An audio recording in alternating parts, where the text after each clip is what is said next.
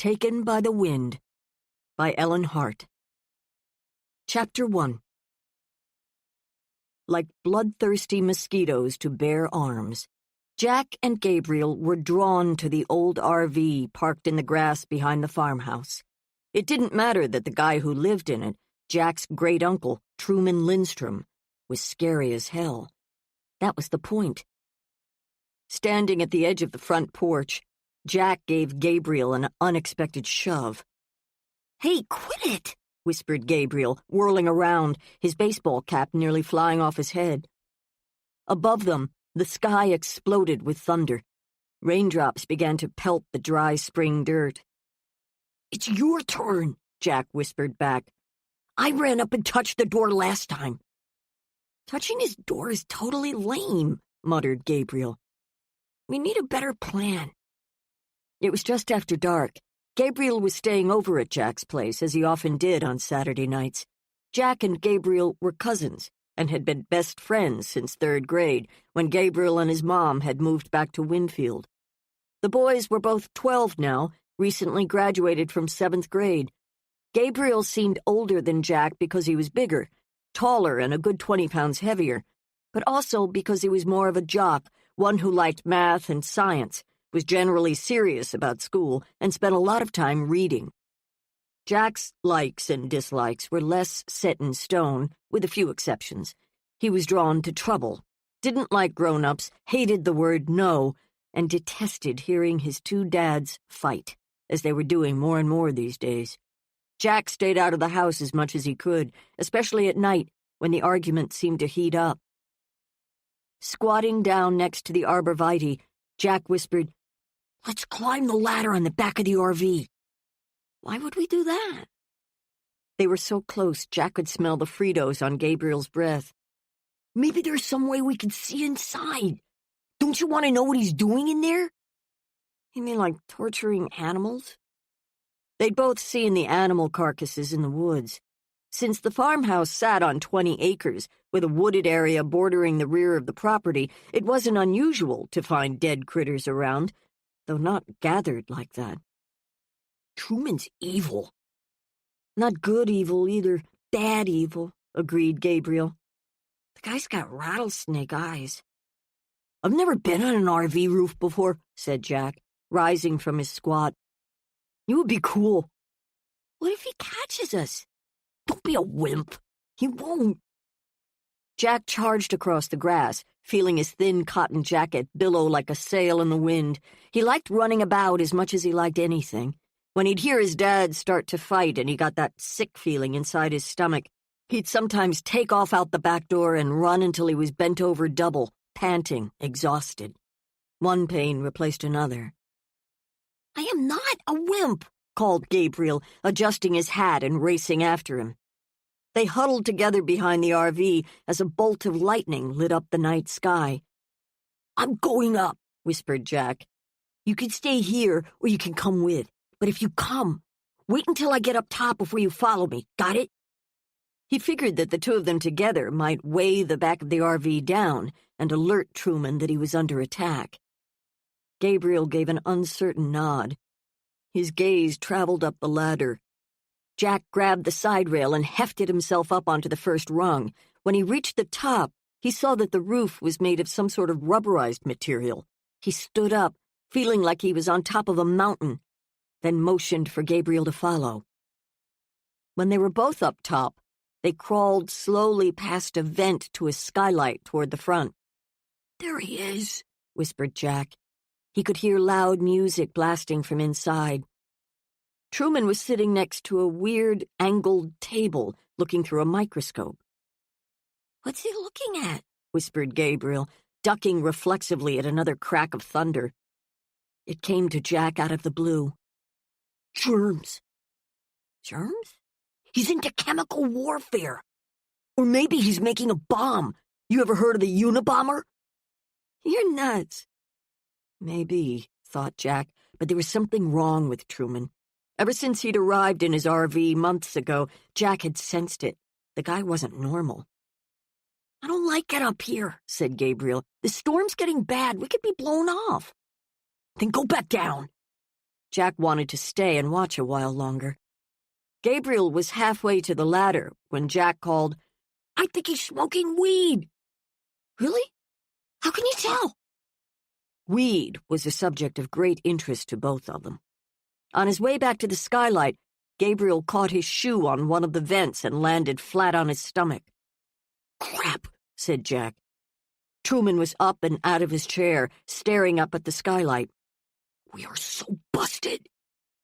Jack scrambled down the ladder with Gabriel in hot pursuit. As they ran toward the woods to find a place to hide, the rain grew heavier. Cracks of lightning helped them see their way to a thick section of brush. Hunkering down, Jack felt his heart beat like the bass on his dad's Black Sabbath CDs. "I lost my hat," whispered Gabriel. Jack put a finger to his lips. A minute went by. Then 2. When he figured they were safe, he said, "Do you think he saw us?" "He did," came a deep, menacing voice. Jack shook so hard his teeth rattled. Looking up, he saw Truman part the leaves with a baseball bat. A flicker of lightning lit up his face, all slick with water, his curly dark hair plastered to a monstrous head. "We didn't mean anything," said Gabriel, grabbing Jack's arm. "I hate kids." Jack tried to speak, but nothing came out. He couldn't believe Gabriel was handling this. He was the brave one, not Gabriel. "You got no right to spy on me." "No, sir," said Gabriel. Jack felt Gabriel's wet hat hit his chest. "If I see you anywhere near my RV again—" "You won't," said Gabriel. "I'm sorry. We've learned our lesson."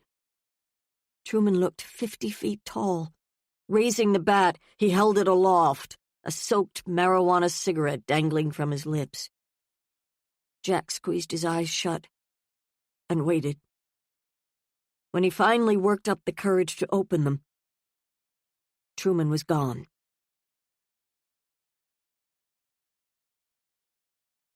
Chapter 2. 6 weeks later, Wednesday.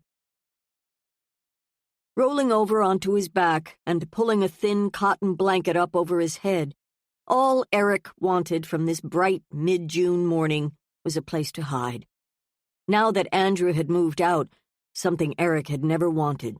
He felt as if he were slogging through each day with such a heavy weight on his shoulders that at night all he could do was drop into bed and seek a small piece of oblivion and sleep. Eric and Andrew had been together for 16 years. They'd tied the knot up in Thunder Bay 4 summers ago. Growing up in Winfield, a small town about 70 miles southeast of the Twin Cities, they'd gone to the same high school. Andrew had been 2 years older, so they hadn't run with the same crowd, though Eric had certainly noticed him. It would have been hard not to. Andrew's claim to fame at school had been his musical ability. He played guitar and piano, had an amazing voice, and even wrote songs for the band he and 3 of his buddies had formed his junior year. Lots of people thought he'd be famous one day. Not that Eric was all that interested in fame. He was, however, very much interested in male beauty. Andrew dressed like he cared about his looks, all clothes selected to show off his lean, muscular body. At 5'6", he was shorter than most of the other guys, and yet he carried himself with such casual assurance that Eric doubted anybody noticed. It was his eyes that were the most arresting. Not just the color, a warm gold, but the way he would fix them on the person he was talking to. He was never in a rush, always willing to listen. If he was with you, you felt his presence. He was very much in the moment.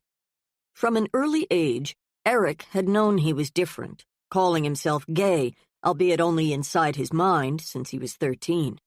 He would have bet money that Andrew was gay too, although nobody ever said things like that out loud back then. Lying in bed on this hot summer morning, Eric was mentally playing with a stupid game show scenario. In front of a crowd of clapping onlookers, he'd been shown 2 doors and asked to pick one. The first door allowed him to live with Andrew and be unhappy. The second door meant he'd live without Andrew and be unhappy. There was no door number 3. The crowd seemed eager for him to choose, egging him on with calls like, "Number 1 is better," and "Take 2, man, pick 2." Outside the bedroom window, a crow made its usual morning racket. All right, Eric grumbled, struggling out from under the blanket. "I'm up." After pulling on a pair of jeans and a T-shirt with the logo of his restaurant, Lindstrom Bar and Cafe, on the front, and pushing into a pair of flip-flops, he made his way past a large hole in the hallway wall downstairs into the kitchen, where he found his sister, Suzanne, sitting at the table with a cup of coffee, staring through half-glasses at a copy of the Quran. Suzanne had been the associate pastor, family outreach coordinator, and choir director at Winfield Grace Fellowship, a non-denominational Christian church, for the last 4 years. She had a key to his house, not that it was strictly necessary. The doors were rarely locked. "You thinking of switching religions?" he asked, getting down a mug. "Just checking out the competition," she said, turning a page. "Weren't you reading some Buddhist something or other on meditation last week?"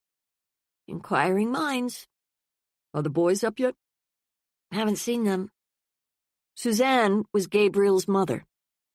She lived in Winfield with her second husband, Branch Bourne, currently an unemployed landscaper. She'd no doubt come by to pick up Gabriel. Separating the boys, especially when Gabriel was at the farmhouse, was always a hassle. Jack and Gabriel had spent the night in a tent in the backyard. They explained they were zombie hunters, intending to sleep outside to toughen themselves up until they went back to school in the fall. Eric was amused and decided not to interfere with their plan. Knowing how headstrong Jack was, there wasn't much point. Also, ever since Jack had run away several weeks ago, right after Andrew had moved out, Eric tended to treat him more gently. He was going through a rough patch, as were Eric and Andrew. "Would you like some breakfast?" "I could be coaxed." "Where's Branch?" "Driving up to Prior Lake for a job interview. This one looks promising." Branch was a sweet, towering tree trunk of a man in his early 40s. Suzanne's first husband, Sam McGibbon, had died of ALS when Gabriel was just 7, almost 6 years ago. Because Suzanne had taken the death so hard, and because of her painful loneliness, Eric had been thrilled when she'd been hired by the church, which allowed her to move back home to Winfield. 6 months later, she'd fallen head over heels for Branch and had married him the following year. Suzanne was a warm, outgoing woman, a natural caregiver, and Branch, far more reserved, was a guy who seemed to need a little extra TLC.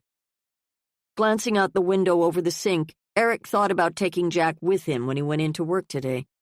As a boy, Eric had spent many summers working at the restaurant. His grandfather, Lars Lindstrom, had opened the place in 1948.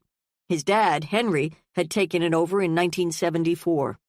Eric hoped that Jack, who had once loved going to work with him, happy to help with anything and everything, would one day spend his summers at the cafe. And yet, in the last year or so, Jack had begun to grouse when Eric took him along. He maintained that he was old enough to stay home alone, and that if his fathers didn't allow it, that meant they didn't trust him, which wasn't fair. Jack was upset by injustice of any kind, especially when it came to the way people treated him. Under ordinary circumstances, leaving him alone wouldn't have been a problem. And yet, after his runaway attempt, Eric was worried that he might get it into his head to try it again. "I'm going out to wake up the kids," said Eric. "They'll be hungry. Maybe I'll make pancakes." "I'll scramble some eggs," said Suzanne, closing the book and smiling up at him. "I wish Andrew was here." "Don't start." "I also wish you'd talk to me about what's going on with you two. I thought you were doing great. Did I miss something?" "Probably. You've been so preoccupied with what's happening at your church for the last year that sometimes I wonder if you even know what day it is." "That bad?" "Pretty much." "Then fill me in. Tell me why Andrew left." "It's complicated." "Isn't everything?" Eric and Suzanne, fraternal twins, were blonde-haired and blue-eyed, but that's where the similarities ended. While Suzanne was philosophically inclined, an extrovert but also a thinker, Eric was the pragmatist, the realist, a guy who'd rather act than analyze. It took the hard knocks of adult life for them to understand the weaknesses in each position, and yet neither had changed much. "I'm here for you," said Suzanne. "In your capacity as pastor or as my sister?" "Does it matter? I love you. Both of you. Maybe I can help." Ignoring her, as he often did when he didn't know what to say, he went outside, taking a moment to reel in the garden hose. He didn't like being asked to talk when he didn't feel like it. In that, he was probably more like his son than he cared to know. Standing outside the tent, Eric called, "Anybody in there hungry?" When he didn't receive an immediate response, he opened the front flap and looked in. Empty. Wondering where they'd gone, he walked around the side of the farmhouse, calling, "Jack? Gabriel? Breakfast! I got some raw bear meat for you, just what fearless zombie hunters crave." He continued on to the garage. "Jack? Answer me!" Raising the heavy door, he saw that the bikes were next to the wall. "Where the hell?" he whispered. He called their names one more time, standing in the center of the yard, hoping they'd come racing out of the woods or up from the meadow. When they didn't, he gave up and returned to the kitchen. His sister looked up from setting the table. "Tell them to wash up, okay?" "Can't find them. What time did you get here?" "Half an hour ago, maybe?" "You didn't see them?" "I assumed they were asleep in the tent." "Well, they're not." Suzanne and Eric exchanged semi-anxious glances. "I talked to Gabriel last night," said Suzanne. "He knows I've got meetings all day, that he had to be ready to leave here by 9. Like I said, Branch has got that job interview. He was planning to take Gabriel on a picnic when he gets home, maybe do some fishing off the pontoon." The deal was, Jack was supposed to tell Eric if he went anywhere. It was non-negotiable after he'd taken off on his bike, intending to ride to a friend's house a good 25 miles away, where he planned to hide in the garage. It wasn't much of a plan. When his front tire went flat about 6 miles out of Winfield, he gave up and hitchhiked back to the farmhouse, admitting under pressure what his intentions had been. They'd driven out to pick up the bike, Jack refusing to talk about why he'd left. Not that it was necessary. It was all about Andrew leaving, and they both knew it. "I better go find them," said Eric. "I'll come with." "Let's split up. We can cover more territory that way. You check the woods. I'll take the car and head into town." "I don't get it," said Suzanne, nervously pulling a lock of hair behind her ear. "Gabriel wouldn't just leave." "He would if Jack made running away sound like an adventure." "Running away?" she repeated, her eyes widening. Eric hated being the kind of parent who always jumped to the most extreme conclusion right off the bat, and yet he couldn't stop himself. "Wait, let me try his cell," said Suzanne. "Gabriel has a cell phone?" "Branch bought it for him. Apparently Gabriel had been after him to buy him one for months. It's cheap, looks like a toy, but it works." She stepped over to the counter and picked up the cordless, wading through several rings. "He's not answering," she said, her frown deepening. "Look," said Eric, grabbing his keys and billfold off the kitchen counter. "If you find them, call my cell. I'll do the same." He was worried, for sure, but he was also pissed. Both he and Andrew had talked to Jack about why Andrew had moved out. They'd made it as clear as humanly possible that their problems had nothing to do with him, that they loved him and always would. They stressed that running away was never a solution. Since the split, Andrew had spent every weekend with Jack. In many ways, he was spending more time with him now that he'd moved out than when he was living at home. They were both bending over backward to make their separation as easy as possible for Jack, though they knew it was still taking a toll. It was at moments like this that Eric hated Andrew. Hurrying down the back steps to his BMW, Eric glanced toward the long RV parked at the back of the yard. He wondered if Truman had seen the boys this morning. It seemed unlikely, since Jack and Gabriel gave him such a wide berth. They'd both made it clear that they thought Truman was freaky. Eric agreed that Truman was an unusual man, although because he didn't know him well, and because he was family, his dad's brother, He tried to give him the benefit of the doubt. Heading down the long graveled drive out to the country road, Eric glanced up at the rearview mirror, his eyes lingering on the farmhouse. Andrew had bought it 5 years ago, hoping that the market would improve and that they could flip it quickly and move on to something a little nicer. He'd painted the exterior a brick red with white trim, replaced the roof, repaired or replaced all the windows, and rebuilt the porch, adding all new screens and some nice outdoor furniture. Branch had landscaped the property, putting in sod, bushes, and flower beds, and erecting an arbor trellis on the south side, complete with a deep purple climbing clematis. It had taken nearly every dime they had. With no money left in the bank to work on the interior, Andrew had taken a project manager position at a construction company up in the cities. Eric wasn't exactly the kind of guy who had premonitions, but he'd had more than one about this place, none of them good. He'd never said anything to Andrew. It just seemed too out there. Jack must have felt it too, because from the very beginning, for no apparent reason, he'd loathed his bedroom. It overlooked the meadow, and it was larger than any of his other bedrooms, so on the face of it he should have been happy. But for the first few months, he refused to sleep anywhere but the couch in the living room. He eventually mellowed after they agreed to repaint. Jack wanted black. They agreed on navy blue. The bats in the walls didn't come alive until the following spring. Jack seemed to take those in stride, and usually helped Andrew and Eric catch them when they appeared, most often in the middle of the night.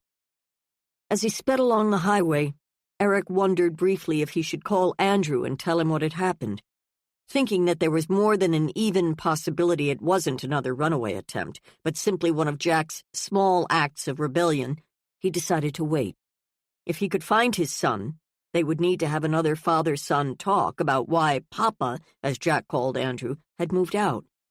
Eric wished he could tell him that the move was only temporary, but the truth was, he wasn't sure Andrew wanted to come home. For the next half hour, Eric drove around town looking for the boys at all their favorite hangouts, the bakery, the hamburger shack, the 7-Eleven, and finally Marla's sweet shop down on Main. Striking out at each place, he decided to head over to Bay Point Park, where he came upon a few teenage girls tossing a volleyball around. For a June morning, it was unusually hot. The beach at the lake would fill up soon enough. He stopped to ask the girls if they'd seen Jack Lindstrom or Gabriel Bourne. They nodded as if they knew the names, but said that they hadn't seen anyone since they arrived. "Except for Mr. Eld," said the girl in the red shorts. "Mr. Eld, the science teacher at the middle school?" "Yeah." Jack had been in Aaron Eld's class this past year. If Eric ran into him, he could ask Eld to keep an eye out for the boys. He thanked the girls and drove on, feeling the worry inside him expand like an inflating balloon. After sailing past the playground behind the middle school and finding nobody around, he pulled the car over to the curb to regroup. Summer classes wouldn't start for another week or two.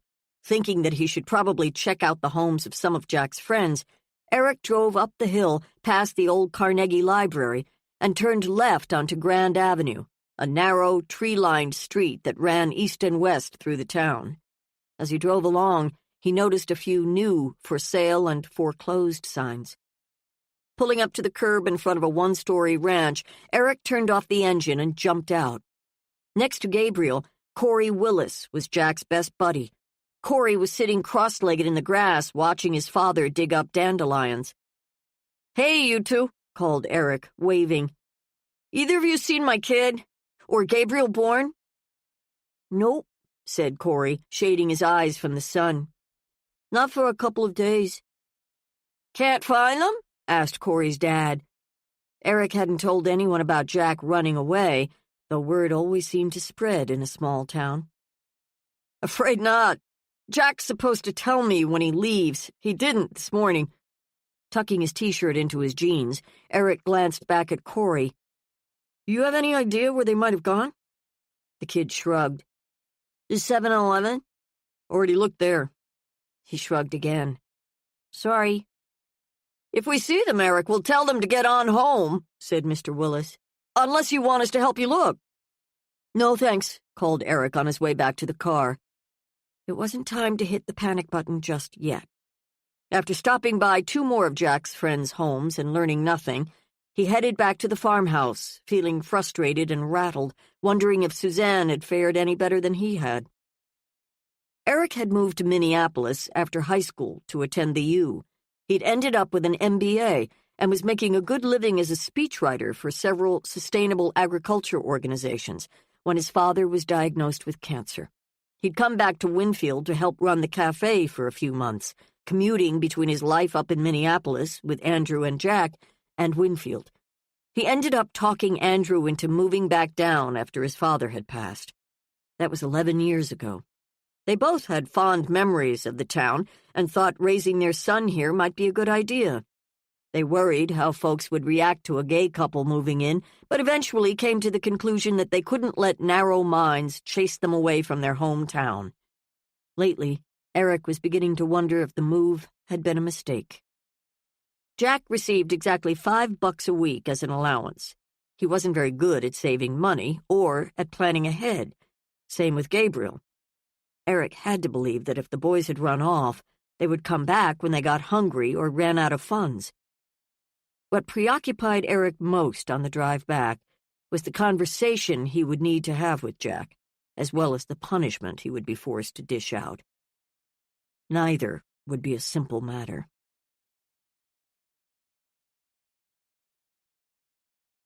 Chapter 3. By 6 that night, Eric was charging through the house, picking up magazines and newspapers, bussing dirty dishes back to the kitchen, dusting, sweeping, and generally cleaning up. Shifting into whirling dervish mode was something he often did when he was nervous, though tonight his agitation had a more specific purpose. He'd given himself a mental deadline. If the kids weren't home by 8, he would call the police. When 8 came, with no Jack and Gabriel, he placed the call. Suzanne and Branch had arrived around 7:30. Nobody was doing much talking. Branch was seated on the wing chair in the living room, focusing all his attention on the TV, while Suzanne stood trance-like next to the window in the dining room, gazing through the screen at the purple twilight. Eric figured she was praying. They'd all been out searching for the boys at one point or another during the afternoon and early evening. "I still think they'll show up," said Branch. He'd been lobbying to wait a while longer before calling the cops. "I ran off once, when I was a kid. I was angry at my dad. I was gone less than a day before I got tired of it and came home. If the cops had been in the living room when I got home, I would have been so pissed." "There's no harm in talking to the police," said Suzanne, playing absently with her gold necklace. Squinting through the screen, she said, "The squad car's here. Looks like Matt Steinhauser." "Crap," muttered Branch. "That guy's a first-class jerk." "You think all cops are jerks," said Eric. "Yeah, well." Winfield, Bridger, and Short Creek, 3 towns within 20 miles of each other, shared a police department. Since Winfield was the largest, nearly 3,000 people, the station house was located there. Steinhauser was a licensed police officer, as well as the resource officer assigned to Winfield Middle School. Each of the 3 schools in the area had a resource officer assigned to it during the school year. Now that school was out, Steinhauser had no doubt returned to the general officer pool. Rushing to the front door, Eric skidded to a stop, then walked more slowly out onto the front porch. Steinhauser came to the cafe occasionally, so Eric knew him, though not well. He was in his late 50s, gray-haired, slope-shouldered, a heavy gut spilling over his belt. He was required to wear his uniform while at school, which created a natural distance between him and the students. But because he coached Little League Baseball, Gabriel's Little League team, the kids seemed to both like and trust him. Wearing street clothes tonight, his badge clipped to his belt, he nodded as he approached the front steps. "Eric? Thanks for coming. Suzanne and Branch are inside. Andrew's on his way back from the Twin Cities." He held the door open. As always, he was embarrassed by the run-down state of the house's interior. The TV had been switched off, and Branch was standing next to Suzanne, his arm held protectively around her shoulders. Eric was more than a little surprised by the way Steinhauser looked. He hadn't seen him in a couple of months. In that time, his ruddy face had become bloated, his eyes sunken, ringed with dark circles. Eric's first thought was that he was ill. Steinhauser nodded to Suzanne. After eyeing Branch for a few seconds, he said, "Why don't we sit?" He claimed the piano bench, while Eric sat on the arm of the couch and Branch and Suzanne sat on the love seat. "We'll figure this out, don't you worry. About what time do you think the kids took off?" "I'm not sure," said Eric. He explained about them sleeping in the tent. "Their bikes are still in the garage." "That's a good sign. They can't get as far on foot. I should probably take a look at the tent." Eric had already examined it multiple times and found nothing that would suggest anything unusual. The sleeping bags were laid out, rumpled as if they'd been slept in. Gabriel's bag of Fritos was empty, as was a 2-liter bottle of root beer. "Were the boys upset about anything?" asked Steinhauser. "Something that might make them want to run off?" "Gabriel was fine," said Suzanne. "Right?" she asked, looking at Branch for his agreement. "He likes it out here in the country better than he does in town. And then, of course, Jack's not only his cousin, but his best friend." "Any fishing poles missing?" asked Steinhauser. Eric shook his head. "I already looked around, down by the lake," said Branch, an uncharacteristic gruffness in his voice. "No sign of them." "What about Jack?" continued Steinhauser. "Any issues there?" "Well," said Eric, clearing his throat, "Andrew moved out a few weeks ago. Jack was understandably upset." He gave a brief explanation of his runaway attempt. "Andrew and I both talked to him about it. I thought we'd ironed out the problems." "Tell me again how that works. Whose kid is Jack?" "Biologically, he's Andrew's. Legally, he belongs to both of us." "Where's the mother?" "She's a flight nurse at the U.S. Air Base in Ramstein, Germany." Eric was determined to leave it there. Steinhauser didn't seem to be homophobic, though it was always possible. Minnesotans were known for hiding their lethal opinions behind a smile. "Does Andrew still see Jack?" "Every weekend." "So no cause to think that Andrew took him?" The comment threw Eric. "Absolutely not." "Has Jack contacted Andrew since last night?" "No. If he had, Andrew would have told me." Steinhauser considered the issue. "So, if I'm reading this right, you think Jack was the instigator. He provided the reason for running off. Gabriel just went along for the ride." Eric stared down at his wedding ring. "I guess." "Let me ask you something," said Suzanne. "You see Gabriel every week at baseball practice. Have you noticed anything unusual? Anything Branch and I may have missed?" Steinhauser shifted back in his seat. "Kids his age can blow hot one minute, cold the next. Hard to say what's going on in the mind of a 12-year-old boy. I like Gabriel and Jack. They're good kids, good students. My guess is they'll be back before dark." Rising from his chair, he added, "All the same, before I go, I'd like to take a look at the tent." "That's it?" said Suzanne, clearly unhappy that he wasn't asking more questions or offering them more information. "Give it a few hours," said Steinhauser. "But what if they don't come back?" asked Suzanne. Hearing the back screen door slam, Eric pitched off the couch and rushed into the kitchen, sure that the kids were home. Instead, he found Truman bent over, talking to himself as he dug through the refrigerator. "What are you looking for?" he demanded, annoyed that his uncle was once again treating his kitchen like a grocery store. "Something for dinner," Truman said, continuing to mumble. "We already had this conversation. If you're hungry, go into town and buy yourself some groceries." "I'm hungry now." Steinhauser stepped up behind Eric. "Who would this be?" Hearing an unfamiliar voice, Truman turned around. He eyed Steinhauser warily, but said nothing. "What's your name?" asked Steinhauser. "This is my uncle," said Eric. "Truman Lindstrom. He lives in the RV behind the house." I noticed it when I drove up, said Steinhauser, hooking a thumb over his belt. You got a Minnesota license for that thing? Truman's mouth set angrily. Just passing through. Did you see the kids leave this morning? Asked the officer. No. Now, if you'll excuse me, I'd like to forage in peace. Steinhauser stared at him a moment, then motioned for Eric to follow him back into the dining room. Not very friendly, he whispered, bending his head close to Eric's. You lived here long? Since February. Eric and Andrew hadn't been exactly thrilled when Truman had driven in, assuming that he'd be welcome to park on their property. You ever been inside that RV? My uncle doesn't appreciate visitors. What did your son think of the guy? That he was strange. You ever say or do anything that seemed threatening? He's not like that.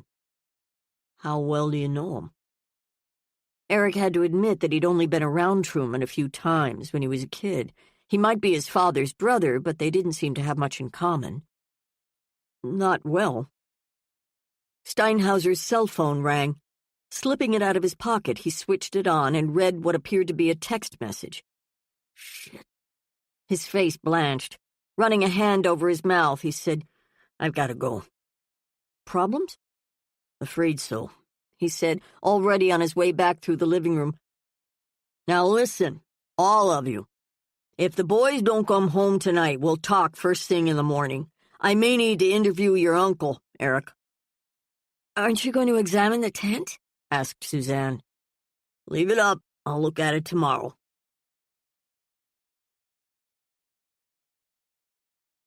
Chapter 4.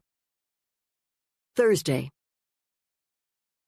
Are we all ready for the big reveal? Cordelia's voice blasted through Jane's cell phone with more enthusiasm than was strictly necessary for 9 a.m. For multiple reasons, Jane didn't feel quite as confident about the potential outcome of this morning's reveal as Cordelia did. I'm as ready as I'll ever be. I've just pulled into my parking space behind the theater. I still can't believe it's mine. Goodbye to my years as the creative director at the Alan Grimby Repertory Theater, and hello to my future, the Thorne Lester Playhouse. You like the new name, right? I think it's perfect. Yep, me too. Sometimes theaters remind me of churches. There's too much reverence in them. I want to shake up the theater world around here. Jane didn't like to be negative. She hoped her best friend's dream would be everything Cordelia dreamed it would be, and more. And yet, as much as she resisted the notion, she could foresee problems that could easily sink the enterprise. You can't leave your sister out of that equation. Yes, Octavia Thorne Lester, the great zircon in the diadem of American theater. She is, after all, the one with the money. Octavia will get tired of living in the middle of corn country and move back to Europe. Either that, or I could always spray a little Roundup in her evening martini. How Middle Western of you. I've lived here too long. But your sister wants to star in the maiden production next fall, right? Cordelia hooted. I suggested we do Lost in Yonkers. She'd be perfect as the grandmother. Look, I'm at the Limehouse. A quick conversation with my executive chef, and I'll be on my way. ETA still 10 a.m.-ish? That's the plan. Marvelous. As the most feted and admired creative director in the entire Midwest, Cordelia never really moved out of theatrical mode. Hey, I'm getting another call, said Jane. Gotta run. Stay classy, Janie. I'm out. She cut the line.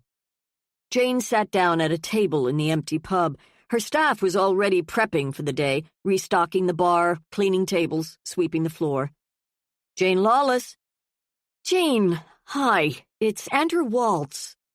Hey, wow, it's been a while. How are you? Andrew and his partner, Eric, were old friends. Not great. I'm hoping you can help me with something. It's personal. As a much younger man, Andrew had worked on the construction of the Limehouse, Jane's first restaurant, as one of the worker bees. Every evening she would see this gorgeous blonde guy pick Andrew up. One thing led to another, and Andrew and Jane eventually came out to each other. They'd become friends and stayed that way for many years, though they drifted apart after Jane's partner, Christine Kane, had died. Andrew did invite Jane and Cordelia to his marriage ceremony when he and Eric, the gorgeous blonde guy, finally tied the knot. "Eric and I split about a month ago," he said quietly. "I ran into Cordelia last week. She may have told you." "Was it supposed to be a secret?" "I never tell Cordelia anything I don't want broadcast on national TV." "I'm sorry, Andrew. Any hope you two can work things out?" "Hard to say. Maybe. Anyway, the problem I called about is our son, Jack. He and his cousin, Gabriel, took off sometime between Tuesday night and Wednesday morning. They haven't come back. Jack ran away once before, a few weeks after I moved out. Didn't get very far. Eric and I had a stern talk with him about it, and he promised he'd never try anything like that again. They slept in a tent in our backyard on Tuesday night. Eric and his sister, do you remember her from the wedding? The minister? She looked a lot like Eric. Yeah, that's Suzanne. Gabriel's her kid. Eric and Suzanne talked to a local cop about it last night. The guy thought the boys would be back by bedtime. But they weren't. No. All of us are nearly out of our minds with worry. Jane's niece, Mia, had disappeared one afternoon a couple of years back. She'd been playing hopscotch in front of Jane's house at the time, so this was a situation Jane viscerally understood.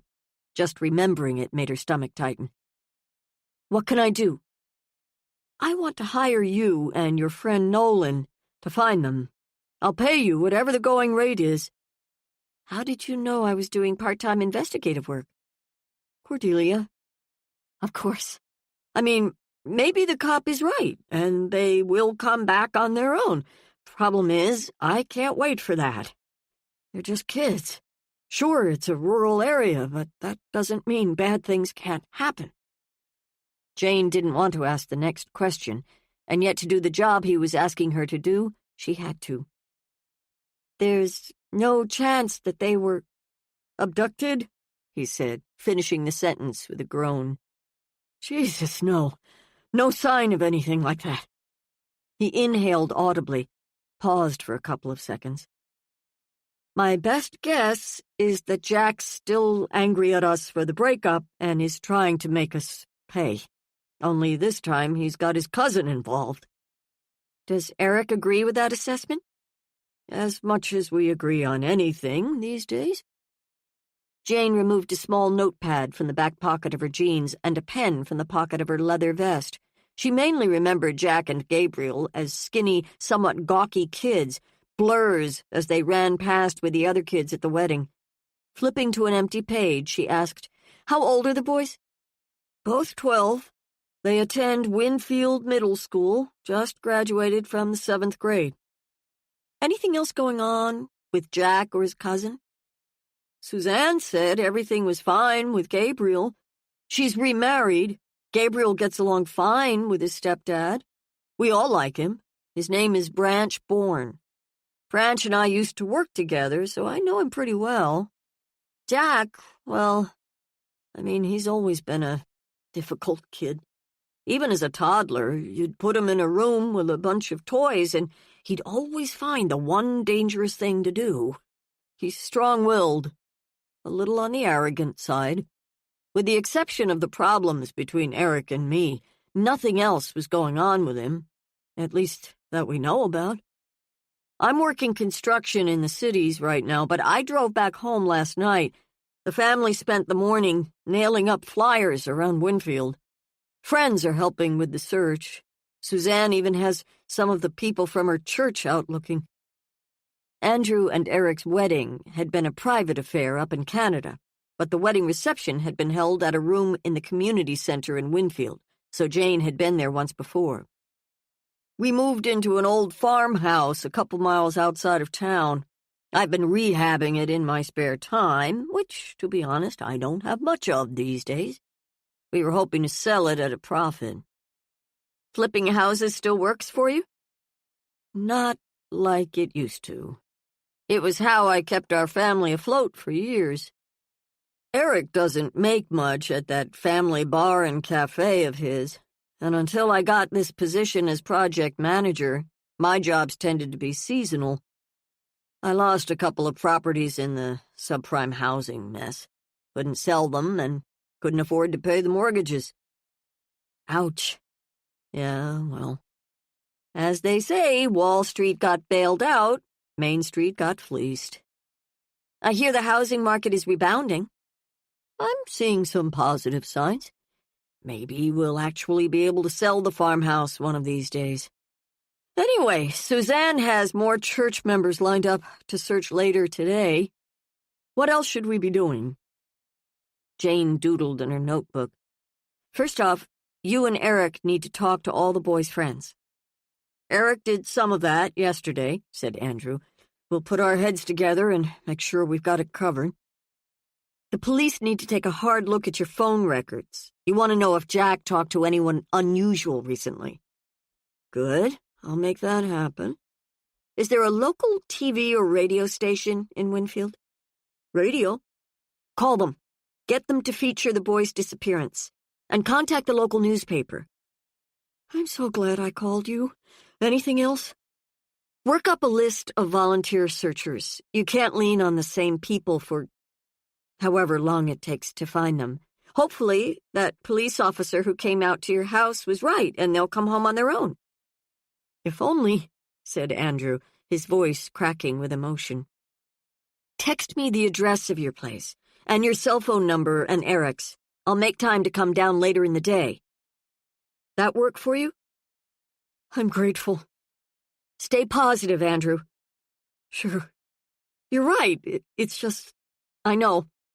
I've been there. We'll figure this out. Jane would never get used to seeing her business partner and longtime friend, A.J. Nolan, in a wheelchair. An African-American man in his mid-60s, a retired homicide cop turned P.I. until a few months ago he'd been vigorous, burly, and tough-minded. Jane had worked well over a year to earn her P.I. license from the state of Minnesota so that she could join him, part-time, in their new company, Nolan and Lawless Investigations. She'd owned the Limehouse restaurant in Minneapolis for 16 years, the Xanadu Club in Uptown for 1/3 of that time. She was a restaurateur by desire and by training. And yet, in her late 30s, she found that she had begun to grow restless. Now in her mid-40s, she'd fine-tuned her life and was finally on the right track professionally. A dual track that, so far, she'd been able to manage with one significant forthcoming alteration. In less than a month, the Xanadu Club, her second restaurant, would be sold. She was about to take a bath on the sale, losing money she couldn't afford to, though she saw no way around it. When it came to her life work, Pollyanna, like Elvis, had definitely left the building. Everything had been going reasonably well until Nolan had taken a bullet to his stomach while saving her life. He'd recently been forced to undergo a second surgery, which had left him with constant back pain and a useless leg. The doctors held out hope for a limited recovery, continued to tell him that the numbness in his left leg would diminish with time and therapy. But looking into his eyes, Jane could tell he didn't believe any of it. Nolan had every reason to be depressed. His active, consequential life had been stolen from him, reducing him to sitting in a chair, mostly watching TV. He was capable of so much more, though his depressed mental state had prevented him from making the effort. That's why Jane and Cordelia had been working on something they hoped would get him back on track, back to work. There was no reason he couldn't continue to have a full life. It would simply be a different one, with limitations and obstacles he would need to figure out how to negotiate. Easy for Jane to say, as he often pointed out. She wasn't the one in the chair. Comments like that weren't meant to cause guilt. Nolan didn't live his life that way. Still, even without the reminder, Jane could hardly ignore the fact that he wouldn't be in the chair if it hadn't been for her bad decisions.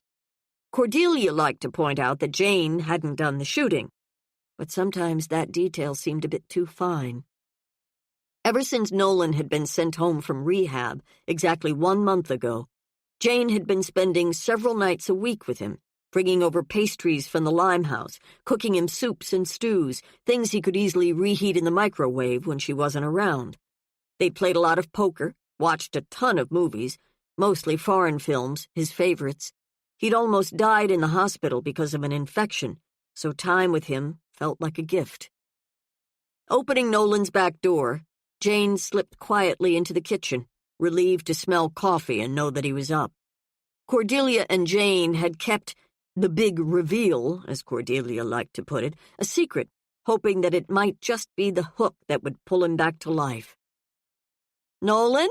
Jane called. She crossed the hall and found him with his back to her, looking out the window in the living room, gazing mutely at the summer morning from the confines of his chair. "Hi," she said softly, feeling tears burn her eyes. She pushed the feeling away. "Are you ready?" He didn't speak for several moments. Then, "I don't even know what this is about. Think I'll stay home." "You can't." He backed the chair up and turned it around. "Why can't I?" "Because I have a surprise. It's important." "I don't like surprises." "You'll like this one?" He grumbled, his hand crawling up his tie. He'd dressed up for the occasion, even though he didn't know what it was. Jane was touched by the effort. His arms were strong enough so that he could lift himself into and out of the chair without assistance. They'd talked about finding someone to come in to do some of the chores Jane had taken on, washing clothes, changing bed linens, grocery shopping, general cleaning and maintenance. So far, although the idea was on the table, neither one of them had acted on it. Jane wondered if he was afraid that she'd disappear if someone else came on board. He must know that she'd never abandon him, and yet fear made people believe odd things. They'd grown even closer over the last few months. Jane had a wonderful father who lived in St. Paul, a semi-retired criminal defense lawyer. In an important way, Nolan also felt like her father. To Jane's mind, it was an embarrassment of riches. "Have you had breakfast?" she asked, stepping behind him and pushing him into the kitchen. "Toast and coffee. More than enough. I'm getting fat." "No, you're not." They stopped so he could press the off switch on the coffee maker. "Okay, I'll go, but this better be good." He wheeled himself out the back door and down the short ramp she'd asked a carpenter to build so that he could get in and out of the house by himself. She locked the door behind them and then walked behind him out to her Mini. "I finally found a place that will adapt your car so you could drive again." He didn't respond. After he'd pulled himself into the front seat, Jane folded up the chair and lifted it in behind him. On the way around the back of the car to the driver's side, she crossed her fingers behind her back, hoping that his mood would improve when they got to the theater. Cordelia was waiting for them at the top of the ramp that had been built years ago to make the building handicapped accessible. In an uncharacteristic moment of eagerness, Nolan wheeled himself up the ramp, clearly happy to see her. She leaned down and kissed his stubbled cheek. "Are you ready to be amazed?" "No," he said, allowing her to wheel him in through the stage doors. "But I would like a tour of the place. You're sure you can make a go of it?" "What's life without a little risk?" "That's what I used to think." "Oh, stop fetching." Cordelia was the only one who could get away with talking to him like that.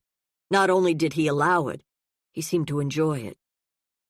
Perhaps as a way to look festive for the grand occasion, Cordelia had wound her head with an India print scarf, 2 large peacock feathers sticking out from the back. At Jane's questioning glance, she said, "What, Tutu?" "Is Octavia around?" asked Jane. "I hooked her up with my real estate agent. Let us fervently pray that she's out looking at properties. I have to admit that I now understand what it was like living in the Balkans before World War I. Assassination plots are in the air, dear hearts. Everywhere in the air. As they were waiting for the elevator, Cordelia's 7-year-old niece, Hattie Thorne Lester, Octavia's daughter with Roland Lester, the famous Golden Age Hollywood film director, skipped up, a backpack over her shoulders. Hattie had lived with Cordelia for most of her life, mainly because Octavia, with her constant travel, her multiple husbands, and her periodic movie and theater roles, simply didn't have time to devote to a child. So strong was Cordelia's feeling that Octavia was an utter dirtbag when it came to motherhood that she'd figured out a way to force Octavia to give her full legal custody. It hadn't been pretty, but it was a done deal. "What's up, Hats?" said Cordelia, giving her a hug, her eyes glowing with fondness. Hattie was done with school for the summer. On certain weekdays, she was at Smart Kids Camp, as Cordelia called it. "One of the workmen said there were bugs in the basement," said Hattie, hopping up and down, unable to contain her enthusiasm. Cordelia pressed the back of her hand dramatically to her forehead. "What did we say about this bug fixation of yours?" "It's not a fixation," said Hattie, tossing her blonde curls behind her back. "It's a hobby." Jane couldn't help but laugh. Two of the best-known names in the dramatic arts had produced a child who wanted nothing more than to spend her days studying pygmy hippos or watching the occasional spider crawl across the travertine tile in the kitchen. "Hi, Jane," said Hattie, spinning around. "Hi, Mr. Nolan." "Why don't you go watch that DVD I bought you?" asked Cordelia. "Moguls and Movie Stars, A History of Hollywood." "Boring, Dia." Hattie had called Cordelia Dia ever since she was a toddler. When she wanted to act more grown-up, she used Auntie Cordelia, though most of the time, Dia sufficed. Pressing a finger to her niece's lips, Cordelia said sternly, "Never utter that word with reference to the world's great film stars in my presence." "Can I go down to the basement to look for bugs?" Cordelia expelled a deep, agonized sigh. "If you must." "Thank you." "Be careful," Cordelia called after her as the little girl skipped away. "There's lots of junk down there." She added to Jane and Nolan, "It's where most of the old stage props were dumped. We haven't even begun to look through them all." "Such a beautiful little girl," said Nolan, watching her disappear around the corner. "Yes, she is a thorn," said Cordelia, patting the back of her new hairdo, a dyed pink emo with purple highlights. With the accompanying extra-wide turquoise eyeshadow and the long diamond barrette, she looked very sparkly, as she liked to phrase it. They took the freight elevator up to the second floor. "I'm told that the theater is on the 3rd, said Nolan, wheeling himself off after Jane drew back the doors. "Offices are on the 2nd, said Cordelia. "Retail space on the 1st. That is, when we get it all redesigned. I'd show you my office, but it's nowhere near ready for visitors." Jane's nose itched at the smell of the drywall dust, wet cement, and new paint. "So, what are we about to see?" asked Nolan, gripping the arms of his chair as Cordelia all but hurtled him down the corridor. Over her shoulder, Cordelia shot Jane a conspiratorial look. "Just cool your jets for another few seconds, and you'll find out." She stopped at the end of the hall and turned him toward an antique door with an opaque chicken-wire glass panel top. A piece of paper covered the center section of the glass. "So," said Nolan with a shrug. "A door. So far, no amazement." With a flourish, Cordelia tore off the paper. Underneath, in bold gold and black American typewriter lettering, were the words, "Nolan and Lawless Investigations." Nolan didn't speak for several seconds. Then, "What the hell have you two been up to?" "Voila," said Cordelia. "Your new offices." Jane opened the door as Cordelia propelled him inside. They were both proud of the effort they'd made. The area was spacious, divided into 3 separate rooms. The larger office was for Nolan. The smaller one was for Jane. A center section was reserved for clients. The walls had been painted a golden ochre, the oak wood trim restored to its original luster. "You can leave your house," said Jane, standing next to Nolan. "Get in your car, completely re-equipped for your use, pull into your dedicated parking space behind the theater, take the ramp inside, and then the elevator up here." "Easy peasy," said Cordelia. She backed up, flinging her arms wide, doing her best Vanna White imitation as she stood in front of several framed, oversized movie posters. Humphrey Bogart in The Maltese Falcon. Alan Ladd and Veronica Lake in This Gun for Hire. They were my idea, of course, so you can thank me for creating the proper ambiance. I thought they'd help you get in the sleuthing mood. Nolan gave her a half-lidded look. "The front office, yours, overlooks Harvard Place," she continued, "and the smaller office faces a side street and the park beyond. That's Jane's. The waiting room is for your oodles and oodles of mysterious clients." She dropped down on an extra-long leather couch and crossed her legs dramatically to emphasize her point. "I've never wanted oodles of clients," grumbled Nolan. "I only want the occasional interesting one." "Whatever," said Cordelia, waving the comment away. It was a wonderful setup, in Jane's opinion. She and Cordelia had dithered over an antique desk they'd seen in a local shop, one Jane wanted to buy Nolan. She finally decided it was perfect, a solid quarter-sawn oak monster. Jane had found an antique Stickley desk for her office. It was being shipped from North Carolina and wouldn't arrive for another couple of weeks. "We'll be right back after this short message. Looking to burn fat without the hassle of fasting? Check out BioVanish. It's made with premium 9C fats from high-quality coconut extract, and it's here to help you lose weight the easy way. Studies show that 9C molecules can raise your BHB levels more than a strict keto diet, meaning your body finally starts burning fat as fuel. In fact, research from Temple University found that taking 9C fats daily boosts fat burning as much as fasting for 12 hours. So, would you rather skip meals all day or just mix BioVanish into a glass of milk? Ready to start burning fat the simple way? Click the link in the description to get BioVanish now and grab an exclusive discount while you're at it. BioVanish, fuel your fat burn. Now, back to the story.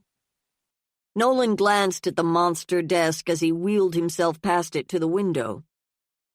"I will admit, this is a surprise, all right." "A good surprise?" asked Cordelia, jumping up from the couch and joining him. Jane held her breath. "I recognize the effort this took," he said, not exactly answering the question. "Your computer and all your files will be delivered tomorrow," said Jane. "My office will take a little longer to get set up. The telephone line will be installed by the end of the week. Until then, I figure we can use our cell phones." "For what?" asked Nolan, wheeling around. Jane opened one of the bottom drawers of his desk and removed a file folder. Dropping it on the desktop, she said, "This is a list of all the people we've heard from in the last 2 months looking to hire an investigator." "How am I supposed to help them?" he demanded, his mouth drawing together angrily. "Without my legs." "The same way you always did," said Jane. "With your brain, your eyes, your experience, your computer, and your wheels, both your car and your chair. Nolan, listen to me. I know this is hard. I know you're depressed by what's happened to you, but you can still work, still have a life. You simply have to want it." Seeing that he was still resisting the idea, she added, "I can't want it for you. I wish I could, but I can't. It's your decision. We can tell Cordelia to use this place for something else, remove our names from the door, or," she hesitated, "we can get back to work." Scraping the back of his hand across his mouth, Nolan regarded the desk. After a few more seconds, he flipped open the folder. "I suppose it seems kind of ungrateful to turn all this down." "Ungrateful?" repeated Cordelia. "Just think of everything you'll miss if you look this gift horse in the mouth." As an aside, she said, "Not that I'm sure what gift horse really means." "I can explain it to you," offered Jane, "if you want." "I'm not big on equine metaphors." Swirling around the room, her hands cupped together, she nearly exploded with excitement. "Just think of the fun we'll have together," she said, flinging her arms wide. "Since I'm right across the hall, I'll be able to offer you my crime-solving expertise whenever you need it." Nolan cleared his throat. "And think of the coffee breaks we'll be able to take together." Jane couldn't tell if Cordelia's hard sell was working or not. Scanning the room for a couple of seconds, Nolan finally rolled himself squarely behind the desk.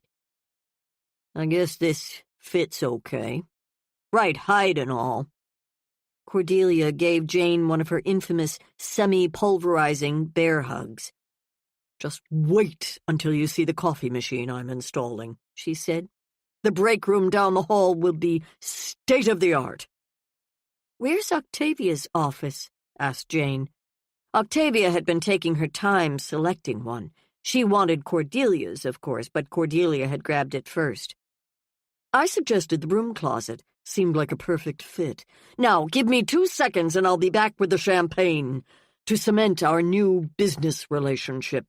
Every theater should have a Seamus on the premises," she said, charging out the door. "Actors," she shouted over her shoulder, "are so full of nasty little secrets." Jane stepped into the hallway to remind her to bring the flutes, only to find Hattie racing toward Cordelia from the other end of the hall. "Dia, look what I found!" She was waving a quart jar over her head. "I don't want to see any bugs," said Cordelia, hands pressed to her eyes. "But put it in your backpack." She checked her watch. "Time for you to get downstairs. Bulger is picking you up at 10:30. Bulger Aspinwall III was Hattie's nanny. He was also working on his MFA in directing at the University of Minnesota. "He's taking you to the zoo," said Cordelia, disappearing into an open doorway. "He is?" said Hattie, her face brightening. "Chuck the bugs before you head back to the mothership, okay, Hats? I don't want to wake up with any more emerald ash borers in my bed." "But run along now," came Cordelia's voice through the open doorway. "Enjoy the lions and tigers." "And the binturongs. They're my favorites." "Ooh, mine too," came Cordelia's voice, oozing sarcasm. "Be sure to give them my love."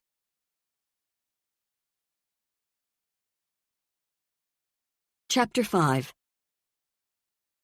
"We're wasting our time," said Branch, pulling his truck over to the side of a dusty county road and cutting the engine. "We keep going over the same real estate again and again. It's pointless. If the kids want to hide, it's like trying to find a needle in a haystack. They could be anywhere." "We have to keep looking," said Suzanne, scanning the fields, all the while trying, with little success, to push away the sick feeling inside her stomach. Her husband didn't seem to understand that driving around was as much about the need for movement as it was about the actual search. Matt Steinhauser, the police officer the family had spoken to last evening, might not see the boy's disappearance as anything more than a youthful prank, but Suzanne didn't buy it. She didn't believe for a second that Gabriel would put her through something this terrifying just because Jack wanted to make the point that he was pissed at his dad's. Her son still had the softness and sweetness of a boy. He wasn't reckless like Jack. Suzanne had seen a quiet strength grow inside Gabriel since his father's death. A quality that Jack, with all his hot-headed bluster, entirely lacked. Her son wouldn't run away unless he was convinced it was the right thing to do. The problem was, Jack was a great spinner of tales. He had a youthful charisma that made him a natural leader, but a boy who was governed by impulses, rarely his better judgment. Branch pushed the truck's door open, his boots landing with a thud on the dry dirt. Stepping around the front of the truck, he adjusted his baseball cap and gazed at the ripples of heat rising off the land. "I just don't understand why he's doing this," he called back to Suzanne. He's got to know we're worried sick. Of course he knows. During the night, that certainly had led Suzanne to a conclusion she'd tried hard to steel herself against. If she didn't say the word out loud, giving it a reality, a substance, she might be able to deny it as a possibility. Except, he's still a child, Suzanne. He doesn't have the ability to see how hurtful his actions could be to the people who love him. I figure they've got to come home sooner or later.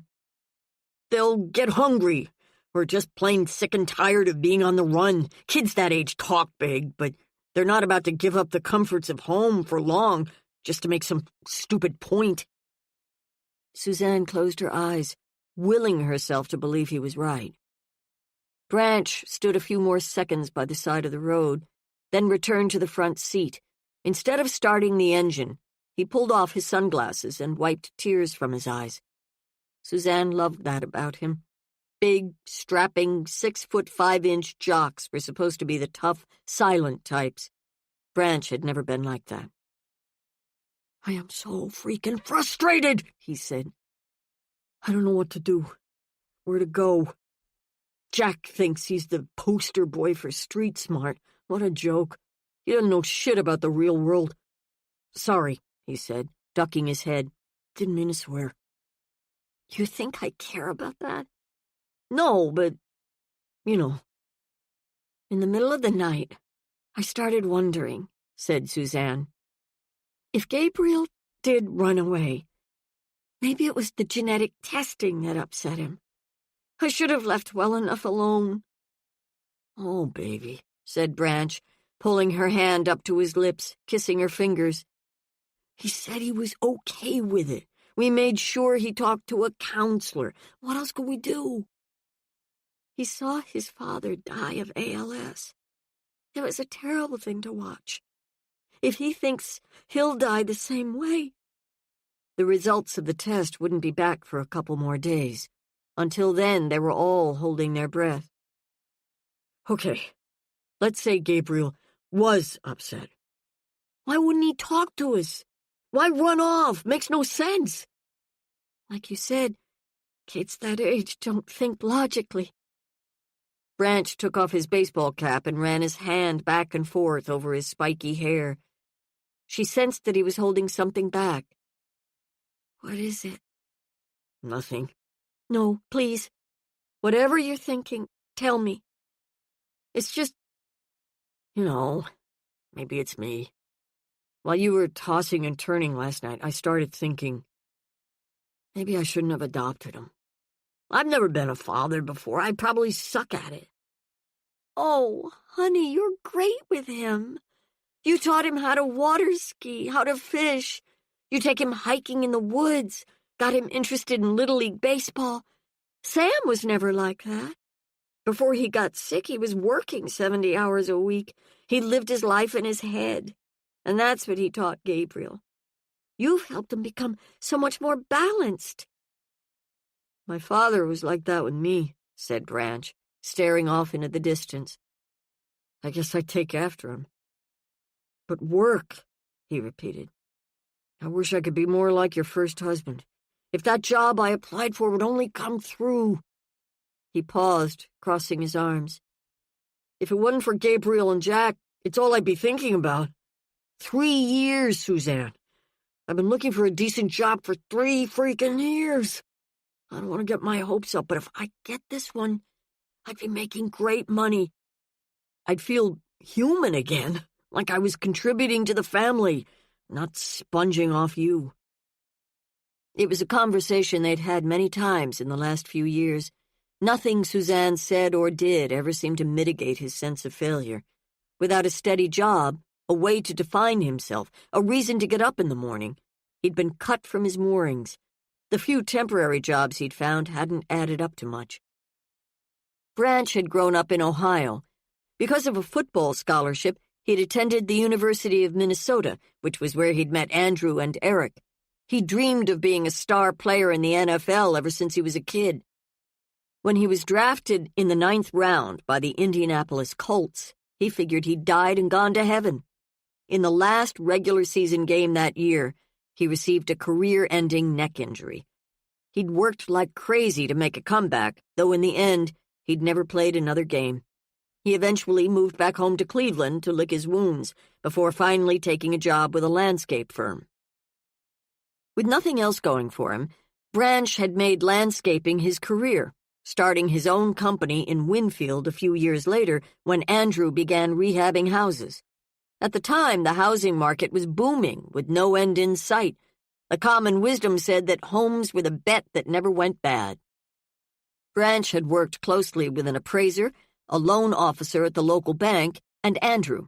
The four of them were like a mini company, although they each kept separate books, had separate business cards.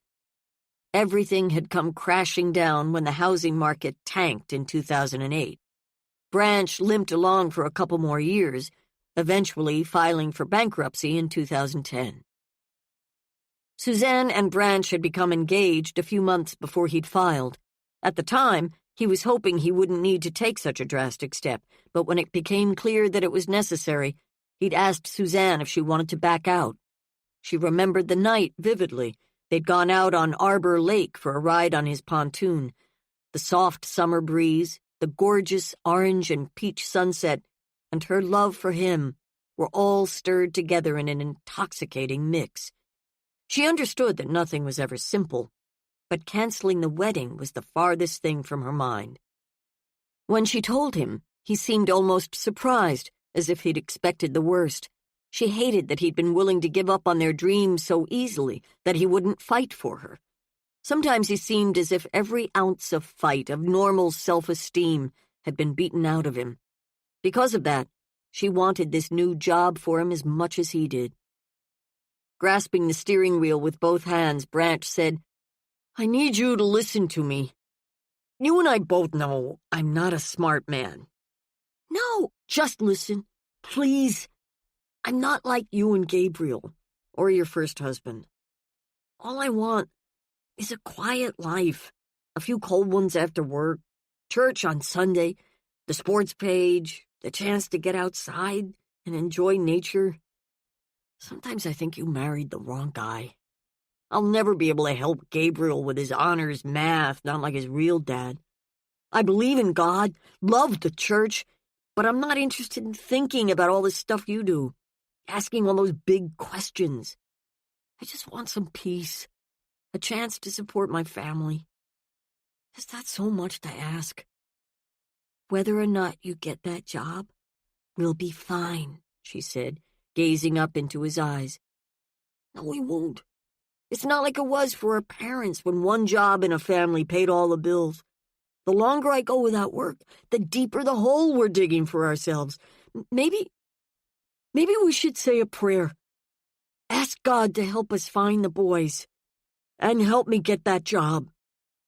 You're the minister," he said, placing his hand on the back of her neck. "You've got a special relationship with God. You should start." Suzanne was relieved when her cell phone rang. Checking the caller ID, she saw that it was her brother. "This might be important," she said, clicking it on. "Hi, Eric. Heard anything?" "Here's the situation," came his anxious voice. "Steinhauser thinks the kids are over in Short Creek." "Thank you." "Just got off the phone with him. A guy called the Winfield police to say he'd seen two boys who matched Jack and Gabriel's description loitering around a 7-Eleven. When he walked over to talk to them, they ran into the bathroom and wouldn't come out. Steinhauser's on his way." Suzanne relayed the information to Branch. "We're leaving right now. Andrew's with me. We're already on the road." "Don't be angry at the kids," said Suzanne, snapping on her seatbelt as the truck jerked forward, kicking dust away from its back tires. "We need to understand why they did it." "I want to throttle them, but yeah, I hear you. I am so relieved." "Me too. See you in a few." She closed the phone and held it tight, a shiver of hope rising in her chest.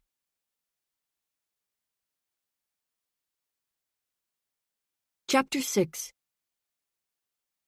Jane arrived at Andrew and Eric's farmhouse that night later than she'd expected, having been waylaid by a problem at the Xanadu Club. She was selling it to her ex-business partner, Barry Toone. Barry had taken over the daily management last year. When Jane had time to stop in, which was rarely, she felt that the club was going downhill. She'd trusted Barry because of his experience in the industry. By the time she'd realized she'd made a mistake, it was too late. The old employees at the club were unhappy. The new employees were lowlifes, druggies, and losers, and the food standards had taken a nosedive. And unless she devoted herself to the place exclusively for the next 6 months, or longer, nothing was going to change. When Barry had made a lowball offer to buy her out, she'd rejected it out of hand, but then found herself dithering over it. She'd attempted to negotiate a better deal, though in the end had taken his offer. She planned to sign on the dotted line early next week. Unfortunately, her lawyer and Barry's lawyer had nearly gotten into a fistfight today over what Jane considered a minor detail, so she and Barry had met with them to smooth out the issue and move things forward. Jane had to admit that she'd felt more than a few pangs of regret when she stopped by the club for a few minutes after the meeting. Once upon a time, the place had been a jewel, a crumbling Art Deco movie theater that she'd turned into a hot, urban, uptown nightclub. Sure, the food was basic turn-and-burn steakhouse fare, but with the addition of an interesting wine list and some unusual upscale menu items, it had been a classy one. That was all gone now. She'd had a good run, but restaurants didn't last forever. It was time to cut her losses and move on. Jane pulled her CRV off the gravel road into the farmhouse's long driveway a few minutes before 8. A BMW and 2 trucks, one new and expensive-looking, the other rusted and old, were already parked in the drive. She maneuvered her SUV into the grass next to a long row of thickly blooming spirea. It was that golden time of evening when the world, the trees, the bushes, the house, even the RV parked at the back of the yard, looked as if it had been bathed in amber. The house was a newly painted 2-story wood structure with a spacious screened front porch and a garage toward the back that looked as if it might once have been a barn. A tall grass meadow ran along the west side of the property, with woods bordering the rear. A green and white domed tent had been set up on the lawn in the backyard. Jane hadn't spoken to Andrew since this morning. He'd left her a message saying that everyone was planning to gather back at the farmhouse for dinner around 7 and that she should join them. As she got out, hope circled inside her mind that the boys had returned, even if it meant she'd made the trip for no good reason. Noticing a bunch of cigarette butts in the grass, Jane bent down to take a closer look. She pulled out her cell phone and took a quick picture. They'd been fairly easy to spot, their tan filter tips clearly visible against the green.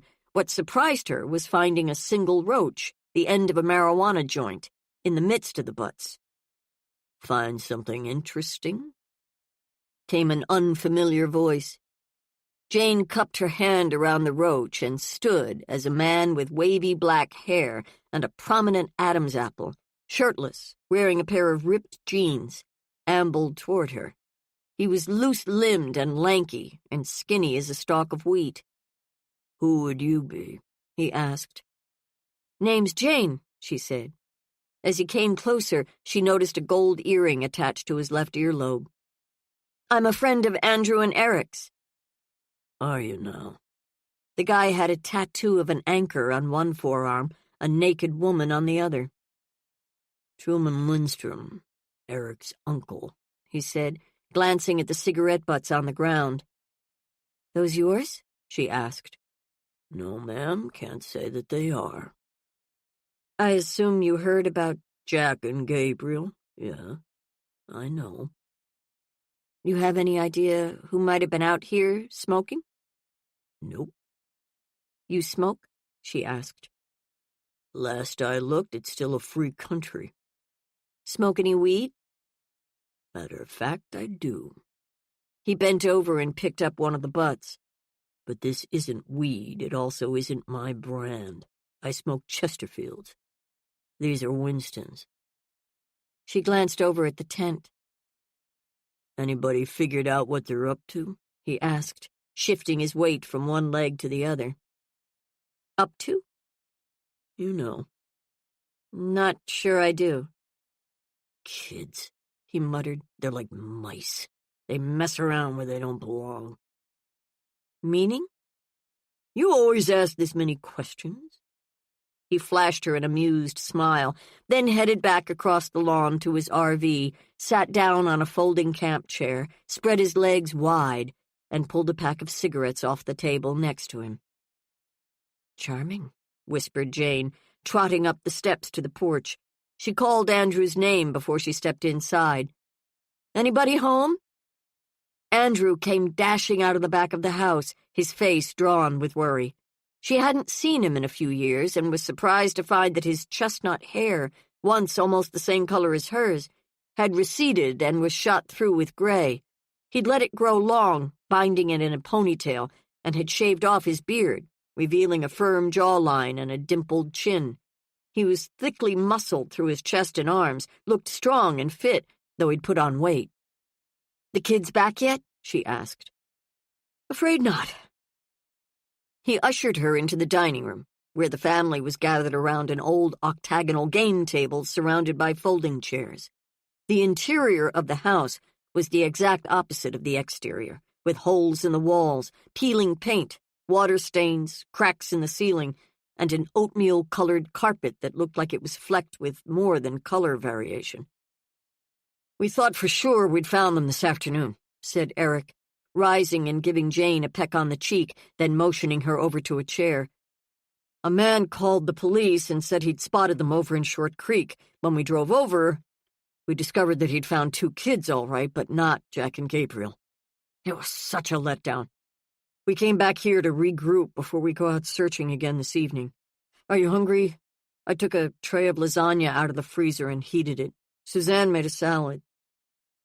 After shaking Suzanne's hand and being introduced to Branch, Jane sat down between Eric and Andrew. The chair was empty, most likely because they didn't want to sit next to each other. While Suzanne made her feel welcome by offering her a glass of lemonade, Branch, the new husband, dished her up a plate of food. He was a big man with a long face, a high, wide forehead, and narrow cheeks. His manner was appealingly shy. He was the kind of guy who, for whatever reason, never took his baseball cap off, even inside the house. He dwarfed everyone in the room. Jane ate her dinner while listening to the conversation, attempting to take each person's measure. She sensed that it was a close group. Suzanne was warm and articulate, though behind her outward openness, Jane detected a certain wariness, a stiffness that caused many silent assessments before she allowed herself to speak. Jane couldn't help but wonder what this carefulness was hiding. After dinner, everyone pitched in to clean the kitchen. Once the food was put away and the dishwasher was loaded, they all drifted out to the living room with mugs of coffee. I'm glad you agreed to help us, Jane, said Eric, draping an arm around his sister's shoulder. He was a classically handsome man, a kind of fair-haired Lord Byron, whose looks still had the power to drive women, and undoubtedly a few men, crazy. He was, however, an older, less pumped version of the guy who'd once picked Andrew up after work and whisked him away in his convertible. Jane decided that it was time for her to ask a few hard questions. She began with the cigarettes and the roach she'd found out in the grass. Where exactly did you find them? Asked Eric. By the spirea, a few feet from the driveway. I met your uncle outside while I was examining them. He said he doesn't smoke Winston's. Oh, please, said Andrew. He smokes anything he can bum, and that includes weed. When was the last time someone cut the grass? Asked Jane. Tuesday afternoon, said Eric. I know because I did it. Anybody else around here smoke? Cigarettes or weed? Nobody, said Andrew. Well, actually, I do, said Branch, holding up his hand a bit sheepishly. A cigarette or 2 a week, when I feel stressed. I'm trying to quit. I don't think that counts, said Eric. Whoever was out there was smoking in full view of the house, said Jane. My guess is it probably happened after dark. You think it was a kid? Asked Branch. If they're smoking behind your back, I doubt they'd do it in the open, even at night. So what's it mean? Asked Andrew, settling into a chair. Turning to Eric, Jane asked, Have you had any recent visitors? Not that I know of. Somebody was out there, said Andrew, running his knuckles across the scruff on his cheeks. Whoever it was, he was standing not 20 feet from that tent. If you mowed the grass on Tuesday afternoon, it had to be sometime Tuesday night. The night the kids took off, said Jane. You think someone was standing out there watching the tent? Asked Andrew. Are you suggesting the boys were taken? Demanded Suzanne. That they didn't run away? I'm not suggesting anything, said Jane, but we have to explore all the possibilities. Look at every piece of potential evidence. There were 5 cigarette butts out there and 1 roach. If it was one person, said Andrew, he would have been standing there for quite a while to smoke 5 cigarettes. 15 minutes? Half an hour? No one offered a different opinion. I better call Steinhauser, said Eric, fishing his cell phone out of his jeans. The BCA in St. Paul might be able to pull some DNA off the cigarettes, said Jane. Problem is, I'm not sure how long it will take them to run tests. We could use this information right now, but that's not how forensic examination works. Not like on CSI Miami? Asked Branch. Nothing at all like that. You also have to figure that the butts and the roach have been out there in the grass for a few days. They may prove to be worthless, even if they are evidence. Suzanne began to pace in front of the TV. The police have to take this seriously now. No more, the boys will be home by bedtime. Has the cop you talked to last night been out to the house today? Asked Jane. He came this morning, said Andrew. Looked at the tent. I don't think he found anything. He planned to spend part of the day talking to the boys' friends. We've already done that, but he seemed to think he could get more out of them than we could. And then he planned to speak with some of their teachers, said Branch. Lord knows where he thinks that will get him. A throat cleared. Everyone turned to find a plump, owlish-looking man with round, dark-rimmed glasses, his arms at his sides, standing in the living room doorway. He had on running shorts and a T-shirt, his running shoes loosely tied. Adjusting his glasses, he glanced tentatively around the room. The door was open. I thought it might be okay to come in. Mr. Eld, said Andrew with a forced smile. Hi. Sure, it's fine. Hi there, Pastor Bourne, said Eld, nodding to Suzanne, then extending his hand to Branch. Since everybody knew the guy except for Jane, Andrew introduced him as Aaron Eld, the 7th-grade science teacher at the middle school. Eric nodded to Eld as he ducked into the kitchen, the cell phone plastered to his ear. I'm sorry to intrude at a time like this, said Eld. You've obviously heard about our boys, said Andrew. That's why I'm here. He removed a small yellow and white cell phone from the front pocket of his running shorts.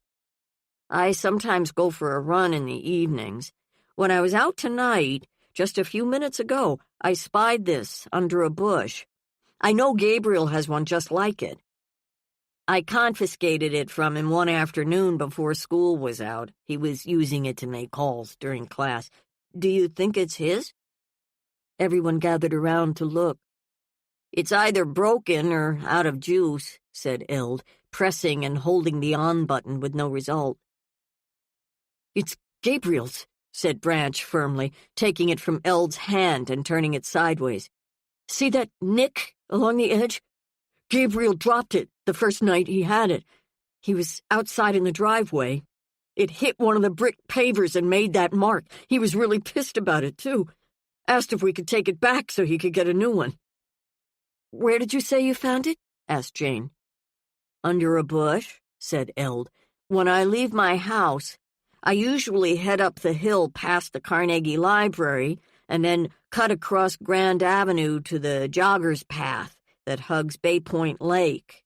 You know, by the park. It was under the hedge on the east side of the library. The color made it stand out, otherwise I never would have seen it. Inside the pocket of Eld's T-shirt, Jane noticed the unmistakable outline of a pack of cigarettes. Unusual for a runner to be a smoker, she thought. Once you get it working, said Eld, you might find something that could help you locate the boys. Thank you so much, said Suzanne, watching her husband try to remove the back. Yeah, no problem. If there's any other way I can help, my number's in the phone book. Well, he continued, with everyone's attention fixed on the phone, sorry to barge in. I should get out of here and let you people get back to whatever. He inched toward the door. I like those boys a lot. They're good kids. He gave off a distinctly uncomfortable vibe. Since he appeared to be the poster child for bookish introversion, Jane figured that accounted for it. Better get home, he said again, raising his hand in a tight, mechanical wave. Thanks so much, Aaron, said Suzanne, smiling up at him, then returning her attention to the phone.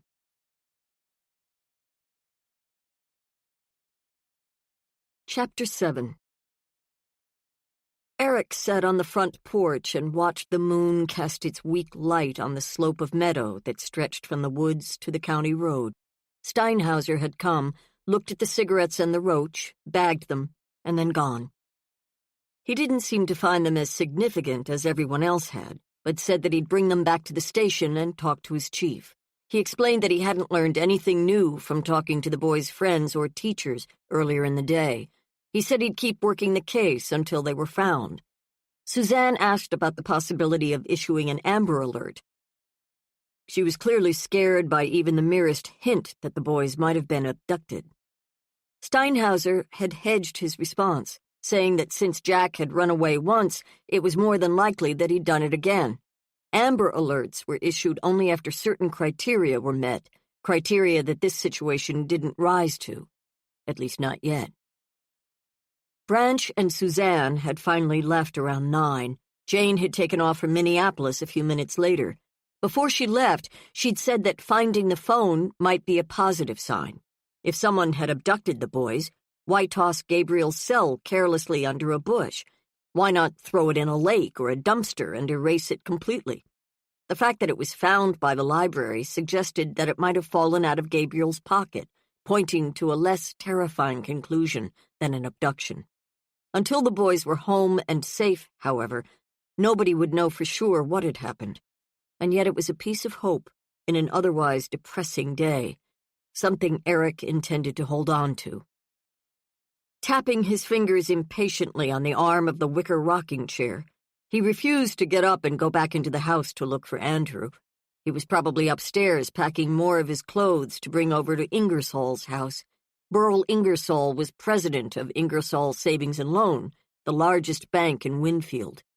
Andrew had worked with him and with Garland Friedrich, a home appraiser, during the heyday of Andrew's house-flipping empire.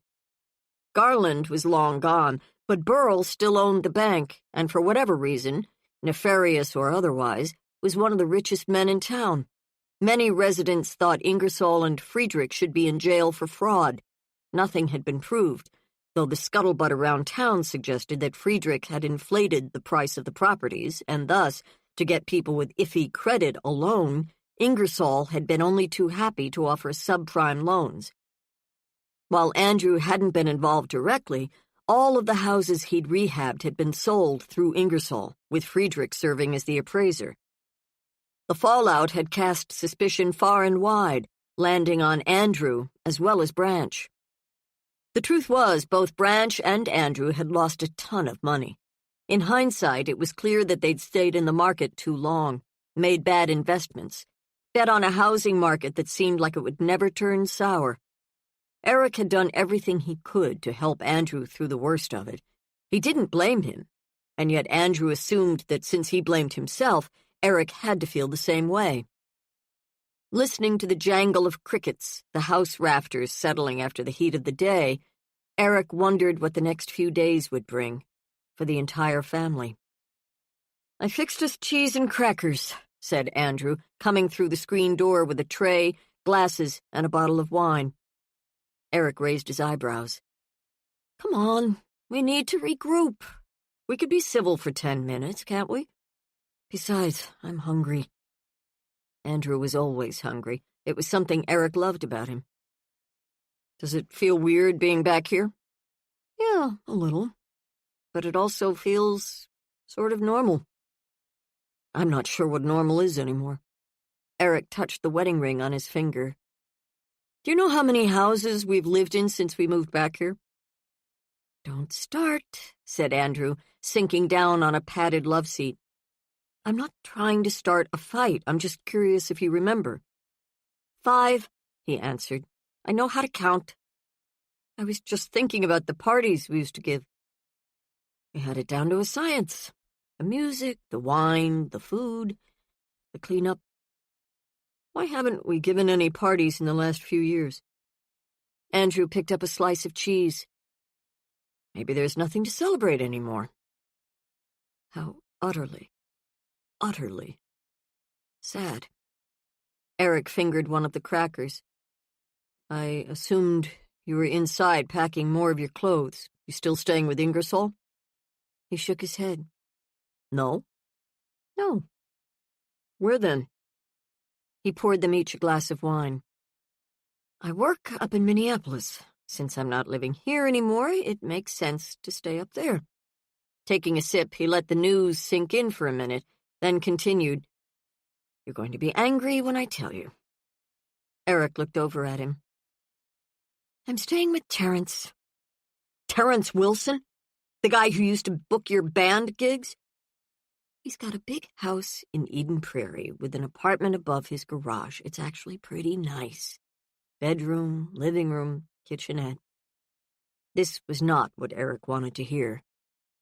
So tell me, Andrew, are you sleeping with him? None of your damn business. He's been after you for years. Sucking in a breath, Andrew said, It's not like that. I'm not interested in him. Besides, I work so damn many hours that when I get home, all I have energy for is sleep. I've got 4 side jobs going at the moment. What more do you want from me? We're moving into dangerous territory here. What isn't dangerous territory for us these days? Eric had come to one major conclusion since Andrew had moved out. Running the cafe, even though he'd made a commitment to his father to take over the place, wasn't bringing in enough money. It also allowed him way too much free time.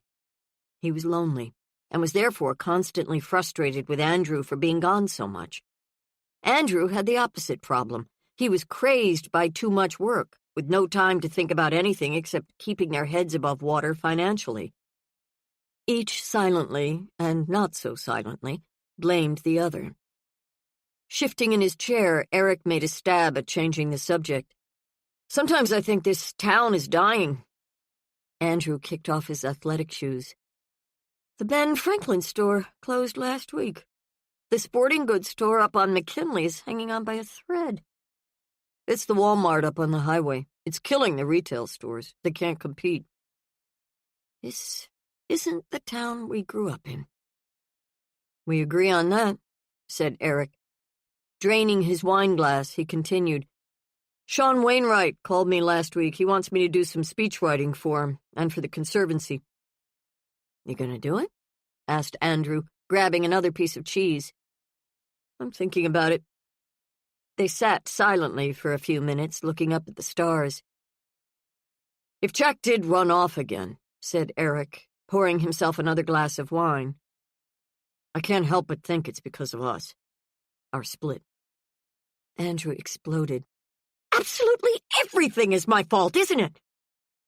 Do you realize how often you respond to something I didn't say? It's subtext. I get it. You're the long-suffering one, the good son and the good father. I'm the screw-up because of the houses I couldn't sell, and because I'm gone so much that I'm not around to do my fair share with Jack. Do you really think that I want to live like this? They were like dueling phonograph records.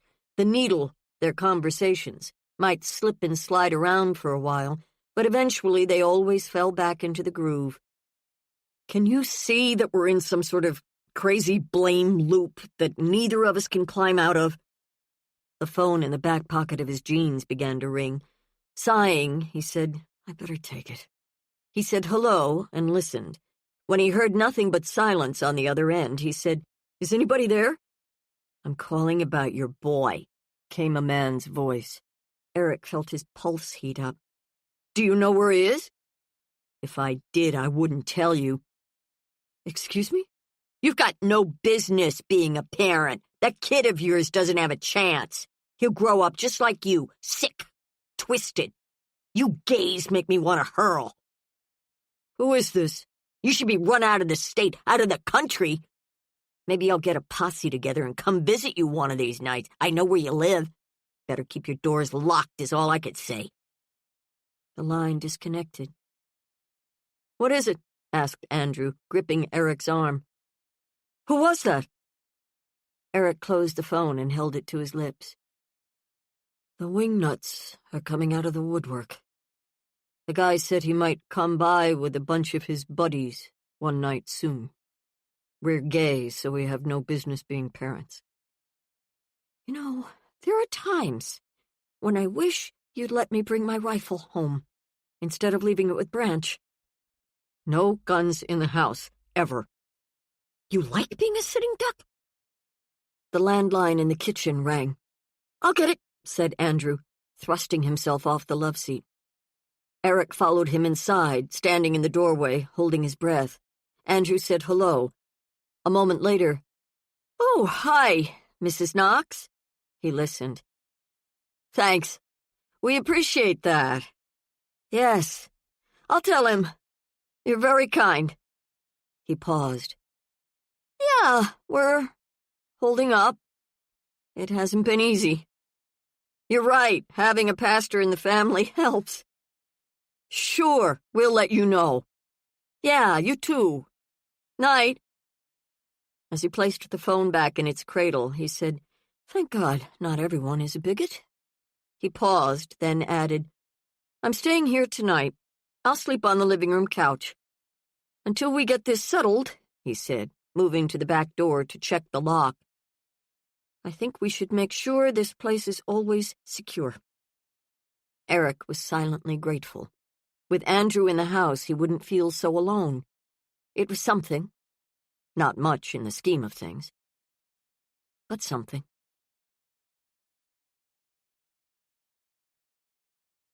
Chapter 8.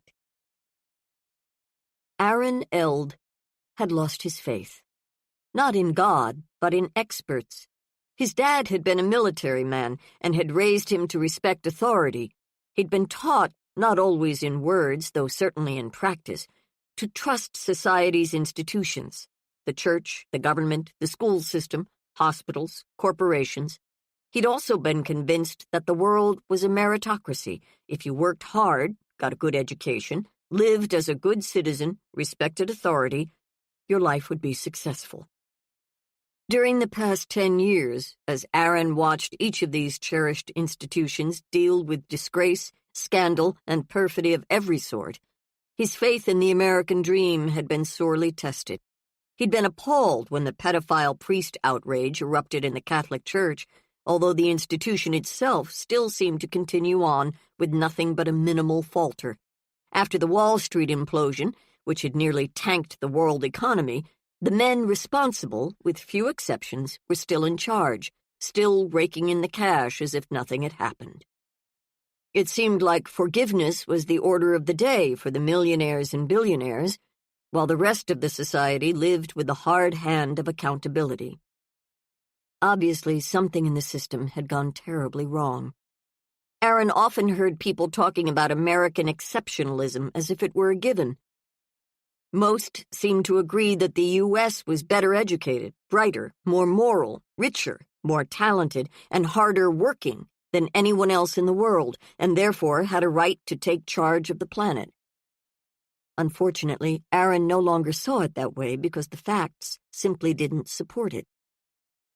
During the presidential election of 2012, Aaron had proudly become a fact-checker. He wrote a small blog, which he updated several times a week, offering details on the research he conducted. Not many people read it, though that wasn't the point. What bothered him most were the powerful voices abroad in the land, insisting that one fact was as good as another. That, he'd concluded, was a con job. Absolutes did exist. Opinion wasn't an absolute, no matter who uttered it. Words had intrinsic meaning and shouldn't be bent out of shape to serve a political, religious, or philosophical cause. With all the empty rhetoric circling the societal drain, the problem seemed to be that governing still had to get done. For a country, a state, a town to be orderly, to move forward on issues that needed to be addressed, a citizen had to trust. No individual could know everything, all the ins and outs of an issue, and therefore people picked surrogates. News sources, political parties, magazines, newspapers, radio and TV shows that would filter and package the information for them. Trust was society's currency. Without it, the wheels came off. And thus, for Aaron, trust had become the fundamental problem of his existence. His cynicism appalled him, and yet he could see no way around it. He looked at all authority figures now and wondered what they were hiding. Were they malicious, driven by some idiot ideology or greed, or merely incompetent? Because one way or the other, the average citizen was getting shafted right and left with no way to change it, sometimes no ability to even understand it, and no end in sight. That's why Aaron sat in front of the TV night after night, as he was doing now, seething inside, watching Fox News for an hour or two, then changing over to CNN or MSNBC to get a different view on the same general theme. After his wife went to bed, he'd retreat into his study, close the door, and write letters. A few he'd sent, though most he put in a drawer because they betrayed not only anger, but rage. He vented in the only socially acceptable way he knew how. It was a futile exercise. Power to the people. Hilarious. Another slogan that meant nothing in this second decade of the new millennium. The men who owned the country would never allow the bewildered herd, the writer and public intellectual Walter Lippmann's name for the American public, to have any real power. For all practical purposes, the world had become George Orwell's 1984. War was peace. Freedom was slavery. Ignorance was truth. And Aaron's current favorite aphorism to enter the fray, corporations are people. Feeling the light touch of a hand on his shoulder, he turned and looked up into the face of his wife, Holly. Maybe there was one person in the world he still trusted. "Are you coming to bed soon?" she asked, playing with the back of his hair. "I thought I'd watch a little Letterman." "Okay," she said. "Maybe I'll sit with you for a few minutes." Slipping his arm around her, he saw that the butterfly rash on her cheeks and the bridge of her nose looked worse. "How are you feeling?" he asked. "Good. Not to worry."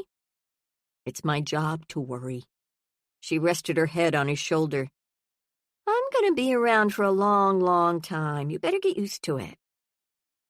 Aaron had met Holly during his second year of teaching. He was living in Minneapolis at the time. Holly worked the morning shift at a restaurant he frequented on the weekends. She was ginger-haired and friendly, and he was instantly attracted to her. She could make him laugh when he had a hangover, which was no small accomplishment. He eventually asked her out. Holly had grown up in Siren, Wisconsin, a small town north and a little east of the Twin Cities. Less than a year after they'd met, Aaron was so lost in love that he'd popped the question even before he'd bought a ring. They were married in the spring and spent the summer backpacking across Europe. The following year, he'd been offered a teaching job in Winfield. Holly was happy to get back to a small town. Aaron wasn't so sure he'd like it.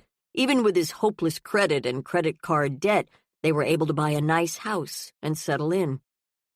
It became clear to Aaron almost immediately that he and his new wife were perfectly suited to small-town life. All their pleasures were home-centered, the modest though absorbing delights of domesticity. Holly made curtains and painted all the rooms.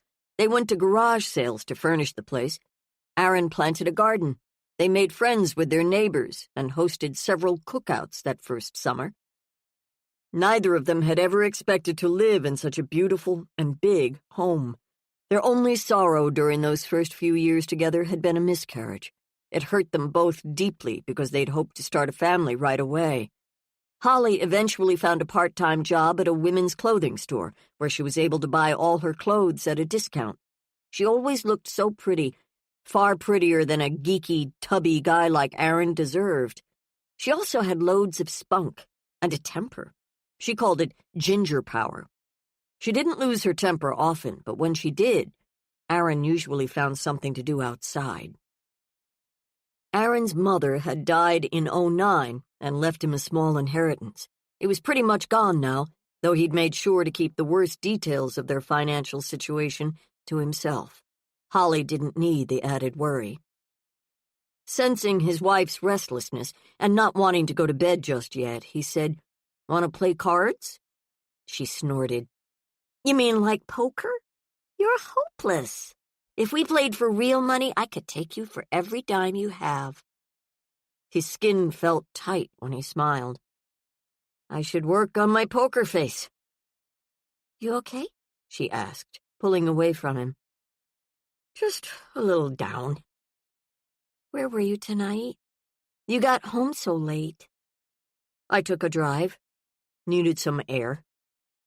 "Don't you get enough air when you're out running?"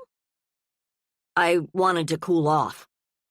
He could feel her watching him like she wasn't sure she believed him. "You're still upset by what happened at school at the end of the year," she said. "No."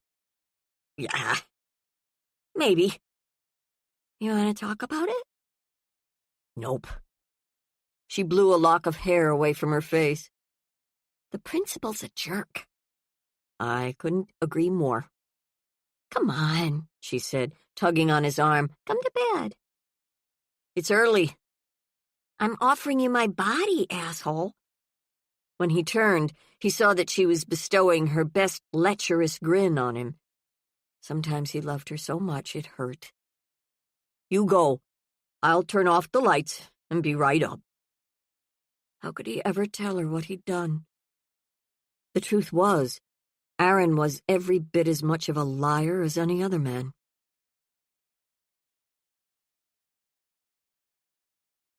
Chapter 9. Cordelia gritted her teeth as the doorbell rang for the third time in the last 5 minutes. She was seated in a comfy chair in her study, reading through a bunch of applications, trying to come to a decision about what firm to hire to do the theater's marketing. Instead of concentrating on the task at hand, she was deep in reverie, devising ever more drastic schemes to force her sister to move out. She'd already tried the direct approach. "Did your realtor show you the perfect condo yet?" Of course, the answer was no. Octavia was an insane perfectionist. Cordelia's next comment was, "Look, you either move out or I buy a Gatling gun. A big one. Civil War era." Or words to that effect. Octavia laughed. Such silliness. Cordelia's final ultimatum was something like, "If you don't leave, and I mean right now, I'm going to haul all your Jimmy Choos up to the roof, douse them with charcoal lighter, and burn them to a crisp." That had caused a momentary narrowing of her sister's eyes, but she'd shrugged it off, saying that it was an empty threat. She threw Cordelia's oft-spoken phrase back at her. Cordelia Thorne does not haul. And that was the end of that. Less than an hour ago, Octavia had announced that she'd invited a few friends over for cocktails. She'd shouted for Bulger, Hattie's live-in nanny, to dig out Cordelia's most expensive caviar, then go to the grocery store for the rest of the fixings. "Oh, and buy the makings for those little cream cheese and crab creations I adore so much." Bulger, who generally behaved in an adult fashion, had turned into a lapdog under Octavia's command, doing her bidding without grousing, while gazing adoringly in her general direction. He was deeply smitten by celebrity. Frankly, thought Cordelia, as Peter O'Toole had said in The Lion in Winter, it was a tangle. "Dia," called Hattie, skipping into Cordelia's study. "The mayor is here." Cordelia cocked an eye. "The mayor of what?" "Of, Nottingham?" "I think you're thinking of the sheriff of Nottingham." "Yeah." "The sheriff of Nottingham is here?" Yep." Anyone else? Another man. She scrunched her eyes shut. Tom Cortlandt. The actor Tom Cortlandt? He smells nice. The doorbell rang for the 4th time. Mommy said I can't watch my TV show in the living room because that's where they're having the party. Meanie. Yeah, she told me I had to go somewhere else, that the party was only for grown-ups. She plunked down on the floor and began to pick at the tufts in the rug. She never wants me around. I don't think she likes me very much. Oh, honey, said Cordelia, lifting her into her lap. She refused to tell the little girl that something that didn't feel like love really was love. That kind of message was confusing. Your mommy isn't... She struggled for the right word. Nice? Not always. If she doesn't like me, I don't like her. Cordelia understood the impulse. She's selfish, said Hattie. I wish she'd go. Cordelia cuddled her close. You're the most important part of my life. You know that, right? Yeah, I do. We're a team. We help each other. The doorbell rang for the 5th time. I have to get out of here, muttered Cordelia, her eyes darting wildly around the room. Can I come with? Bolger is ignoring me, too. I wanted to play Clue, but he was too busy in the kitchen. She oozed primal hurt. Mean, nasty people. Yeah. She scowled. Can we go somewhere with a big TV? I've got the perfect solution. Hattie threw her arms around Cordelia's neck. Thank you, Dia. We don't need my booze and my caviar, right? We can have yummy fluffernutter sandwiches. That, thought Cordelia, might be going a little too far. Jane tossed her keys and silver credit card case into a brass dish on the counter in her kitchen, and, after crouching down, she rubbed and petted her 2 dogs, Mouse, a brown lab, and Gimlet, a miniature poodle puppy. Gimlet was so insanely happy whenever Jane returned that she yipped and jumped and twirled and licked and pawed until she got the attention she felt she deserved. Mouse, a more restrained and perhaps mature personality, always allowed Gimlet her moment in the sun, sitting down and waiting for Gimlet to get her affection first. Jane adored both of them, but Mouse was a mensch, a noble animal, a kind and decent soul, maybe her best friend next to Cordelia, and also a dog that was thrilled to have the more overtly emotional Gimlet as a companion. After letting them out the screen door into the backyard, she listened at the bottom of the stairs, hearing the steady click of Avi's computer keyboard. We'll be right back after this short message. Looking to burn fat without the hassle of fasting? Check out BioVanish. It's made with premium 9C fats from high-quality coconut extract, and it's here to help you lose weight the easy way. Studies show that 9C molecules can raise your BHB levels more than a strict keto diet, meaning your body finally starts burning fat as fuel. In fact, research from Temple University found that taking 9C fats daily boosts fat burning as much as fasting for 12 hours. So, would you rather skip meals all day or just mix BioVanish into a glass of milk? Ready to start burning fat the simple way? Click the link in the description to get BioVanish now and grab an exclusive discount while you're at it. BioVanish, fuel your fat burn. Now, back to the story. Avi Greenberg was Jane's new girlfriend. Jane never knew what Avi's schedule was because it changed so frequently. She worked as a part-time bartender at a restaurant down on the 494 Strip. She'd recently taken over an upstairs bedroom in Jane's house and made it her writing studio, and she was free to use it whether Jane was home or not. Avi didn't live with Jane. She had an apartment across town, one she shared with a law student and part-time exotic dancer, a woman Jane loathed. Her name was Georgia Dietrich. With her looks and skills, she was cut out to be nothing less than a filthy rich, highly sought-after attorney. Jane had nothing against lawyers. Her father happened to be one. Her father, however, was honest, a quality Georgia lacked. Avi had come into Jane's life suddenly, turning everything she thought she knew about herself upside down. It was Jane who was always the reticent one in any relationship, the woman who took her time, analyzed the situation from every conceivable angle, resisted the idea of living together because she was a workaholic with loner tendencies, a 45-year-old woman who liked her privacy and was set in her ways. In less than a week, Audie had changed all that. Jane still wasn't sure what had happened or how. She wasn't the type to fall in love at the drop of a hat. She didn't believe love at first sight was even possible. People who experienced it were fooling themselves, which was why there were times lately when she wondered if she'd gone quietly and completely mad. Avi was unlike anyone Jane had dated before. Physically, which was as good a place to start as any, she was androgynous, half Jewish, half Latino, with skin that looked tan even though she rarely spent much time outdoors. With her half-nerdy, half-sultry looks, her dark hair and eyes, her boy clothes, horn-rimmed glasses, and red and white striped kids, she did clean up awfully well, which meant that when she chose to go the lipstick and eyeshadow route, as she did for her bartending gigs, she looked hot. Then again, Jane thought she looked spectacular in any and every incarnation. More important, perhaps, there was the matter of Avi's intelligence. She was a writer, a fascinatingly creative woman who'd been struggling for years to write the great American novel. Since completing her grad school degree in creative writing, she'd written 6 books, none of which had found a publisher.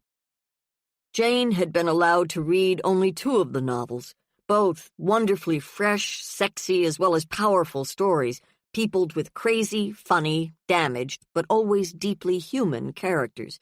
She had to admit that she was almost as enamored of Avi's writing, and the mind it revealed, as she was of Avi herself. She hadn't said that out loud because she instinctively felt Avi would see it as sucking up, and most likely she wouldn't believe it anyway. Avi wasn't always easy to be around. Her outward charm masked a vulnerable, occasionally even bitter woman who struggled with depression and a chronic inability to value herself and her work. Hearing the clicking stop, Jane headed upstairs. The door to the bedroom was open, revealing a darkened room lit only by the light of the computer screen. The bed in the room had been replaced by a sofa. Jane walked in and sat down. "I got your text," said Avi, swiveling her chair around. "Where's Winfield?" "Southern part of the state, about an hour away." "A new case?" "How come you didn't text me back?" "I was writing. Didn't want to stop." She seemed unusually discouraged. "How's it going?" "I have absolutely no idea. That being said, it's done." Jane moved to the edge of the couch. "Congratulations!" "Yeah, yippee. Another book in the can. And I do mean the can. You never know. Maybe this will be the one." "I'm starving. I'm always hungry when I travel through the Slough of Despond." "I've never read Pilgrim's Progress." Avi removed her glasses, rose, and dropped down on the couch next to Jane. "I love it that you're literate. If I'd written that book instead of John Bunyan, nobody would have ever heard of the Slough of Despond." "You say you're hungry." Food was something Jane could work with. "How about you fix us one of those trays, like you do, with the radishes and butter and coarse salt?" "You actually like that?" Avi kissed her, then stared into Jane's eyes. Jane was ready for more, but Avi stopped her. "Let's have some wine." "Wine is good." "Oh, and do you have any of that stuff you make with chicken livers and brandy?" "Pâté?" "Yeah, and that nice stinky cheese and garlic sausage. I mean, there should be a few perks when you date a restaurateur, yes?" "I hope there are more than a few," said Jane, tipping Avi's face toward her and giving her another kiss, one that did start turning into something more. "You're sure you want to eat?" "I need sustenance to keep up my mental and physical vigor." "Have you eaten anything today?" "Does coffee count?" When Jane stood, Avi stood with her, resting her arms on Jane's shoulders as she reached behind her and removed the pins from Jane's hair. "You leave here every day, looking so professional. So spit and polish, hair in a French braid or a tight bun, all buttoned up. I like to unbutton you. Works for me. I like you best with your hair down, your feet bare, wearing jeans and an old shirt. In other words, when you lower your standards to my level. On the way down to the kitchen, Jane heard the front doorbell chime. "Will you answer that?" she called back to Avi. "Whoever it is, get rid of them. We need to spend some quality time together. Read anything you want into the word quality." Afraid that's not going to happen tonight. Jane stopped halfway through the dining room and turned around. "Because?" "I can't stay. Georgia needs a ride home from the club." "She has a car." "It's in a body shop. The right fender's all smashed in. She took a bus to work, but she doesn't like to take the bus late at night." "Then take a cab." "Come on, don't be like that." With a smile forming, she studied Jane's reaction. "You think she did it on purpose, don't you? As a way to make sure I don't spend the night with you." "Never said that." "No, but I'm right. You really hate her." "I don't trust her. Or me, obviously." The doorbell continued to chime. "Listen to me for a second," said Jane. "What I don't trust is—" She couldn't bring herself to say it. "What?" "I guess what it comes down to is that I don't trust that you want to be with me." Avi blinked a couple of times, giving away nothing. "I want a chance for us, without Georgia playing her little games in the background. I want a free and clear shot." Now the doorbell sounded as if someone was leaning on it. "It's Cordelia." Nobody else would ring a doorbell like that, with the exception of a 5-year-old. "Food," said Avi, grinning, pointing to her mouth. "And just so you know, I'm not interested in Georgia. I'm interested in you." She went to answer the door. Since Cordelia would soon swoop in, Jane decided to triple what she put on the tray. "Evening, all," said Cordelia, breezing into the kitchen wearing her current favorite attire, a black and gold Indian wedding sari. It was not only beautiful, but it covered her length and breadth more than adequately. At nearly 6 feet tall and weighing in at well over 200 pounds, she was the embodiment of Mother Earth. Jane was also struck by the physical similarities between Cordelia and Nigella Lawson, the English food writer. There were moments when they looked so much alike, especially during Lawson's more full-figured periods, that they could have been twins separated at birth. Spying the bottle of Montepulciano Jane had just removed from the wine rack, she said, "Am I interrupting something?" Hattie bounced into the room. "Can I watch your TV downstairs?" "Of course you can," said Jane, giving Hattie a hug. "Can I have some popcorn?" "Coming right up," said Cordelia, dumping the stack of file folders she was holding on the kitchen table. "I'll bring it down when it's ready." After the little girl had scurried off, Jane said, "Avi and I were just about to have a bite to eat. I assume you'll join us?" Cordelia rummaged around inside her sack purse until she came up with a bag of microwave popcorn. "I'd be delighted. Mainly I need a quiet place to work. Octavia is giving another one of her impromptu soirees. Seems Tom Cortland is in town." "The actor?" said Avi, opening the microwave and placing the bag inside. "One of Octavia's Hollywood buddies. The mayor's there, too." "The mayor of Minneapolis?" asked Jane. "How did Octavia meet him?" "She knows his wife, or something. And then a few of Bulger's theater buddies stopped by to bask. Oh, and a director friend of Cortland's stopped over to lap up my caviar and swill my vodka. Nice of Octavia to be so lavish." Jane assembled a thick slice of Jarlsberg, the brandied pâté, a box of Breton crackers, and set them on the tray, then began to wash and clean the radishes. Once done, she finished by adding to the tray a chunk of fresh unsalted butter, a slice of aged prima donna Gouda, a bowl of fat green pistachios, and some lovely fleur de sel. "Am I missing anything?" she asked. I don't suppose you've got any of that day-glow green jalapeno jelly? Asked Cordelia. Jane added that to the mix, set the tray in the center of the kitchen table, grabbed the bottle of wine off the counter, added another wine glass, and sat down. Et voila. What's with all the work? Asked Abby, nodding to the files as she buttered herself a radish. I started the evening working on selecting a marketing firm for the theater. Those, she pointed, are scripts. It's absolutely crucial that we pick a winner for the first play. Something tried and true? Said Avi, pouring the wine. Heavens, that's why I left the Alan Grimby. I'm sick to death of tried and true. I want to offend. To shake up the theater world around these parts, we need to aim at a younger audience, at least occasionally, which means a production that's faster-paced, entertaining, and preferably written by someone who's still alive.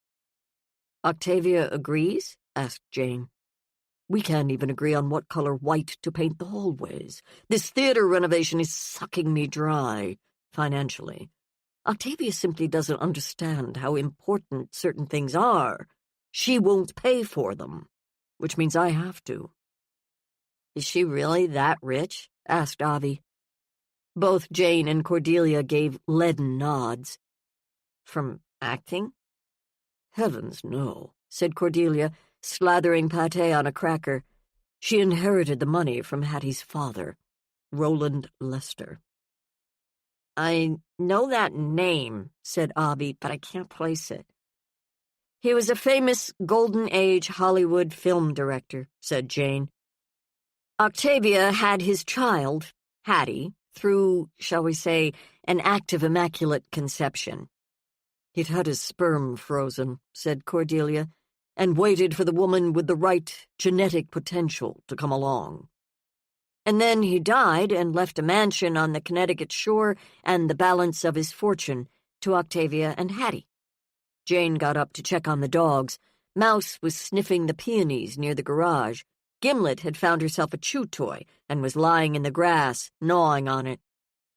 Not to change the subject, said Avi, but how did Nolan like his new office? He stayed for several hours, said Cordelia between bites, shut the door and emoted privately.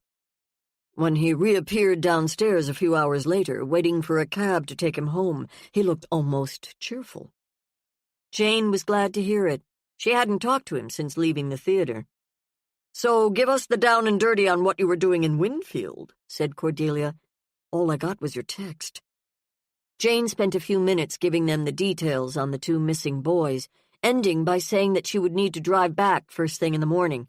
She hoped the kids would return on their own, although certain things didn't add up. Like what? Asked Avi. Well, for one thing, I don't understand why the cop in charge of the case isn't being more proactive. The boys are 12, not exactly small children, but still. Anything could have happened to them. They've been gone almost 48 hours. The parents are worried sick. If I were him, I would have covered a lot more bases by now. Simply bad at his job?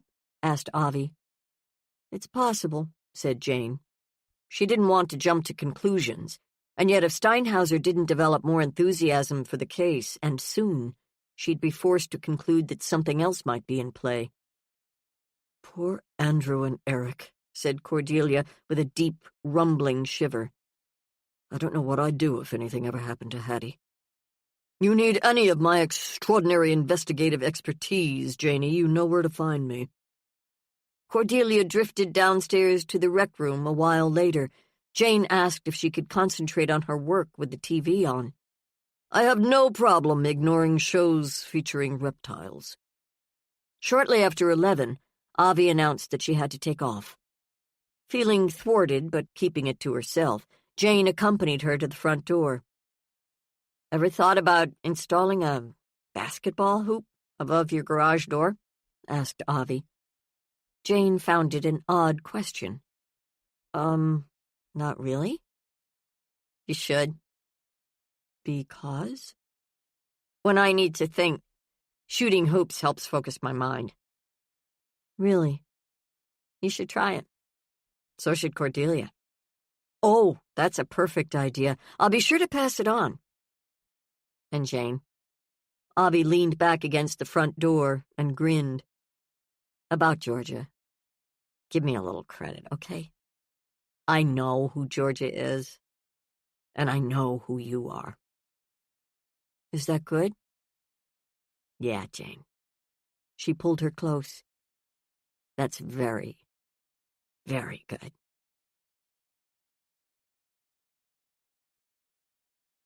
Chapter 10. When Suzanne and Branch returned home that night, Branch stood at the kitchen counter and downed several shots of scotch. I don't know what to do, said Suzanne, staring at the empty shot glass. The moment she'd learned that Gabriel and Jack were missing, she felt as if time had stopped. It's dark out. Gabriel hates the dark. You know him. He always has a nightlight on in his bedroom. What if he's in the dark somewhere? He'd be so scared. What if he's scared, Branch? What if he's in pain? She felt her husband's arms fold around her. It'll be okay, he whispered. We'll find them. Bring them back. Pour me one of those, she said, nodding to the bottle. You sure? Downing the bitter liquid, she grimaced. Awful stuff. Because of her mother's addiction, she hated alcohol on principle. It will help. She doubted it. Neither of them had slept much the last 2 nights, which was taking a toll on their moods and their ability to think clearly. After Branch drifted off to bed, Suzanne sat for a while in her study, scrolling through internet articles on runaway kids and child abductions. By 11, she'd hit a mental and emotional wall.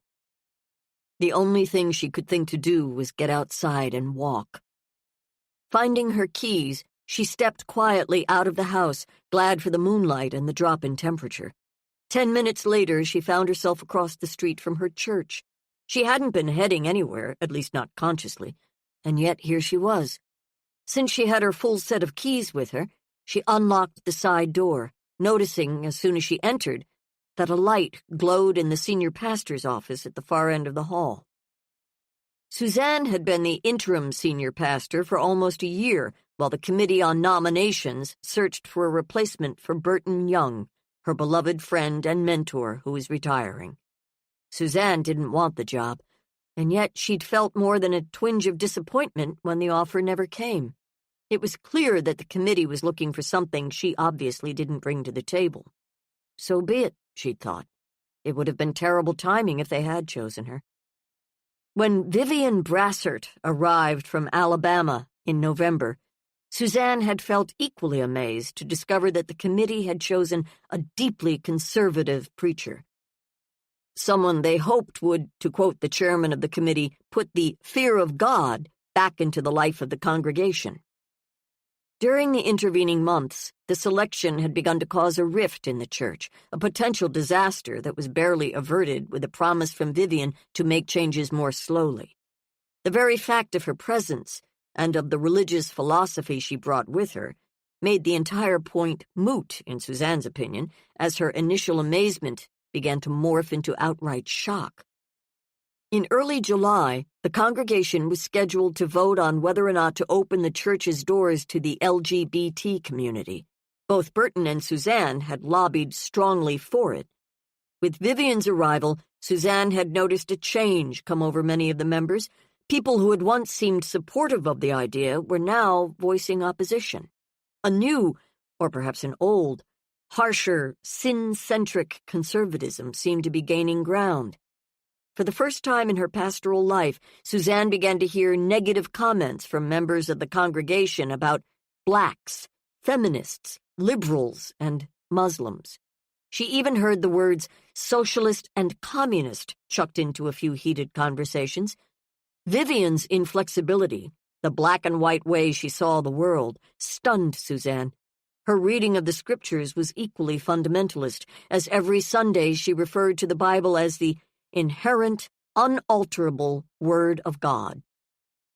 Suzanne's path to the ministry had first led her to Greek scholarship. In divinity school, she'd studied the New Testament, not simply from the more common devotional standpoint, but from a critical historical point of view, as virtually all seminarians did. Suzanne went even farther, thinking that to understand what God was trying to say to the world, she needed to learn the language in which the books were originally written. That took her an extra 5 years. She came to see what every biblical scholar already knew. The Bible was full of factual errors, discrepancies, and even outright forgeries. For some, it didn't change their faith, while for others, it did alter the way they viewed not only Scripture, but God. Most seminarians left this information behind closed seminary doors as they received their diplomas and entered into congregations, rarely to ever speak about it again. Thus, those sitting in pews on Sunday mornings never heard about historical critical scholarship. Vivian had graduated from Boston University School of Theology. She'd learned the same things Suzanne had, and that's why her simple answers outraged Suzanne so deeply. The devil, the wages of sin, and the ultimate depravity of human beings filled Vivian's Sunday sermons. She spoke down to the parishioners and at the same time seemed amazingly skillful at whipping up their emotions. She practiced doublespeak, preaching the importance of love while concentrating on messages of exclusion and hate. It was the righteous versus the damned. Good, God-fearing Christians against every other creed on earth. As the national election grew close, politics began to creep into her sermons, something Suzanne vehemently opposed. Many in the congregation were able to see the change for what it was, but most seemed willing to give Vivian the benefit of the doubt. Entering the softly lit sanctuary, Suzanne sat down in a back pew to think. With these issues on the table, problems that had occupied her so totally that, for months, she'd barely looked up, she wondered if she'd missed something with Gabriel. Thinking about him now, remembering how sad his eyes had looked when she dropped him off at her brother's home on Tuesday afternoon, she realized he no longer talked to her the way he used to. When had that happened? She must have brushed it away, thinking that it was his age, his move toward his teenage years. If it was Gabriel's decision not to communicate, not her desire to stop listening, then she figured she was off the hook. Except that now she saw that small piece of self-serving analysis for what it truly was, a rationalization.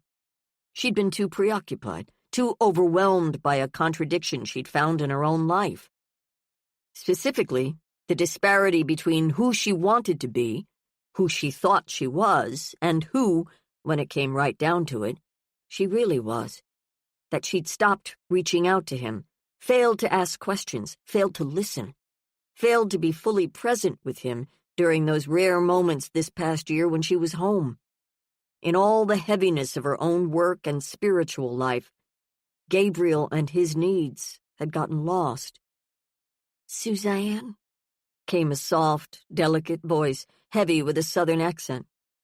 She turned to find Vivian, wearing what she always wore in church, an oddly formal Geneva gown and cassock, gazing down at her. Suzanne had the distinct sense of looking up at a hawk with its hard, sharp, intensely cold eyes. She could easily imagine Vivian swooping down from a height, attacking in a slow, controlled dive, feet outstretched, ready to grab her, the small vole, in her talons. "I just heard the news," she said, sitting down one pew in front of Suzanne and turning around. "Your son. It was a kidnapping?" Suzanne had always loved Southern accents. Vivian had changed that view almost overnight. "We don't know," she replied, wishing Vivian would go away. "Have you heard from anyone? A ransom note?" "No. It's a horror when these things occur. Proof that we live in a sick society, Suzanne, that the human heart is indeed deceitful above all things and desperately wicked. I quote Jeremiah 17:9. If we need proof, here it is. Men who do things like that deserve to burn for eternity in the hottest, darkest, deepest reaches of hell." The fact that Suzanne didn't believe anyone should burn in hell or that a loving God would even think of such a punishment, was hardly the conversation she wanted right now. "Anything I can do." "Thanks, Vivian, there's nothing." "Will we see you at choir practice tomorrow?" "I've already spoken to Seneca White. She'll take it for me this week." "That's probably wise." Once more she stood looking down at Suzanne with her dark hawk eyes. God's ways are inscrutable. "Just know that this is happening to you for a reason." "To me?" she said, her voice rising. "What about Gabriel and Jack?" "His will be done." "You think God had something to do with those boys being taken?" "He knows when a sparrow falls. He allows it. You might even say he ordains it." Suzanne stood to face Vivian. "I don't think God had anything to do with my boy being taken. Unless he's a sadist." "Is God a sadist, Vivian?" She reacted as if she'd been slapped. "I know you don't mean that." "I do," she said. "If God isn't love, then I'm not interested in being his representative." "You're upset." "You're damn right I am." "Good night, Suzanne. I'll pray for you." Not wanting to wake her sleeping husband, Suzanne slipped quietly in the front door a little after midnight. She was met by the sound of the coffee pot gurgling in the kitchen and the shower on in the upstairs bathroom. Climbing the stairs to the second floor, she entered the bedroom and sat down on the rumpled bedsheets to wait. "What's going on?" she asked when Branch emerged, naked, towel-drying his hair. As he started to pull on some clothes, the digital clock on the nightstand glowed 12:14 a.m. "Where were you?" he asked. "I went for a walk." "At this hour? You should have left me a note." "I'm sorry. I ended up over at the church. Ran into Vivian." "Oh, that's good. You probably needed to talk to someone besides me about what's going on." She stuffed a pillow behind her back and leaned against the headboard, watching him grab his jeans off the back of a chair, pull them on, then start searching for his boots. "Are you going somewhere?" "You bet I am. This may seem like a long shot, but I think I may know where the boys are." Her heart skipped a beat. "That old hunting shack I use in the fall. Gabriel's been there with me. More than once." During deer hunting season, Branch and an occasional hunting buddy would spend weekends at a cabin in the woods. Sometimes Andrew went along, though once he'd shot himself a deer, he didn't go again. Suzanne had seen the place only once. It was so run down and dingy that she'd never had any desire to go back. The men would bring up cots and sleeping bags. The cabin didn't have any electricity or running water. There was a wood stove in one corner to heat the place when the weather turned cold. They hauled up coolers for their beer and food, peed in the woods, and generally had a high old time. Suzanne hadn't been thrilled when Gabriel insisted that he be allowed to go along last fall. He'd driven up with Branch twice, even been allowed to fire a rifle a few times, a big deal in Gabriel's youthful opinion. "I can't believe he'd know how to find it," said Suzanne. It was a good 15 miles away, and then another mile or so off the county road, with nothing but a dirt path through the woods to the cabin. "He could find it," said Branch. "I know he could. If nothing else, it would get them out of the elements. If he and Jack were intent on running away, it would be a perfect place to hole up. Nobody but me and Andrew and maybe one other guy ever goes out there, and then only during hunting season. It's totally remote." Yanking a sweatshirt over his head, he added, "I'm going to check it out." "Now?" "I have to. What do you say? You coming?" She could hardly let him go without her. "I'll fill a thermos with coffee." On the ride to the cabin, they were uncharacteristically quiet, wrapped in thought, each nursing a silent hope. Once they turned off the main road and headed into the brush, Branch cut the lights on his truck and used the moonlight to navigate. He came to a full stop about 20 yards from the cabin door. Everything looked dark and quiet, with no signs of life inside.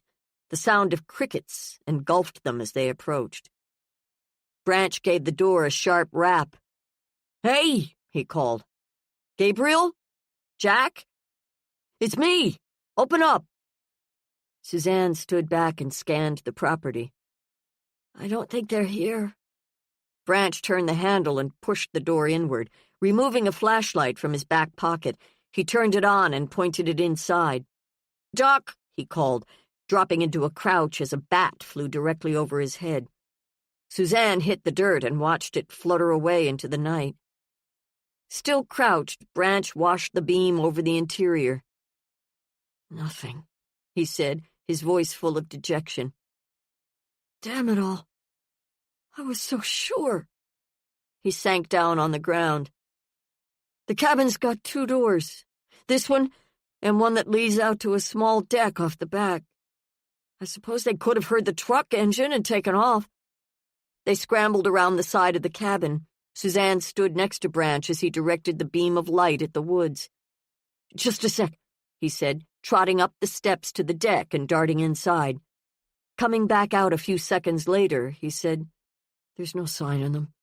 No food, no candles, nothing that tells me anyone's been here." In the moonlight, Suzanne could read the defeat in his face. "Like you said, it was a long shot." Slamming his fist against the railing, Branch's eyes rose to the starry night sky. "Where the hell are they?" "Runaway or taken," thought Suzanne. Either way, she felt as if someone had sunk a knife deep into the core of her. Seeing the tears stream from Branch's eyes, she felt her own eyes well. "What do we do now?" he asked, walking back down the steps to take her in his arms. She had no idea. Sinking to his knees, he reached up for her hands. "Pray with me." She knelt down, feeling the heat of his body next to her, yearning deep in her soul to be able to offer some easy, uncomplicated comfort. As much as she wanted it, as hard as she searched for the right words, indeed any words, they refused to come. In their place, she recognized more fully than ever before the magnitude of her grief, not only for the loss of her child, but for the loss of her childlike image of God.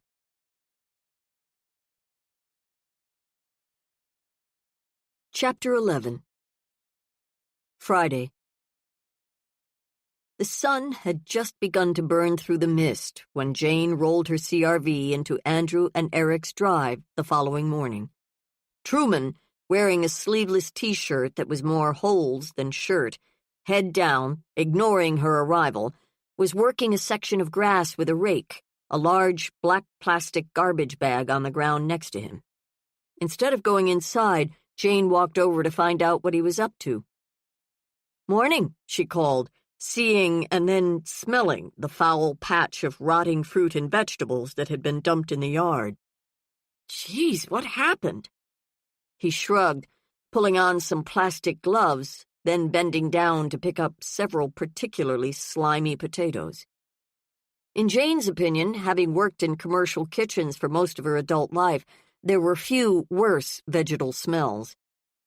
"You have any idea who did this?"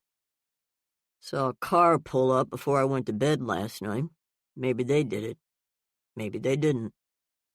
"What time?" "After 1. Can't be precise." "Did you recognize anybody?" She backed up a few paces to get away from the stink. "You think I got night vision goggles permanently attached to my face?" Andrew stepped out on the front porch and called her name. She turned and smiled, repositioning her sunglasses as he strode out to greet her. "Didn't expect you so early." Jane had a lot she wanted to accomplish today. "Just so you know, we started getting a lot of phone calls late last night." He tucked his hands into the pockets of his cargo shorts, motioned for her to walk back to the house with him. "Some were nasty, but a few were from neighbors and friends wishing us well. Life is sure a mixed bag." He glanced back at the rotting mess in the yard. "Truman was kind enough to offer to take care of it for us." Lowering his voice, he added, "I don't much like the guy, and then he goes and does something unexpectedly decent. Makes me feel like a shit. Was he friendly with the boys? Between you and me, I think he scared them. He can be gruff. That's what scared them? His gruffness? Jack never said anything directly. It was just a feeling I got. Truman ever been married or have any kids himself? I honestly don't know. He's generally against anything that would cramp his freedom. Eric thinks he may be a survivalist. How does he support himself? No idea. Never says much about himself. As they were about to head inside, Suzanne's gray Prius turned into the drive and came to a stop next to Eric's BMW. Andrew waved. Morning. Where's Branch? Suzanne eased out of the front seat, then ducked back inside to retrieve a leather briefcase. He had a second interview up in Prior Lake this morning. I told him to go. If he gets that job, it would mean the world to him, to both of us. I told him we'd hold down the fort until he gets back. She hugged both Andrew and Jane. Maybe this will be the day the boys come home. I've decided to keep a positive attitude. Jane walked behind them as they moved up the steps into the house. Coming around the corner into the living room, she found Eric seated on the living room couch, a cup of coffee in his hand, his laptop open in front of him on the coffee table. Several folded blankets and a stack of bed pillows rested on the arm of the couch. If she had to guess, she'd say that Andrew had spent the night. She wasn't sure what it meant, but hoped it signaled a lessening of tensions, if not something more significant. Quick request, said Jane, stepping over to the stairway off the dining room. I'd like to take a look at Jack's bedroom. When I'm done, I'm hoping we could drive into town so I could do the same with Gabriel's. I assume the police have already examined both rooms. Eric leaned back, spread his arms wide across the back of the sofa. Steinhauser never asked. Jane didn't even try to hide her surprise. You think that's poor police work? Asked Suzanne. She'd gone into the kitchen to get herself a glass of orange juice and was coming back through the dining room when she stopped to take in Jane's reaction. Yeah, I do. It's one of the first things he should have done. I spent some time looking around Jack's room yesterday, said Eric. Didn't find anything out of the ordinary. And I didn't sleep much last night, so I spent a few hours in Gabriel's room, said Suzanne. Unlike Jack, Gabriel's neat. Eric thinks he's ridiculously fussy about his stuff. Maybe he is. I'm going to take a quick look, said Jane. Take a right at the top of the stairs, said Andrew. It's the room with the dark blue walls. Not exactly what Eric and I wanted, he added. There was a compromise. The dark blue was hardly visible, thought Jane, since the walls were almost entirely covered with posters. She spent a few minutes going through Jack's drawers, finding nothing out of the ordinary. Suzanne's comment about Jack's lack of organization had been an understatement. Clothes, athletic shoes, towels, candy wrappers, books, notebooks, and an avalanche of assorted boy junk littered every surface.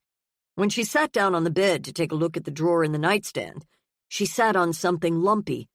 Digging under the sheets, she found a beat-up old teddy bear. Kids at his age were at that weird in-between stage when they were still children, though struggling to appear more grown-up, to be more grown-up, and angry when the adults in their lives didn't treat them with adult respect. After searching through the closet, Jane was about to admit that nothing in the room suggested anything unusual or untoward when she spotted a digital camera sitting on top of a bookcase. She picked it up and turned it on. 4 photos popped up. The first showed a group of dead animals, or pieces of dead animals. She couldn't identify every one of them, but was pretty sure she recognized a rabbit, several squirrel bodies, all missing their heads, a crow wing, a skunk, and a raccoon, all lined up in a precise row. The second photo was of a deer, most of its lower body missing. The third shot captured a close-up of molding chipmunk carcasses. The final shot showed a pile of assorted bones with a few pulled from the stack and arranged in circular patterns in the foreground. On the face of it, the shots didn't mean much. A boy could easily develop an interest in animals he might find in the woods, and yet, taken as a whole, with all the manipulations, the pictures struck Jane as grotesque. Carrying the camera downstairs, she was about to show it around when Andrew flew in the front door holding a piece of paper. His face had turned ashen. Suzanne was so startled by his expression that she dropped her half-drunk glass of juice. The glass hit the floor and sent a spray of liquid across the carpet and the bottom of her tan cotton slacks. I, said Andrew, unable to get the words out. You went out to get the mail, said Eric. I should have known, said Andrew, appearing dazed, his eyes unable to focus. The mail never comes this early. I saw that the red flag was up and thought... Suzanne snatched the paper from his hand. Out loud, said Eric. Read it. Your boys, she began, are safe. You have 24 hours to come up with $100,000 in $100 bills. If you go to the police, I will know. If you go to the police, you will never see your sons again. This I promise you. I'm watching. Be smart. I will call at 9 tomorrow morning with more instructions. Be ready with the cash or prepare for the consequences. With a trembling hand, she passed the note on to Eric. Jane moved up closer so that she could read it. The words had been typed on a sheet of white typing paper. Was there an envelope? She asked. Andrew shook his head. Just this. He held up a cheap Samsung flip phone. It was in the mailbox along with the note. Jesus, said Eric, covering his mouth with his hand. Did Truman see it? Asked Jane.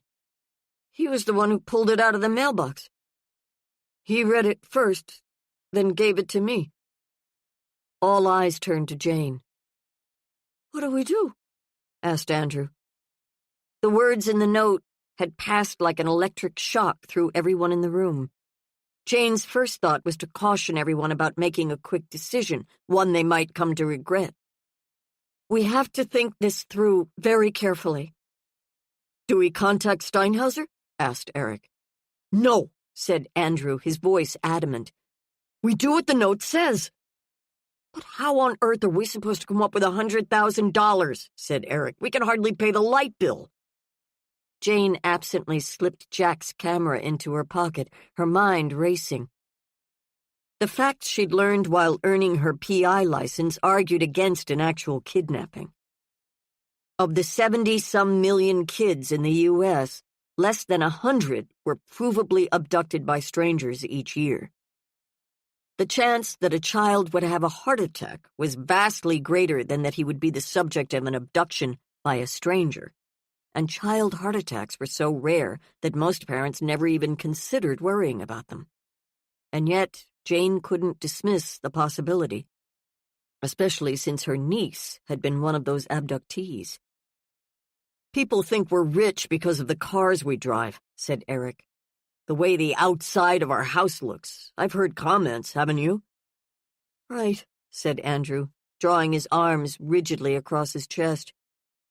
One more thing that's my fault, because once upon a time I earned some big bucks. What's not my fault, Eric? Was I responsible for 9/11? The bridge collapse up in Minneapolis? Hurricane Sandy? Stop it, ordered Jane. This isn't the time to work out your personal problems. It's vital that we all work together. Eric dumped himself onto the couch. Andrew stayed put in the dining room. Stepping up to the front window and looking out at the yard, Suzanne gave herself a moment and then said, We're looking at it the wrong way. This is actually good news. They're alive. That's more than we knew 5 minutes ago. We can work with this. But the money, said Eric. I'll rob a bank if I have to, said Suzanne, spinning around. I'll do anything to get those boys back. You think I'm kidding? She asked, her eyes flashing. Suzanne, be reasonable, said Eric. We can't become bank robbers. Reason went out the window when my son was taken. She's right about one thing, said Jane. This gives us information we didn't have before. We know what the motive is." "Money," said Andrew. "So?" said Eric. "I don't know anywhere we could get that amount of cash. When you add in the time element, it's completely impossible." "If I could get the money," said Jane. "Is that your decision? You want to keep the cops out of it? You need to be sure." "I'm sure," said Andrew. "Yeah, me too," said Eric. "Suzanne?" asked Jane. "What are your thoughts?" "I'm with the guys," she said. "No police." Jane wished she had the money to give them. Cordelia might be an option, except that after what she'd said last night, Jane assumed that she was stretched thin. That left two other possibilities. "I may have a solution," she said. They all turned to stare at her. "What?" asked Eric. "I'll explain later." However she did it, she had to piece together the money by the end of business today. Heading for the door, she said, "I'll call as soon as I know anything." On the way out to her SUV, she could hear Nolan's voice in her head telling her to take the note to the police and let them handle it, that if she didn't, no one would see the boys again. Since Nolan had spent his life as a cop, he trusted the police. She always listened to him and gave his opinions extra weight. Through him, she'd met a number of cops in the last couple of years. A few had even become friends. So it wasn't that she had anything against the police. On the other hand, she didn't have the knee-jerk respect for them that Nolan did, especially not the local guy handling this case, which meant there was no real point in calling Nolan to ask for his advice. For good or ill, this decision would belong to her and the boys' families.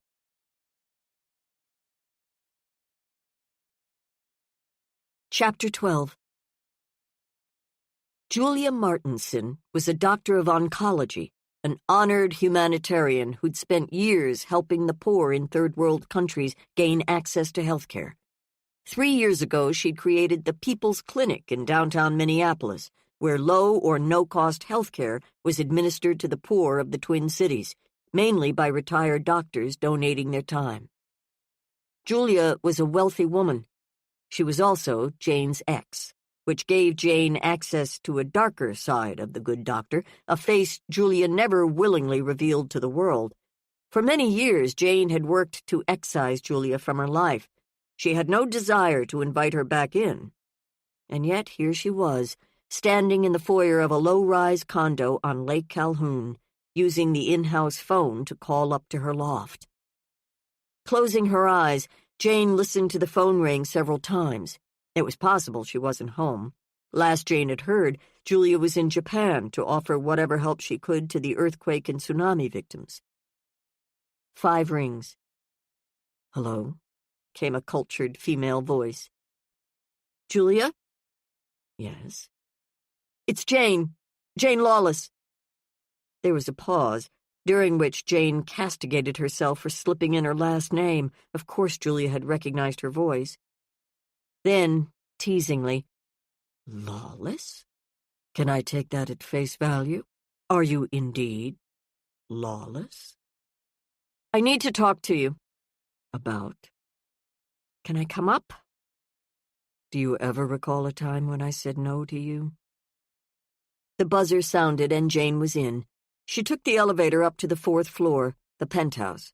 Instead of opening her front door and making it easy, it appeared Julia was going to make her knock. Typical.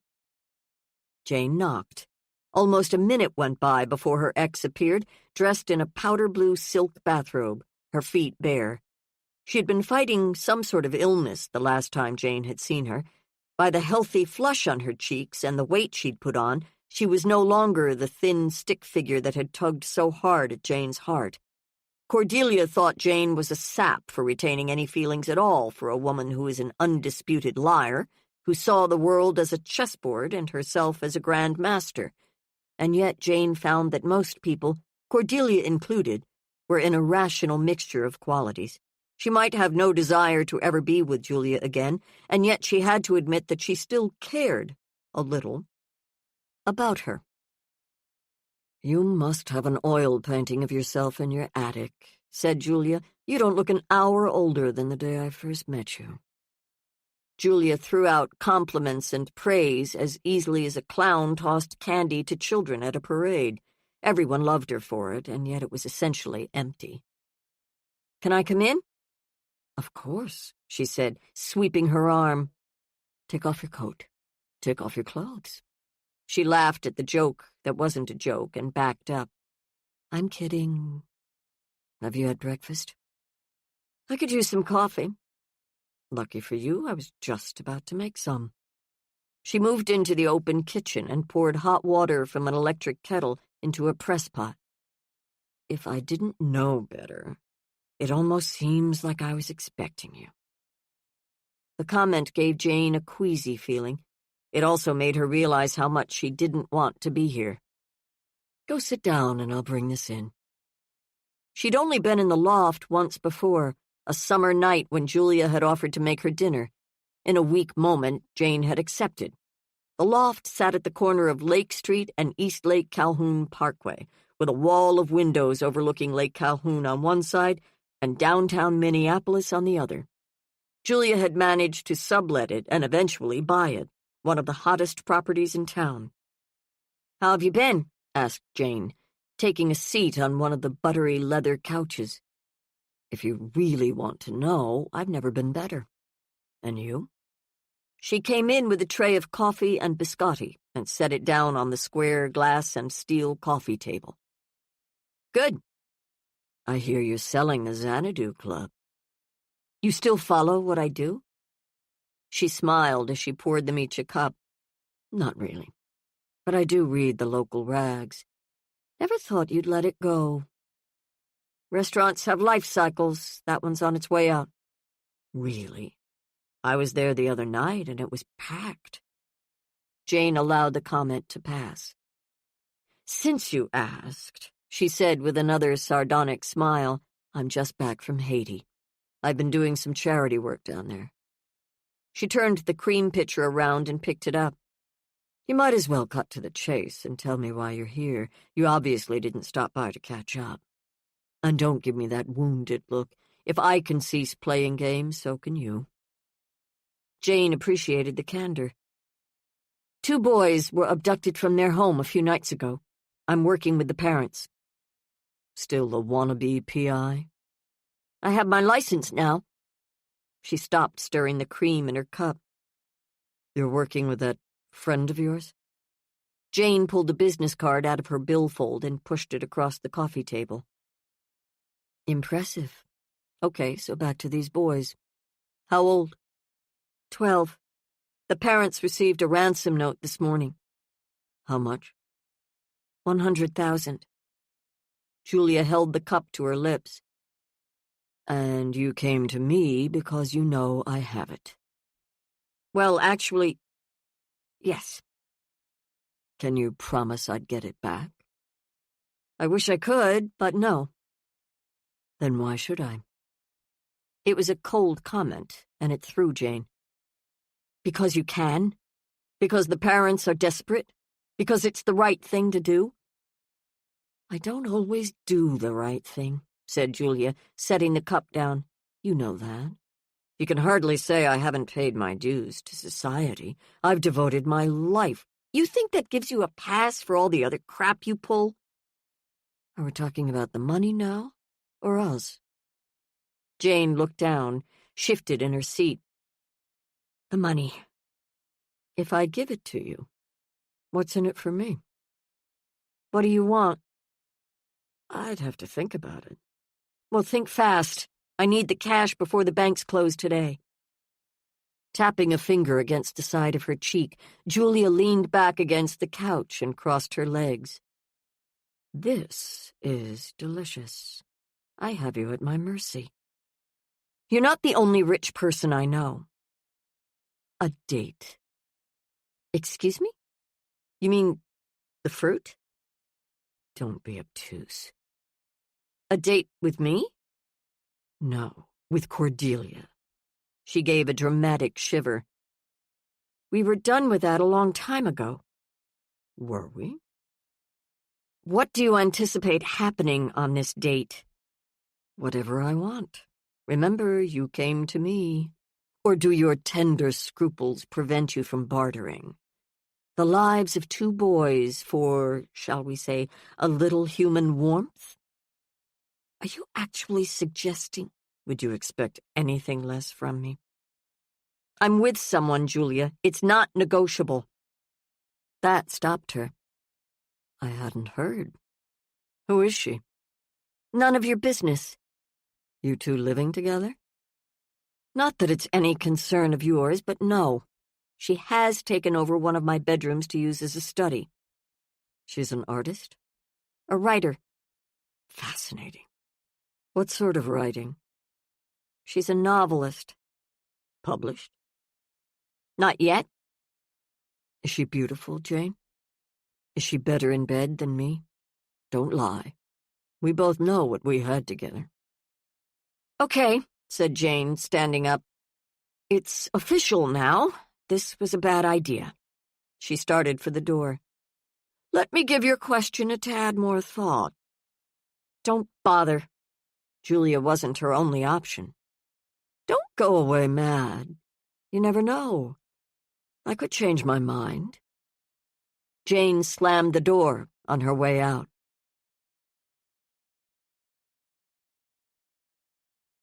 Chapter 13. The air in Gabriel's bedroom was clammy with air conditioning.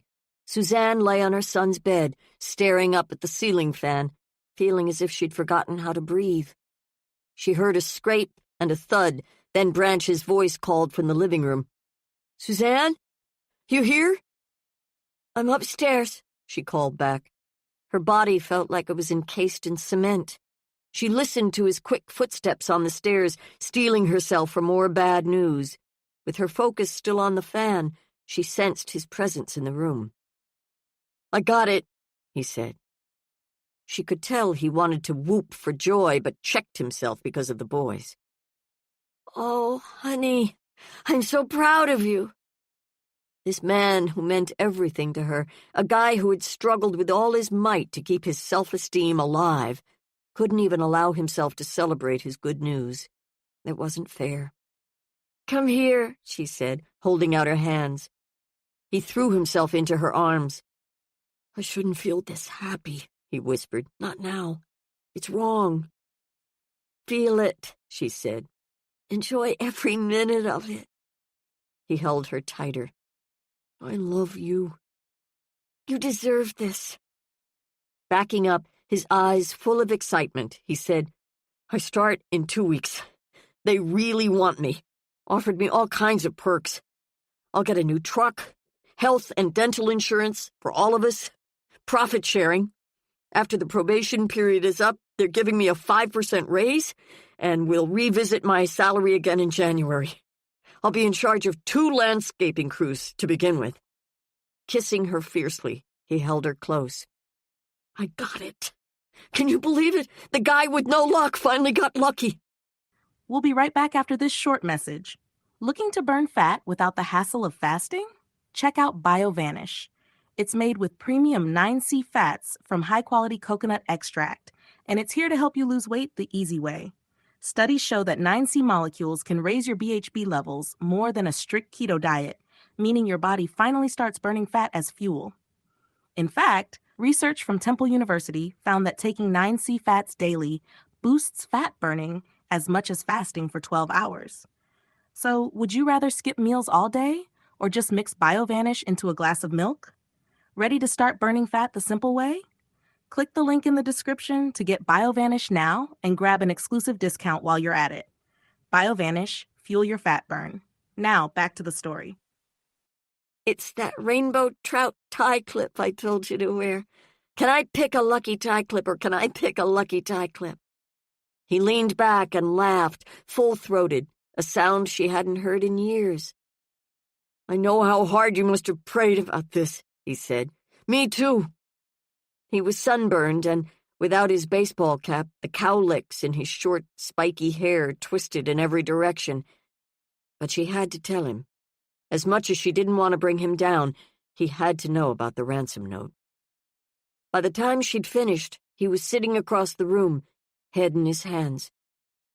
"You think Jane can come up with the money?" he asked. "It's our only hope." "What about Steinhauser?" "We're leaving him out of it." "Good. I don't like him." "Because he's a cop." "Has nothing to do with that." "Then what? There has to be a reason." He removed the tie clip. Next came the tie, and then his light blue dress shirt. He walked across the hall to their bedroom and came back wearing his twins' cap and a clean T-shirt.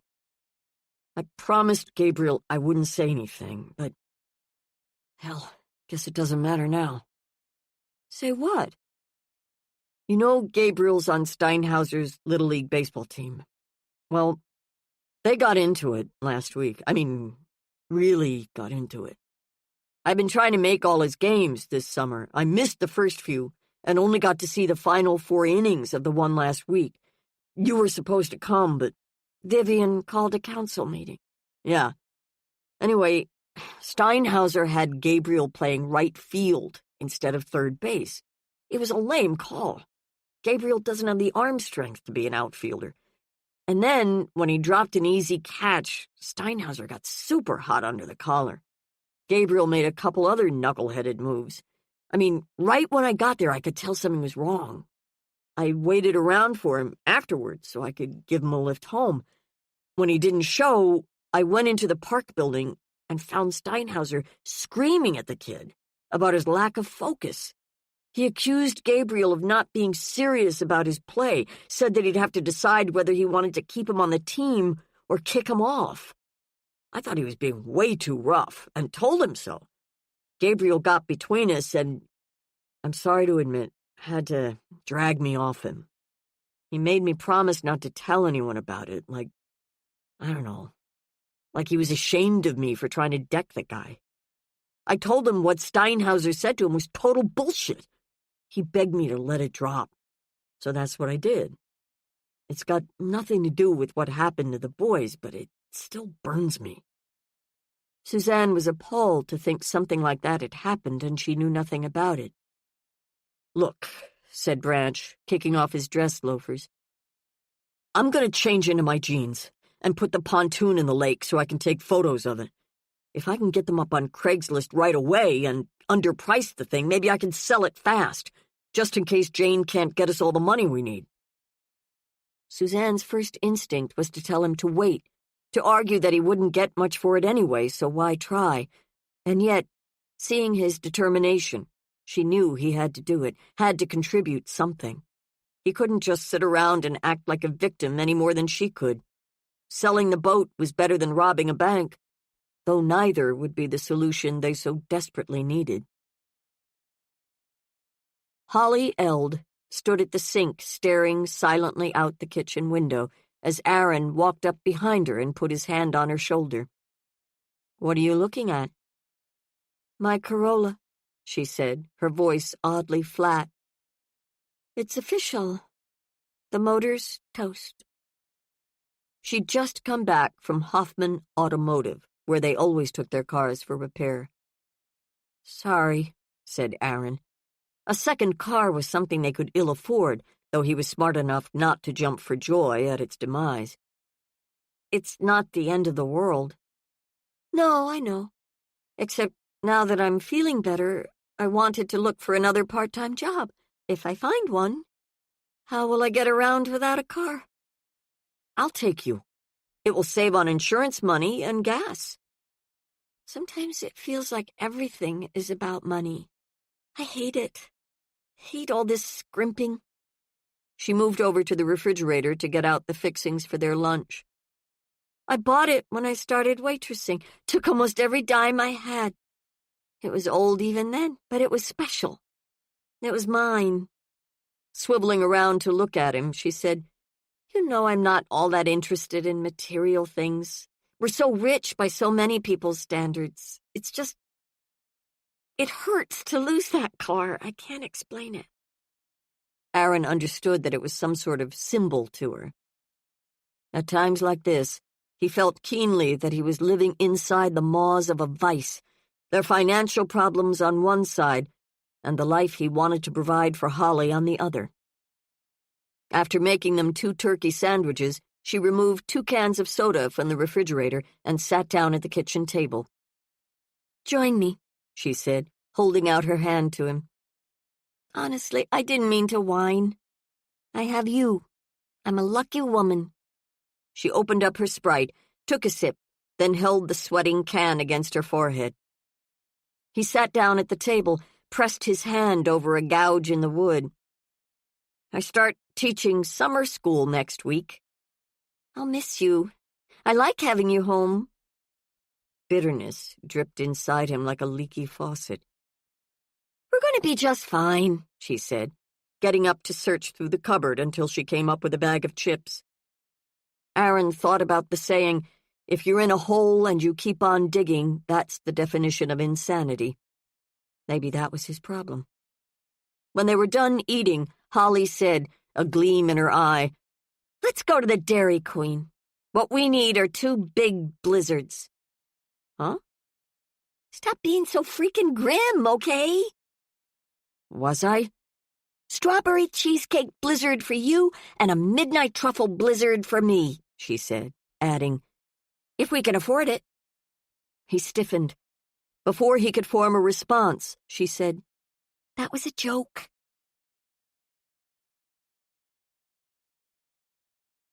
Chapter 14. After striking out with Julia and kicking herself for wasting precious time, Jane sat in her car and phoned Cordelia. She needed to wheedle information out of her without appearing to do so. "Hey, where are you?" she asked when Cordelia finally picked up. "Hats and I are crossing the street to my architect's office. I was hoping they could come over to the theater, but they want me at their place so they could show me the model they built." "For what?" "I've decided to turn part of the first floor into a small 75-seat experimental stage. Octavia wanted to rent it out to a retail store, but I nixed that. We've already got a coffee shop going in and a New York-style deli. That pretty much covers my periodic espresso crises and my lunch debates." "Is Octavia meeting with you and Hattie at the architect's office?" "Nah, as usual, she has more important fish to fry. She's over at the theater as we speak. They're putting the finishing touches on our office today." "I thought she was moving into the broom closet." "Very occasionally, I may exaggerate. She said she has to be there to make sure everything is perfection itself. What are you up to?" "Still working with Andrew and Eric. I have to say, I'm having a hard time letting Hattie out of my sight." "I don't suppose you've got $100,000 lying around that you'd like to donate to a good cause?" "They received a ransom note?" she cried. "When do you need the money by?" "The end of business today. I'm going to call my dad, see what he can do." Jane had no intention of calling her father. He'd been having his own financial problems, and she wasn't about to burden him with something else to worry about. "Good idea, Janie. Wish I could help. I might be able to put together part of the cash, but it would take way longer than that." "I'll figure it out. You call if you need me. Cordelia Thorne may not provide drive-through financial services, but she has many other fine qualities. I'm taking Hattie for a haircut when we're done here, and then I'll be back at the theater." "I'll be in touch." Jane rang off, delighted that she'd been able to find the information she'd been looking for without tipping her hand. After a short drive downtown, she parked in the lot behind the theater and took the elevator up to the 2nd floor. She found a workman in the hallway and asked him where Octavia's office was located. Trying to settle herself, to mute the festering in her stomach, she approached the door. If Octavia said no, Jane had nowhere else to turn. The lives of 2 children were riding on this conversation. She had to get it right. Knocking on the open door, Jane scanned the room. Seeing Octavia's blonde head pop out of the door in the back, she plastered on a quick smile. "Jane! Hi! Come in and see my new digs." She stepped across the threshold, breathing in the smell of new carpet, new furniture, and fresh paint. Unlike Cordelia's office, which was being decorated in Gilded Age elegance straight out of an Edith Wharton novel, Octavia's was sleek and modern. Neither sister was a minimalist, although they treated their grandeur requirements in different ways. "Do you have a minute to talk?" asked Jane. Why so serious? She smirked. Love that line. Don't get a chance to use it as often as I'd like. Jane nodded to a couple of metal chairs that looked like modern art exhibits. Let's sit. You really are in a black mood. Can I offer you anything? A brandy? A coffee?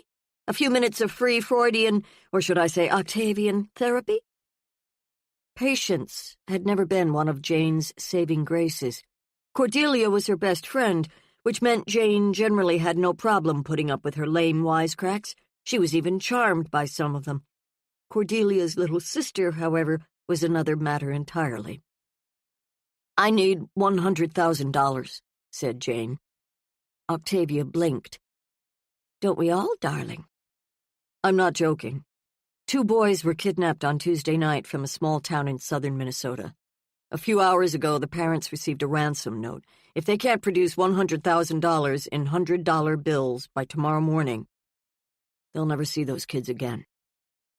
And this is my problem. Why? Because I'm making it your problem. Her finely plucked eyebrows arched. Look, Octavia, you're the only person I know who could give me that money and never even miss it. She digested that a moment, rearranging herself in the chair, brushing her fingertips across her short, razor-cut bangs.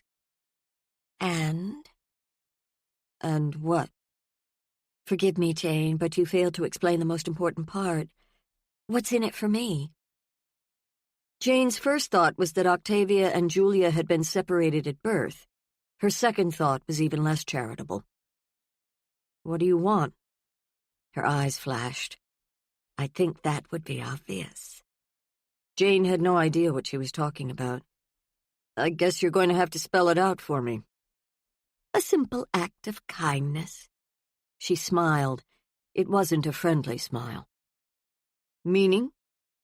Cordelia and I put you on the board of this theater, a 10% voting share. We did it for a reason, one you're quite aware of. If the 2 of us come to an impasse over an issue, you would be the tiebreaker. She held Jane's eyes. I'll give you the money gladly. I'm always interested in helping a good cause. In return, the next time I need it, you will agree to cast your vote with me. Jane felt like she was in a foxhole watching a grenade drop next to her feet. You'll give me the money if I agreed to betray my best friend. I wouldn't put it in such Faustian terms. I'm merely asking for a favor. What if I give you the money back? That way you're not out a penny. Ah, there's the rub. For that to happen, you'd need me to give it to you in the first place. My offer stands. If you manage to retrieve the cash, consider it yours. Give it to your favorite charity. Take a trip to Tahiti. Frankly, Jane, I'd happily pay you for your vote, but you wouldn't take it. Jane couldn't help herself. You suck, Octavia. You really, really suck. She laughed. Sticks and stones. 2 boys' lives trumped just about anything Jane could think of, even her loyalty to Cordelia. She didn't see that she had a choice. Do we have a deal? Looking away, Jane said, We do. Wonderful, said Octavia. I'll call my banker. You'll have the money by this afternoon. I'll give you a call when it's ready for you to pick up. This feels good, Jane. Friends helping friends. I hope we can find a way to do it more often. Walking down the hall to her new office, praying that Nolan was 100 miles away, Jane unlocked the door and then ducked inside, feeling like a gallon bucket of movie slime had been dumped all over her. How was it possible that she knew so many narcissists? They were falling out of trees, clogging the rivers and streams, eating up the ozone layer. They seemed like the 21st century's equivalent of the living dead, except that they smiled a lot, and instead of finding their way through the world with their arms outstretched, they used sarcasm to navigate, bouncing it off the foreheads of unsuspecting humanoids like a bat wielding its sonar. Easing down on the couch in the waiting room, Jane took out her cell phone and punched in Andrew's number. She reached his voicemail. I've got it, she said. I'll be down later in the day with the cash. Stay strong, okay? We'll do everything in our power to get those boys back. That finished She typed a text message to her niece, Mia, the one who'd been abducted 2 years ago. Jane needed to see her, to spend some time with her. "Hey," she texted, "let's get together. Horseback riding? Lunch? New art exhibit at Walker? You name it. Hugs and love, Jay." Mia was deaf. Their preferred method of communication these days was email or texts. It had been over a month since Jane had seen her. Much too long. Finally, searching the extensive contact list on her iPhone, she located the other number she needed. A few minutes later, as she was about to say goodbye, the door opened and Nolan wheeled himself in. He nodded to her as he rolled into his office. Stuffing the phone back into her pocket, Jane stood at his door and watched him remove a briefcase from his lap. Underneath were the 2 local papers. He set those on the desktop and then turned to open the blinds. "Afternoon," he said, a bit too casually. "How'd you get here?" she asked. "Cab." "Want some coffee?" She'd smelled some brewing in the break room. "I could be persuaded." He looked good, dressed more comfortably today in jeans and a red polo shirt. His forehead was beaded with sweat, which he patted off with a white handkerchief. Jane ran down the hall and came back carrying 2 mugs. "Cream, 2 sugars," she said, setting his down in front of him. Pulling up a chair, she continued, "So, how do you like this place?" He took a sip before responding. "It'll do." "Oh, come on. You can only push these miserly comments so far before it seems like a pose." He laughed. "Okay, you got me. I like it. In fact, I more than like it." She was relieved by the declaration. "So, what have you been up to?" he asked, glancing through one of the newspapers. "I've got a case." "Want to talk about it?" Actually, she did, though she didn't want to go into detail. "What do you do when a client wants to act in a way that might be against his best interests?" She was having second thoughts about not letting the local police know about the ransom note. "Try to talk them out of it." "Yes, but what if you're not sure what the right move is? I mean, maybe they made the right call. I can't act against their wishes, can I? They've confided in me. I have proprietary information that I'm obligated to keep private." "Like a therapist and a patient. Sure, I look at it that way too. Thing is, you can't let them walk into a situation that's way over their heads. That's what you're there for." "What if it's over my head?" "What kind of case?" "Involves a couple of kids. They're missing." "And?" "They received a ransom note." He hesitated a moment. "They don't want to go to the police because they were threatened, told they'd never see the kids again if they called the cops. Listen to me, Jane. Everyone's out of his depth on a case like that. The outcome rides on too many details you can't control. But if it were you, you'd try to convince the family to talk to the police." He stretched his arms high over his head. "Believe it or not, I've never worked an abduction. I know a few cops who have. One made a total mess of it. Hurts even to think about it. Another one did everything right, and the little girl was never seen again. To answer your question, yes, I always think it's best to go to the police." "Even in a small town? Even when they don't know what they're doing?" "Was an Amber Alert issued?" Everyone thought the boys had run away because one of them had tried it before. The thing is, the cop in charge never even looked at the boys' bedrooms. "Not smart. I'll bet you did." "Only one, so far." "You find anything?" "Maybe. I'm not sure because I haven't had time to pursue it." Leaning into the desk, Nolan made a bridge of his fingers. "It's the parents' call. That being said, let me give you a piece of advice. First, do they have the money?" She nodded. "How much?" 100,000. He winced. "Okay, listen carefully. Up until now, the kidnappers held all the cards. As soon as he knows you have the cash, he begins to have a dog in the fight. He could feel that money in his hand, taste it, smell it. You could say he wants that money almost as much as you want those kids back home. So work with that. You hear what I'm saying?" I think so.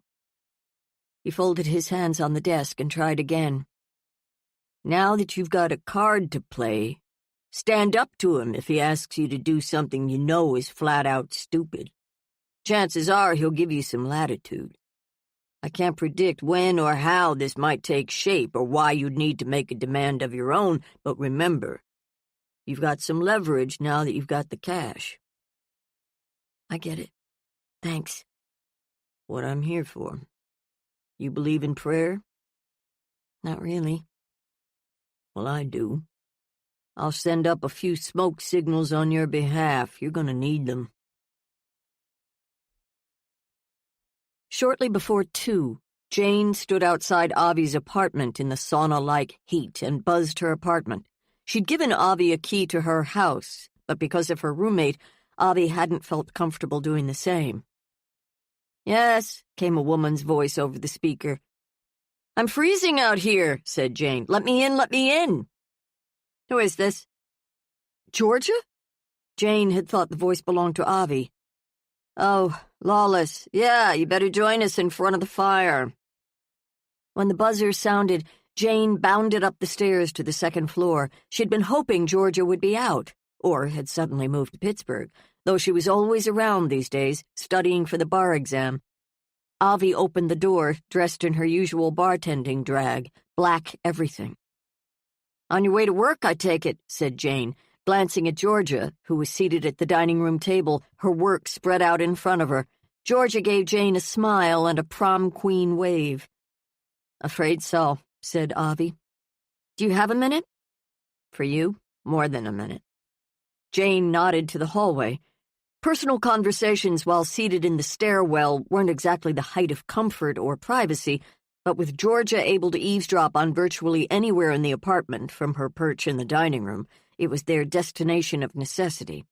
As always, Jane's first impulse was to grouse about Georgia.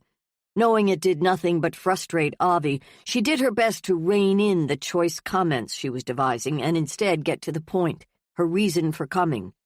First, she gave Avi a long, slow kiss.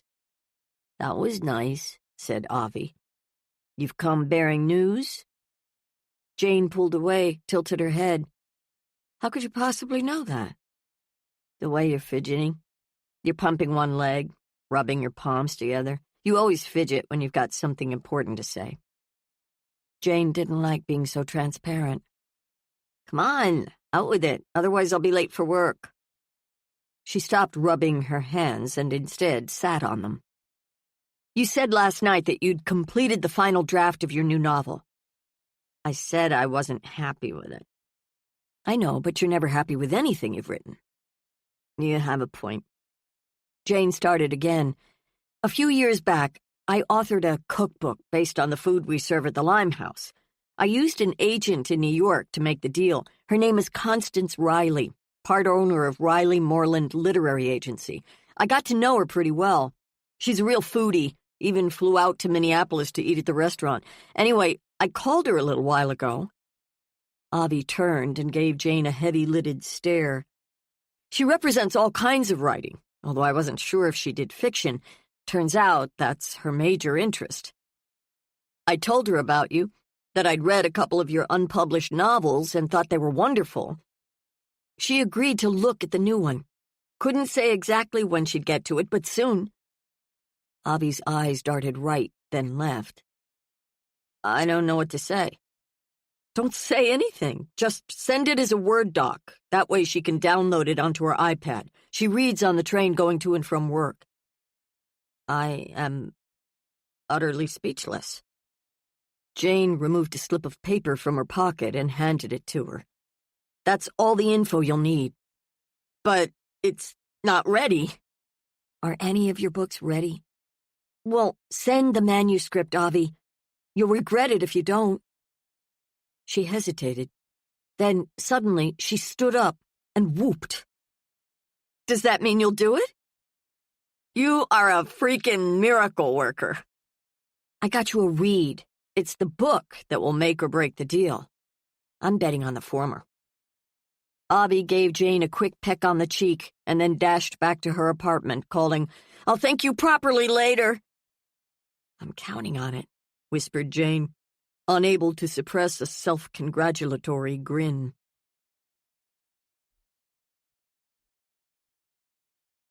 Chapter 15.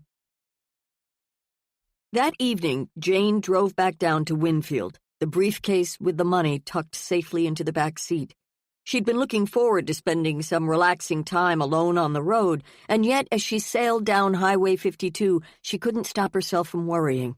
About the boys, about Eric and Andrew, about Avi, and about the urge she felt to spend time with her niece, Mia. She knew worrying was a pointless exercise. It made you feel as if you were doing something, when in reality you were doing nothing. Getting together with Mia would be the fix, especially if she wanted to drive out to Henderson Stables. Jane loved riding, as did Mia. On one of their first trips, Jane had invited Cordelia and Hattie to come along. Cordelia, alas, had nixed the idea before Hattie even learned of it, mainly because she'd already done the horse thing with one particularly outdoorsy girlfriend and had needed a full week at a private spa to recover. When Jane came through the door and into the front room of the farmhouse an hour later, she saw immediately that she'd walked in on the aftermath of a fight. Eric was in the kitchen with his sister, heads together at the kitchen table, while Andrew had taken refuge in the living room, talking, or rather not talking, to Branch. Jane set the briefcase down next to a rocking chair. Branch glanced up at her with helpless eyes. "We all okay?" she asked, shifting her gaze from Andrew to Branch and then back again to Andrew. "He blames me for everything," said Andrew, his voice still raw with emotion. "I mean, does he think I wanted this to happen? He's the one who kicked me out. All I'm trying to do is dig us out of the mess, but he never gives me credit for anything I do." "That's not true," shouted Eric, charging out of the kitchen, his face red with outrage. "It's like you've forgotten how to listen. I'm not saying that at all." Jane hardly felt comfortable inserting herself into their problems, and yet, if they ever needed to be on the same page, it was now. Before she could come up with a way to nudge them toward détente, Cordelia, wearing a bright yellow and red striped sundress, sort of an homage to a beach umbrella, sailed into the room carrying several long, covered aluminum trays. The pungent smell of garlic and lemon wafted into the negatively charged air. "There are more goodies in my car," she said to Andrew, motioning with her eyes for him to go get them. "Cordelia?" said Eric, his mouth dropping in surprise. "What are you doing here?" "Bringing sustenance to the downtrodden," she said, swooping into the dining room and setting the trays down on the table. "You wouldn't think Greek food could weigh so much." "Dinner?" said Jane, as surprised as everyone else by her friend's sudden appearance. Somehow Cordelia had managed to perform a minor miracle. She'd broken the tension in the room. "Moussaka, gyros, pita, hummus, souvlaki, tzatziki, spanakopita. Am I missing anything?" Suzanne came out of the kitchen, her thin fingers curled around a sweating glass of iced tea. As background noise, the window air conditioners wheezed out semi-cooled, though far from dehumidified, air. "I have to say that really does smell good," said Eric, a shock of blonde hair falling across his eyes. "Maybe if we eat something, we'll all feel better," offered Branch. He squeezed out a weak smile, trying his best to interject a positive note into the conversation, such as it was. "You brought the money?" asked Eric. Jane nodded to the briefcase. "Terrific," said Cordelia. "I was beginning to wonder if your father could come up with that on such short notice." Jane tried to swallow her sense of betrayal with little success. "Yeah," was all she managed to say. "Maybe someone should get Truman," said Eric, prying back the heavy aluminum cover on one of the trays. His enthusiasm to include his uncle wasn't overwhelming. "I'll go," said Jane. She grabbed a pita wedge and dipped it into the hummus. The food was more than welcome, as was Cordelia. Striding across the backyard, she stopped in front of the old RV and rapped on the door. When nobody answered, she knocked again. Twice. Figuring she'd done her bit to include him, She crossed around to the other side of the trailer, more out of curiosity than anything else. She stood on tiptoes and tried to see in a window, but found she wasn't tall enough. As she was about to leave, a worn section of grass, one that led into the woods, caught her attention. Since she didn't exactly want to head back right away, and curious where the path led, she followed it through a section of low brush into the woods. About 30 yards in, she came to a clearing. Hearing twigs snap behind her, she turned to find Cordelia, pushing her way past a large pine bough while waving a swarm of gnats away from her face. "Lord in heaven, what have you found now?" she said, slapping her arm and flicking off a dead mosquito. "What's that? Some sort of Native American ritual thingy?" Deep in the shadows at the edge of a slope was a grouping of animal carcasses. "Yuck" was the first word that leaped to mind. "I wonder if Truman set that up," said Jane. "Heavens, have you met this Truman person?" "Can't say it was a pleasure." Like the photos Jack had taken, the assembled critters were numerous and diverse. What Jack hadn't shown in his snapshots was the way they were positioned in a circle. The spectacle, for want of a better term, was not only startling, but disturbing. Most of the carcasses were in various stages of decomposition. "Roadkill?" asked Jane. They both stood for a moment and gaped. "Not all of them," replied Cordelia, lifting an eyebrow and nodding to the head of a bear placed directly in the center of the circle. "If I'm not mistaken, that's a bullet hole. Is this Truman person some sort of sadist?" It was as good a guess as any. "How come you followed me out here?" "Because I wanted to know if you planned to spend the night in Winfield." "I think so," said Jane. "I'll join you." "Really? Then we should call the motor inn in town, get ourselves a room." "Already done." Moving backward a couple of steps, she said, "You need me, Janie. You may be the one with a PI license, but I've always been the intuitive genius behind your brawn. And besides, I want to help. I need to. What if something ever happened to Hattie? Just the idea." "May I repeat? Nothing's going to happen to Hattie." "No, of course you're right, but, I mean—" "I get it," said Jane. "You don't have to explain." As they made their way back to the RV, Truman roared up on a motorcycle. Strapped to the back by bungee cords were several long cardboard cylinders. Removing his helmet, he set the kickstand and then swung his leg free. "Hey," he said, trying but failing to look nonchalant. "What's up? Why all the cars in the drive?" "Why all the animal bones and carcasses in the woods?" asked Jane.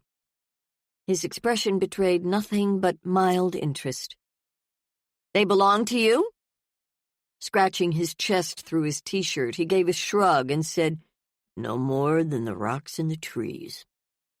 "Did you arrange them?" "I'd say that's a need-to-know kind of thing, and you don't." "What do you do with them?" asked Cordelia. "If I wasn't clear enough the first time, let me try again. None of your goddamn business. Now your turn. Why all the cars in the drive?" Jane wanted to simply walk away, but her instinct told her to keep it civil. "We came out to invite you to dinner. Cordelia brought some Greek food." "That right," he said, brushing off his pants. "Cordelia who?" "Thorne," she said. He looked her up and down. She looked him up and down. Neither seemed to come to any conclusion. Switching his attention back to Jane, Truman said, "Did you get the money?" "Money?" "For the ransom." "It's been handled." $100,000? You must be a real fat cat." "I must be." "Well, anything to get those boys back, right?" "You coming up to the house?" asked Cordelia. "Think I just might do that, Cornelia." "Cordelia." Jane had the sense that he'd mispronounced her name on purpose. Nodding to her dress, he said, "Spanish flag, right? Formula One Grand Prix." He grunted. She matched his grunt and upped it one louder. On their way back to the house, with Truman striding ahead of them, Jane whispered, "He looked familiar to you?" "You mean his resemblance to Popeye?" Jane hadn't noticed that, but could see it now that it was pointed out. "I don't usually run around with seedy-looking merchant marine types," she whispered back. "Did you see that anchor on his bicep? Talk about a walking cliché." "What about the naked woman on the other arm?" "Well, that one's more understandable." She winked. Jane wasn't sure what Truman was. The bones in the woods suggested, at the very least, a bizarre personality, and at the other extreme, someone who might be dangerous. "He'll probably ask me for a date," said Cordelia, rolling her eyes. Later that night, as Jane stood at the motel room window, Cordelia sat on her bed saying goodnight to Hattie over the phone. It was going on 10, and the temperature was still over 100. Tomorrow was supposed to be another 100-plus day. "Tomorrow," Jane whispered, a heavy sense of unease settling over her. Moving back to her bed, she stretched out, stuffed a pillow behind her head, and picked up a plastic glass half filled with wine, setting it on her stomach. She listened through all the good nights and night-nights and sweet dreams. Cordelia loved that kid like nothing else in her life. All parents understood the primal fear of losing a child. Would the boys be home tomorrow night, safe with their families? Could Jane actually pull it off? "More wine?" asked Cordelia, flipping her phone closed. She picked up the bottle of Pinotage, something she'd brought with her. South African wine was likely not a hot cellar in Winfield. "I'm good," said Jane. "Are we all set for tomorrow?" "Ready as we'll ever be." "You as worried about Eric and Andrew as I am?" "Pretty much." Anyone could see that they were barely holding it together. "What do you make of Suzanne and Branch?" asked Cordelia, stepping over to her suitcase to retrieve her nightie, sleep mask, and bag of assorted creams and potions. "I think they're a better bet to pass the money to the kidnapper than the guys." She hesitated, her gaze roaming the room. "I feel like I'm really out of my depth on this one." "If it's any consolation, I'm scared too." Picking up a photo of Jack and Gabriel off the nightstand, Jane examined the faces. Both boys looked so incredibly young. Jack's brown hair was longish and shaggy. His eyes were dark, deep-set, his smile toothy and full of mischief. Gabriel was bigger, his features more blunt, his sandy hair short, not quite a crew cut, but not far from it. His expression was more direct and serious, lacking Jack's warmth. "Do you remember Jack and Gabriel at the wedding?" "That was pre-Hattie, back when I thought all children were noisy, sticky, and rude." "I know more than a few adults who fit that category," said Jane. "Too true." Cordelia edged around the bed and sailed into the bathroom. "It's my turn to shower. The AC in here isn't exactly up to Ritz-Carlton standards." As the water snapped on, Jane turned off the light above her bed. If she ever needed to be fresh and rested, it was tomorrow morning. Taking one last swallow of wine, she set the glass on the nightstand, then turned on her side, faced the wall, closed her eyes, and waited for the sleep she knew wouldn't come.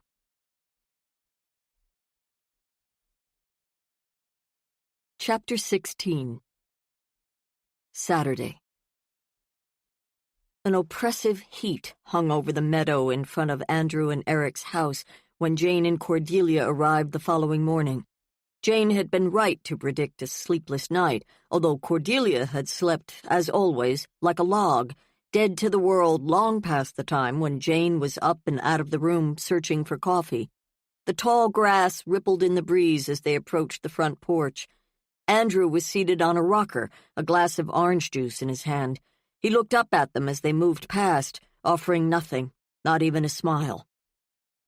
While Cordelia sat down on the couch in the living room to talk to Branch, Jane found Eric and his sister in the kitchen, once again huddled together over the table, talking softly. "Morning," said Jane. The clock on the wall above the stove said it was 9:15, 15 minutes, and the call would come. "Who's got the cell?" she asked. "Andrew has it," said Eric. I think I should be the one to talk. He, of course, disagrees. "Help yourself to some coffee," said Suzanne.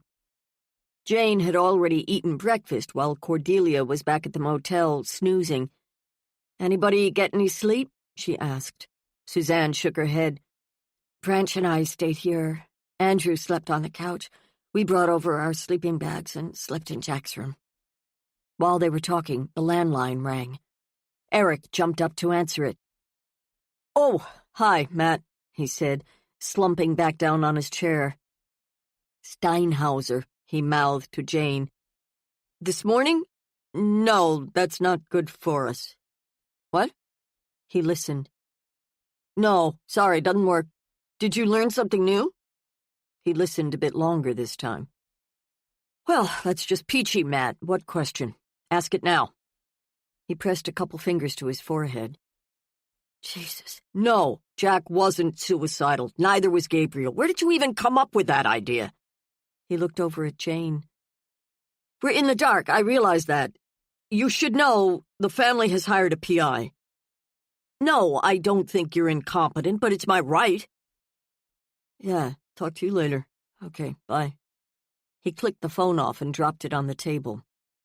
"That guy thinks the boys might have made a suicide pact. And I think I'm the one who always jumps to the most radical conclusion first. I mean, fuck him." Then, realizing he'd sworn in front of his sister, he apologized. "Don't," she said, clearly irritated. "Why do people think they need to protect me from strong language? Do you think I've never heard it before? Do you think it burns my skin or something? That I'm so delicate I can't handle it?" She'd overreacted and seemed to know it. "Sorry, I'm not in the best mood. You asked me, if any situation called for a little swearing, this does." Pouring more coffee into her mug, she said, "Branch and I counted the money last night before we went to bed, just to be on the safe side. It was all there." "This waiting is driving me nuts," said Andrew, coming into the kitchen, followed by Branch and Cordelia. "That would be perfect timing, wouldn't it, if Steinhauser drove over? You're sure he understood you? He's not going to just show up?" "I assume he understands English," said Eric testily. "As long as you were clear," said Andrew, equally testily. "Come on, guys," said Cordelia. "Let's bury the snark for the duration." They all pulled up chairs and sat down.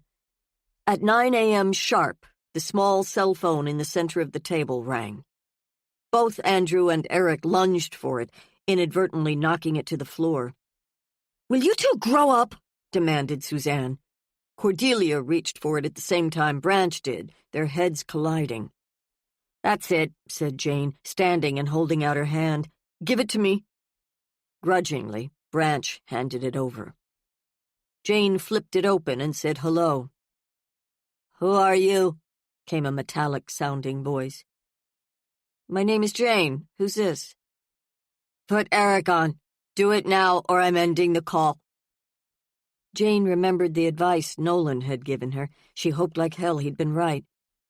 "I've got your money. Since I'm the money lender, you're going to have to work with me." "No police." I told him that. "I'm not a cop. I'm a friend of the family. I own a restaurant up in the Twin Cities. The family doesn't have that kind of money, which is why they called me. Tell me how you want this to work." The caller didn't respond. Then, 100,000 in $100 bills. Exactly what you asked for. I will only talk to Eric, Suzanne, or Andrew. "No," said Jane. Her voice was firm, even though her heart was hammering. "You want the money, you talk to me. I have the boys. You do what I say." "I'm happy to do what you say," said Jane, trying to be conciliatory without giving away any ground. "Where should we meet you?" "We? What the hell are you trying to pull?" "My co-owner is with me. We're not cops. We have no guns, no weapons of any kind. We're simply conduits. We have the money, which we're not letting out of our sight until we give it to you. $100,000, she repeated. If you don't want it, that's your call. The comment was met with silence. Then, I don't like this. It's not what I asked for in the note. You asked for $100,000 in $100 bills. I have it. It's all yours. It's in a briefcase right next to my feet. I'm willing to give it to you in exchange for the boys. A simple transaction. But if you want it, you have to deal with me and my partner. You have my word. We don't want any violence. We just want to make the exchange and bring Jack and Gabriel home safely. More silence. Jane bit the inside of her lip, looked down, looked up, looked out the window. I'll call you back, came the metallic voice. The line disconnected. What happened? Demanded Suzanne.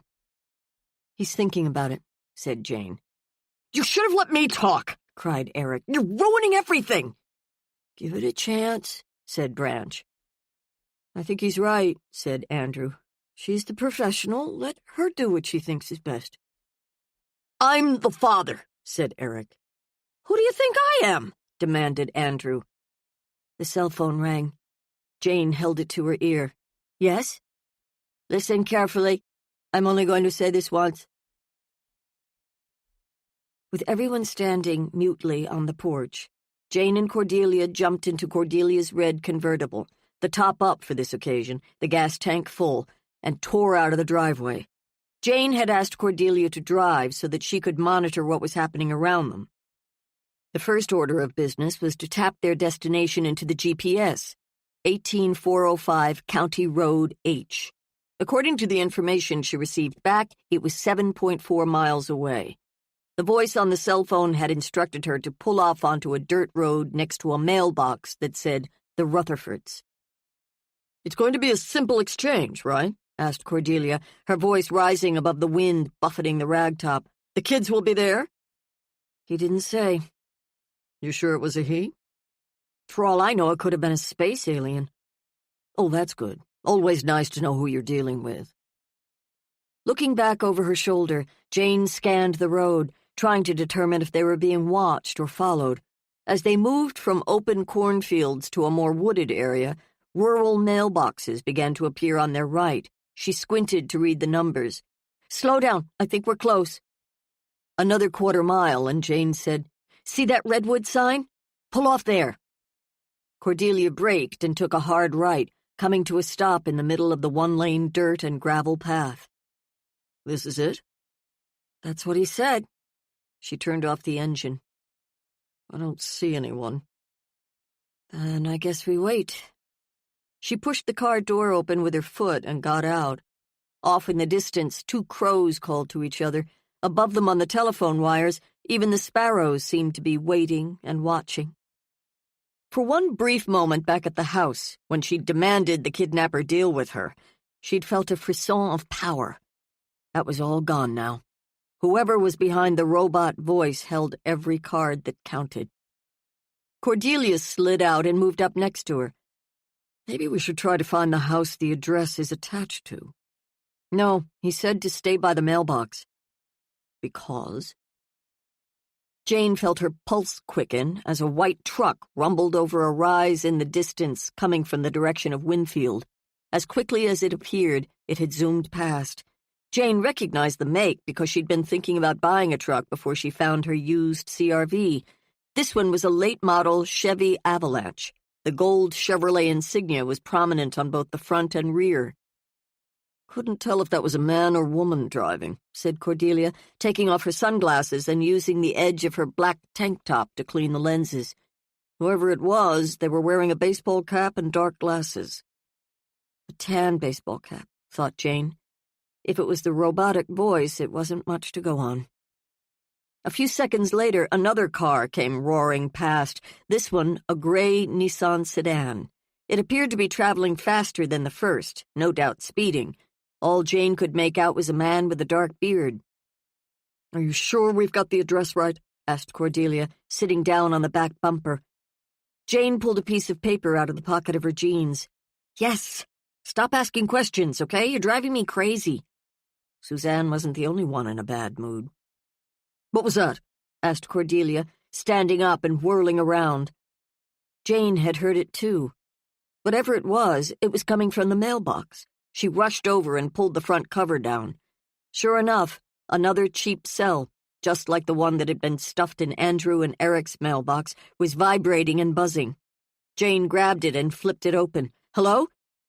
"So far, so good," came the metallic voice. "Where are you? Where are the boys?" "You got a pen and a piece of paper? I want you to write this down." Jane pulled out the small notebook she always kept with her. "Okay."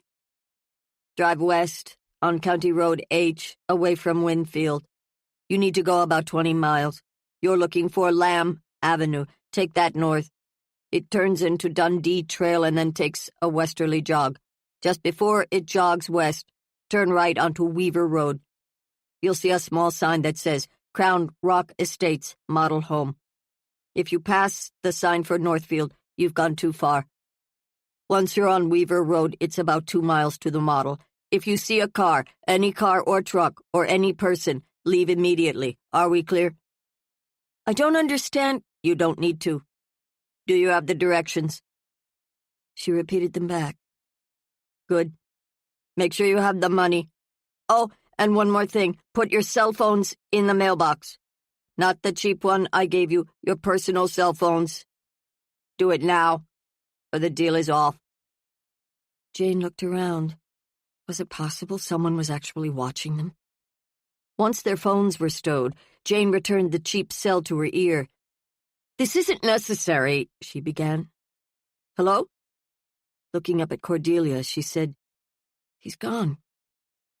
Half an hour later, after getting stuck behind a slow-moving tractor, Jane spied the sign for Weaver Road. "There," she said, touching Cordelia's arm and pointing. Cordelia eased her car onto the newly laid asphalt. Pressing the pedal almost to the floor, she sped for the model home in the distance. Clusters of trees dotted the flat landscape. It felt like the middle of nowhere. Jane wondered how many model homes had been sold. "No cars around," she said, twisting in every direction. Without realizing it, she'd been holding her breath. Cordelia blasted past a bunch of excavating machinery and pulled into the circular drive in front of a new 2-story house. "I don't see anyone." Jane did a quick visual sweep of the property. Everything seemed quiet.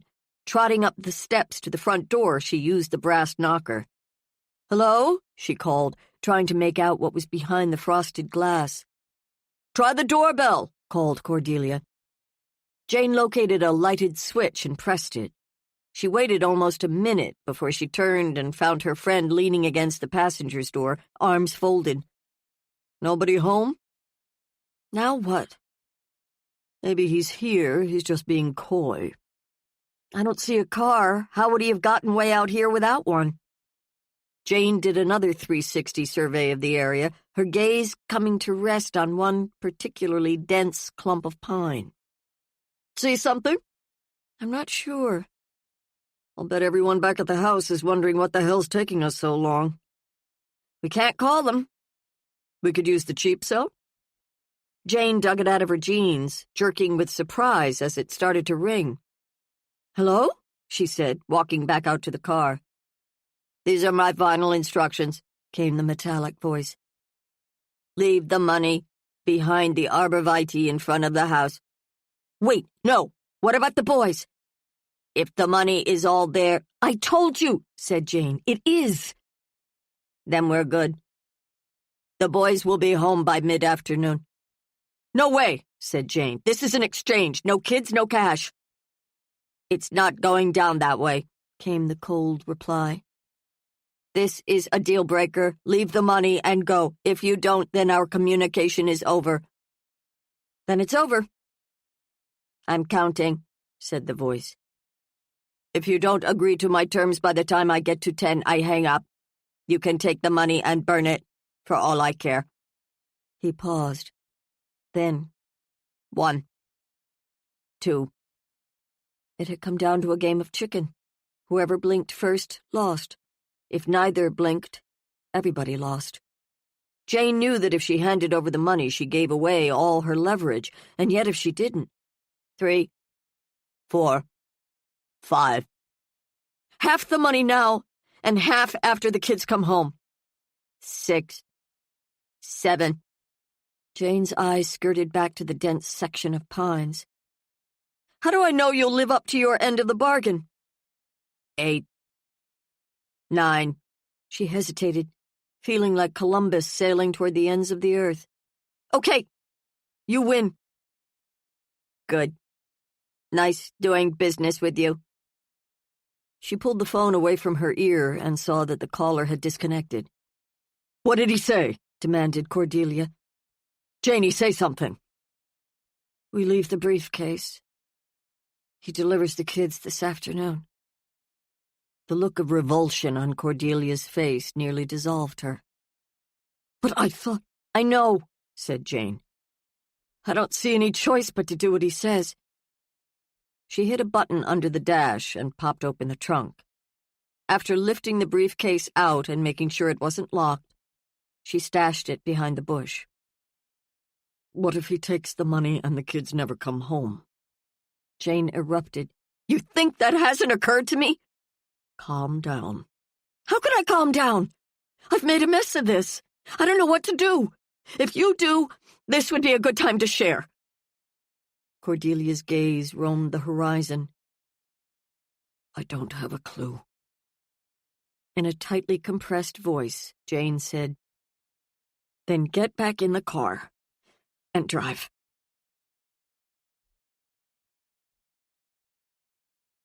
Chapter 17. It's 6, announced Suzanne, holding up her arm and tapping her watch. Officially evening. I'd say that ends our hope that the boys would be back this afternoon. They'd all gathered to wait it out on the porch. The atmosphere had seemed hopeful at first. The money had been paid. It was only a matter of time. Yet as the minutes ticked by, with no word from the kidnapper, no boys racing across the grass and up the front steps into their parents' outstretched arms, anxiety had seized everyone by the throat and talk had pretty much died. Every so often, Eric would leave his chair, enter the house, and return with a fresh pitcher of lemonade. Glasses would be filled. Jane offered encouraging nods and smiles, but it was meaningless, and they all knew it. By late afternoon, even without Suzanne's announcement, Jane's hope had vanished. She drifted off into her own private hell, sitting alone on the front steps. She couldn't bear to look at her friends' faces another minute. She should have handled everything differently, though for the life of her she couldn't figure out what that might have looked like. Nobody had accused her, or said the words they were undoubtedly thinking. They couldn't attack her for complete incompetence because, if nothing else, she'd been the one to come up with the money. Still, the terrible burden of all those unspoken judgments weighed on her. What had she missed? Should she have refused to give the guy the briefcase? There were too many questions and not a good answer in sight. Glancing over at Cordelia, seeing her usually ebullient friend sitting with her arms at her sides, looking helpless and morose, the knife sunk in deeper. We'll be right back after this short message. Looking to burn fat without the hassle of fasting? Check out BioVanish. It's made with premium 9C fats from high-quality coconut extract, and it's here to help you lose weight the easy way. Studies show that 9C molecules can raise your BHB levels more than a strict keto diet, meaning your body finally starts burning fat as fuel. In fact, research from Temple University found that taking 9C fats daily boosts fat burning as much as fasting for 12 hours. So, would you rather skip meals all day or just mix BioVanish into a glass of milk? Ready to start burning fat the simple way? Click the link in the description to get BioVanish now and grab an exclusive discount while you're at it. BioVanish, fuel your fat burn. Now, back to the story. Each time one of the group's many phones rang, as they had all afternoon, Jane jumped, feeling as if she'd touched a bare wall socket. Occasionally, someone phoned with a tip. A boy cited here or there who looked like Gabriel or Jack. 3 calls could legitimately be considered prank or hate calls, dumping vitriol on Andrew or Eric for having the nerve to raise a child. A psychic called from Duluth, saying that the boys' bodies would be found near a quarry. If someone would pay her expenses, she'd drive down to Winfield to help the police with their search. At one point, Branch suggested that they all toss their phones in the garbage. The comment had been met with stony silence. Rising to her feet after Suzanne's announcement, Jane dug in the pocket of her jeans for her keys. "Going somewhere?" asked Andrew. He'd switched his position and was now sitting on the porch floor, his back resting against the love seat. "I'll be back," said Jane. "You want me to come with you?" Cordelia called after her. Jane gave her head a stiff shake as she jumped into the front seat of her CRV. On her way out of the drive, she felt momentarily nauseous. The acid in the lemonade seemed to be eating its way into her stomach. She should have eaten more today. Not that she'd had the time, the opportunity, or the interest. Popping open the glove compartment, she dug out a package of peanuts, ripping open the top with her teeth. She looked both ways on the county road, then turned right, heading toward their first destination.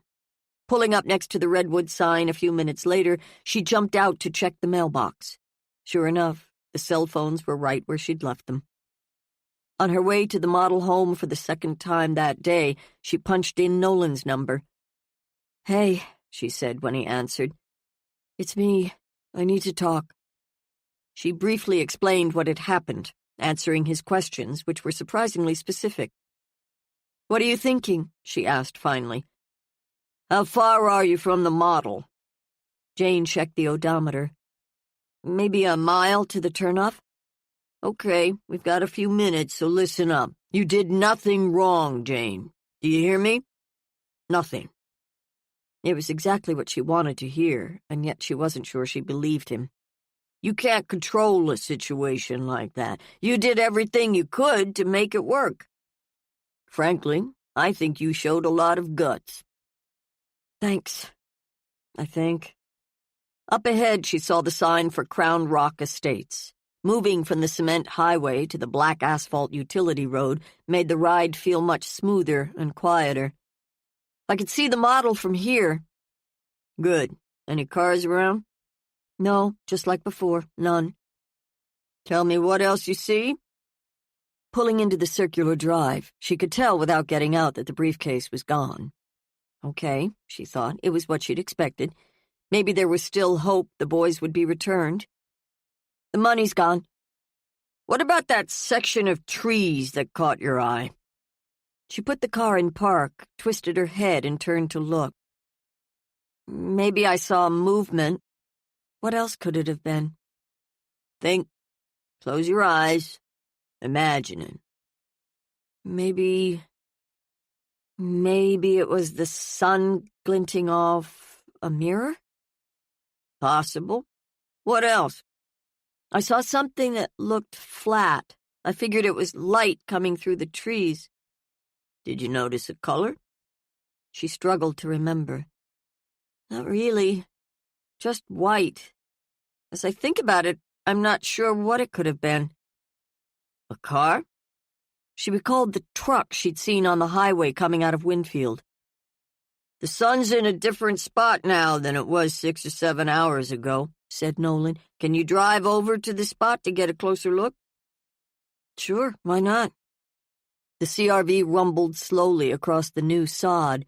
She maneuvered it down an embankment onto some flat, raked dirt, and then headed straight for the small grove a few hundred feet away. Stopping a short distance from the trees, she got out and crossed the final few feet on foot. "Anything strike you?" asked Nolan. She stood and looked at the clearing behind the pines. "Any tire tracks?" Bending down, she said, "Not that I can see. The ground's all covered with pine needles. Wait." Walking back to the edge of the tree line, she saw what she'd failed to see on the way out. She'd been moving too fast and not looking down. "Bingo! Tire tracks in the dirt. Big ones. There was a white Chevy Avalanche on the highway, one that passed us the first time we stopped." "What direction was it headed?" "West, toward the model home." "My guess is that's a kidnapper. Find that truck and you've found the boys. Unless..." "Unless what?" "I'm sure this has already occurred to you. The fact that the kidnapper wouldn't let you talk to the kids. That could be significant." She had wondered about that. "What are you saying?" "Could be a ruse. He doesn't have them. He never did. Or..." "You don't have to spell it out." With signs up all over town, lots of people knew they were missing. But here's the trick. You have to proceed as if he does have them, though you can't discount that fact that he might not. What kind of sick human being would try to make money on someone else's tragedy? Anger heated up inside her. I'm going to find that SOB if it's the last thing I do. Be smart. Work your way through the possibilities. She counted them up. The boys were either abducted or they took off for their own reasons. If the latter, we're back to square one. If the former, then the kidnapper may still return them, or maybe he never planned to. That seemed to be the least favorable outcome. Or he never had them in the first place, and this whole thing was a way to extort money, which means I just gave some SOB $100,000 for nothing. Nolan sighed. Money, or the lack of it, makes people do terrible things. Tell me about it, said Jane, looking up. Instead of the sky, she saw Octavia's face leering back at her.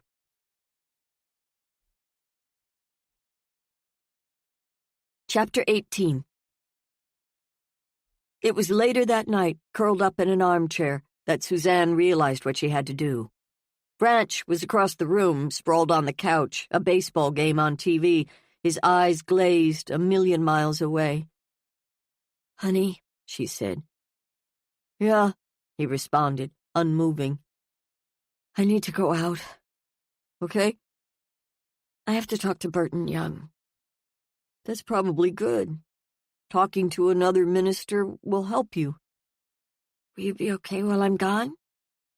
His head dipped. Branch? I keep running it over in my mind, trying to understand what happened. They were fine. Both boys were fine. Last time I talked to them, they were laughing, giggling, just normal. So, I don't believe they ran off. Not for a second. Who took them? What sort of sick, twisted... He pressed his fists against his eyes. Her heart ached for him, for all of them. Maybe I should stay. No, go talk to Burton. Makes sense. I can't stand being cooped up in this house either, he said, repositioning his baseball cap. How long will you be gone? An hour, no more. Let's take a pontoon ride. We've got cell phones, so it's not like we can't be reached. What do you say? Won't get dark for hours. This might be one of the last times I get to ride on that boat. Because? I put it up on Craigslist last night. Will you come? You can meet me at the boat launch at Arbor Lake. Suzanne didn't feel much like it, but she could see by the eagerness in her husband's eyes that it was what he wanted, maybe even needed. Sure. Suzanne called Burton from the kitchen phone, relieved to find him home. She suggested that they meet at Amanda's Pie Shack near his home in Bridger. When she got there, he was seated in one of the booths, a cup of coffee on the cracked Formica tabletop in front of him. He stood as she approached, held out his hands to her. The boys? He asked, his eyebrows arched expectantly. She shook her head.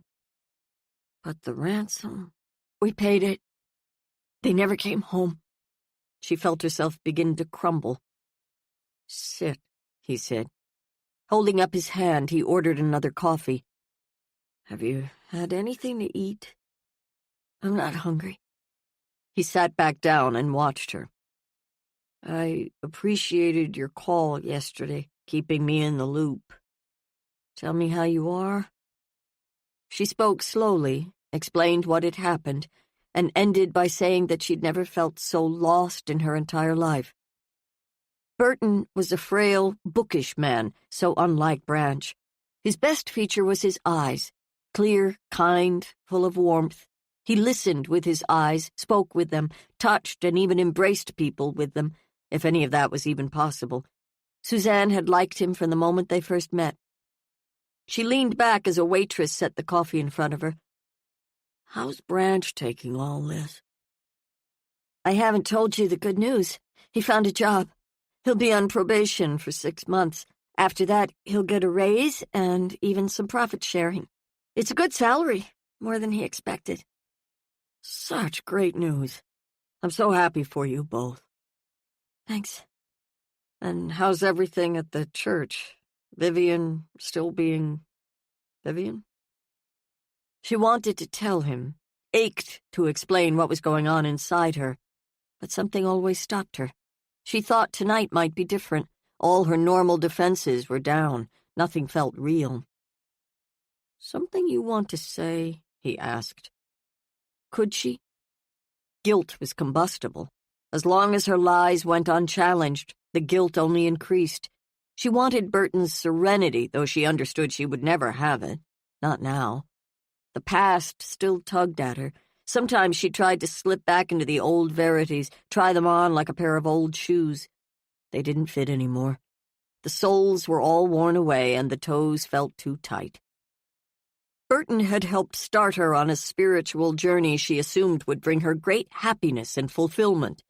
Instead, she'd taken dynamite to that road, blowing away chunks until it had become impassable. She was at a crossroads, a crisis point, one that Burton, for all his kindness and ability to listen, might not be able to understand. She loved him for so many reasons. The idea that her choices would hurt him was almost too much to bear. "What can I do?" asked Burton, his hand reaching across the table for hers. "Talk to God. Tell him to bring the boys back." His eyes were immensely sad.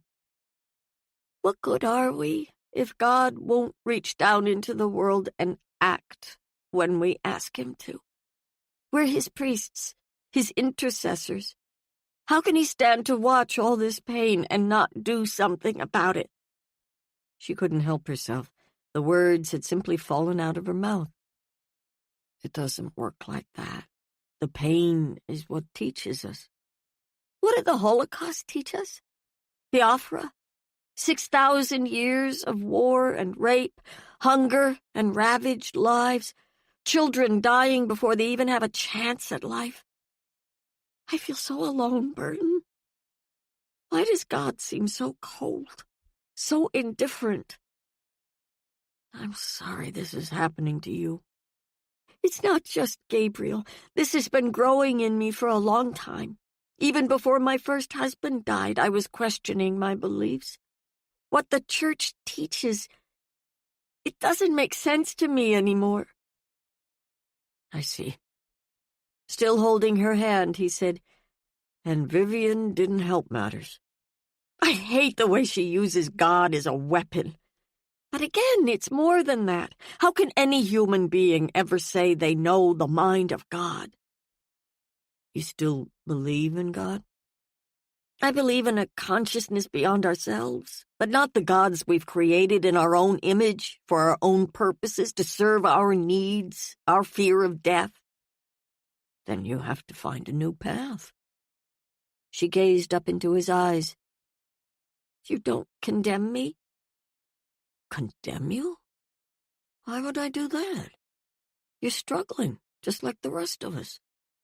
The Christian path works for me. I find great meaning in it. But that's not to say it should be everyone's path. The world is a very big place. We all have a lot to learn. There's room for all of us, Suzanne. Room for different opinions, change, growth. Perhaps even a spirituality that isn't tethered to a specific religion. I don't know. But I learn more every day. That's what I love about life. It's always evolving, always teaching me something. She felt tears of gratitude burn her eyes. I believe that God does act in our lives, does help, said Burton. You believe. You have faith. I do. That's what I've lost, she said. Maybe that seems sad to you. But for me, it's liberating. The only thing is, I'm finding this new direction painfully lonely. What do I do with my life after I leave the church? I'm sure you've thought about it. And I'm also sure you have some ideas. She looked down into her coffee cup. You're going to think I'm crazy. Tell me. I want to get a law degree. Eventually work with people who've been sent to jail for crimes they didn't commit. You'd have to leave Winfield. I've already checked into the University of Minnesota and William Mitchell. Branch could work in Prior Lake. We could even live there. It might be a good thing to get out of here. I mean, how do I tell my family what's going on with me? My congregation? You'll find a way, said Burton. You're sure? I'm sure of one thing. You're a good woman. You'll work it out. Will you help me? He squeezed her hand. In any way I can. Driving down the path to the boat launch a while later, she found Branch hunched on the dock, his hands covering his face, the pontoon tied to a post. Problems? She shouted, getting out of her Prius and approaching the dock on foot. He raised his head. In a tightly compressed voice, he said, When I pulled the canvas cover off, I found something I didn't expect. She moved up behind him, seeing the word Satan, the numbers 666, and several pentagrams scrawled across the pontoon's carpet and seats. Most of the seats had also been slit, foam spilling out onto the deck. Oh, honey, this is awful. That about covers it. Why? Who? Must have happened during the night. I'm thinking it's a curse. Somebody's trying to put a curse on me. Those are powerful satanic symbols. No, they're not. It sometimes amazed her what he believed. She crouched down behind him, put a hand on his shoulder. Shaking it off, he jumped into the water and began to pull the pontoon toward the trailer. Let's go home. This was just some stupid prank. No, Suzanne, it wasn't. It was a message.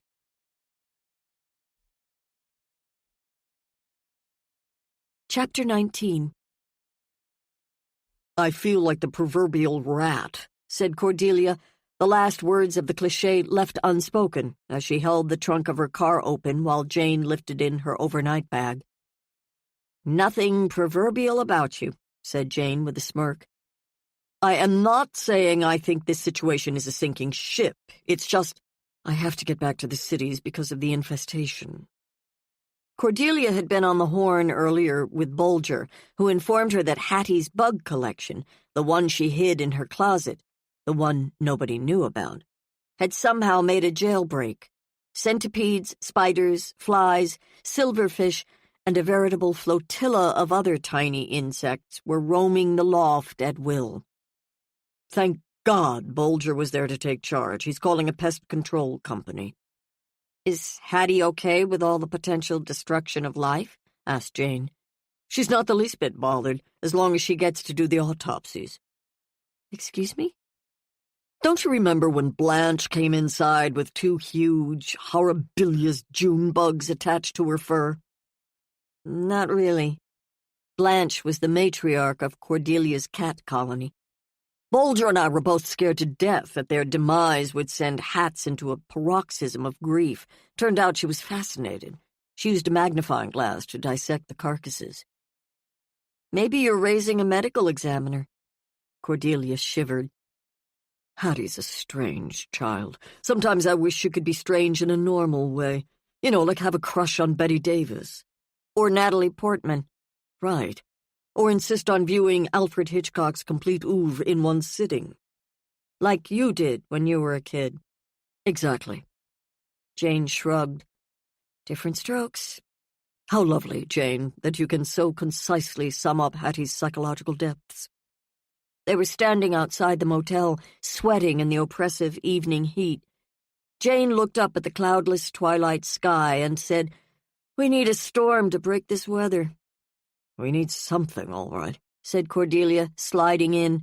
She had a red bandana tied around her head, more as a fashion statement than a sweatband, though it would serve both purposes. She loved to drive with the top down, the wind providing the air conditioning. I wish you luck. Are you going back to the farmhouse tonight? Not unless something happens. Well, be safe. Text me with updates. And don't do anything I wouldn't do, and I wouldn't do anything dangerous. She saluted and then backed the car up and eased out onto the street, waving as she sped away into the night. Feeling at loose ends, Jane decided to walk into town and look for a place to have dinner and a glass of wine. After the day she'd put in, she figured she deserved it. She washed up in the bathroom, then locked the motel room and headed toward Maine. Passing Lindstrom's bar and cafe on her way to the spot where she'd eaten breakfast, she stopped to look in the window. It was just after 9. The cafe was dark, but continuing on a few steps, she found the bar still open, with half a dozen people gathered at a single table, and others sitting alone on stools watching a baseball game on the flat-screen TV over the bar. Curious to see what Eric and his family had built, she stepped into the cool, dimly lit interior. A door along the side wall led into the restaurant. A sign on a rope strung across the doorway said, "Closed." The bartender looked up as Jane approached. He was a middle-aged guy with a shaved head and a tattoo spreading from his shirt collar up the side of his neck. "Help you?" he asked. "Whatever you've got on tap is fine." "Blue Moon, Pabst, or Rolling Rock?" "Give me the Rolling Rock." The group at the table was making so much noise that she turned around, finding a bunch of angry faces. "Something wrong?" she asked, returning her attention to the bartender. "We found out last week that our post office is being closed. It's got a lot of people around here pretty pissed off, me included. Won't be good for business, I can tell you that much." "Sorry to hear it." "Yeah, well, I don't know who makes these decisions, but the ripples are gonna last. Anyway, can I get you anything else?" "You serve food?" He pushed a plastic menu card across to her. She took a quick look, saw the usual bar fare, and ordered a cheeseburger. Checking her phone for messages, she saw that she had a text from Mia. "Jay, hi. All of the above, especially horses. I'm at a cabin on North Shore with Mom, Dad in Atlanta, all home next Sunday. Got braces. Hate them. Excited to see you. Love, M." Jane was relieved to finally hear from her. She would make a firm horseback riding date with Mia when she returned and offer sympathy about the braces. As the bartender pulled her beer, making sure it had a nice creamy cap, Jane made herself more comfortable on the stool. "You new in town?" he asked, setting the glass down in front of her, then pushing over a bowl of popcorn. "Don't think I've seen you in here before." "Just visiting. I'm a friend of Eric Lindstrom's." "Ah, the boss." He nodded and was about to move away when Jane said, "I'm curious, do you know anybody around here who drives a newer model white Chevy Avalanche? 4-door cab?" Leaning his elbows on the battered oak counter, he thought for a few seconds. "No, can't say that I do. How come you're interested?" "One passed me on the highway just outside of town, came so close to my car that it nearly drove me off the road." "Huh. You get a license plate?" "Happened too fast." He shrugged. "Sorry." She ate her burger and watched the game, all the while making mental notes about what she wanted to accomplish tomorrow. She figured she'd give herself the morning to nose around before driving back to Minneapolis. Avi had offered to stay at the house to take care of the dogs while she was away. "Another brew?" asked the bartender as he removed her empty plate. "Just the check. And one other thing. Do you have a Winfield phone directory?" "Sure do," he said, reaching under the bar. "This thing covers Winfield, Short Creek, and Bridger." She thanked him. After he'd walked off with her credit card, she looked up the address of the science teacher she'd met at Eric and Andrew's house, the owlish-looking jogger who carried a pack of cigarettes in his pocket. That, and the fact that he'd found Gabriel's cell phone, made him a person of interest, to use a phrase from the current cop cliché manual. Passing her finger down the row of E's, she finally came to Aaron Eld, 631 Tyler Street. When the bartender returned with her receipt, she asked him for directions. "The bar's on Main. When you get outside, turn right and go 2 blocks. That's Tyler. Make another right, and it should be maybe another 2 or 3 blocks." She thanked him signed the receipt, and gave him a tip he'd remember. She'd never met anyone who worked in a restaurant or bar who didn't tip well. Once she was back out on the street, the heavy heat and even heavier humidity dropped on her like a wool blanket. This was the hottest June in memory. All the way to the Eld house, she alternated thoughts of moving to someplace like Greenland, which was melting fast but had to be cooler than Minnesota, with thoughts of the conversation she hoped to have with Avi later tonight when she got back to the motel. Eld's house was easy to find because a light was on over the front door, which allowed Jane to see the numbers clearly even from across the street. It was a large, 2-story, white-clapboard structure with a white picket fence around the front yard. Very Frank Capra. Since it was after 10, knocking on the front door wasn't an option. Luck, however, appeared to be with her. Eld, wearing dark sweatpants, a sweatband around his head, and a dark T-shirt, had come out the front door. Jane ducked behind a hedge. He looked around for a few seconds, adjusted the earbuds in his ear and the volume on his MP3 player, then took off running. In this heat, a jog, especially after a greasy burger and a beer, was the last thing Jane felt like. Waiting for him to get half a block ahead, she followed on the opposite side of the street, ready to dart behind a tree or a car if he should look behind him. He never did. He ran steadily down Tyler and then up a hill toward the library. 1 block past it, he stopped. Bending over, he put hands on his thighs and breathed heavily. Jane was a periodic runner, thus, even after the dinner she'd packed away, she was nowhere near as winded as he looked. She hid behind a van and watched him pull a pack of cigarettes out of his pocket and light up, clearly strange behavior for a health enthusiast. He leaned against a cement retaining wall for a few minutes, smoking calmly, flicking ash onto the sidewalk, and then tossed the cigarette in the grass and cut across 2 front lawns to the 3rd house on the next block over, where he knocked on the front door. He stood there, adjusting his round, dark-rimmed glasses, looking nervously over each shoulder, until the door was answered.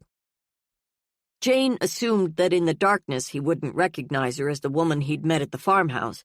She crossed at the intersection and headed down the sidewalk, keeping her pace leisurely. As she came past the house, an attractive woman in a Hawaiian print dress opened the front door. Jane could hear Eld say hi.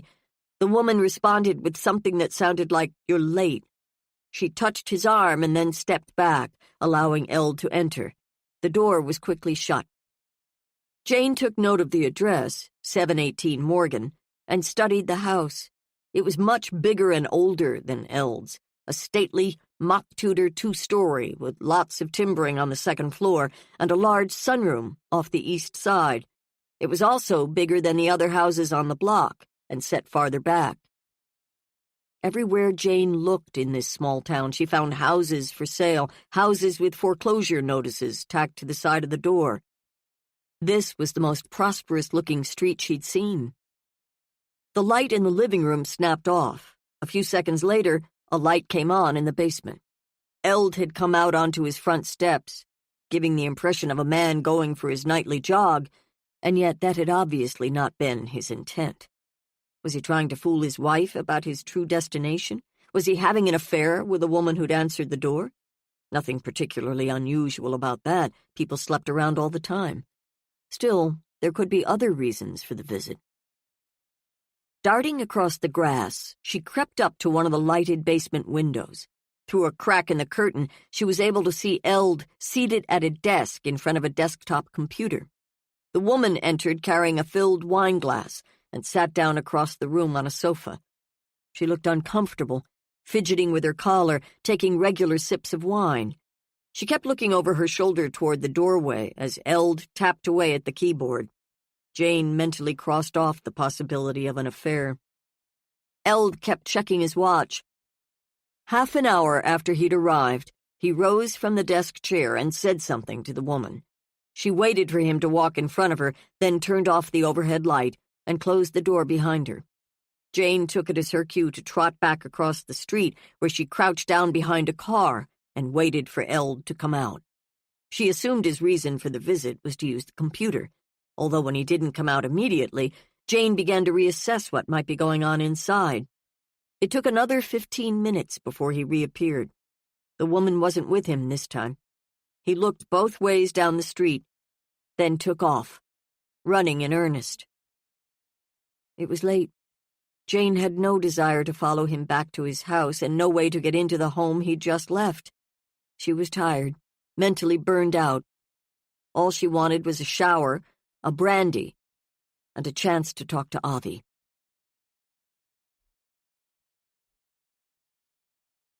Chapter 20. Sunday.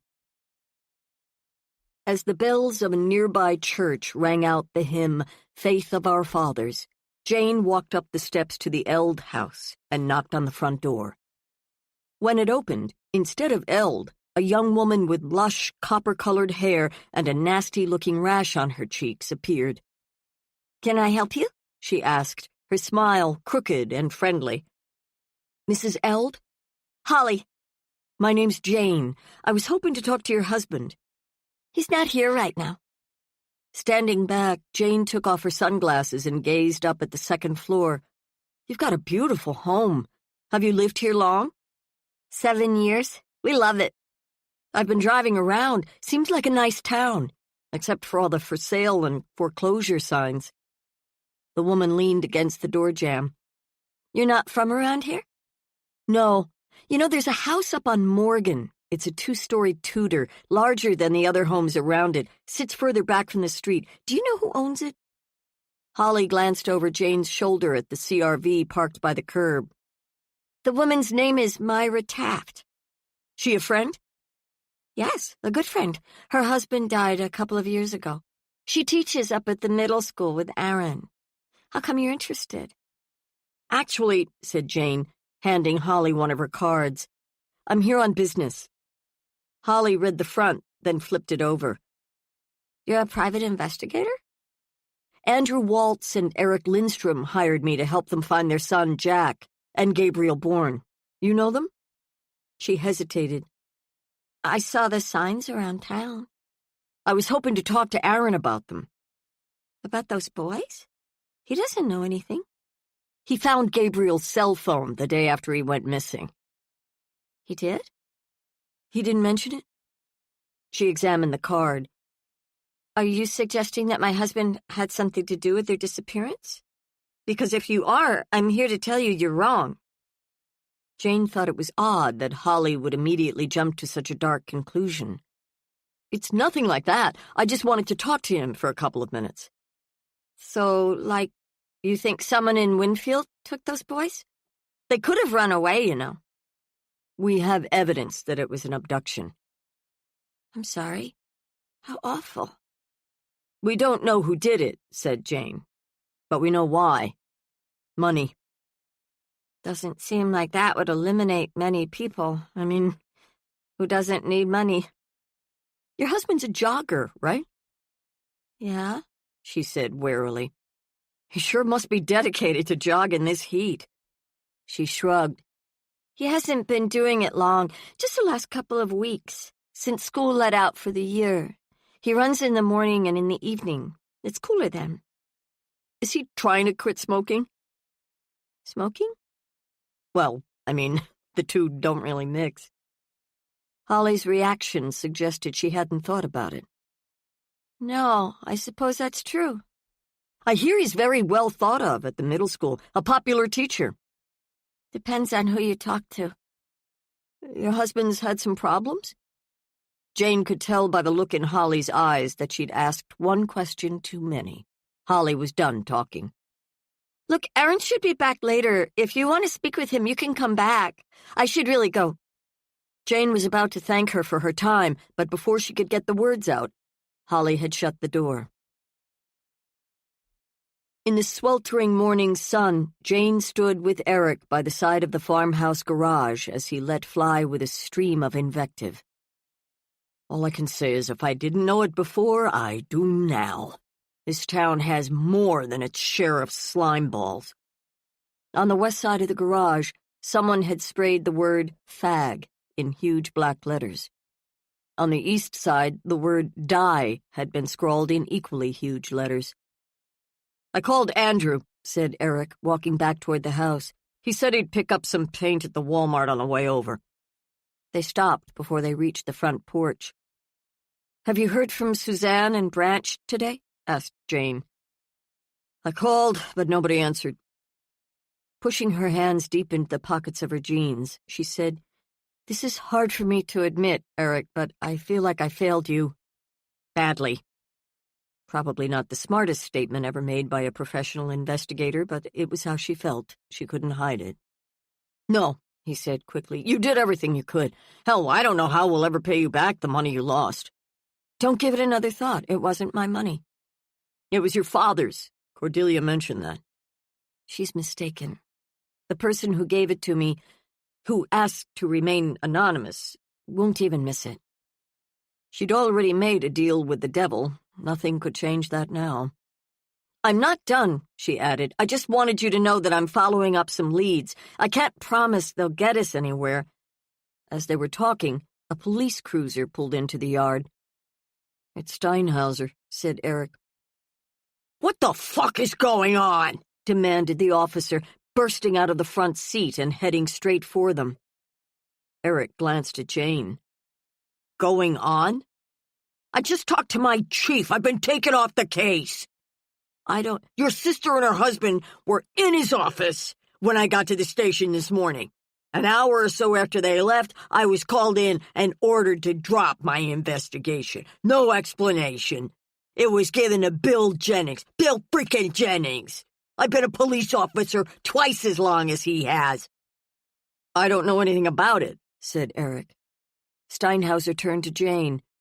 Eric introduced her as a friend of the family, leaving out the fact that she was a PI. Since it was his call, she went with it.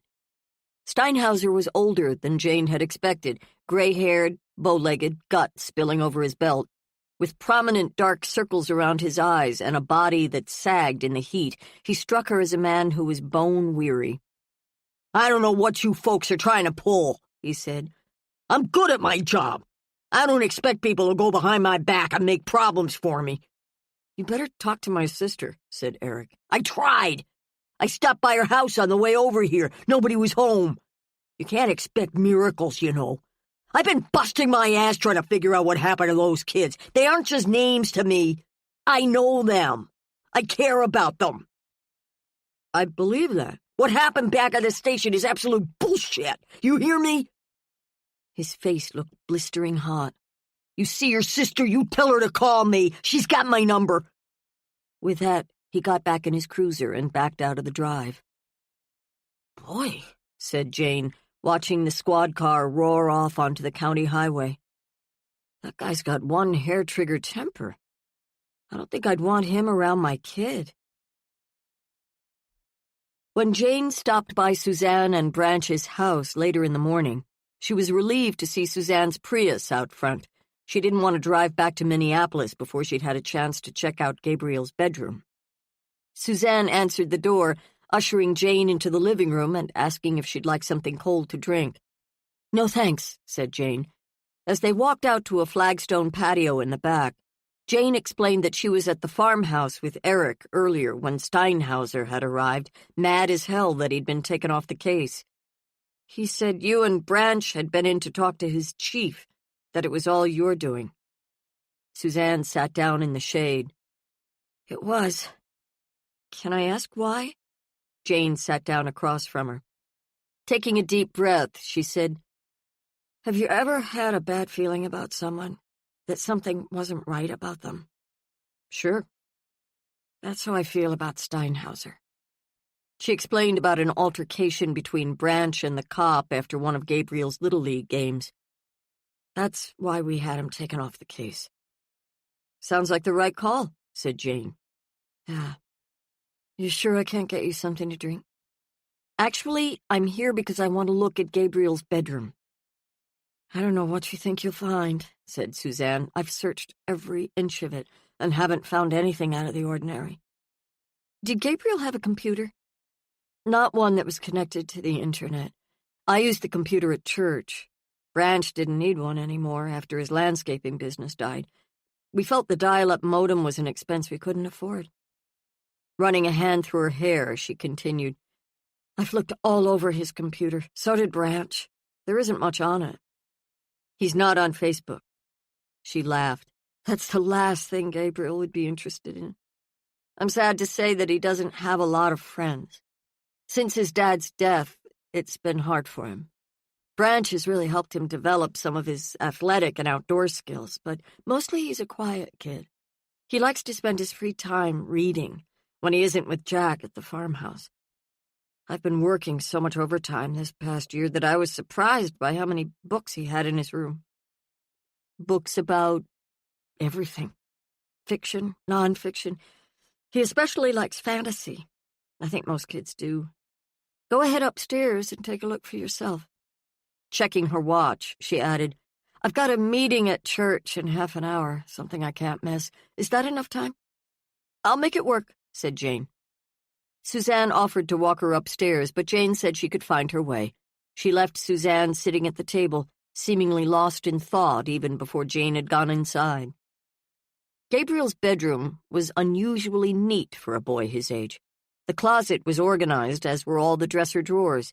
A twin bed with a brightly colored bedspread hugged one wall.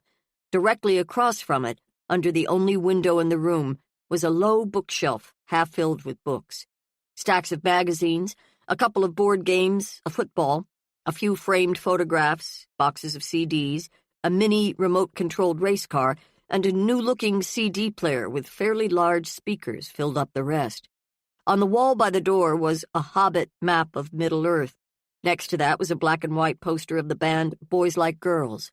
The juxtaposition seemed like an apt assessment of the inner life of a boy Gabriel's age. One spoke loudly of childhood, the other of young male sexual angst. The only part of the room that showed even the slightest disorder was Gabriel's desk. Jane sat down and began to search the desk drawers. She found the usual: pens and pencils, markers, a measuring tape, a road map of Minnesota and one of Wisconsin, a stapler. The bottom drawer had room for file folders, though there were only two. One was filled with school papers, the other with pictures Gabriel had cut out of magazines, mostly pictures of pretty girls, a few of cars, a couple famous athletes. Crouching down by the bookcase, Jane saw that he had a boxed set of J.R.R. Tolkien's works and the complete Harry Potter series. Most of the books looked new.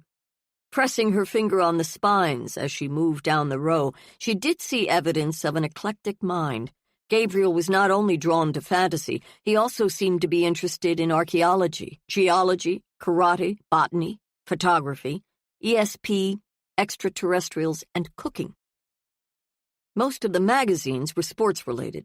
At the bottom of the largest stack, she found a magazine stuffed inside another magazine. Pulling it free, she found a well-thumbed copy of Guns and Ammo inside a copy of Sports Illustrated. She paged through it, seeing large, dark checks next to various rifles. "Jane," came Suzanne's voice from downstairs. "I need to leave in a few minutes. Are you almost done?" Jane took one last look around the room. Then, still holding the gun magazine, she trotted down the stairs. "Did you find anything?" asked Suzanne, her briefcase strap slung over one shoulder, car keys in her hand. "I'm not sure," said Jane. She showed her the magazine. "Is Gabriel interested in guns?" "No," said Suzanne, paging through it and seeing the same checks Jane had. "Branch let him fire a hunting rifle last fall. Maybe that got him interested. It's not something I was particularly comfortable with. I talked to him about it, and to Branch. I wouldn't allow a gun in this house if it weren't for my husband. He keeps everything locked up. I've never had any worries about that. But boys and guns, they don't mix." "What kind of firearms does Branch own?" "A shotgun, a rifle, and a handgun. I can't be more specific because I've never really paid any attention to them. Listen, Jane, if I haven't said this before, let me say it now. I'm so glad you're helping us." Jane dropped the magazine on a table by the stairs. "Maybe you should wait on that until we see what my investigation turns up."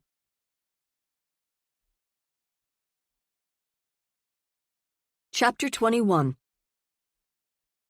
Later that day, as Jane drove up Highway 52 on her way back to Minneapolis, She watched a bank of dark clouds approach the cities from the west.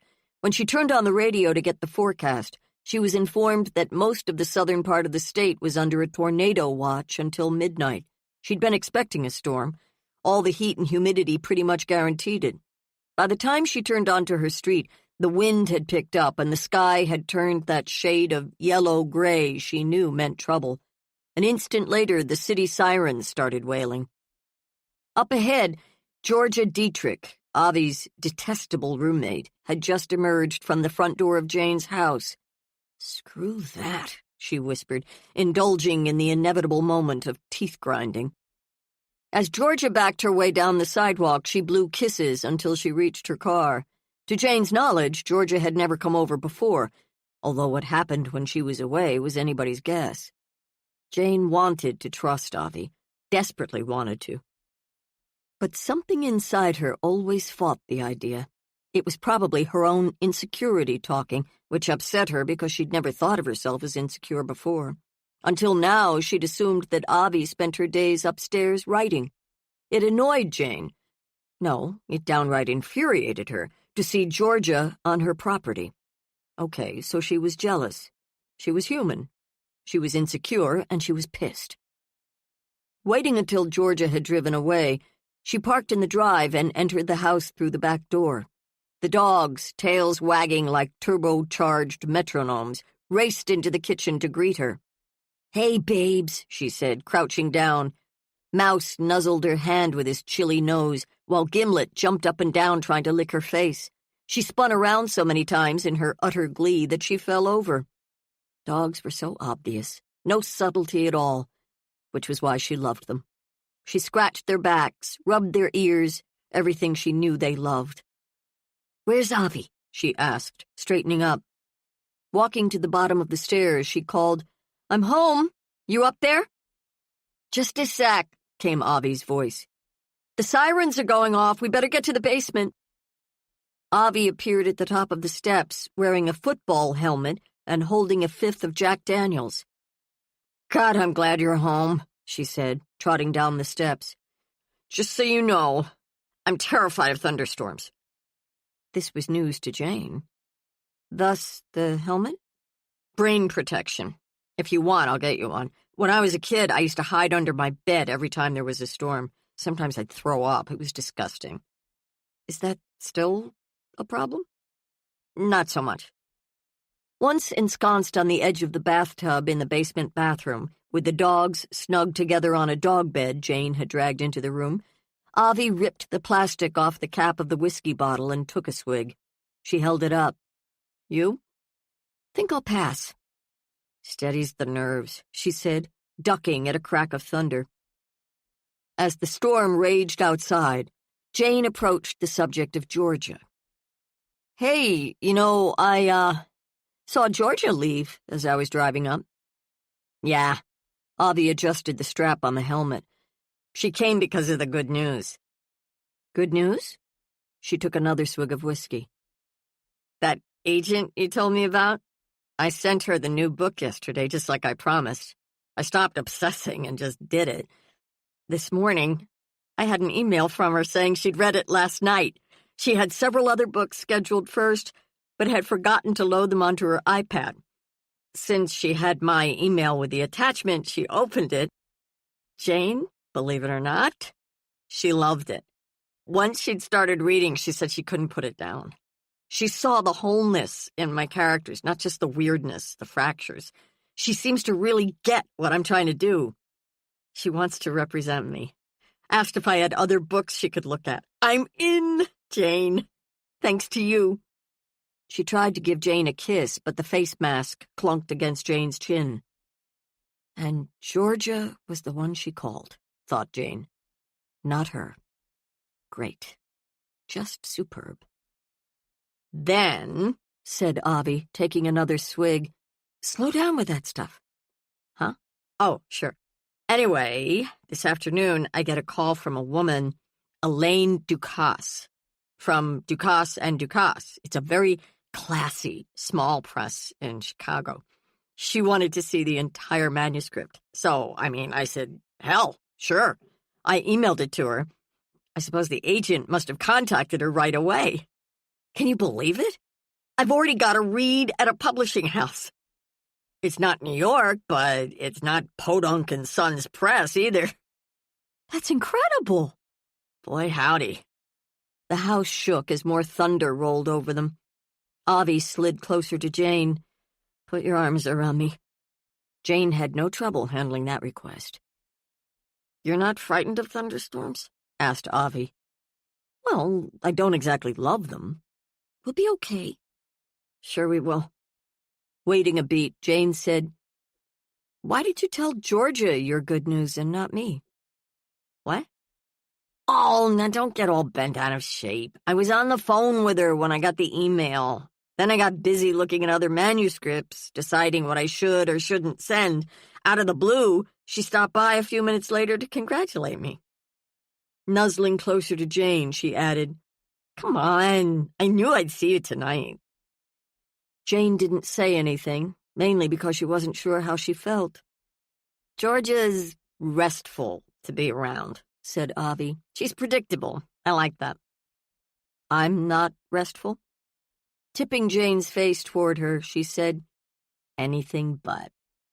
On the other hand, you are Midwestern. Is that good or bad? I used to think it was bad, but now I see it differently. Care to elaborate? For one thing, you say what you mean. You don't do double entendres. You're not a cynic about everything in the universe.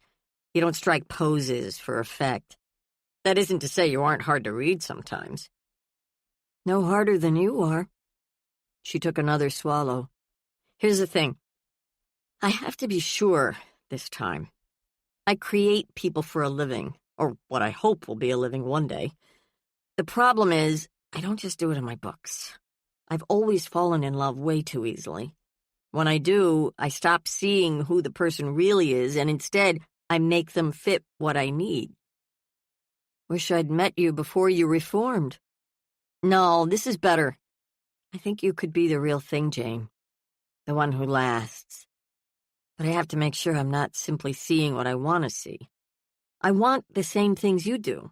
To love and be loved. A love given freely. Honestly. What I don't want is more neurotic need that comes from chronic dissatisfaction with my screwed-up life. Okay. I can wait. I wish you'd move in with me. Jettison Georgia forever, she might have added, but didn't. No, I need to be able to get away. That's a bottom line for me right now. You look ridiculous in that football helmet. I know. You'll get used to it. The house rattled through another clap of thunder. Avi all but jumped into Jane's lap. So did Gimlet. Take my mind off the storm, said Avi, drawing Gimlet into her arms and cuddling her close. Anything new on the Winfield front? Jane brought her up to speed, ending with Matt Steinhauser. When I was at the farmhouse this morning, he roared up in his squad car looking totally frazzled. I mean, red-faced, dark circles under his eyes like he hadn't slept in a decade. He's been removed from the case. She explained about Steinhauser screaming at Gabriel after a Little League game. He's got a bad temper. In fact, he got so hot under the collar about being taken off the case that his first thought was to drive out to the farm to take it out on Eric. Not exactly professional. Not at all, thought Jane as the lights flickered. Here we go, she said, knowing what would happen next. A moment later, all electricity to the house died. There's a flashlight in that drawer next to you, said Jane. Removing her helmet, Avi let it drop to the floor. Taking one last swig from the bottle of Jack Daniels, she said, I have achieved mellow.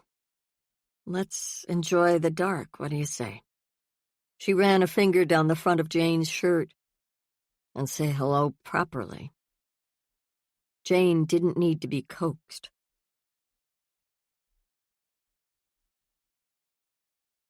Chapter 22.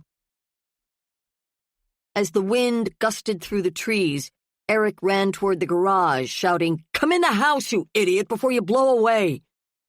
For the last hour, Andrew had been painting over the words scrawled on the garage walls. Eric had been watching from the kitchen window, dithering, stewing, so angry at himself, at Andrew, at their bottomless self-pity, the thick, defensive walls they'd built up until communication was no longer possible, that he felt like a bomb with a lit fuse just millimeters from ignition. "I'm not done!" Andrew yelled back. "Look up!" In the distance, a hook cloud had dropped out of the sky and was swirling its way toward the ground. Eric grabbed the ladder Andrew was perched on and shook it. "Get down! Stop it! You're going to make me fall! For once, you need to listen to me." Andrew threw the paintbrush at the grass and climbed off the ladder. "I could take care of myself." "Really?" "Yes, really." "Fine. Blow away. What's it to me if they find parts of you scattered over 6 counties? "That's it, exactly," said Andrew. "That's the problem." He stood eye to eye with Eric, yelling over the wind. "You don't care. Maybe you never did." Eric was horrified. "I have loved you so hard, so deeply, for so long. You threw me out. You were never here anyway." Andrew grabbed Eric's shirt. Eric slammed him back against the garage wall. "You blame me for all our problems," yelled Andrew. "Not only do you not listen, you put words in my mouth." Andrew spun Eric around and pinned him against the garage. "I still love you," roared Eric, fighting him off. "Do you hear that?" "I don't believe you." "You're an asshole." They wrestled each other to the ground. "I hate you," yelled Andrew. "You ruined my life." Eric tried to respond, but they were kissing now, rolling in the grass, grabbing at each other's bodies. "We have to get inside," cried Eric. Instead, they stayed right there, locked in an embrace neither was willing to break. As the wind whipped around them, over them, past them, they held on tight, the storm outside and the storm inside raging in perfect balance. It could have been hours or perhaps just seconds, but eventually, with a fine mist settling over the land and the sky above turning a deep cobalt blue, Eric and Andrew found themselves staring into each other's eyes. "What just happened?" asked Andrew, pulling back, a stunned expression on his face. "I think," said Eric, hearing the faint sound of wind chimes coming from the front porch, "that we just forgave each other." Eric stood on the front porch and waved as Andrew drove off in his truck. Knowing that the town would be covered in downed trees, Andrew had called Branch. Together they would use their chainsaws to help people dig out. It was what Andrew and Branch always did after a storm. What neighbors did for each other. Walking around the side of the house, carrying a large plastic sack, Eric began to clean up the debris. The air was cooler now. Andrew would be back tonight to stay. Neither one of them was naive enough to think that all their problems had been blown away by a thunderstorm, and yet they'd made their way back to each other, if only for a while. It was progress, and at this point, Eric was happy to take anything he could get. Hearing a whimpering noise coming from behind the porch, Eric wondered if an animal had become trapped in the redwood lattice. He approached cautiously. "Dad?" came a soft voice. Eric felt a shiver roll through him. "Dad?" The voice came again. Lunging forward, Eric fell to his knees. We'll be right back after this short message. Looking to burn fat without the hassle of fasting? Check out BioVanish. It's made with premium 9C fats from high-quality coconut extract, and it's here to help you lose weight the easy way. Studies show that 9C molecules can raise your BHB levels more than a strict keto diet, meaning your body finally starts burning fat as fuel. In fact, research from Temple University found that taking 9C fats daily boosts fat burning as much as fasting for 12 hours. So, would you rather skip meals all day or just mix BioVanish into a glass of milk? Ready to start burning fat the simple way? Click the link in the description to get BioVanish now and grab an exclusive discount while you're at it. BioVanish, fuel your fat burn. Now, back to the story. "Oh, God!" he cried, crushing Jack in his arms. He said the words over and over until the reality sank in. "We were so worried, but you're home. I can't believe it, you're home." He held on for dear life, tears streaming down his cheeks. "Dad, it's okay." Holding his son at arm's length, Eric asked, "Are you hurt?" "No." "You sure?" He looked him over. "How did you get here? Did they let you go? I've got so many questions. What's important is that you're back. Safe. I won't let anything happen to you ever again." Jack was shivering. "Are you cold?" "Yeah." "Come inside." He led his son up the steps and into the house, ordering him to sit on the couch. He wrapped him in a cotton blanket and then sat down on the coffee table in front of him. His relief was so immense that he wanted to shout for joy. Instead, he said, "You're sure you're not hurt?" "No, I'm okay." "Did you know we paid a ransom?" "Huh?" "Who took you? Can you identify them? Him? Her?" He shook his head. "Where did they take you?"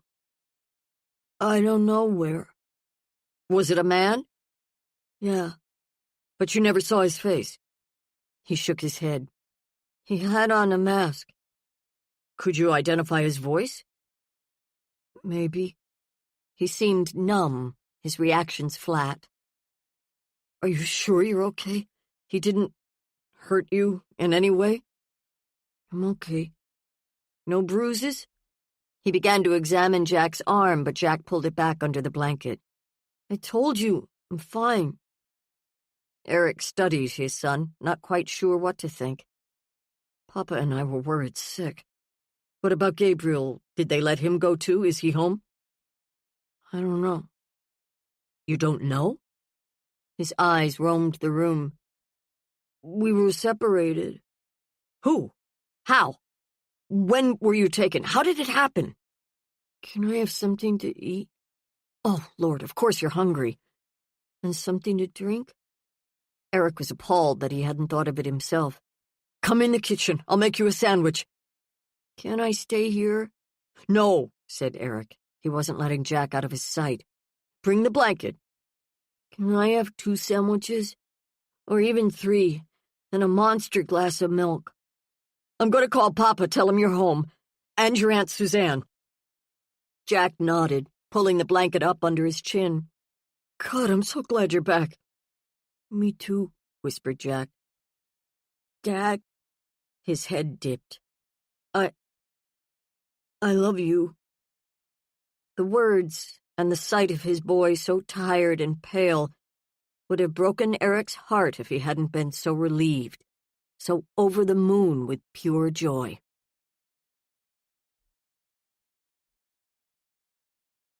Chapter 23. Suzanne hung back by the doorway into the living room and watched Jack wolf down a grilled cheese sandwich while concentrating all his attention on a TV show. Eric was in the kitchen. By the sounds of pans and dishes clinking, he was cooking. Turning at the sound of the screen door opening behind her, she found Andrew and Branch, their faces eager and full of relief, charging into the living room. Branch kissed her as he brushed past, reached for her hand and pulled her with him. He smelled like cigarette smoke, which didn't surprise her. As Eric came into the room with another grilled cheese sandwich, Jack looked up, his eyes traveling from face to face. He didn't smile or jump up to hug any of them, which Suzanne found odd, although what was normal under circumstances like this was anybody's guess. Truman emerged into the dining room from the kitchen, one hand sunk in a package of potato chips. When he saw what was happening, he seemed curious and came in and stood next to Eric. Andrew threw himself onto the couch next to Jack and buried him in his arms, rubbing his son's hair and kissing his cheeks, filling every part of his soul with his son's seemingly miraculous return. "You had us so worried," he said, brushing Jack's hair back from his forehead. "Eric says you're not hurt. God in heaven, what happened? Some guy with a mask took you?" Jack nodded, continuing to look around at all the people peering at him. "I wanted to fight him, but he was really big." "You did the right thing," said Suzanne, snapping off the TV and then sitting down on the couch on the other side of the boy. Branch perched on the arm of a chair. They were all holding their collective breath, hanging on Jack's every word. "Can you tell me about Gabriel?" she asked. "Do you know where he is?" She tried to sound calm, to keep the fear out of her voice. This was what she'd been waiting for. It was hard not to push. Jack nibbled the edge of his sandwich before finally putting it down. "I haven't seen him since the night we were taken." "You never even heard his voice," said Suzanne, feeling desperate for more information. Did the man who took you say anything about him?" "Nothing." "One man?" asked Andrew. "Two? More?" "One," said Jack. "He came into the tent with a gun, ordered us to go with him. He walked us out to the highway, where we climbed in the trunk of his car." "You must have been terrified," said Suzanne. "Yeah, pretty much." "What kind of car?" asked Branch. Jack eyed him warily and didn't immediately reply. "Something wrong?" asked Branch. Jack gave his head a tight shake. "So what kind of car?" "It was the middle of the night, I don't know. A Ford, maybe. Something silver."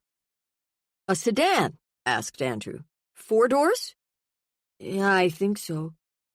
"Did the man threaten you?" asked Suzanne. "He put duct tape over our mouths, told us to keep quiet and do what he said." "Was he wearing a ring? A watch?" asked Eric. "A ring, I think. A band. Maybe gold." "Like a wedding ring?" Rubbing his eyes, he nodded. Lots of men wore wedding bands, thought Suzanne. It wasn't much to go on. "And then what?" asked Andrew. "Well, he, drove for a while. When he finally stopped, he grabbed Gabriel first, shut the trunk and left me behind, and then he came back for me a few minutes later." "Where did he take Gabriel?" asked Branch. "I don't know." "You don't know?" "I never saw him again. I'm not lying. The guy pushed me inside this basement door, stuck me in a room with a mattress on the floor and a really small lamp." "It was a house?" asked Andrew. "Yeah." "Did you recognize it?" "No." "Do you think it was in Winfield?" "Don't know. He told me to keep my mouth shut, that he'd be back later, and then he locked the door. I tried to figure out a way to get out, but without a window and with the door locked, I gave up. When it got light, he came back with some food." "He still had on the mask?" "All I could see of his face was his mouth and his eyes." "His hair?" "It was covered by a cap." "Describe him," said Branch. "Big. He had on jeans, a white t-shirt." "What kind of shoes?" asked Branch. "Shoes? I never noticed." "His voice?" asked Suzanne. "I don't know." He seemed frustrated by the questions. "Just a man's voice. He sort of whispered, louder than a whisper, but not loud. I don't know how to describe it." "What did he say to you?" asked Eric. "Did he tell you why he took you?" "He just said that if I didn't give him any trouble, he'd let me go. He told me the same thing every time he brought me something to eat. I got awful hungry because I think he forgot sometimes." Andrew glanced up at Eric. "He never tried to hurt you?" asked Suzanne. "He never touched me.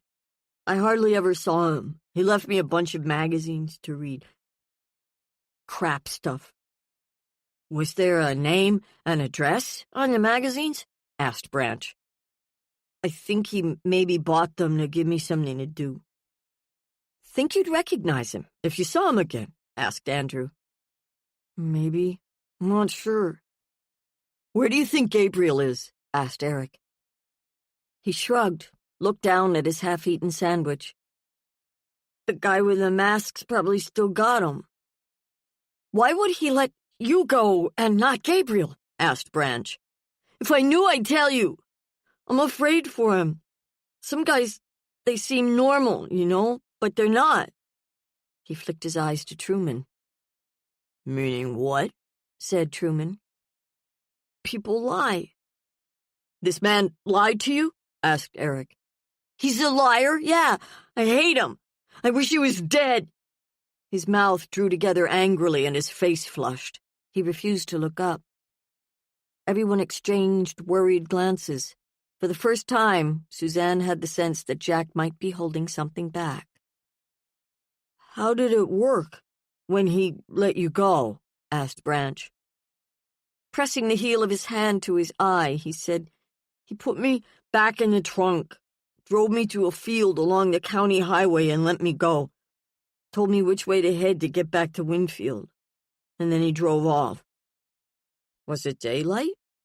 No, night. Last night. I ran as fast as I could, but I got really winded and had to stop. I crawled behind a tree. I didn't mean to fall asleep.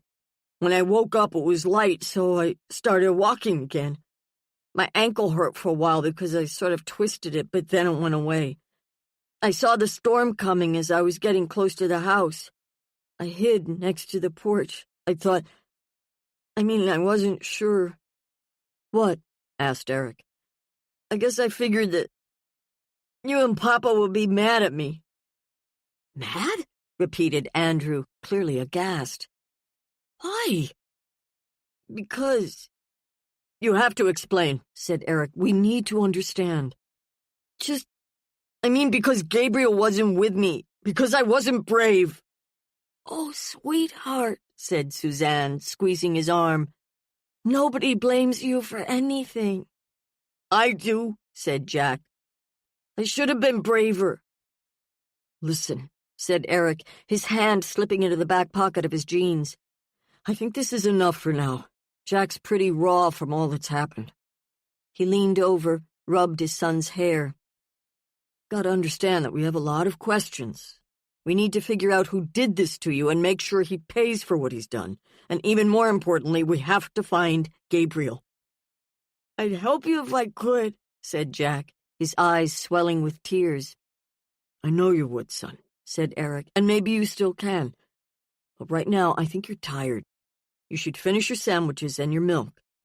Turning to his sister, he added, We better call the police, let them know what's going on. Jack poked the grilled cheese. Can we watch TV for a little while longer? Sure, said Branch. He leaned over and snapped it on. That the right channel? Jack gave a tight nod. We're glad you're back, came Truman's voice. Jack stared straight ahead. Right, he said under his breath.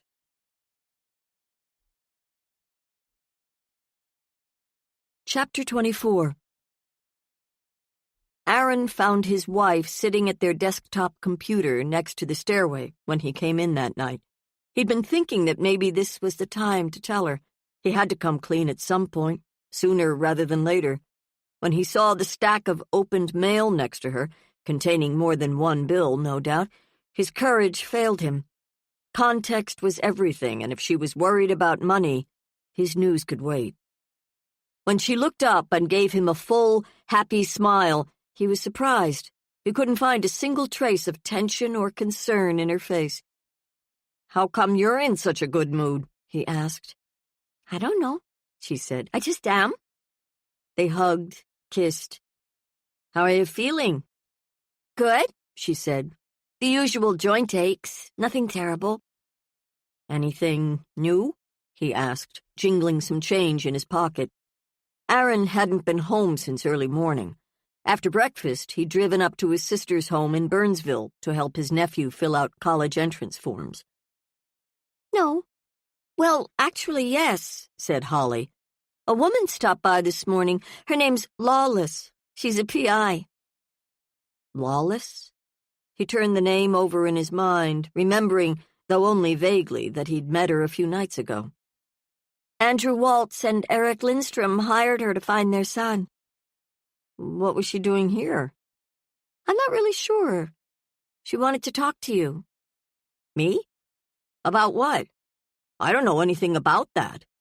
Honey, there's no reason to get upset. I'm not upset. He pushed his glasses higher up on his nose. Tell me how your day was. With his eyes darting around the room, he said, It's a long drive. I think I helped my nephew, though. I'm glad I went. Why don't we crawl in bed and you can tell me all about it? I'm kind of keyed up, he answered. Think I'll spend a little time in my study. I'll be up soon. She seemed disappointed. Won't be more than half an hour. Promise. He kissed her, then picked up the mail. After removing a beer from the fridge, he headed down the hall to his study, the one area of the house that was off-limits to his wife. Holly said she understood his need for a private space. It was the way she felt about her small room in the attic. They both trusted each other, and yet Aaron couldn't help himself. From the first, he'd set up little booby traps to catch her in the act of trespass. He hated himself for his suspicion, but there it was. Sitting down behind the desk, he was astonished to find that the tiny piece of tape he'd spread across the edge of his left bottom drawer had come loose. The shock caused him to sit bolt upright. The right bottom drawer, where he kept his private letters, remained locked. Unless she'd forced it open, which thankfully she hadn't, the information inside was safe. It took a moment for the full impact of her treachery to sink in. If she'd read through his papers, then much of what he'd been trying to hide from her was no longer a secret. This was a disaster. Aaron couldn't remember the last time he'd checked the tape. Maybe a week? If she knew what was really going on, why hadn't she said anything? She'd allowed him to make a perfect fool of himself as he lied repeatedly about teaching summer school, when in fact his contract had been canceled. He'd been trying so hard to keep the worst from her, not to hurt her, but to protect her. Then, of course, there was that little business about how deeply ashamed he was for the mess he'd made of everything. Okay, so maybe his silence had as much to do with shame as it did with altruism, but that was understandable, wasn't it? Since April, Aaron had been unable to pay the monthly mortgage, a balloon payment that was about to sink them financially. With Holly unable to work for so long, and now with Aaron's summer job canceled, it didn't take a clairvoyant to see their future. It wouldn't be long until the bank would begin foreclosure proceedings. What made no sense was Holly's happy smile tonight. If she'd been in his drawer, she knew. Had the smile, the kiss, the hug been an act? Remembering his beer, Aaron drank it down. Better, he thought. At least he could still afford a drink. He would need to have a talk with Holly. All he knew was that it wouldn't be tonight. He simply didn't have the courage. Unlocking the right bottom drawer, he found the folder for Craig Gilkey, the principal of the middle school. 15 letters. Some just beginnings, some 20 pages long. He opened a notebook and began a new page, writing the first thing that came into his mind. Craig Gilkey, Winfield Middle School, Winfield, Minnesota. Dear Principal freaking douche, I used to be a nice guy, even-tempered, a live-and-let-live sort of person. I loved my job, loved my students, loved my life. What you did to me last spring was the final straw in a year filled with last straws. Not sure what I'm going to do, but I've been giving my options some serious thought. When I decide on a course of action, rest assured, buddy, you'll be the first to know. With sincere malice aforethought, Aaron Eld.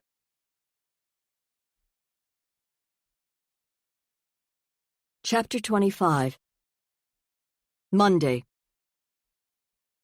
Jane was pruning red geraniums in the window box under one of her front windows when a black limo pulled up to the curb and 4 people, 3 adults and 1 child, got out. All were dressed in yellow hazmat suits. The limo driver opened the rear door for them, then removed several large suitcases from the trunk and walked behind them up the front walk. "Cordelia?" asked Jane as the 4 varying-sized yellow earthlings moved past her into the front hall. "Thanks for the tip," said the driver, setting the luggage in the foyer and giving a friendly nod before scurrying out.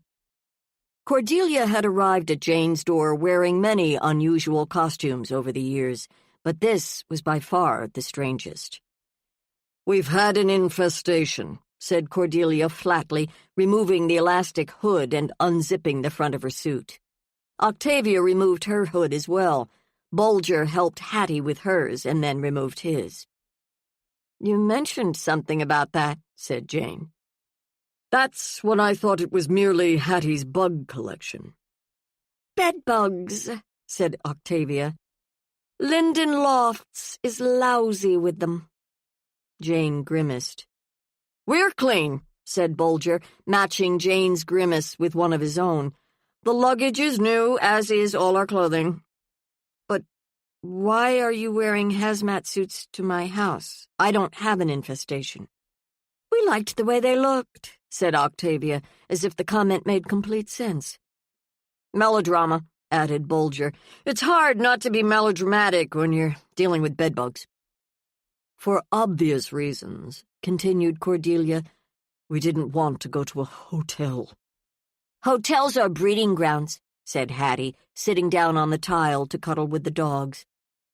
Trying not to panic at the thought of having 4 house guests, all potentially harboring a stray bug, Jane asked, "How long will you be out of your loft?" "A week," said Octavia, sauntering into the living room and making herself comfortable on the couch. "Maybe 2. Hard to say. Bedbugs are hell on wheels to get rid of." "Ah," said Jane. "Fascinating." "It's all right," said Bulger, patting Jane on the back as he walked past. "We forgive you if you need to go throw up." She forced a laugh. "You've got 4 bedrooms," said Cordelia. "You only use one of them. And you also have that 3rd-floor apartment. I thought perhaps Octavia could take that." Speaking to her sister, she added, "It has its own deck, kitchen, such as it is, and living room." "I like this living room," said Octavia, stretching out on the couch as Bulger sat down on one of the chairs. "I've always admired your home, Jane. You won't mind us camping out with you for a few weeks." "Janey," said Cordelia, her face a question mark, "are we welcome?" Sure, of course." "I knew you wouldn't let us twist in the wind during our time of need." She chucked Jane under the chin. "I'm famished," called Octavia, raising her arm, her hand swirling languidly. "What's in the larder?" Cordelia accompanied Jane into the kitchen. "You're really okay with this?" What could Jane say? Cordelia was her best friend. She smiled, nodded, turned away before she swallowed hard. "Take a look at my new T-shirt," said Cordelia, opening the front of her suit to reveal the message, "Always give 100%, unless you're giving blood." I almost bought one that said, "There's nothing to fear but fear itself," and spiders, but it seemed a little too close for comfort. "What about your cats?" asked Jane, opening the refrigerator. "I'm boarding them for the duration. Didn't think my cat colony would mix well with your dogs." She sat down at the table and watched Jane take out several packages of sliced meats and cheeses, mayo, mustard, pickles, and lettuce. "Sandwiches. That's the idea." She rubbed her hands together in anticipation. "FYI, Hats and I had a little come-to-Jesus meeting this morning. I told her that her bug fixation, she calls it a hobby, has to cease. If she wants to pursue scientific inquiry as opposed to a career in the arts, that's fine with me, as long as it doesn't disrupt my life. Geology, paleontology, archaeology, she can take her pick." Jane smiled to herself. Virtually any of the sciences could disrupt Cordelia's peace and quiet very easily. What if Hattie became fixated on chemistry next? The possibilities for negative outcomes were endless. "Once this bedbug issue is over, we'll have no more creepy crawlies. I think the Linden building would need to be hermetically sealed in plastic for that to happen. Time will tell. Perhaps Octavia won't be the only person looking for new digs." She peered over the chopping block at Jane's sandwich making. "Extra mayo, no mustard on mine, thanks." At the sound of the back door opening, Jane turned to find Avi coming into the kitchen through the screened porch. "Oh," said Avi, clearly surprised to find anyone home. Jane was usually gone for the day by the time she arrived. "Hey, sweetheart," said Jane, giving her a quick kiss. "Food? Looks like I timed this perfectly." She pulled out a chair and sat down next to Cordelia. "Interesting costume," she said, nodding to the hazmat suit. "I like it." "That woman from Ducasse and Ducasse called this morning," continued Avi. "She wants to meet with me, but because she's in Chicago and I'm in Minneapolis, the actual owner of the press is meeting me here at 10. "Here?" repeated Jane. "I thought it would be nice and quiet. Georgia scheduled a study group for our apartment this morning, so it's crawling with law students." "What's Ducasse and Ducasse?" asked Cordelia. "You didn't tell her?" said Avi. "Haven't had time. They just arrived." "Lay?" Cordelia explained about the bedbugs, about Octavia, Hattie, and Hattie's nanny, Bulger Aspinwall III, moving in for the next week or two. When Avi heard about the bedbugs, she pushed away from the table, moved behind the woodblock island, and leaned back against the kitchen counter. "I'm deloused," said Cordelia. "Nothing to fear." "Bedbugs are awfully tiny," said Avi. "How do you know for sure you're not carrying them around in your clothing? Your hair?" Hattie chose that moment to skip into the room. "Those little suckers are really smart," she said. "Don't get her started," groaned Cordelia. "They can go for months without eating, and they have this cool chemical in their spit that makes blood flow really fast when they bite." "Boggles the mind," said Cordelia, "that I should know something about bug spit." Avi checked her watch again. "So explain about this person you're meeting," said Cordelia, hoisting Hattie into her lap. "A publisher." "Are you nervous?" asked Jane. She seemed unusually reticent. "I don't know this for sure, but I think the owner is going to offer to publish my novel." "You probably shouldn't jump at the first offer," said Cordelia. "There might not be others." "You'll discuss it with your agent," said Jane. "I know most of the literati in town," said Cordelia, checking through Hattie's hair. "What's this woman's name?" "Martinson," said Avi, nibbling a piece of cheese. Both Jane and Cordelia looked up sharply. "First name?" asked Jane. "Julia. I guess she's a doctor of some sort." "Dr. Julia Martinson," said Cordelia. "Well, I guess you could say it's hard to keep an evil genie in her bottle." "You know her?" asked Avi. "My stars and garters, yes," said Cordelia. "As it happens, so does Jane." "Is she easy to work with?" asked Avi. The doorbell rang. "I'll get it," called Hattie. Both dogs trotted behind her as she hustled out of the room. "Wish me luck," said Avi, her face flushed with excitement. "I know this is a totally trite expression, but this could be the first day of the rest of my life."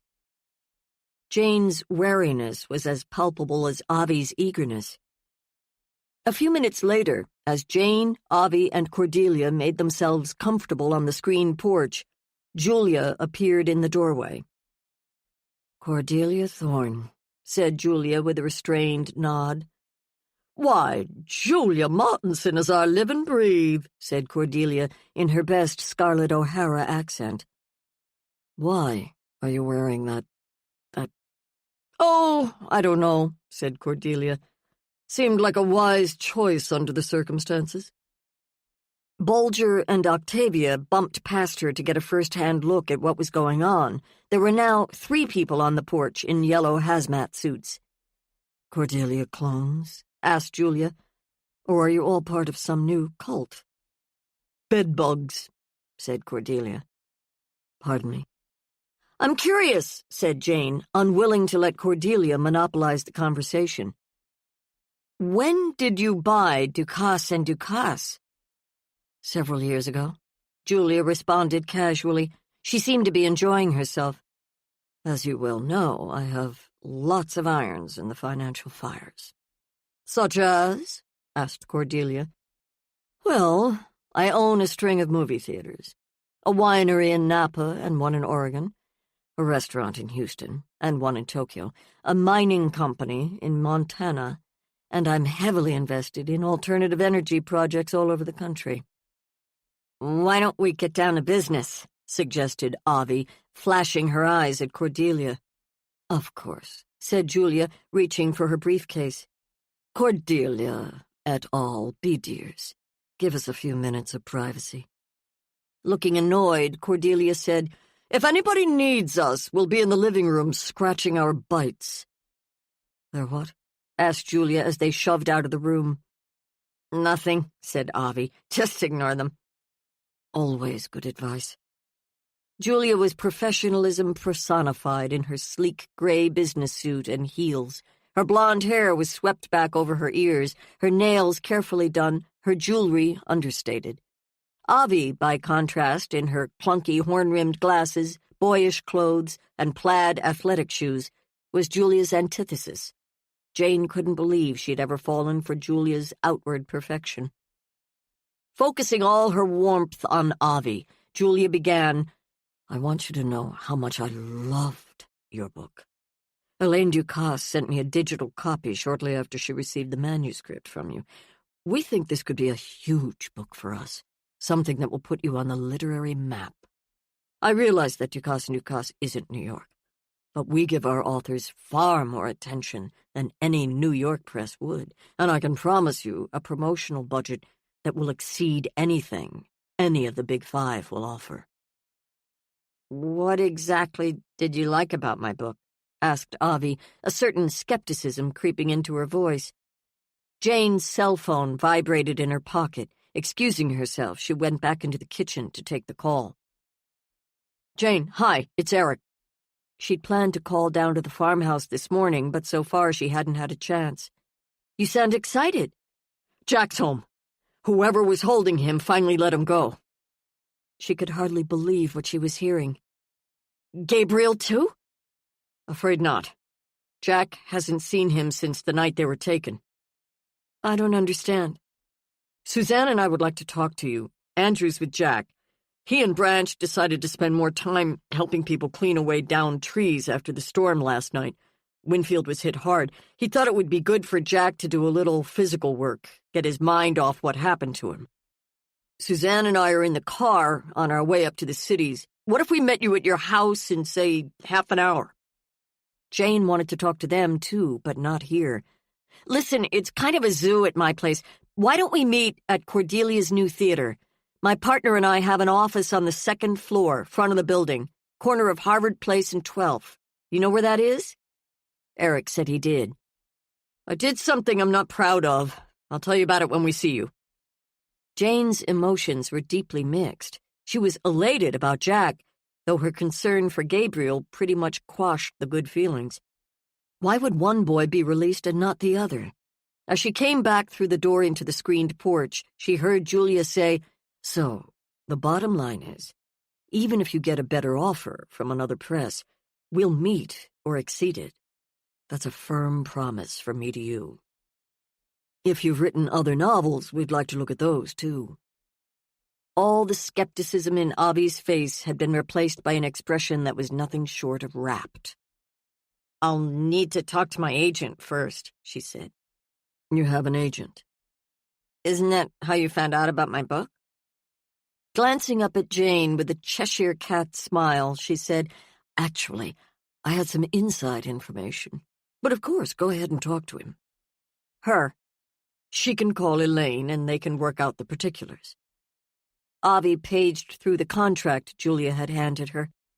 "This looks intense." "Which is why you need a good agent," said Julia, turning her high-beam smile on Avi. "She is a good agent, right? Reputable, successful, knows the fiction market?" "That's what I'm told." "Well, if you need help in that department too, just say the word." She rose and extended her hand. "I won't take any more of your time. I hope you'll consider Ducasse & Ducasse. I look forward to talking to you again." "Why don't I walk you out?" said Jane, wanting to have a word with Julia before she flew off on her broom. Once outside, she said, "What are you up to?" "Up to?" repeated Julia. Exactly what I said. I laid all my cards on the table. I came to offer your friend a book contract. She's not just my friend, she's my girlfriend. I'm well aware of the distinction. If you're trying to hurt her, why would I do that? To hurt me. To get back at me for ending our relationship. Jane. She opened the trunk of her Lexus and placed her briefcase inside. You should really think about seeing someone for your narcissistic tendencies. Not everything is about you. I'm not letting you play with Avi's life, with her career. I'm hardly playing, said Julia, all the amusement draining from her face. I think, she added, sliding into the front seat, that you'd best let Avi decide what she wants. I made her an offer. It was a good one. I doubt she'll find anything better, especially in this book market. If you try to insert yourself into the negotiations, I think you'll find that you come out on the short end. Then again, she's your girlfriend, as you're so quick to point out. You know her far better than I do. Just a word to the wise. I'm offering her the brass ring, Jane. What she's dreamed about. If you make it a choice between Ducasse and Ducasse, otherwise known as me, and you, who do you think will win? It's a fascinating question, don't you agree? Can't wait to see how it all turns out. Jane stood in the street, seething inside, as Julia drove away.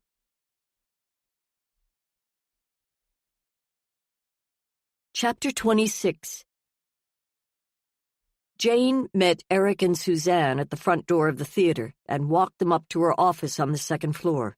Cordelia and Nolan were already there, Nolan behind his desk, Cordelia standing with her back to the windows. Jane made introductions as she pulled up a few more chairs, and then she offered to get everyone coffee. Nobody wanted any. Setting a small tape recorder on the desk before he sat down, Eric said, "When the family talked to Jack last night, I taped the conversation. I keep a small tape recorder in the kitchen that I use to leave myself messages. I grabbed it and hid it in my jeans. Maybe I should have said something to Jack, but I didn't. I thought what he said, and maybe even the way he said it, would be important." Nolan nodded for him to turn it on. Jane took out a pen and a notepad and scratched a few thoughts as the tape played. After the second time through, Suzanne said, "What do you think? I feel like he's holding something back. Is it just me?" She looked worn out, her eyes red from lack of sleep. Nolan tapped his fingers on the desk. "Describe his demeanor?" "Subdued," said Eric. "He was tired and hungry. Nothing unusual in any of that." He explained how he'd found Jack hiding next to the front porch, crouched down away from the worst of the wind and the rain. He was soaking wet, relieved to be back home. After he talked to Bill Jennings, the new officer assigned to the case, he went upstairs, crawled into bed, and fell asleep. I didn't hear a peep out of him until this morning. "Andrew took him to see a doctor right after breakfast," said Suzanne. "He didn't have any scrapes or bruises, didn't seem hurt. The doctor concurred." "At least nothing anyone could see," added Eric. "But he was scared. That was more than apparent." "I agree with Suzanne," said Cordelia, folding her arms over her chest. "I feel like he's only giving us part of the story." "Can we keep the tape?" asked Jane. "I'd like to listen to it again." "You did the right thing to tape him," said Nolan. "Don't worry for a second about that." "If he knows something about Gabriel, I don't understand why he won't tell us," said Suzanne. She was close to tears. "Let's back up a minute," said Jane, folding up the notebook and returning it to her pocket. "Whoever took the boys demanded a ransom, which we paid. That suggests that the reason for the abduction was money." Everyone nodded. "I've been thinking about that," she continued. "I've got a few questions I need to find answers to, mainly about 3 people." "Name them," said Suzanne. "Aaron Eld, for one." "Eld? You think he had something to do with the boys' abduction?" "He'd been the one to find Gabriel's cell phone. which might have been pure serendipity, though it was always possible that it pointed to something more sinister. "I talked to his wife yesterday," said Jane. "Seems he may have had some problems at the middle school this past year." "You mean that creationism flap?" asked Suzanne. Eric groaned. "I'd forgotten about that. If I recall correctly, Eld didn't want to teach a unit on young Earth creationism. He felt it was completely unscientific, simply a way for those with a fundamentalist bent to get their religious ideas taught as science. I don't know all the details." "The principal of the middle school, Craig Gilkey, is part of my congregation," said Suzanne. "He was getting a lot of pressure from a group of parents who were trying to force the science department to include the subject. He eventually caved in, ordered Eld to cover it." "Did he do it?" asked Cordelia. "I'm not sure," said Suzanne. "I was so involved with church business at the time that I never asked. Winfield is fairly conservative. Eld made a big mistake when he did an interview for the local paper. He talked about the problem of getting all the various dinosaurs onto Noah's Ark. Even if they were babies, as the creationists suggest, it boggles the mind. He made a joke out of it, which it is in the opinion of the larger scientific community, but it made the local supporters of the theory furious." "He still have his job?" asked Cordelia. "Far as I know." The idea of a teacher abducting 2 children, even if he planned to let them go, was a stretch, in Jane's opinion. Still, because of his late-night excursions, she wanted to follow up on it. "I'm also curious about Matt Steinhauser. I know you asked to have him removed from the investigation. I think that was a good call. I can't help but wonder why he did such a poor job on the case. I mean, he covered a few of the important bases, but left some of the most obvious opportunities to discover information completely untouched." Jane could have added, but didn't, that she wondered if his relationship with Gabriel went beyond him being his baseball coach. An ominous thought. If he was behind the boy's abduction, for whatever reason, as a police officer he'd be in a perfect position to know how to go about it, and how to cover his tracks. Suzanne shuddered. "He has a great deal of anger in him. The odd thing is he never used to be that way." "You said 3 people," said Eric. "Who's the third?" "Your uncle." "Yeah, figured as much." "Where does he go when he leaves on his motorcycle?" "No idea. Sometimes he doesn't come back for days." "How does he make a living?" "He's never said a word about that. He doesn't talk about himself, always deflects direct questions. He was our dad's brother. Suzanne and I rarely saw him when we were kids." "He was in the Navy for a while," added Suzanne. "Never married, at least as far as anyone knew. He was like a ghost. He'd appear out of the blue and then leave without telling anyone." "I realize he's a strange man," continued Eric, "but that doesn't make him bad." The meeting broke up a few minutes after noon. Jane promised that she'd drive down later in the afternoon. She wanted to talk to Jack, though she had to figure out a way to do it without making it seem like an interrogation. Cordelia said she planned to come along. "I'll make us reservations at that 5-star motel again," she said with a resigned sigh. "I think that hazmat suit is really going to come in handy when I travel."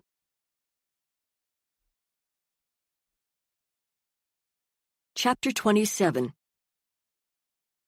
On her way to the sanctuary that afternoon, so drained and weary that she felt as if she'd downed lithium in her morning coffee, Suzanne ran into Vivian Brassert, who was steaming toward the church office, her dyspeptic eagle presence ready to shred anything in its path. "Oh, Suzanne," she said, the sharp features softening. "I just heard the good news. The boys are back." "I'm afraid you've got only part of that right. Jack's home. Gabriel's still missing." Her frown deepened the lines around her mouth. "But I was told—" Suzanne had no desire to explain, but took a moment to do so anyway, thinking that it was best to keep their relationship, such as it was, civil. "I've been praying for both of them," said Vivian. "I wish I could do more." Nobody was all bad, thought Suzanne, even the woman who had made the last 6 months of her life a misery. "This probably isn't the time to bring it up," said Vivian, crossing her arms over her ample stomach. "The fact that I know why you're behind on your work here doesn't really mitigate the problem. I'm not sure what we should do. You understand my position." "Of course. Perhaps you should take an official leave of absence. I'm sure I could get Hayden Daltrey to step in for you." Daltrey was a Vivian clone. He was also one of the nicest and funniest men Suzanne had ever met. Vivian had hired him as a part-time adjunct pastor in March and had been waiting for just such an opportunity to install him in a full-time position. Once he was so ensconced, even though it was temporary, Suzanne felt sure the board would keep him on.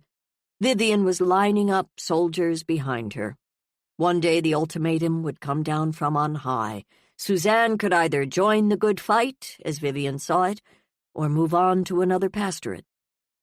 Fingering a couple of the papers in the folder she was carrying, Vivian said, "I'm starting something new. If you'd been at the board meeting on Friday, you would have heard all about it. We're moving our Sunday service to 11. The 10 o'clock hour will be reserved for our new Sunday morning forum. As I envision it, it will be an opportunity to bring in experts to talk about values issues.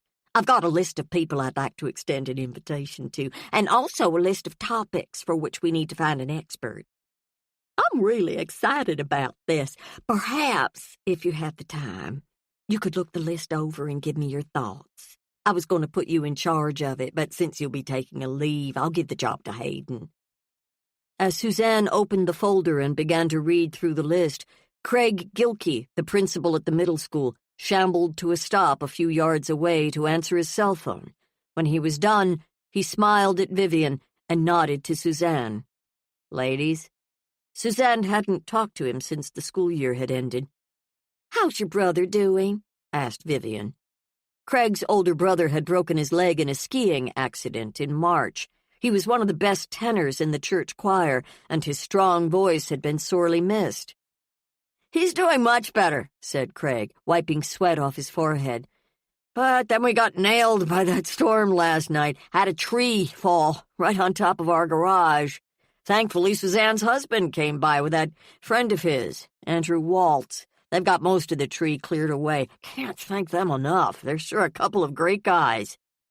"I agree," said Suzanne. "Yeah, my insurance man will be out in the next couple of days. It's always something, isn't it?" "I was just talking about you this morning," said Suzanne. "And up I jump," he said, grinning. "I'm curious what happened with that unit on creationism you wanted Aaron Eld to teach." "Intelligent design. We don't use the word creationism anymore, and don't get me started on that."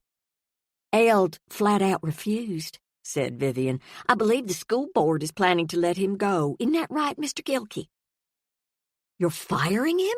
said Suzanne, unable to hide her astonishment. "Well, not for that. It was poor job performance all around." "But I'd heard the kids loved him." "I shouldn't be talking about this, but since I know it will go no further..." He glanced around before continuing. "See, the thing is, I'd smelled alcohol on his breath. That means he was drinking during school hours. We can't have that." "No," said Vivian firmly. "We're well rid of him." "It wasn't just the alcohol," added Gilkey, flipping open his cell phone to check the screen. "He'd been late for class a few times, missed several important teachers' meetings. And then there was the parents' petition." "Right, the petition," said Suzanne. "I wasn't the one who issued the final verdict about firing him. The school board did that. In fact, the letter went out on Friday. He should have it today." Suzanne harbored no doubts about the primary cause of Eld's dismissal. She excused herself, said she needed to get back to her office. Vivian and Gilkey could continue to applaud the school board without her. 4 pictures adorned Suzanne's desk. One of her first husband, Sam, a shot of Branch piloting his pontoon, a picture of Eric and Andrew, their arms around each other's shoulders, and Gabriel's sixth-grade school photo. She gazed at the picture of Gabriel for a long time, her hand rising trance-like, wanting desperately to touch his soft, sandy blonde hair. Nobody who hadn't lost a child could even begin to know what this was like. It was against nature, purely atavistic. Wrong, clear to the bone. Suzanne called her neighbor, Sandy Anderson, who had offered to stay at the house while she and Branch were away. Someone had to be there at all times. After learning that everything was quiet, Suzanne rose and went down the hall to get herself a cup of coffee. The normality of the activity helped to focus her mind. Even so, her hand shook when she picked up the pot, though nobody was in the break room to notice. Returning to her office, she placed a call to Burton. After their conversation on Saturday, she felt the need to talk to him again. His phone rang 5 times before his voicemail picked up. She didn't leave a message. As she carefully brought the paper cup to her lips, her attention fell to the folder Vivian had given her. Opening it, she ran her finger down the lists. She should have expected it. It was standard fare for someone with deeply conservative values. An invitation was to be offered to a man from Sanctity of Life, Minnesota, a pro-life group, and to another from something called the Death Penalty Advocacy Group. Apparently, Vivian saw no irony in this particular philosophical juxtaposition. A woman from the Project for a New American Century had already been contacted. She'd suggested a topic: the need for American full-spectrum dominance in the world, including land, sea, air, space, industry, and agriculture. Vivian wanted experts found to discuss such issues as immigration and the pros and cons of the DREAM Act, opposition to same-sex marriage, gun control, homeschooling and vouchers for charter and private schools, and finally, the scientific evidence against global warming. Vivian had written a note at the bottom of the sheet. Feel free to suggest other topics. Right, thought Suzanne. How about the fires of hell?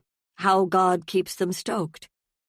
What kind of sick mind would come up with the idea of eternal, torturing fire? Turning to her computer, she brought up Google and typed in her question.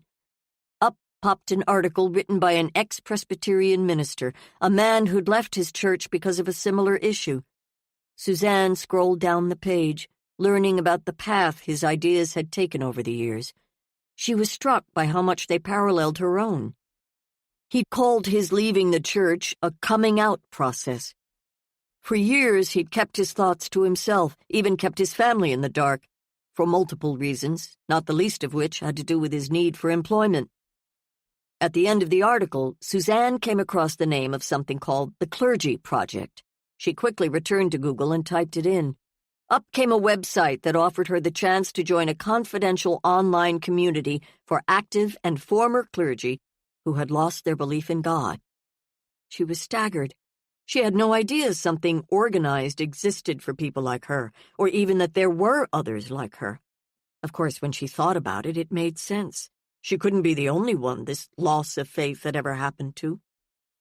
For the next hour, Suzanne devoured the testimonials, the news stories about non-believing clergy who had left churches behind. Some identified as atheists, some as agnostics, some as nothing at all. She ran through dozens of links for books, podcasts, and other resources for those who were dealing with this most fundamental question of human existence. In the midst of a darkness that truly did seem impenetrable, she'd found a tiny ray of light. Not a light others would understand, but one that held out hope that she wouldn't have to walk this difficult path alone.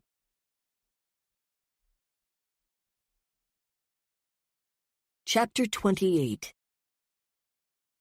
After the meeting with Suzanne and Eric, Jane had driven back to her house to talk to Avi, but found, much to her disappointment, that she'd already left. After phoning and reaching her voicemail, Jane left her a quick message asking her to call when she got a minute.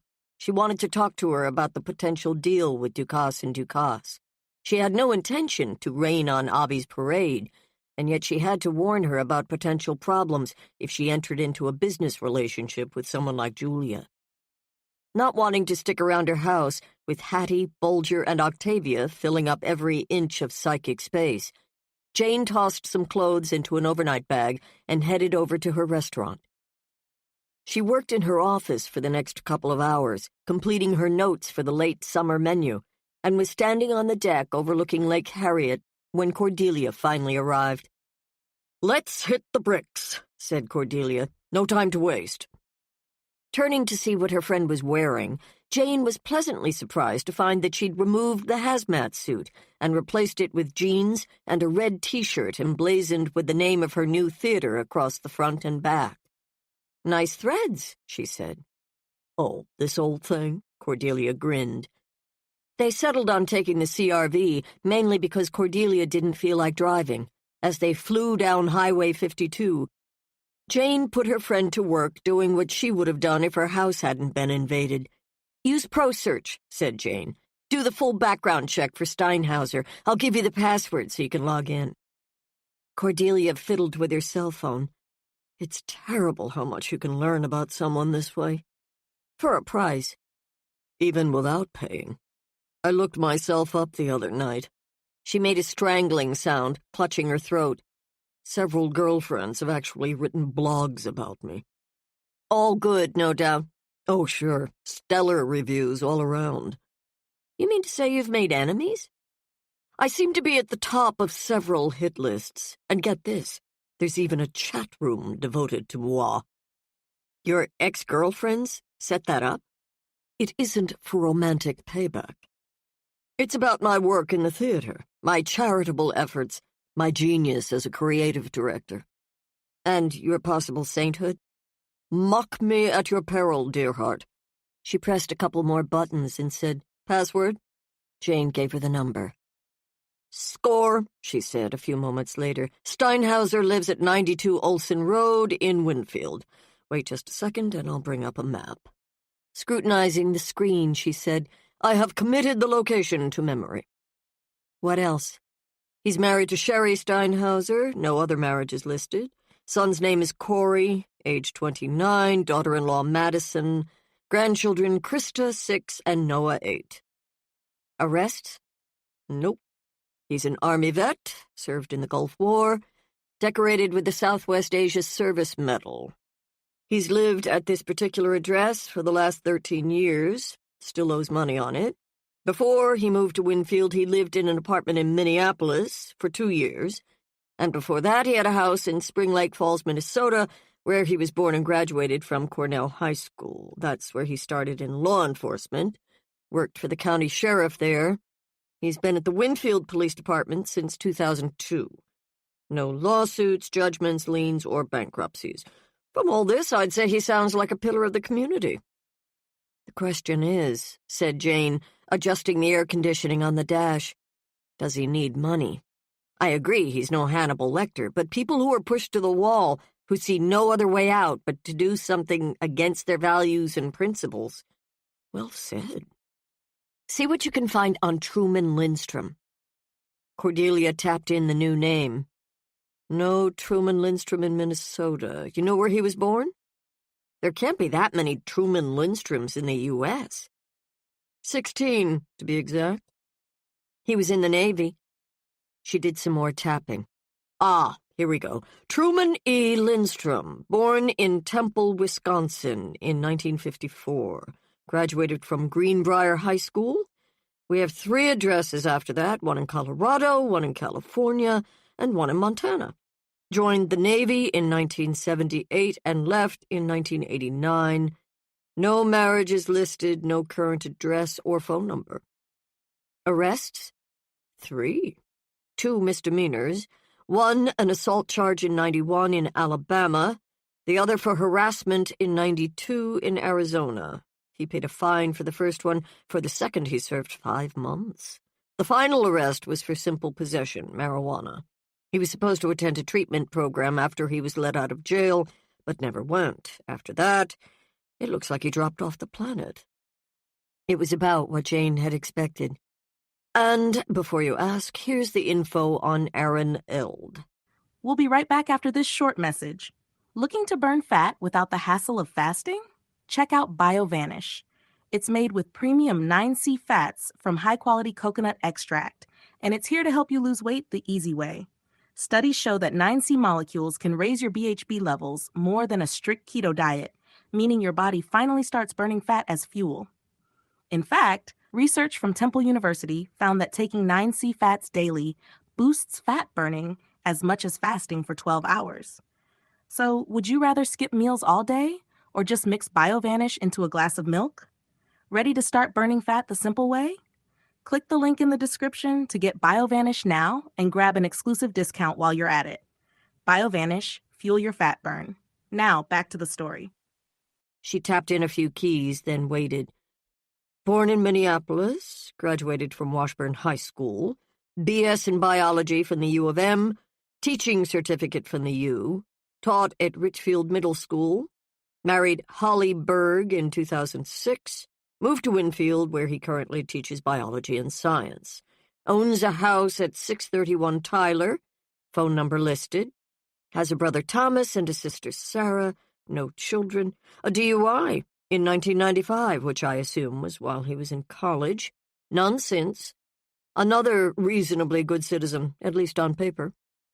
Jane's working theory was that someone who needed money had taken the boys and then demanded a ransom, thinking that the family was financially well off. If that was true, why had this individual, or perhaps individuals, let Jack go and not Gabriel? What was she missing? Was the theory totally off the mark? "Why don't you listen to music or something?" said Jane. "I need to process." "Process away," said Cordelia, continuing to concentrate on her phone. "Since I have your password to this handy-dandy little background service, there are a few people I'd like to check out." "Such as?" "For starters, the 2 ex-girlfriends who wrote blogs about me." "Nasty. Ain't it just?" Aaron Eld pulled his car into the parking lot of Thompson's Gun Shop and Shooting Range outside of Short Creek late Monday afternoon. He'd driven past the place many times, though he'd never had any reason to stop in. Now he did. The sign above the front door said the business stocked over 1,000 new and used guns. Trade-ins were welcome. Moving resolutely inside, Aaron found an older man standing behind a glass counter. Rifles were hanging on the walls, along with rifle cases and cleaning supplies. "Help you?" asked the man. "I want to buy a gun." "Do you know what kind of gun?" "One that shoots bullets." He'd had a couple of shots of bourbon, a little cheap courage. It wasn't every day that he went looking for firepower. "That's funny, sir. Shotgun? Rifle? Pistol?" Aaron ran a finger along the glass countertop. "A revolver." "Why a revolver, if you don't mind my asking?"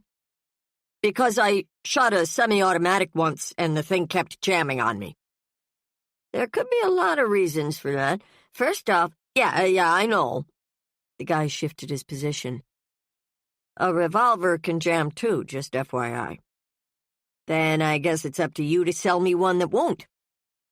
"Okay. Next question. You got a permit to purchase?" Aaron had gone down to the police station and filled out the form weeks ago. He never thought he would actually use it. He'd apparently passed the background check because 7 days later he had the permit in his hand. Pushing it across the counter, he said, "What about that one?" He pointed through the glass. The man removed the revolver and set it on the countertop. Aaron picked it up. "It's heavy. Hey, man, don't point that at anything you don't want to annihilate." He pushed the barrel away. "And never put your finger on the trigger pull unless you plan to fire it. You ever had any gun training?" "What kind of gun is it?" "It's an EAA Windicator, 357 Magnum." "Is that good?" "It's a little heavier than some, but virtually no recoil. You sure you're not looking for something more along the lines of a .22? "How much?" When Aaron heard the price, he winced. "Look, I've got $400. What can I get for that?" The man moved to the other end of the counter. "Just so happens I've got the same gun used." He checked the price tag. $350, a real steal. "What about the condition?" It's in perfect shape. I happen to know the previous owner. He always took great care of his guns. It's cleaned, oiled, and ready to go. Do you need ammunition? Unless I'm going to shoot peas. The man raised a skeptical eyebrow. You'll also want a cleaning kit. Just pick something within my price range. He wiped a hand across his mouth, rocked back and forth on the balls of his feet. I'm in kind of a hurry. What are you planning to use the gun for? He gave a casual shrug. Rabbits. I see. Here's the thing. We offer you a $50 discount on our firearms safety course when you buy a gun from us. You might want to take something like that before you start. Thanks, but not right now.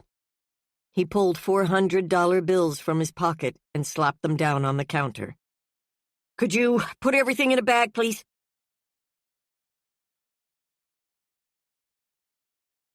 Chapter 29.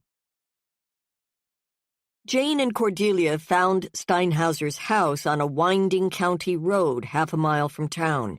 The white stucco two-story, complete with a slab of concrete attached to the front that served as a porch, and a backyard that looked as if it hadn't been mowed more than once, appeared distinctly unloved.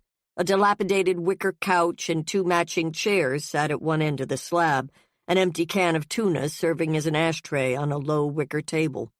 The lot was sizable, the setting remote, with a weeping willow close to the back door, and a speedboat and a canoe parked in the dying grass next to the garage. Steinhauser's squad car was in the drive. The only part of the property that seemed well-tended was a garden, suggesting that someone in the family had a green thumb. Surprisingly, the yard was filled with toys. Not exactly my dream mansion, said Cordelia, climbing out of the front seat. Jane would have liked to walk around the property to take a closer look, but figured with Steinhauser inside it wasn't smart. The only thing that looked new in the yard, and thus seemed entirely out of place, was a Weber gas grill sitting by a side door. It was a 6-burner stainless steel propane unit that easily cost $2,000 or more. She knew the cost because the Limehouse had several just like it that were used by her catering crew. I'm not sure what you expect to learn, said Cordelia, following Jane up to the front door.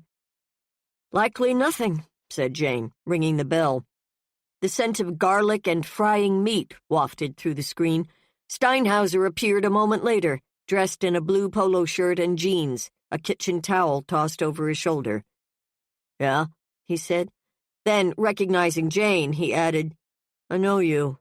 You're Andrew and Eric's friend. Jane Lawless. She handed him her card. And this is my friend Cordelia Thorne. You're a PI? Could we talk? What about? Gabriel Bourne. His bushy eyebrows dipped. Let's sit on the porch. It's a nice evening. Clearly he didn't want them inside. Turning around, Steinhauser called, Corey, could you do me a favor and turn the heat off under the spaghetti sauce? He paused, listening to a muffled response. Yes, in the kitchen. The knob on the front of the stove. The one way to the right. He paused again. Yeah, right now. Cordelia commandeered the couch as Jane and Steinhauser sat down on the chairs. Make this quick, he said curtly. I'm making dinner. Before Jane could get started, 2 kids burst out of the front door. One, a girl with curly dark hair, and the other, a boy with a Star Wars lightsaber strapped to his waist. They raced down the steps out into the grass where they jumped on bikes and took off across the yard. My grandchildren, said Steinhauser, his scowl lifting. Hey, you two, we're eating dinner soon. Don't go far. The boy waved.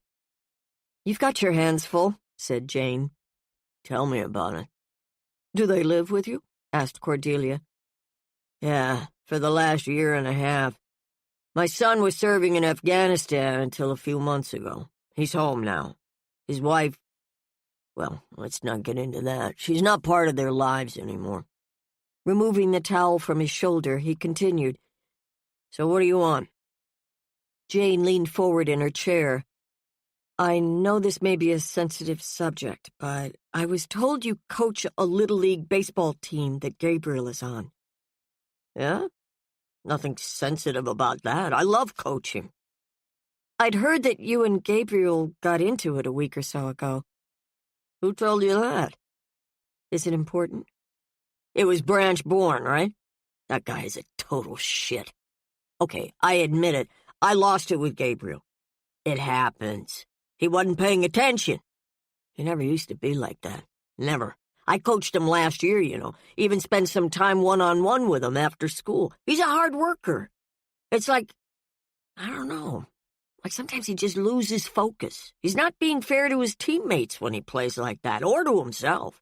So, okay, I gave him a serious talking to. I got a little hot.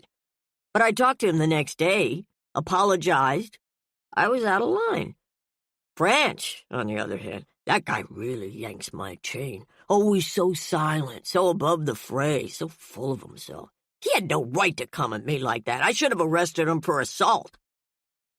Jane was about to ask another question when a tall, muscular young man in cutoffs and an army green T-shirt limped out onto the front porch.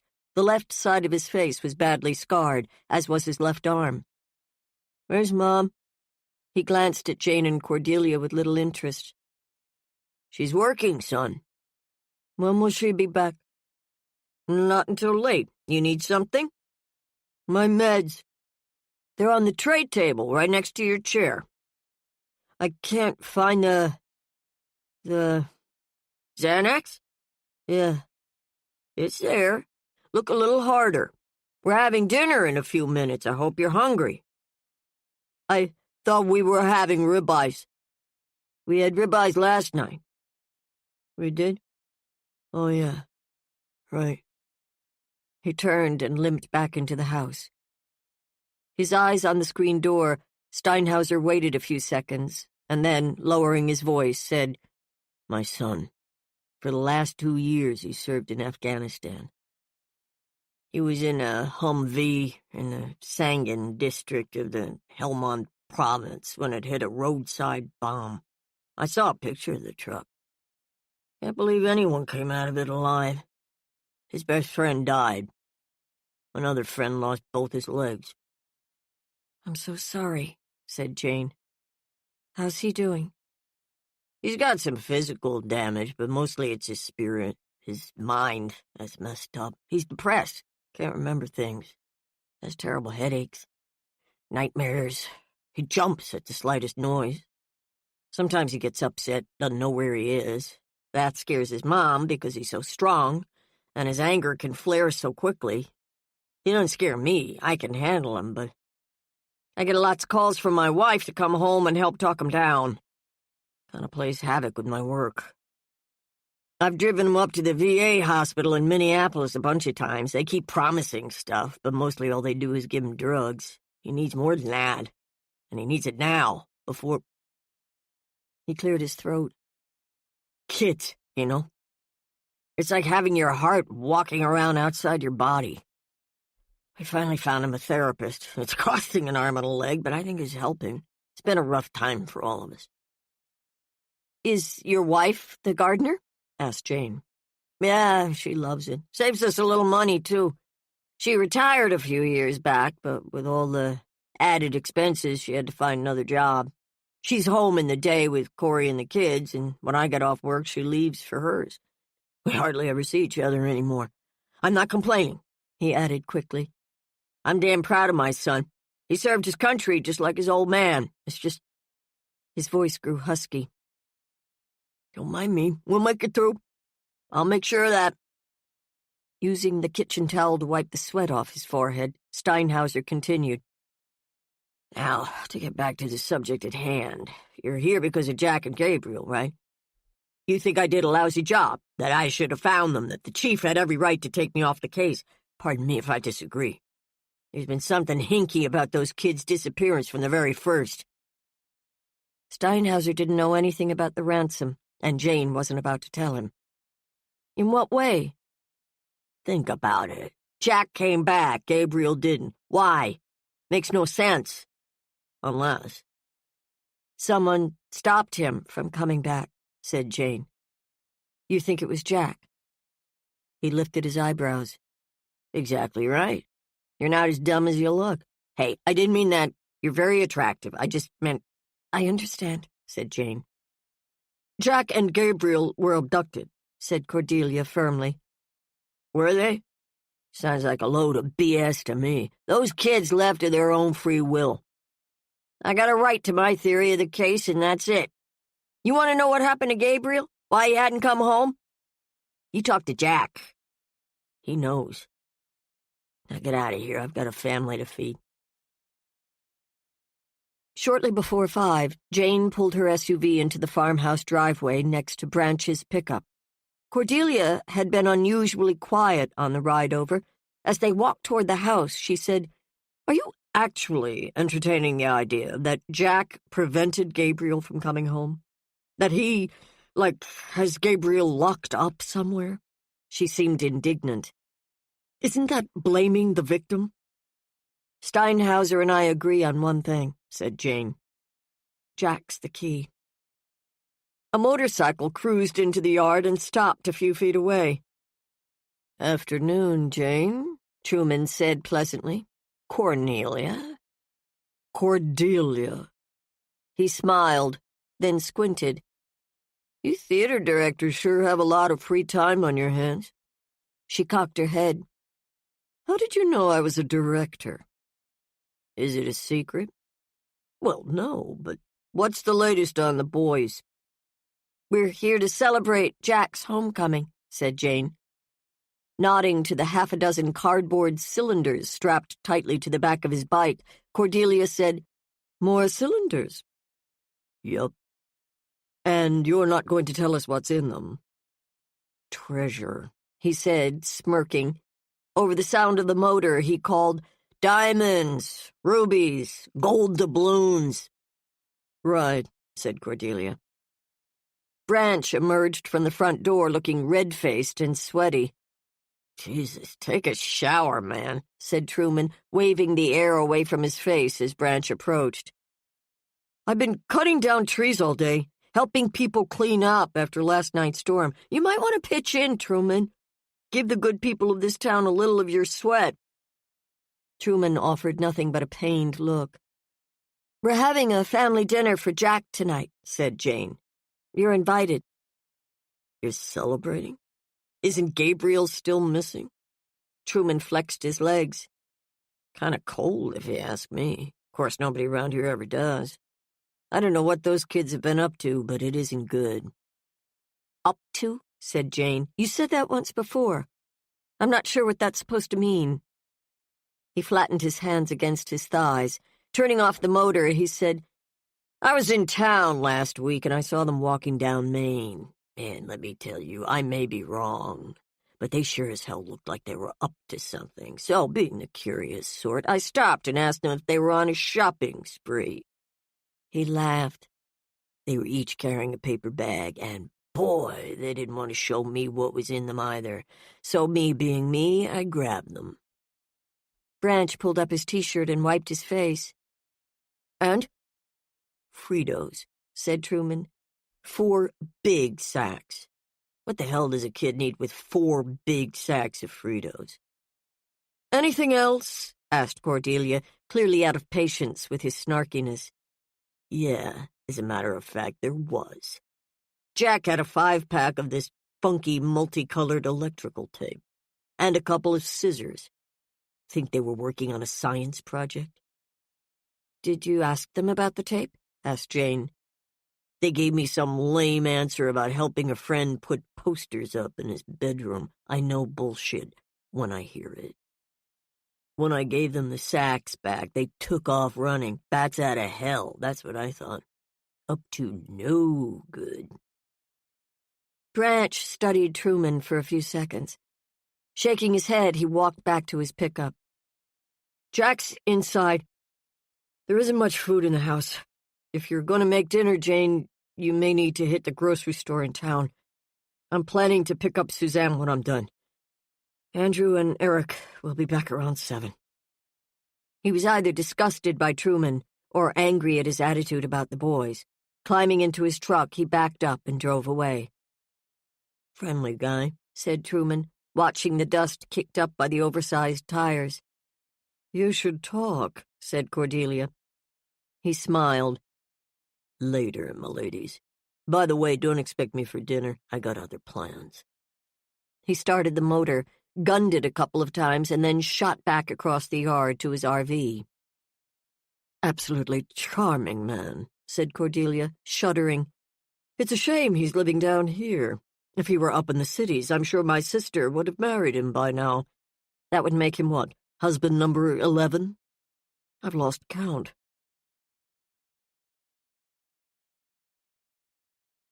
Chapter 30. Aaron cracked the front door of his house and stuck his head inside. Holly? You around? When she didn't answer, he came in and shut the door behind him. He called again. Holly, honey! I'm home! Still nothing.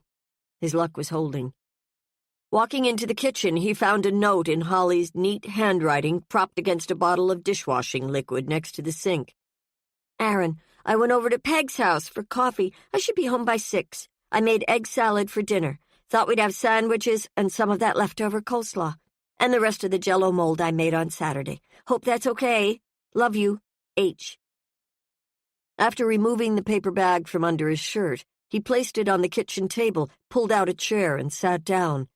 Firing up a cigarette, he took a long inhale and then blew smoke over his shoulder. He'd actually done it. Bought himself a handgun. He'd lied to the man at the shop. He'd never fired a revolver, or any sort of gun, before. He'd heard someone at a party once talk about the problem he was having with a new 9mm he'd just bought, the jamming problem. As if Aaron had ever had a problem like that. Opening the sack, he tilted his head and peeked inside. Yep, still there. With the cigarette dangling from his lips, he slipped the gun out and placed it carefully so that the barrel was pointed away from him. And then he watched it. Several minutes went by. He tapped ash into an empty juice glass and thought about what it would be like to pull the trigger. For just an instant, it felt as if he was watching a wild animal curled there in front of him, seemingly quiet, though capable of striking in an instant, making anyone near it a victim. Then again, no, it wasn't going down that way. He'd take the revolver out into the woods and fire off a few rounds, get used to the way it felt in his hand. It was possible that he might even like the way it felt. If that turned out not to be the case, it wouldn't matter. He'd bought the gun for a reason. His letter-writing campaign was finished, so were the blogs. He suspected it was all downhill from here. People would probably call him crazy when it was over. Maybe he was. This turn of events had surprised him as much as it would others. Little doubt remained that he'd go to prison. Better be worth it, he whispered. Not at all certain it would be. Jane sat on the back steps, waiting for Jack to bring out the grocery sack filled with fresh corn on the cob. He'd agreed, reluctantly, to help her do the shucking. Cordelia had spent the last hour watching Simpsons reruns with him, all the while attempting to engage him in a conversation. He claimed he was bushed after a day of helping his father and Branch clean away trees and brush. He had the beginnings of a sunburn on his face and arms, which he kept scratching until Cordelia ordered him upstairs to take a shower and apply some aloe vera gel. When he came back down, Jane was in the kitchen trying to figure out what to make for dinner. Branch had been right about needing to hit the grocery store in town. But first, Jane wanted her chance with Jack. The non-interrogation interrogation. After hefting the corn sack out onto the steps, Jack set a large plastic bowl between them and sat down. "Appreciate the help," said Jane. "So how are you doing?" "Okay," he said with a diffident shrug. "You've been through a lot." He nodded. "Can I ask you a question about Gabriel?" "I suppose. I'm kind of sick of questions." She smiled. "I know, but this is important. Did Gabriel like guns?" Another shrug. "Sure. Do you?" "Well, I mean, they're useful. For hunting, stuff like that." "Does Gabriel like to hunt?" "Uh-huh. Do you?" Papa says I'm too young. But Branch has brought Gabriel up to his hunting cabin. I know. I told Papa it wasn't fair. I mean, Branch even took Gabriel to a gun store to show him the rifle he planned to buy him when he turns 14. There's nothing like that in my future. This was news to Jane. She assumed it would be news to Suzanne, too. Do you think that's cool, that Branch has promised to buy Gabriel a rifle? Well, yeah, I guess. Dad, that's Eric, doesn't like guns. He won't allow one in the house. And you think that's wrong?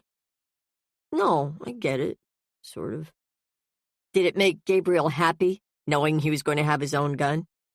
Oh, yeah, super glad. He was trying to talk Branch into buying it for him when he turned 13 next fall. He didn't want to wait another year.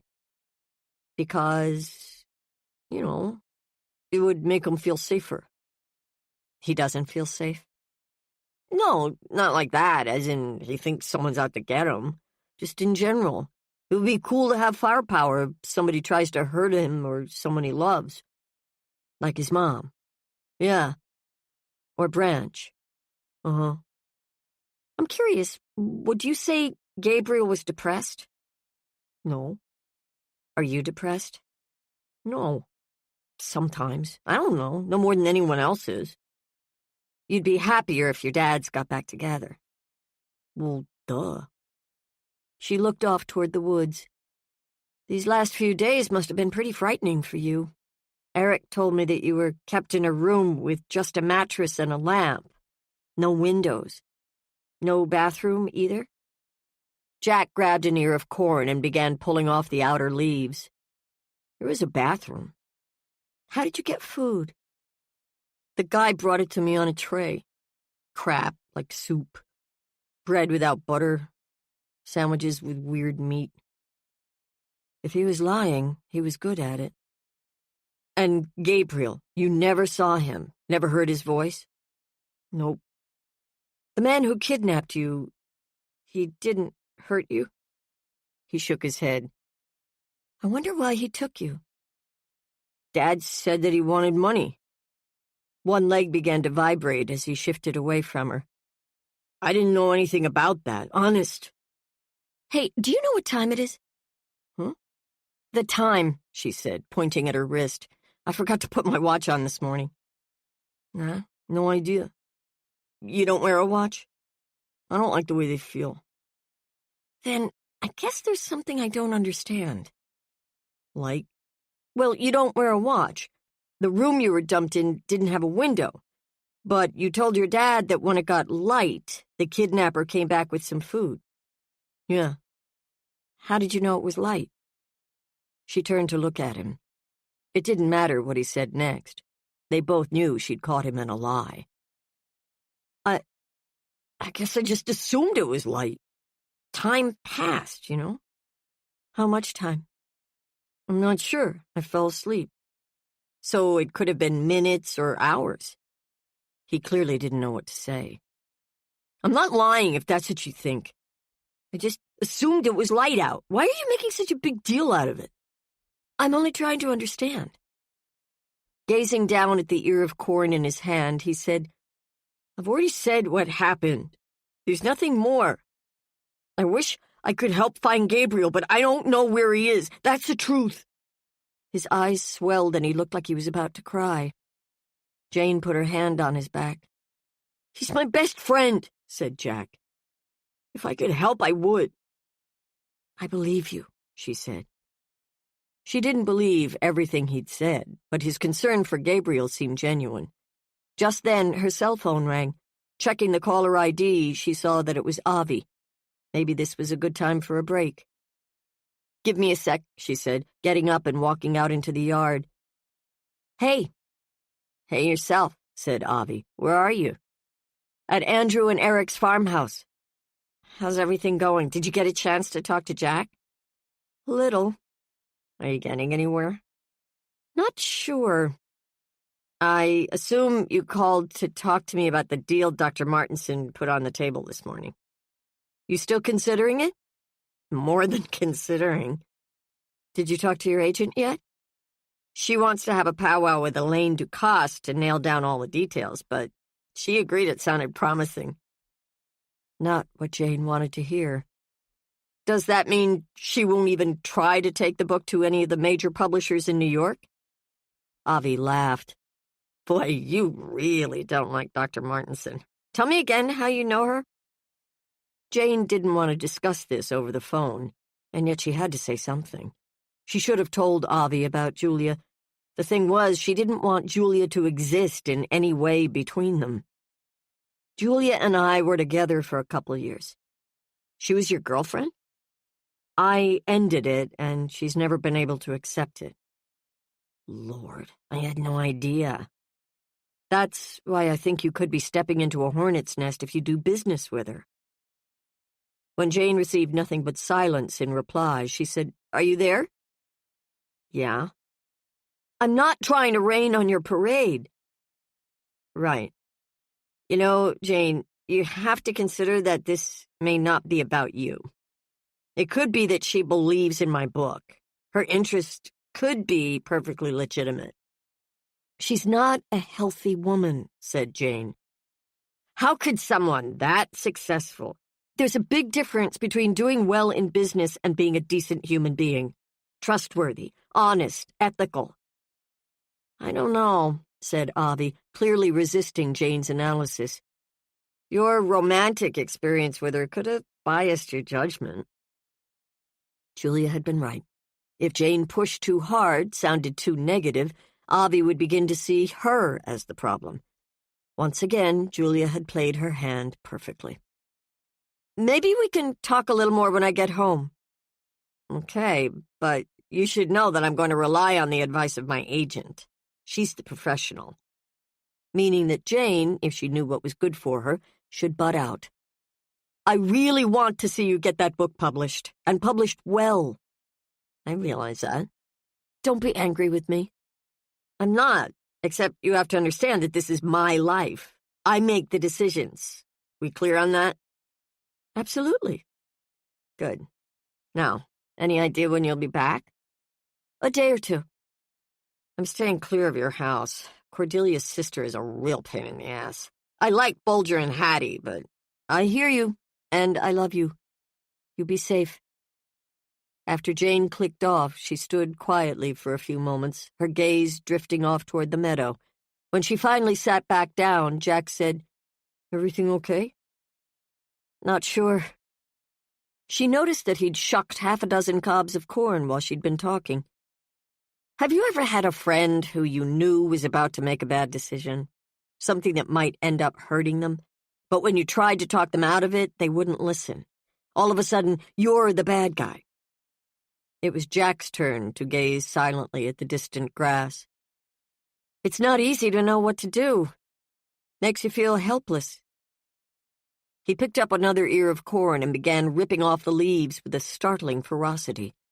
She wondered if she'd hit a nerve. But still, you have to try, right? You can't just let the person you love make a terrible decision without doing what you can to stop it. I mean, you have to do something. You do, said Jack. Absolutely. Cordelia pushed open the back screen door. If we're going to get a meal on the table anytime soon, I think we better head into town. Can we have sloppy joes? Asked Jack. And baked beans? Sure we can, said Cordelia. Anything you want. And Rocky Road ice cream? Jane's chance with him, at least for now, was over. Perhaps later tonight they could resume their conversation.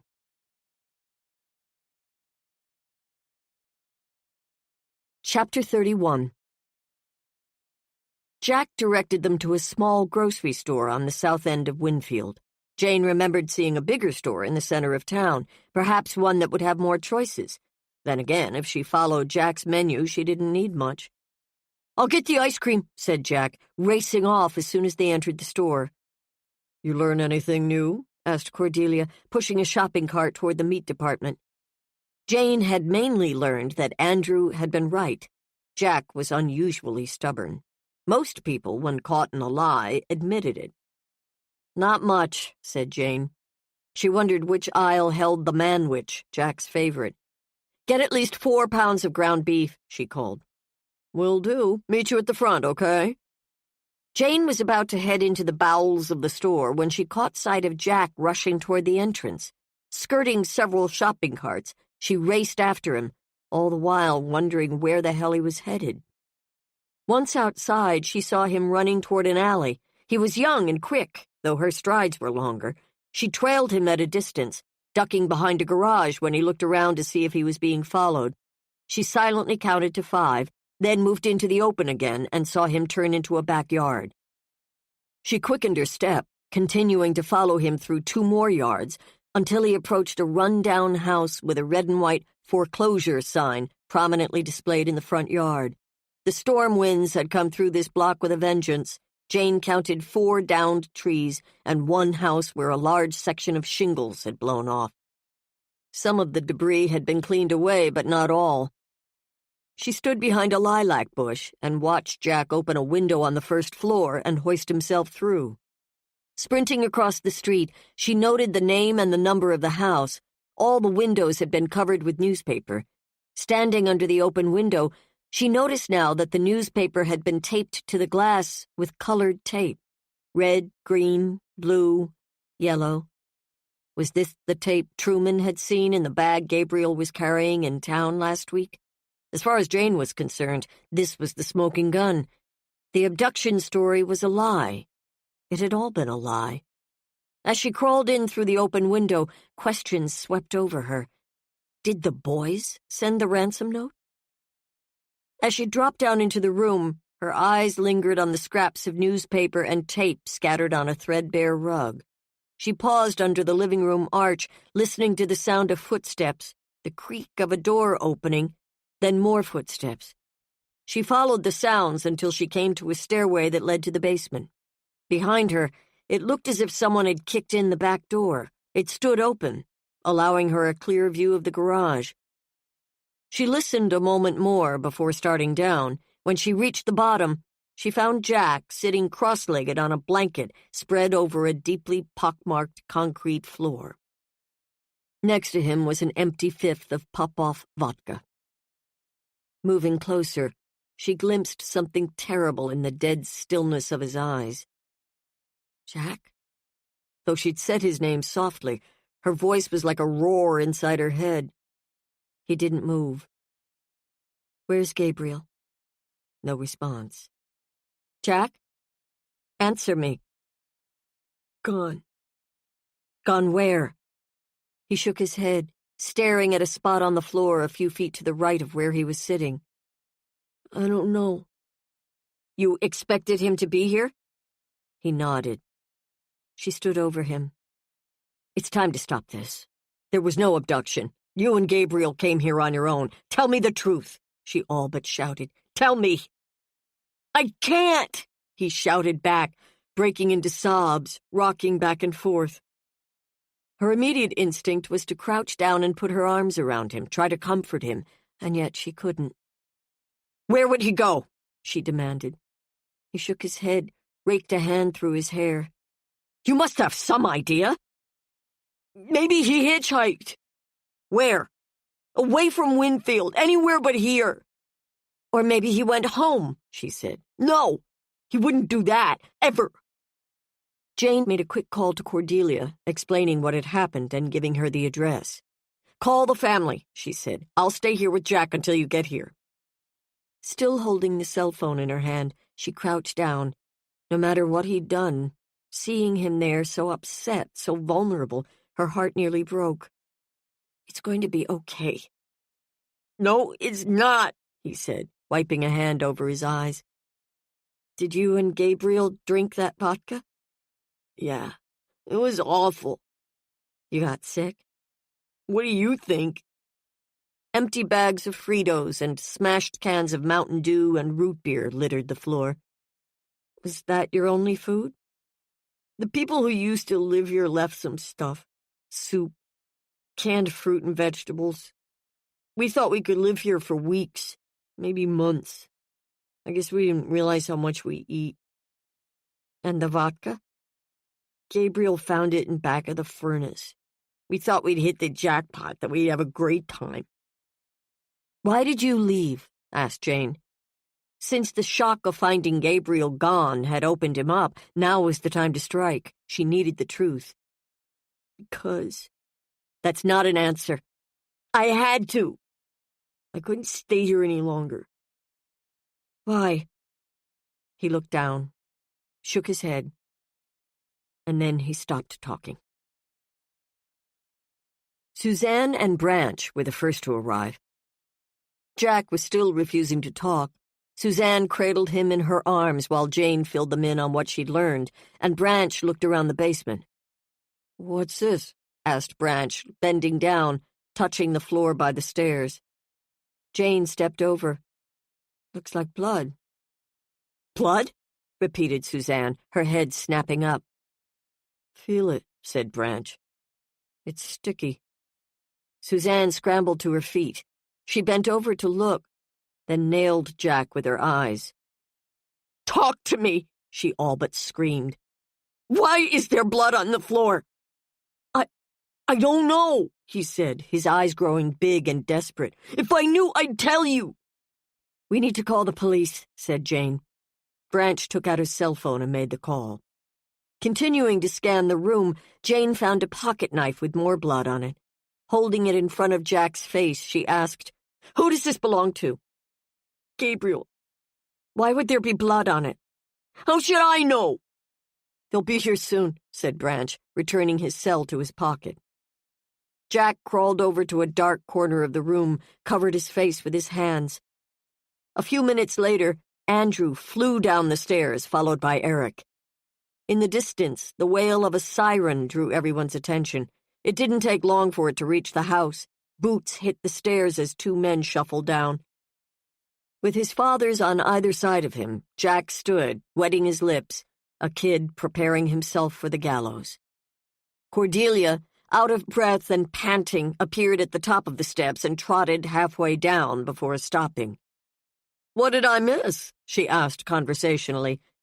Searching the faces of those standing around the basement, she squeezed out a guilty smile and said, "Oh, sorry.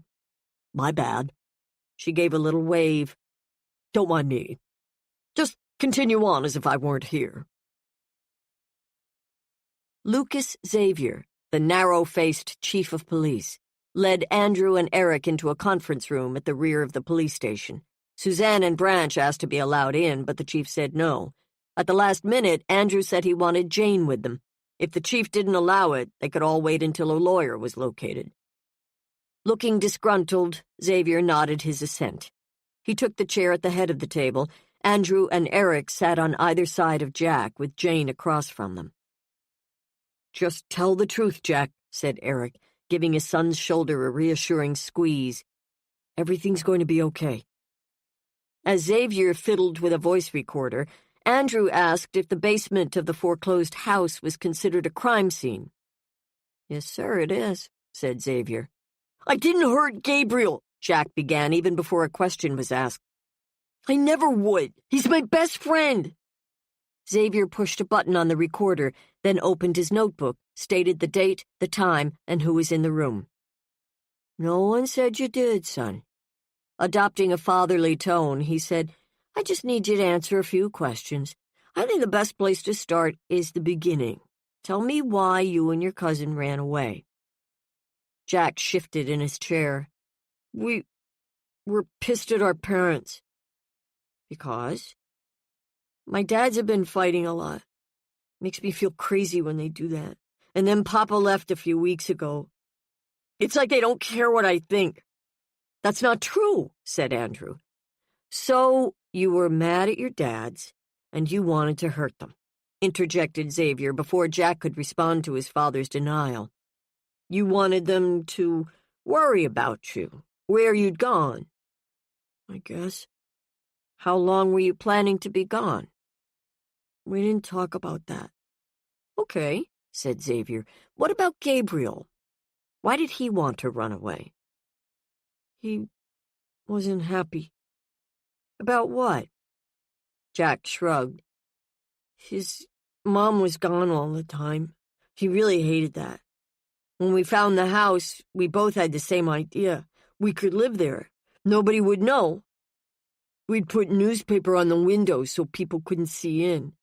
There was this closet under the basement stairs. It locked from the inside. If anyone came, we figured we'd go in there and hide.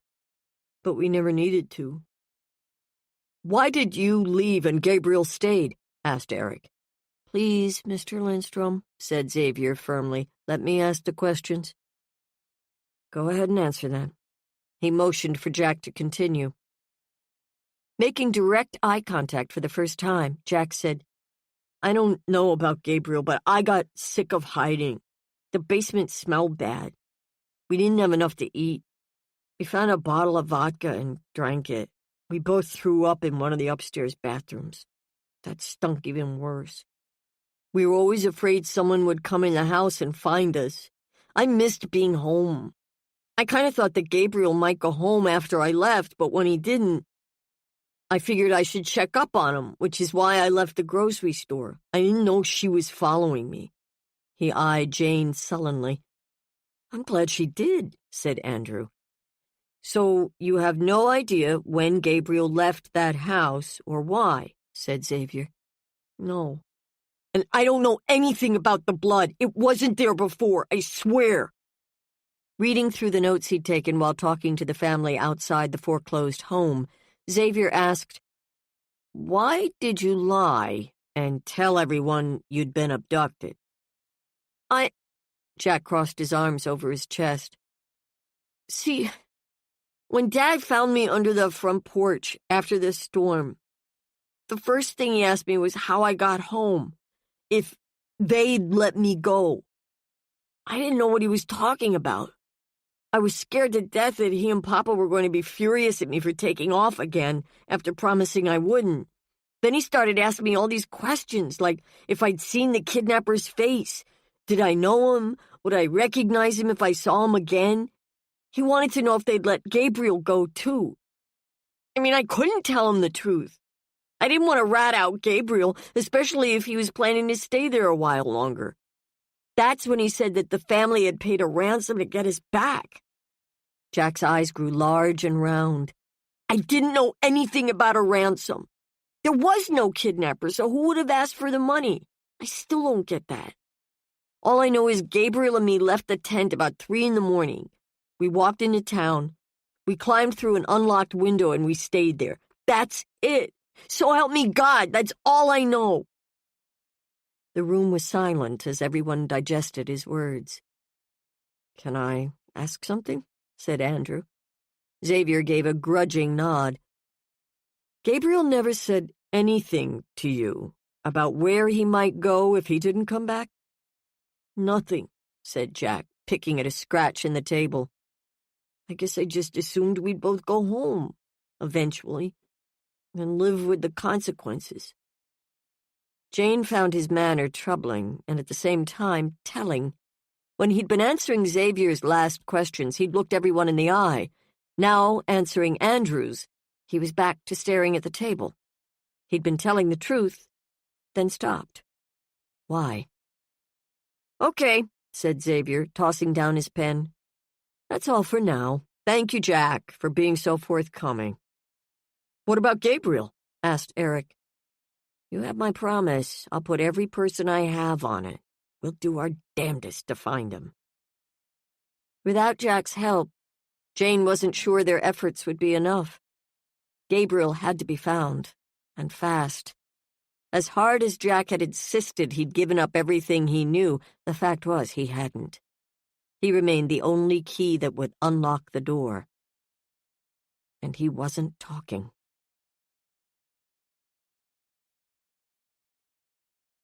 Chapter 32. Wearing a white terry cloth robe, Cordelia sauntered out of the motel bathroom, a towel wrapped around her head. I feel human again, she said, easing down on the bed next to a stack of scripts. Jane was sitting in an uncomfortable, comfy chair by the window, sipping from a can of Sprite, making a mental list of questions. Grabbing a package of red licorice twists, Cordelia stretched out and put on her reading glasses. Is that what you plan to do for the rest of the evening? Asked Jane. I need to make this decision like yesterday. I'm meeting with Octavia on Wednesday. She'll have her selection, I'll have mine. And then, just an FYI, expect all-out thermonuclear war to ensue. She gazed at Jane smugly over the rim of her glasses. Good thing I have my BFF in my corner. I don't even know why Octavia bothers. No matter what Octavia wants, you'll vote with me. Jane attempted a smile. Unless you picked the wrong play. Hilarious. Always the comedian. Before you start work, talk to me a minute about what just happened tonight, said Jane. Specifically? The ransom note. If the boys weren't kidnapped, who sent it? There's the rub. I mean, the motive, money, still seems plausible. Except that motive, such as it is, doesn't exactly cull many from the herd. Cordelia ripped open the licorice package. The problem, as I see it, is that everyone in town who can read, or who hasn't been locked in a closet for the last week, would have known about the boy's disappearance. A crime of opportunity. I still think we're looking at 3 primary suspects: Truman, Steinhauser, and Eld. Or, said Cordelia, whipping off her glasses as if an idea had just occurred to her, it could have been a member of the family. Jane sat up straight. You mean any one of them? They all need money. Well, except for Suzanne. She's got a job that seems solid. And who would be better positioned to know what was going on? Maybe it was all of them, said Cordelia. Sort of like a modern Murder on the Orient Express, except without the murder. It was an intriguing solution. I know, said Cordelia. 2 out there. Afraid so. What about the blood on the floor and the stairs at the foreclosed house? I guess you better do more digging, Janie. While you're unearthing, will you pick me up a burger? She adjusted her reading glasses, picked up a script, stuffed the end of a strip of licorice into her mouth, and began reading. Jane assumed she'd been dismissed. Winfield was a town that turned in early. As twilight descended, fingers of scarlet stretched across the western sky, promising another beautiful summer day tomorrow. Jane lowered the window of her CRV and, resting her elbow on the door, cruised slowly through the neighborhoods. She would occasionally come across a white vehicle parked in a drive, but never a Chevy Avalanche. Just before 10, she stopped at a hamburger stand and ordered a couple of cheeseburgers. They were in the process of closing, but the young man behind the counter said it wasn't a problem. She sat down on a chair by the window to wait. When he returned with a white sack, she paid him.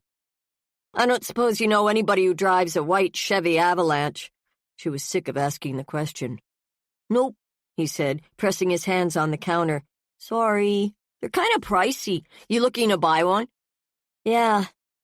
I know where they got one for sale. My dad's been shopping around for a new truck. I went with him the other day. He tried out an Avalanche. I'm pretty sure it was white. You know where Magic Motors is? They sell used cars and trucks. Sorry, I don't. You know where Bay Point Park is, right? Follow the street, Kenyon, that runs next to the bandstand, and it will take you out to County Road 15. Turn right or north and go about 2 miles. It's on your left. They wouldn't be open at this time of night, but you could try them tomorrow. A used truck, thought Jane, sitting on a used car lot. Could it be that simple? She thanked the guy and left. By 10, after parking a few doors down from the Tudor Revival home Eld had entered 2 nights ago, she sat and ate her burger. She might be wasting her time, and yet she continued to be curious about his runner subterfuge, what he was really doing in that house. Halfway through the burger, he appeared. He stood on the corner and looked around, then flicked a lit cigarette into the street and trotted across the front yards and up the steps. He rang the doorbell, and the woman appeared and let him in. This time, Jane was prepared. She'd added a monocular to the gym bag she kept in the back seat, one that was filled with equipment she might need on the job. Feeling for a mini flashlight and the monocular in her pocket, she dashed across the street. Viewing the basement room through the monocular, she was hoping she'd be able to read what Eld was looking at on the computer. She hid behind a hedge in the next yard and watched for a few seconds. When a light came on in the basement, she crept up to the window. As expected, Eld had found his way to the desktop computer. This time, however, instead of staying there, he shot out of the chair and began punching the air, shouting at the woman who had seated herself on the couch. Bending closer, Jane struggled to hear what he was saying. Though muffled, she thought she heard the words, "could kill him." The woman spoke softly, so Jane had no idea what she was saying. Her body language suggested that she was trying to calm him down. At one point in his rant, the woman grabbed his arm and pulled him down on the couch next to her. Holding his hands, she looked him squarely in the eyes and spoke, once again, softly. Eld listened without speaking, eventually pulling away, his face tight with anger, though his general agitation seemed to have lessened. He sat with his forearms resting on his knees, running his hands through his hair. When he lifted a pack of cigarettes from his running shorts, the woman shook her head. "I am so screwed!" he all but screamed. Looking defeated, his shoulders drooping, he got up and left the room. The woman sat for a few moments, her eyes fixed on the computer, then rose and followed him. Jane stayed by the basement window and waited for Eld to leave. After he'd run off down the street, she pulled a business card out of her pocket and approached the front door. She assumed the woman would answer, even though it was late, thinking that Eld had come back. When she appeared, Jane was surprised to find a much older woman than she'd expected. "I'm sorry to bother you," said Jane. "I know it's late. I saw someone just leave, so I knew you were up." She handed over the card. Slipping on the reading glasses hanging around her neck, the woman looked at it. "You're a private investigator?" "That's right." "Lawless? Any relation to Raymond Lawless, the St. Paul defense attorney who ran for governor a few years back?" "He's my father." "What a small world," she said, standing back and beckoning Jane to enter. "He came to Winfield, you know."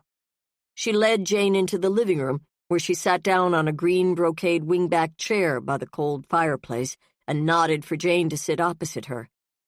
"I've worked for his campaign in the county. I'm Myra Taft." "Nice to meet you," said Jane. "I'm sorry your father lost. I thought he would have made a great governor." "He would appreciate that. He seemed like such a decent man." "He is." When Jane's father's political aspirations helped break the ice in a conversation, Jane usually ran with it. "Is he still working as a lawyer?" "He is," said Jane, surveying the room, taking in the antiques, the impressionist reproductions on the walls.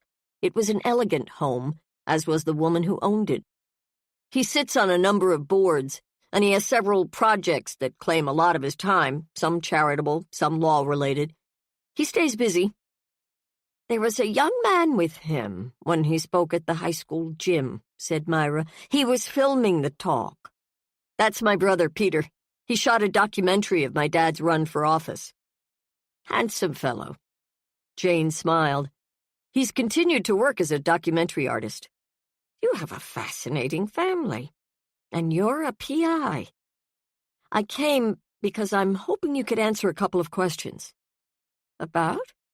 "Well, first, I should tell you that I'm in town because of the disappearance of 2 boys." "Oh, of course, Jack and Gabriel. I know them well. I'd heard that Jack had returned home." "He has, but Gabriel's still missing." "I'm sorry." Jane glanced over at the front door. "I saw Aaron Eld leave your house a few minutes ago." "You know Aaron?" "We've met. What I'm curious about is his nightly running regimen." She lifted her chin, gave Jane an evaluating look. "I'm not sure why that should interest you. The thing is, he was the one who found Gabriel's cell phone the day after his parents discovered the boy was missing." "So?" "My concern is that he may know something about Gabriel's disappearance that he hasn't told anyone. Or perhaps that he had something to do with a ransom note that was sent to the family."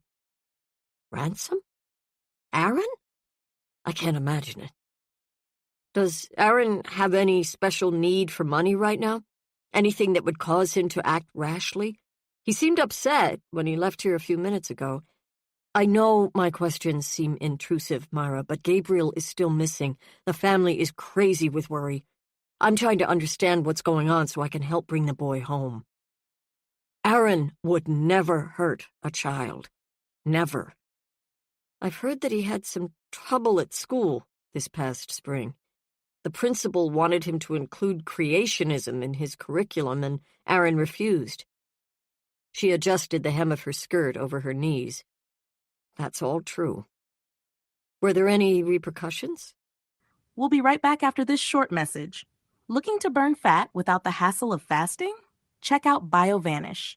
It's made with premium 9C fats from high-quality coconut extract, and it's here to help you lose weight the easy way. Studies show that 9C molecules can raise your BHB levels more than a strict keto diet, meaning your body finally starts burning fat as fuel. In fact, research from Temple University found that taking 9C fats daily boosts fat burning as much as fasting for 12 hours.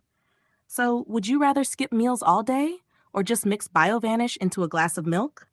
Ready to start burning fat the simple way? Click the link in the description to get BioVanish now and grab an exclusive discount while you're at it. BioVanish, fuel your fat burn. Now, back to the story. Myra looked into the fireplace. Oh, I suppose I can tell you. It's not a secret, or at least it won't be by tomorrow morning. Aaron received a letter this morning telling him that his contract won't be picked up for next year. He was fired? I'm afraid so. The principal had already taken summer school away from him. That was a big financial hit. It's terrible timing, too, because Holly, his wife, was diagnosed with lupus last year. She hasn't been able to work. If they lose their health care through the school, her disease could easily bankrupt them. Add to that the problems with a ballooning mortgage payment on a house that's completely underwater, and you have yourself one very upset young man. The house is underwater? There were some local shenanigans, all part of that subprime mortgage disaster. Aaron and Holly bought one of the homes that Andrew Waltz rehabbed and Branch Bourne landscaped. They always did such beautiful work. What I've heard was that the appraiser that worked for the bank inflated the worth of those homes. Aaron and Holly had no way to know about it. Because of the price and their credit history, they were given one of those low-quality loans that the bank turned around and sold to someone else at a profit. They didn't understand that the monthly payment they started with wouldn't last. A very bad business all around. Did they think Andrew and Branch were in on it? Yes, I think so, though Aaron has no proof. What do people in town say? Nobody really knows what went on. I think some people do blame Andrew and Branch, and the appraiser and the bank, of course. The problem now is Aaron's been keeping all these financial problems from his wife because stress can cause her symptoms to worsen. He was worried when he left tonight because he had to go home and tell her he's been fired. He's been coming here almost every night since school ended, looking for another teaching job. In this area, they'd probably have to move. And sell a house that was already underwater? Aaron was the poster child for financial desperation. Has he found another teaching position? Asked Jane. He's applied for several, but so far he hasn't heard anything back. Why does he come here to use your computer? Doesn't he have one of his own? Yes, but he and his wife both use it. He didn't want her to know about his applications. So he came here. It was all beginning to make sense. Aaron blames the principal, Craig Gilkey, and rightly so, for being let go. I hate to say it, but Gilkey is a people-pleaser. He's not the guy you'd want to send into a meeting hoping he'd fight for your side. I feel so badly for Aaron. My husband died 2 years ago. Aaron and Holly were incredibly kind to me during that time. That's when we first became friends. Aaron would come by when the grass was long in the summer and offer to cut it. He'd be out there in the winter, first thing in the morning after his snow, shoveling the walk. Holly would come by with a hot dish and a comforting word. They had me over to dinner at least once a week for the first few months. They're good people, kind people. I understand that you're trying to figure out what happened to Gabriel. I just don't believe Aaron had anything to do with it. Jane moved to the edge of the chair. I'd pick you to be the person to go into a meeting and fight for my side. Myra smiled. If there's any other way, I can help. Jane stood and held out her hand. Thanks for your candor.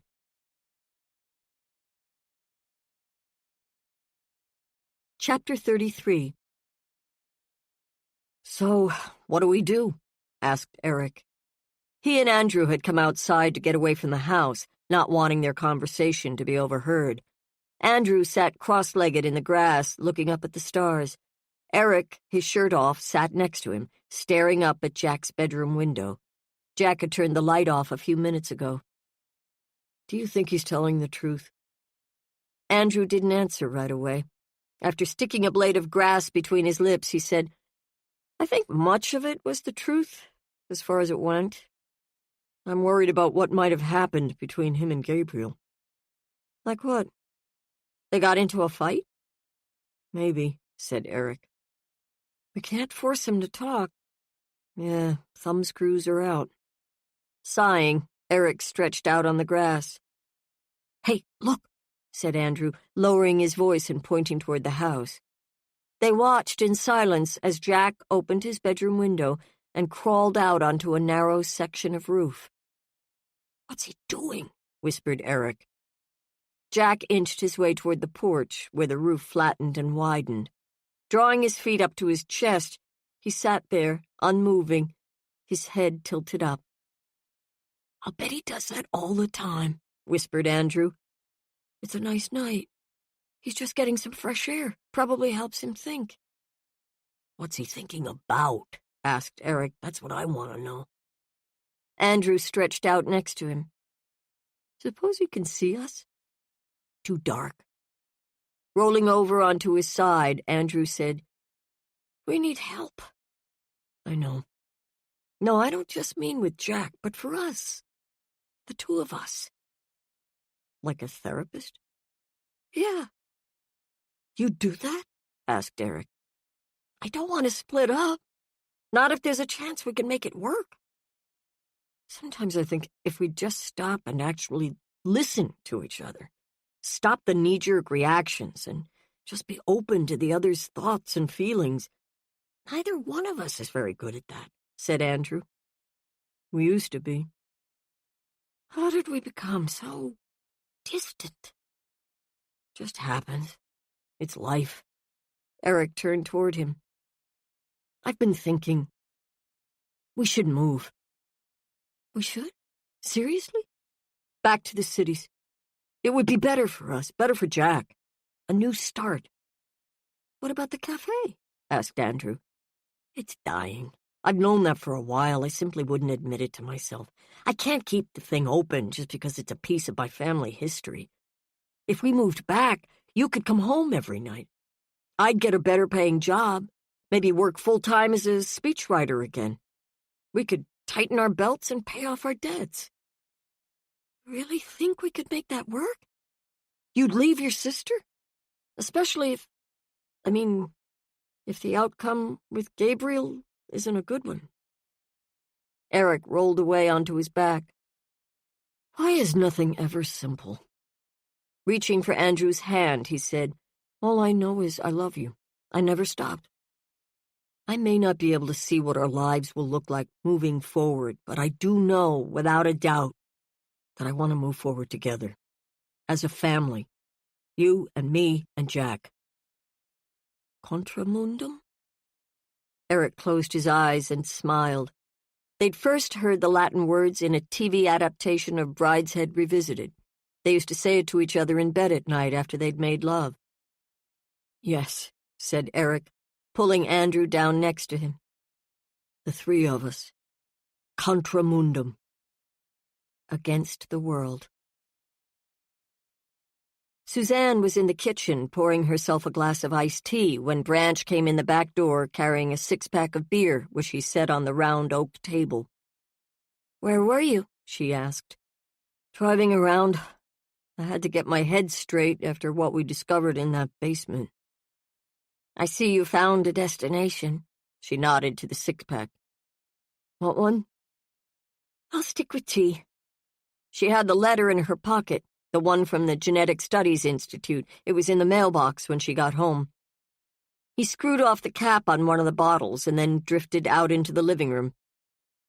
Honey, she said tentatively. What? He took several long pulls on the bottle. I have to tell you something. It's good news. Gabriel has no genetic link that would predispose him to ALS. We got the letter today. Oh, wow, that's wonderful, he said. He looked so preoccupied that she wasn't sure her words had even penetrated.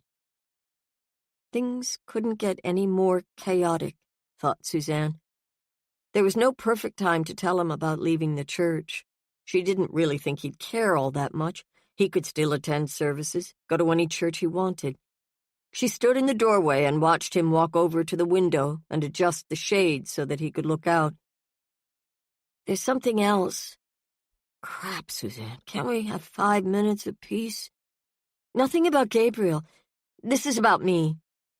He eyed her warily. I'm leaving the church. Vivian fired you? No.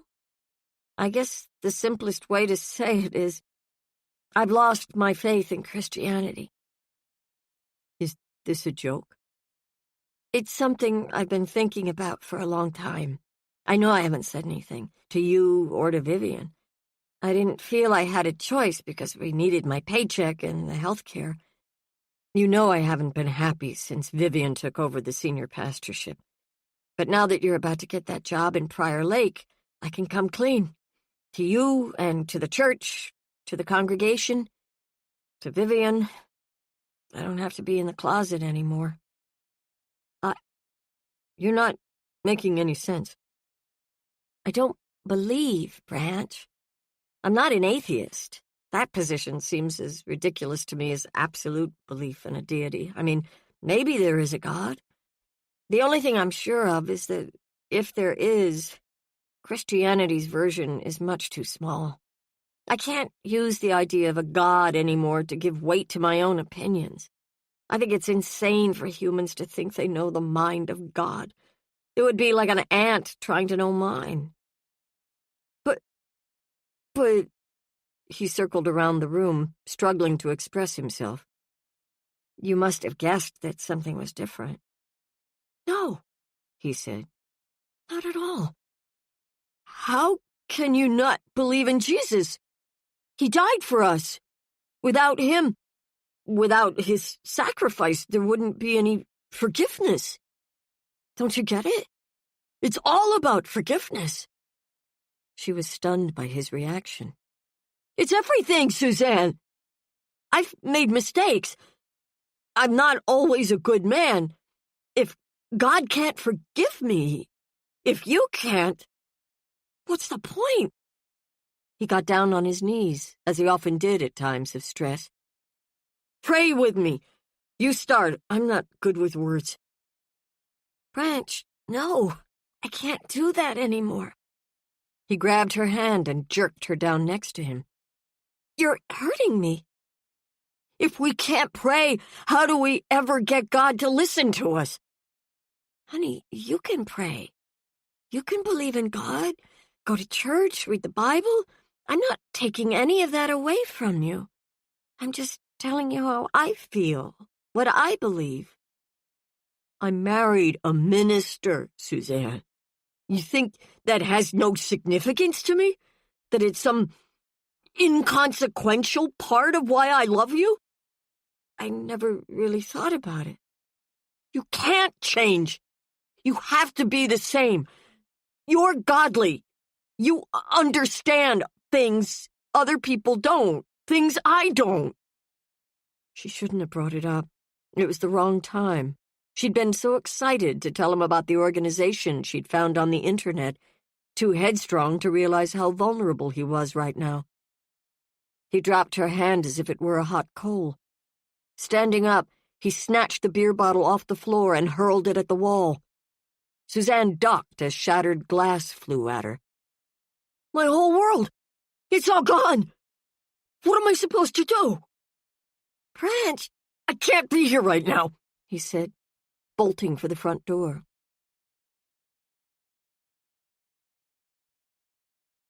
Chapter 34. Tuesday. While Cordelia slept the early morning away at the motel, Jane walked into town to find herself some breakfast. Before she reached Main Street, her cell phone vibrated in her back pocket. Checking the caller ID, she saw that it was Nolan. "Anything new on your case?" he asked. He rarely exchanged pleasantries before getting to the point. Jane filled him in. "Are you in Winfield?" he asked. "For the next few days." "Makes sense. You got any leads?" "A few. How are you doing?" "Oh, okay."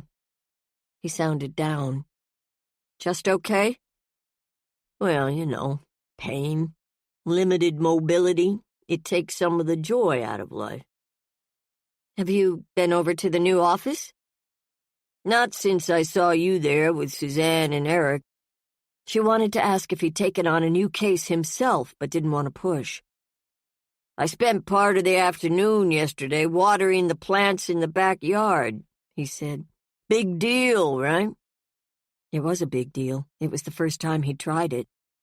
"How did it feel?" "It was kind of nice being outside. But this neighbor woman, she moved in last fall, stood behind her fence and scolded me for watering plants in the sunlight. She's a retired librarian, Ruby Johnson, a real know-it-all type. We got to talking.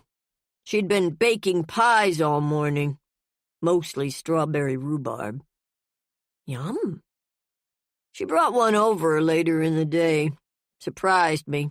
Since it was close to dinner time, I invited her to stay. I ordered a pizza. We ended up playing cribbage." Jane smiled. This was the best news she'd heard in ages. "Nice to have a new friend in the neighborhood." "She could drive a normal person batty, never stops talking." "Was the pie good?" "Not bad. Would have been better with ice cream. When do you think you'll be back?" "Hard to say. A day or two." This was the first investigation Jane had taken on since Nolan had left the hospital. She'd been spending so much time at his house that she couldn't add anything more to her plate. When Andrew had called, coinciding with the completion of their new office at the theater, it seemed like the perfect opportunity to start moving them both back toward a more business-as-usual footing. Nolan was physically able to handle it. The emotional side of his recovery was another matter. "It would be nice to see you when you're back and have the time," said Nolan. She saw the comment for what it was, his way of feeling out her intentions without asking a direct question. He wanted to know if she would continue to come by, get his groceries, bring him meals from the restaurant, help him around the house, watch movies with him in the evening. The answer was a qualified yes. She would never leave him in the lurch if he truly needed her help. Of course, they'd get together for dinner, movies, etc.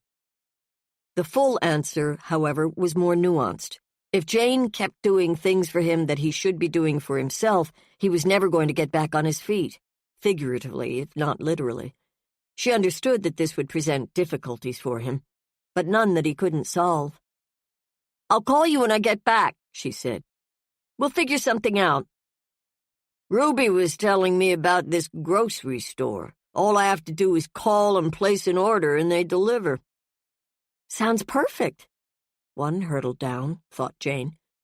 "Well, I won't keep you. I'm planning to head over to the office this morning, do a little work." "Great. You hang in there, Pops." It always tickled him when she called him that. They both understood that their relationship had progressed far beyond business partners or even friends. They were family, the only word that really covered it. After saying goodbye and cutting the line, Jane continued on into town, coming upon an outside stand with a sign that asked, "Got fry bread?" She ordered herself a large, topped with powdered sugar and cinnamon. As she ate, leaning against a lamppost surveying the businesses along Main, a police cruiser pulled up next to her. The window rolled down. "I just heard about Gabriel," said Steinhauser. "Thought I'd say I'm sorry." "Thanks." Also wanted to say, I told you so. I knew we weren't dealing with an abduction. I also wanted to clarify something I said yesterday about Branch Bourne. Maybe I was a little too hard on him. I'm sure he loves Gabriel. It's that whole NFL thing that bugs me. Jane had no idea what he was talking about and asked him to explain. Everybody knows he spent a year playing for the Indianapolis Colts. If you don't know, he tells you. He never said a word about it. That surprises me. It's all part of his big man persona. I've been around guys like him before. Winning is everything. They beat on their kids to be disciplined. Well, not actually beat, but you know what I mean. Branch started coming to the games 2 or 3 weeks ago. Before that, I guess he was working some part-time job. When he was there, Gabriel's skills would turn to shit. He dropped balls, failed to make throws. He couldn't live up to Branch's unrealistic expectations. It was those expectations that got in the way of his playing, not Gabriel's lack of ability. Not me getting hot under the collar at him every now and then. You ask me, Branch might be one reason he ran away. Jane took a last bite of her fry bread, chewing while she considered his comments. Oh, crap, said Steinhauser, putting his car in gear. Up the street, 2 men had begun a shoving match. Abruptly excusing himself, he swung his cruiser away from the curb and took off. Back at the motel a while later, Jane stood next to Cordelia's bed, listening to her snore. She felt a twinge of guilt for waking her. She'd been up reading scripts deep into the wee hours of the morning. Waving food under her friend's nose, Jane waited for the inevitable. Without opening her eyes, Cordelia mumbled, "Smells greasy. Grease is one of 5 essential food groups." 5? "A taco," she said, sitting up in bed. "You must think I'm a cheap date." "A fry bread taco." "I need caffeine to go with it." Jane pulled a can of Pepsi from behind her back. "It's cold." She set it all on the nightstand and then sat down on her bed. "We need to leave." "Not before I eat." "After you eat." "Where to this morning, Sherlock?" "A used car lot." Lowering her eyes and raising her eyebrows, she said, "A taco and a used car lot? When I'm with you, Janie, the fun just never stops." While Andrew and Jack made breakfast, Eric went outside to water the daylilies on the west side of the house. Waking up with Andrew in his bed, making love, then coming downstairs to find Jack watching TV in the living room, it all seemed so right. As they puttered in the kitchen, Andrew suggested that he and Jack make waffles. Eric set the table. Andrew turned on the radio. Eric was certain that each of them felt guilty for feeling even a crumb of happiness with Gabriel still missing. Hearing a metal door scrape open and then shut, Eric turned to see Truman leave his RV and head into the woods. Instantly angry that his uncle was so damned close-mouthed about everything in his life, he stomped across the yard. "Screw you," he said, opening the RV's door and climbing inside. "Oh, my God," he said, his jaw nearly hitting the floor. No wonder Truman kept the blinds drawn on all the windows. It appeared that he and Truman were living in parallel, though opposite, universes. While the outside of Eric and Andrew's house looked well-tended, the yard manicured, the interior was anything but. In Truman's case, the exterior of his RV was badly rusted and run down. The interior, however, was expensively appointed, with a long leather couch and matching chairs, an entertainment center complete with Bang & Olufsen components and a huge flat-screen TV, several pieces of bold artwork on the custom cherry woodwork walls, an open bedroom at the back with designer bed linens, and a galley kitchen with high-end appliances. At the front, just to the right of the door, was an extra-large drafting table. 2 swing-arm lamps were attached at each side, with a flat file cabinet behind the table and a narrow console table along the opposite wall. It was the contents of the console table that compelled Eric's attention. Stepping closer, He picked up one of the hundreds of bones Truman had assembled. They'd all been meticulously cleaned. Several were mounted on pieces of rough-sawn cedar as if they were works of art. "What the fuck?" came a gruff voice. "Get the hell out of my place." Eric was startled, but stood his ground. Coming eye to eye with Truman, he said, "Not until you answer my questions." "I don't need to answer shit." "Who are you?" "You know who I am." "Do I? What do you do with those animal bones?" "That's a need-to-know kind of thing, and you don't." "All those weird animal displays in the woods, what's that about? It's ghoulish, it's not normal." "And you're the poster boy for normality? Give me a break." "I've tried to be tolerant, to be patient. Get out." Eric sat down defiantly on the stool in front of the drafting table. "How do you make money?" "None of your goddamn business." "You go around extorting cash from unsuspecting relatives? Say, sending ransom notes when the opportunity arises?" A muscle twitched in his face. "I don't know jack shit about that ransom note." "Then tell me how you can afford all this." His eyes swept the room. "Okay, yeah, it is extortion, but my kind. Doesn't hurt anyone. It's even legal." "You're clever, I'll give you that. Deflecting every question about who you are, what you do. You create this aura of mystery around you because you like to play with people's heads.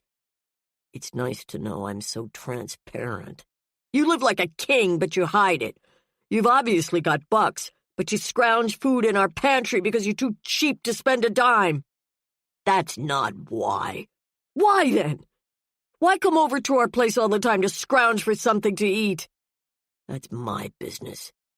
"Why?" Eric demanded, almost shouting the word. "Because I'm lonely," said Truman. He ran a hand over his face. "There. Are you satisfied now?" Eric was momentarily thrown. "I don't believe you." "Fine. Don't." "You know something about Gabriel. Where is he?" "Don't pin that on me." "Tell me!" "Prove it!" Truman yelled back. "You think I had something to do with that ransom note, with Gabriel's disappearance? All I got to say is fucking prove it." He stared down at Eric. "You can't, can you?" Eric didn't answer. "Get out. I've got some business up in the Twin Cities. When I'm done with that, I'll be moving on. You won't have Truman to kick around anymore." His scowl turned to a smirk. "You're a sad little man," said Eric. "Out," said Truman, clearly done talking. "Out of my RV and out of my life." He moved aside so that Eric could step around him. "I should never have come." "No," said Eric, brushing past him. "We agree on that much."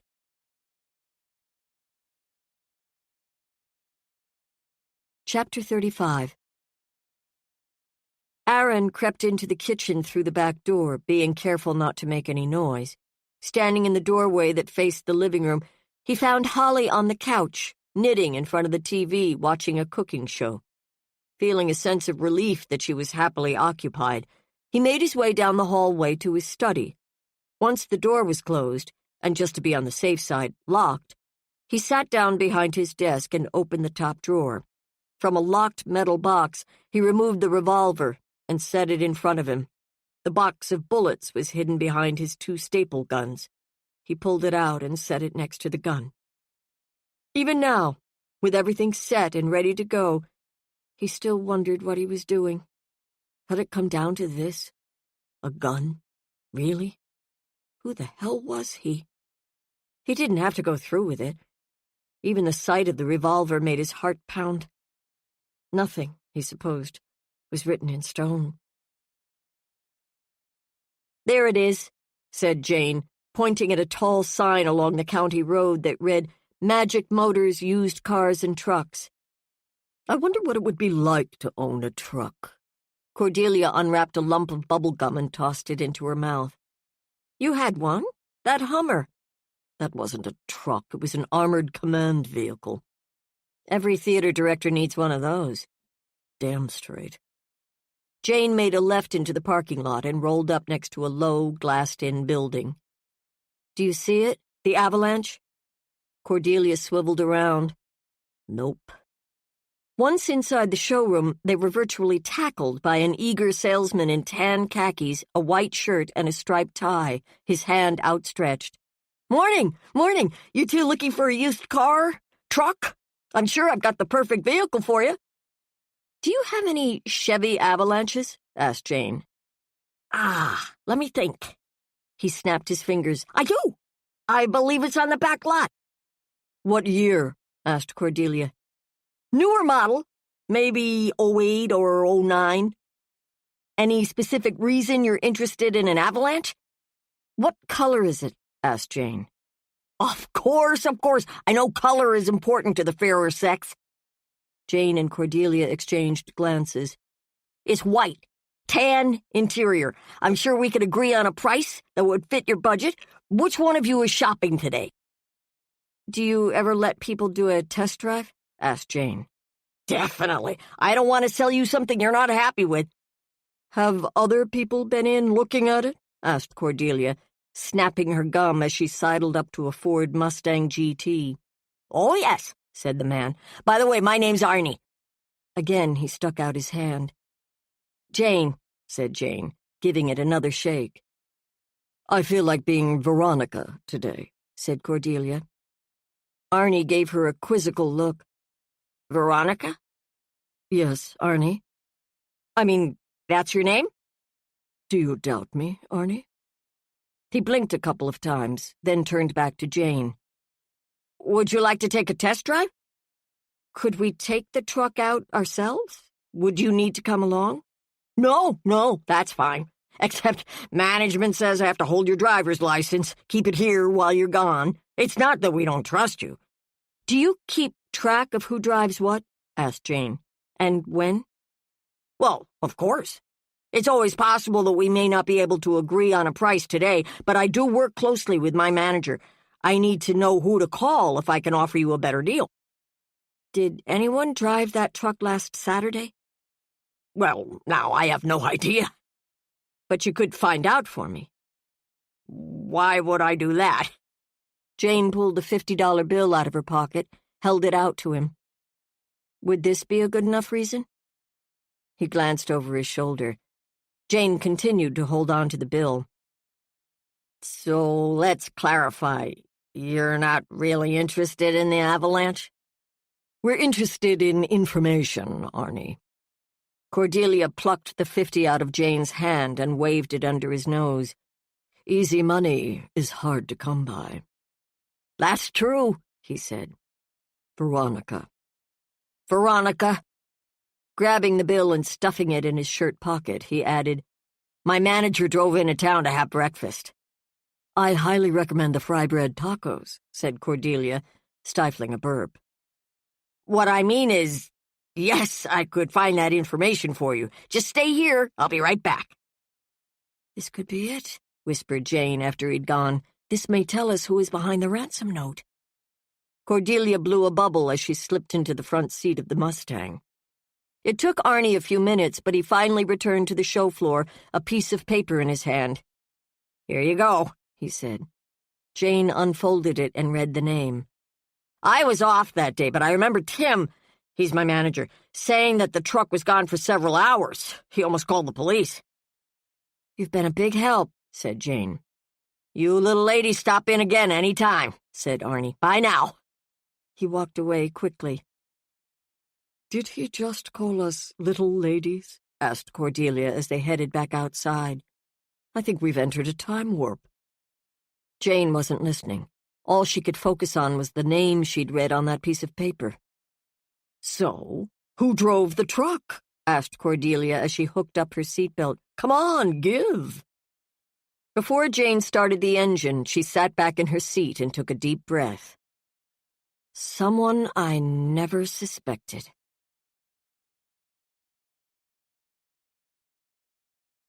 Chapter 36. Holly came to the front door, the look on her face friendly, though apprehensive. "Hi," she said, fingering the top button on her blouse. "Aaron isn't home." "We were hoping to talk to you for a few minutes," said Jane. Again, she took out one of her cards, pressed it to the screen. Holly didn't immediately unlock the door. "What about?" "You know Gabriel Bourne is still missing." "Neither of us know anything about that." "I'm not suggesting you do, but you might be able to help." "Who are you?" she asked, directing the question to Cordelia. "Thorne, Cordelia M., civilian backup, Jane's BFF." "If we could just come in for a few minutes," said Jane. Reluctantly, Holly allowed them into the kitchen. "I just made fresh coffee, if you'd like." "Coffee would absolutely save my life," said Cordelia, sitting down at a round kitchen table covered with a red and white checked tablecloth. "If it's not too much trouble," said Jane. The rash on Holly's face seemed less pronounced today. She moved slowly, as if her body hurt. Jane was used to seeing this in older people, but never in someone so young. "Cream? Sugar?" "All of the above," said Cordelia. "Black for me," said Jane. Once they were all settled at the table, Jane began with a straightforward question. "Could you tell me about the test drive you took at Magic Motors last Wednesday?" Holly looked stricken. "Test drive?" she answered weakly. "The White Avalanche. You drove it for several hours. Where did you go?" She twisted the coffee mug in her hands. "Well, I mean, you and Aaron were the ones who sent the ransom note." "Excuse me? What did you say?" "You might as well admit it," said Cordelia, stirring a third teaspoon of sugar into her mug. "I saw the Avalanche drive past us when we were waiting at that mailbox," said Jane. "And I saw it again behind the trees at the housing development." "You did? Why did you do it?" "You're wrong. You've got no proof for any of this." "I have enough to persuade the police to get a warrant to search your house." Jane wasn't sure that was true, though it didn't matter as long as Holly believed it. "What would they find?" With trembling hands, the young woman set the mug down. "Nothing." "I think you know that's not true." "I want you to leave," said Holly, pushing away from the table and standing. "If I do, I'll be back with the police," said Jane. "And I'll stay outside while Jane drives to the station to make sure you don't leave with the money," said Cordelia. Holly covered her face with her hands. "You might as well tell us the truth," said Jane, feeling more sorry for her than she'd anticipated. "Tell us why you and Aaron did it," said Cordelia. Holly shook her head. "It wasn't Aaron. It was just me." "Where's the briefcase?" asked Jane. Once she had that, all questions of proof would be moot. "In the basement." "How much money have you spent?"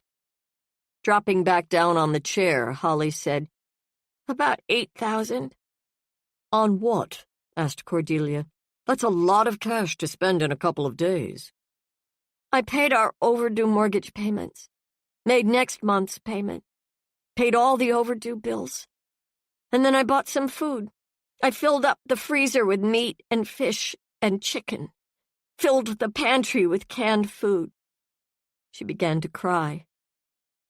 "I bought some underwear. How pathetic is that? I've been mending ours, but it's all so threadbare." Looking up defiantly, wiping tears from her eyes, she said, "I didn't head to the nearest department store to buy diamonds and furs. Aaron and I are drowning in debt. I'm ill. The way we're going, it won't be long before the bank starts foreclosure proceedings. I saw that those boys were missing, and I thought it was my chance. I didn't figure asking for money would really hurt anyone. I mean, Eric Lindstrom and Andrew Waltz have that beautiful house, 2 expensive cars. Gabriel's mother is a minister. She's had a steady job for years." Turning her head away, she said, "I know it was wrong. I know that. But I was desperate." Weakly, she added, "I'm sorry." I'll go to jail now, won't I? It wasn't a question. Holly, said Jane softly, listen to me for a minute. Go get the briefcase, okay? Can you do that? She nodded. As she descended the basement steps, Cordelia said, We've got her now. At least you'll be able to pay your dad back most of the money. Holly wasn't the only one with secrets. I didn't borrow the money from my father. No? Where'd you get it? Before Jane could figure out how to answer, Holly was back. She placed the briefcase in the center of the kitchen table. Jane opened it. She did a quick count and found that Holly had told her the truth. What you did was wrong, she said. I already told you I know that, said Holly, her face red with shame. Just call the police and get it over with. Jane picked up one of the bundles. 100 $100 bills, $10,000 in each bundle. After closing up the briefcase, she handed the bundle to Holly. This won't help you for long, but it's something. Holly's eyes widened. I don't understand. I'm not going to call the police. But why? I don't know. Just leave it at that. But the money. Take it, said Jane. In exchange, you have to promise me that this stays between us. You don't tell Aaron. You don't tell anyone. This ransom business remains forever a mystery. I don't know what to say. Say thank you, said Cordelia, raising her eyebrows. Thank you, said Holly. On their way out to the Honda, Cordelia said, Boy, you're an easy mark. Shove a sock in it, said Jane, unable to explain why she'd given Holly the money and unwilling to give it another moment's thought. Easing his hand into the pocket of his jeans, touching the gun, checking his courage, Aaron knocked on Craig Gilkey's back door. The principal's wife, Monica, appeared a few moments later. Aaron, hi. She didn't look happy to see him. Is Craig around? He's out in the garage, working on the car. Great, he said quickly, before Monica could engage him in a conversation. She was one of those non-stop talkers who never seemed to take a breath. Nodding his thanks, he trotted around the back of the house. Sure enough, Craig's PT Cruiser was parked in the driveway. Stepping up to the side of the car, Aaron said, Problems with the motor? Craig was inside the garage, digging through a tool chest. Seeing Aaron, he grabbed a rag and wiped off his hands. Yeah, always something wrong with the thing. What can I do for you, Aaron? Thought I'd come by. Had a couple of things I wanted to say to you. That right. With his right hand sunk casually in his pocket, Aaron moved into the garage.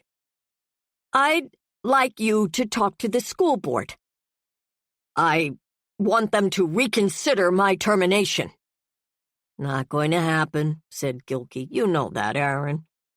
If this were, say, 1498 instead of 2013, and you were, I don't know, Torquemada. Who's that? The Spanish Grand Inquisitor. You remember the Inquisition? I'm not going to stand here and listen to this. Aaron moved on without missing a beat. Then I could understand why I might be fired for refusing to teach creationism as science. The church used to believe that the sun revolved around the earth. The earth was the center of the universe. It was considered a settled fact because it fit with the going theological assumptions. This conversation is over. It was over a long time ago. Gilkey bent back over his tool chest, pulling out a different drawer. Just accept the inevitable and move on. Is that what I should do? Asked Aaron. Gilkey jumped. Don't turn around, said Aaron. What's that? What are you doing? What do you think? Is that a gun in my back? Are you out of your mind? Highly possible. Aaron shoved harder. Now that I've got your attention, I want you to shut up and listen. Gilkey raised his hands. "Don't do that!" He glanced back to the drive. Thankfully, nobody was around. It was a quiet summer afternoon. This was the best chance he was going to get. "It's like this. Say you believe the Earth is flat. Just to clarify, do you believe the Earth is flat, Craig?" "Of course not." "Okay, but let's say you do. And I think it's round. CNN decides to cover the issue. They bring me on to point out all the proof we have that the Earth is round. Then they bring you on with your proof that the world is flat. They give us equal time, treat us like our ideas are of equal weight and probability. Is that fair?" "Well, I mean, maybe. There are some people who think that. Can you lower that gun? I promise we could still talk about it." "If the Earth is flat, then how can satellites orbit the Earth? If scientists are wrong about something so fundamental, how have they been able to make precise calculations that allow us to send men and machines to distant planets?" "I told you I didn't believe it." "But if we present one view as having equal weight with the other, don't you get it? People who don't study the issue, those who are scientifically ignorant, may be swayed into thinking that the flat Earth theory has merit." "I hear what you're saying. Take that gun out of my back and we can have a real conversation." "We're having a real conversation, Craig. Here's the deal. In 6 months, if I don't find another job, our health care goes away. My wife is sick. She'll have the illness for the rest of her life. If we don't have health care, the disease will sink us."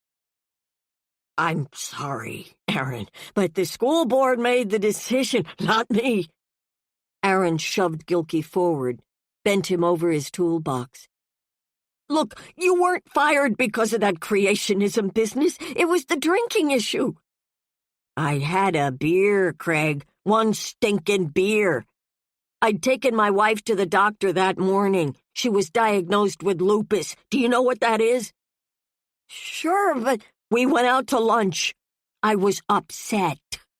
I took her home and then I came back to work." "I didn't know that about your wife.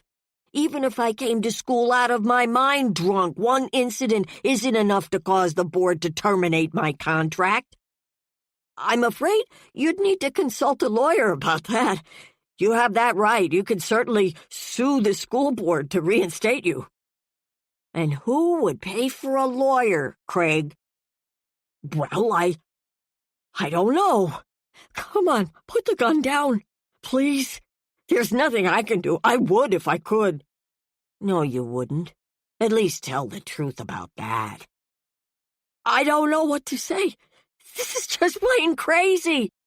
"I'm sorry would be a good place to start, but you're not, are you?" "Aaron, please, you're not in your right mind. We could get help for you. The board would pay for it. I believe I could promise you that." "I need a job." "I understand, but hurting me isn't going to get you one. Think about your wife, your future." He was panicking. Sweat bled through his shirt, with big, sour-smelling drops dripping off his chin. "I won't press charges, swear to God." "Press charges for what?" asked Aaron. For threatening me with a gun." "What gun?" Aaron pulled his index finger out of Gilkey's back. Gilkey turned around. When he saw that Aaron didn't have a weapon, he reached for the biggest wrench in his toolbox. "Let's frame it this way," said Aaron. His hand slipping back into his pocket, he continued. "You had a theory. Aaron Eld is holding a gun on me. You felt you had good reason, proof for your theory. But it turns out it was just my finger. Sometimes what looks like proof really isn't." "You're insane," said Gilkey, raising the wrench. "No, just making a point. You gonna hit me with that?" "I should. I have every right to." Inside his jeans, Aaron pulled back the hammer on the revolver. It was a loud click. Gilkey heard it. "What was that?" "What was what?" "That click." "Maybe I have a gun in my pocket." "Get the hell out of here!" "I guess that means you're not going to help me get my job back." "Get out!" Aaron drove his rusted Ford around for a while, finally stopping at Hammermill Lake. He stood on the sandy, deserted shoreline and spent a few minutes thinking about Holly and how much he loved her, about how much he loathed guns, and about trust. "You're a fool, Eld," he whispered, removing the revolver from his pocket and heaving it as far out into the water as the strength in his arm would allow. And then he got back into his car and drove home.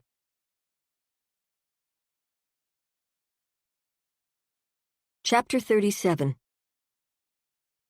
Eric carried a basket of clean laundry up from the basement, thinking that the house seemed unusually silent. The TV blared as usual, with Jack on the couch watching, but for some reason it accentuated the quiet, almost made it unbearable. Passing through the living room, Eric looked over at his son. "You doing okay?" It was a warm afternoon, which was why the blanket Jack held up under his eyes made no sense, unless he was crying. He blinked, nodded. "Why don't you come upstairs? Papa and I are sorting laundry. You could help." "Sounds like a laugh riot," mumbled Jack. "Suit yourself." Eric wasn't sure how to handle his son, who had been emotionally up and down all day. He and Andrew had tried talking, tried not talking, tried playing cards. Nothing seemed to penetrate. Heading up the stairs, Eric felt a sudden urge to order Jack not to leave the house. Jack already knew he wasn't supposed to.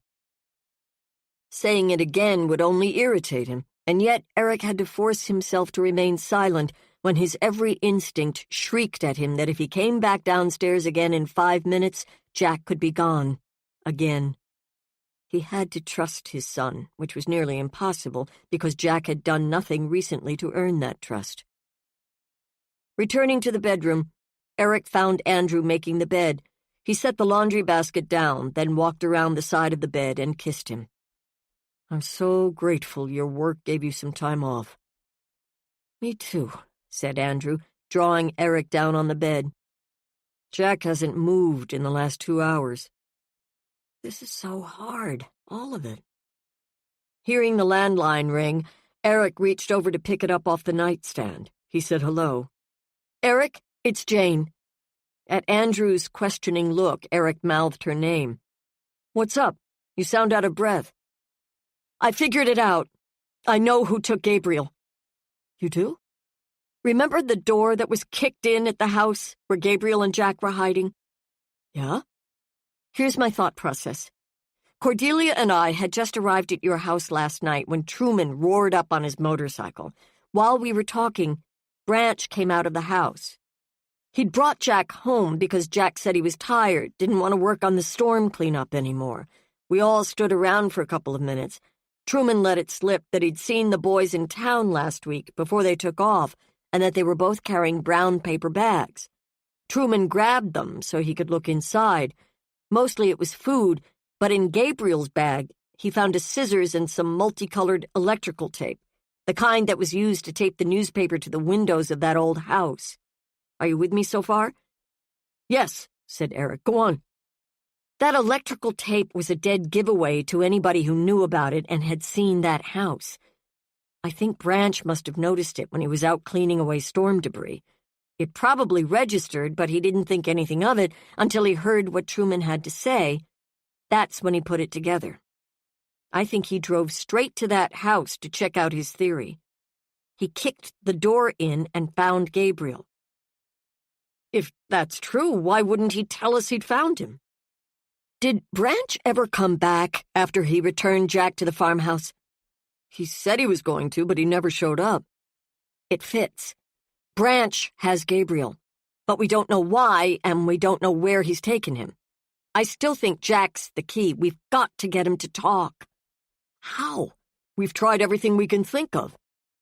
Cordelia and I are heading over to your place right now. Let's put our heads together when we get there. Branch would never hurt Gabriel. Eric resisted the idea with all his might. I hope you're right. The thing is, if you are, then why didn't he bring Gabriel home? Eric's gaze collided with Andrew's. What? What? Demanded Andrew, his eyes pleading. What's she telling you? Can you call Suzanne? Asked Eric. Tell her what you just told me? That was my plan. We'll be there in a few minutes. Eric said goodbye and cut the line. Hearing Jack's footsteps on the stairs, both men stood. Hey, said Andrew, seeing Jack in the doorway. He smiled. Come in, said Eric. Do I have to fold clothes? Grumped Jack. No, but there's something I'd like to ask you, said Eric, sitting down on the foot of the bed. Now what? Said Jack, his mouth pulled together into a pout. I've already told you everything. Just humor me. He dragged himself over to a chair by the window. What? He said morosely. Eric knew it was now or never. He had to get it right. Thinking there was one question he'd never asked his son, he said, The night you slept in the backyard, the night you and Gabriel took off, we found a bunch of cigarette butts and the tip of a marijuana cigarette in the grass about 10 yards from the tent. They're called roaches, Dad. I'm not 4 years old. Fine, a roach, then. Do you know who might have been standing there smoking them? Jack's expression grew wary. Did you see someone? Asked Andrew, sitting down next to Eric. Maybe. Who? Uncle Branch. Eric felt his pulse speed up. Branch? Repeated Andrew. It was the middle of the night. What was he doing out there? And why had he never mentioned anything about it, thought Eric. Again, Jack shrugged. Watching the tent, I guess. We didn't know he was there until he climbed inside. I think he was pretty stoned. He laid down between us, started talking about when he was a kid. Boring stuff. We'd both been asleep. I was pissed. How long did he stay? I don't know, maybe half an hour. After he left, Gabriel said that we shouldn't wait, that we should head into town right then. I didn't think we'd stockpiled enough food, but Gabriel figured we'd be fine. I kept dragging my feet until he said that he was going with or without me. Hell, I couldn't let him do that. We were in it together. Friends forever. Your friendship with him means a lot to you, said Andrew. Jack scratched his face to hide the fact that he was rubbing a tear away. Instead of trying to comfort him, Eric let him sit there with his feelings, raw and exposed. If that's true, then why did you leave that house without him? I didn't want to. I never would have. But you did. We'll be right back after this short message. Looking to burn fat without the hassle of fasting? Check out BioVanish. It's made with premium 9C fats from high-quality coconut extract, and it's here to help you lose weight the easy way. Studies show that 9C molecules can raise your BHB levels more than a strict keto diet, meaning your body finally starts burning fat as fuel. In fact, research from Temple University found that taking 9C fats daily boosts fat burning as much as fasting for 12 hours. So, would you rather skip meals all day or just mix BioVanish into a glass of milk? Ready to start burning fat the simple way? Click the link in the description to get BioVanish now and grab an exclusive discount while you're at it. BioVanish, fuel your fat burn. Now, back to the story. Yeah, he said, his shoulders beginning to shake. Why? There must have been a reason. Wiping a hand across his mouth, Jack said, It was a bottle of vodka. Gabriel got real drunk. I mean, really, really drunk. He started telling me stuff I didn't want to hear. Awful stuff. About what? About... He couldn't bring himself to say it. About Branch, said Eric. Yeah. How did you know? Eric felt a shiver. What about him? Squeezing his eyes shut, Jack said, I'm so sick of keeping secrets. We know, said Eric. Now's the time to tell it all. Jack covered his mouth with his hand. Removing it after several long moments, although only partially, he said, "For the last couple of years, Branch has been taking Gabriel out with him on his pontoon. Fishing trips. Gabriel loved it. Last fall, when they got out into the center of Arbor Lake, Branch started messing with him. He insisted it was completely normal, that his father had shown him love the exact same way. He told Gabriel that he was proud of him, that he loved him more than anything in the world. He made sure Gabriel understood that he wasn't gay. He wasn't like you two. At first, I think Gabriel was too ashamed to admit what was happening. But he hated Branch. He told me he wanted to kill him. Branch had promised to buy him a rifle when he turned 14, but Gabriel didn't want to wait. As soon as he got it, he was going to use it on Branch. A few days before we took off, Gabriel found a pocket knife.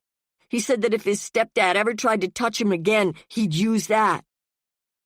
Andrew looked stunned. "We had no idea." "Nobody did," said Jack. "But why did you run away from that house?" asked Eric. "Was it because Gabriel started telling you about Branch? Because he was drunk?" "No way!" "Then why?" asked Andrew. "Because—" He drew his legs up to his body, turned sideways in the chair, and covered his head with his arms. In a barely audible voice, he said, "Because he tried to freaking kiss me." "Oh, Jacko," said Andrew. Both men kneeled down next to Jack's chair. Eric squeezed his son's arm. Andrew held back. "Jack, you have to listen to what we're going to tell you," said Andrew. "Are you listening?" With his arm still covering his face, Jack nodded. "Gabriel had no right to do that. He forced himself on you. Nobody has a right to touch you unless it's something you want. Do you understand what I'm saying?" "I know," Jack mumbled. "What Branch did was even more wrong," said Eric. "He's an adult. What he did to Gabriel was a crime. It has nothing to do with being gay or not being gay, and absolutely nothing to do with love. You may not want to hear this, but you and Gabriel are both still children. Adults have no business initiating sex with a child, ever. Period." Hearing more footsteps on the stairs, Eric turned to find his sister rushing into the room. Suzanne stopped in the doorway. By the look on her face, Eric could tell that she'd talked to Jane. "Oh, God," groaned Jack, seeing his aunt. He started crying again.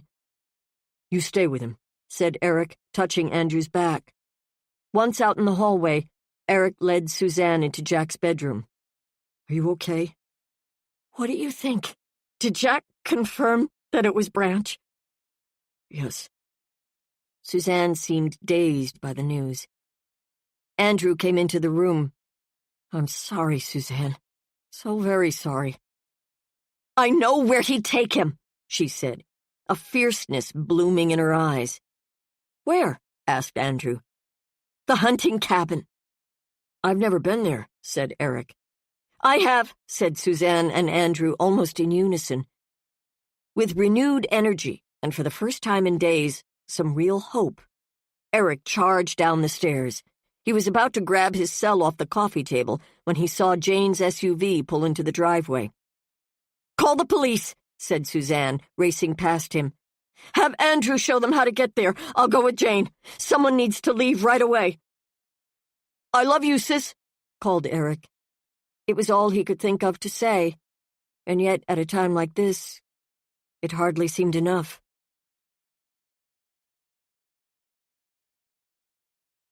Chapter 38. "Why didn't I see it?" demanded Suzanne, sitting in the front seat so that she could give Jane directions. She yanked on the neck of her thin cotton sweater, shifted in her seat, tapped on the armrest, unable to quiet her nervous energy. "It's not your fault," said Cordelia from the back seat. "Of course it is. Don't you get it? If I'd been there, if I'd spent more time with Gabriel, "Let the responsibility rest where it belongs," said Jane. "I'm sure Branch would be happy to let you take the blame," offered Cordelia. "All those new books up in his room, the athletic gear. We didn't have the money for that stuff, but Branch kept on buying him things, promising more. I assumed it was because he loved him, wanted the best for him." Jane thought back to the conversation she'd had with Steinhauser this morning, how he'd said that Gabriel had turned into an athletic klutz every time Branch showed up at one of his games. Steinhauser had put it down to the pressure Branch was putting on Gabriel to be a star athlete. He diagnosed part of it correctly, just not all of it. They drove in silence until the road veered off to the north and headed into a thickly wooded area. "Up there," said Suzanne. "It's not a road we're looking for, just a dirt path, but it's wide enough for a car." Jane slowed and then turned. She slowed even more when the tires hit a series of deep ruts. "Kind of like being a pioneer in a covered wagon," said Cordelia, gripping the back of Jane's seat. Under her breath, she added, "Never wanted to be a pioneer." Jane drove on, branches scratching at the sides of her car. While still hidden in the trees, she said, "We should probably stop here." Up ahead, she could see the cabin. She guessed that it was maybe 20 feet long by 12 feet wide, with 2 small windows on either side of the front door. It looked ancient, covered in cracked cement siding, painted a dull grayish green. There were no electrical lines, no propane or oil tank sitting in the yard. Without heat or electricity, and probably without plumbing, this was more of a shack than a cabin. Branch's truck was parked in the grass next to it. Suzanne had already taken off her seatbelt. She was out of the SUV before Jane could stop her.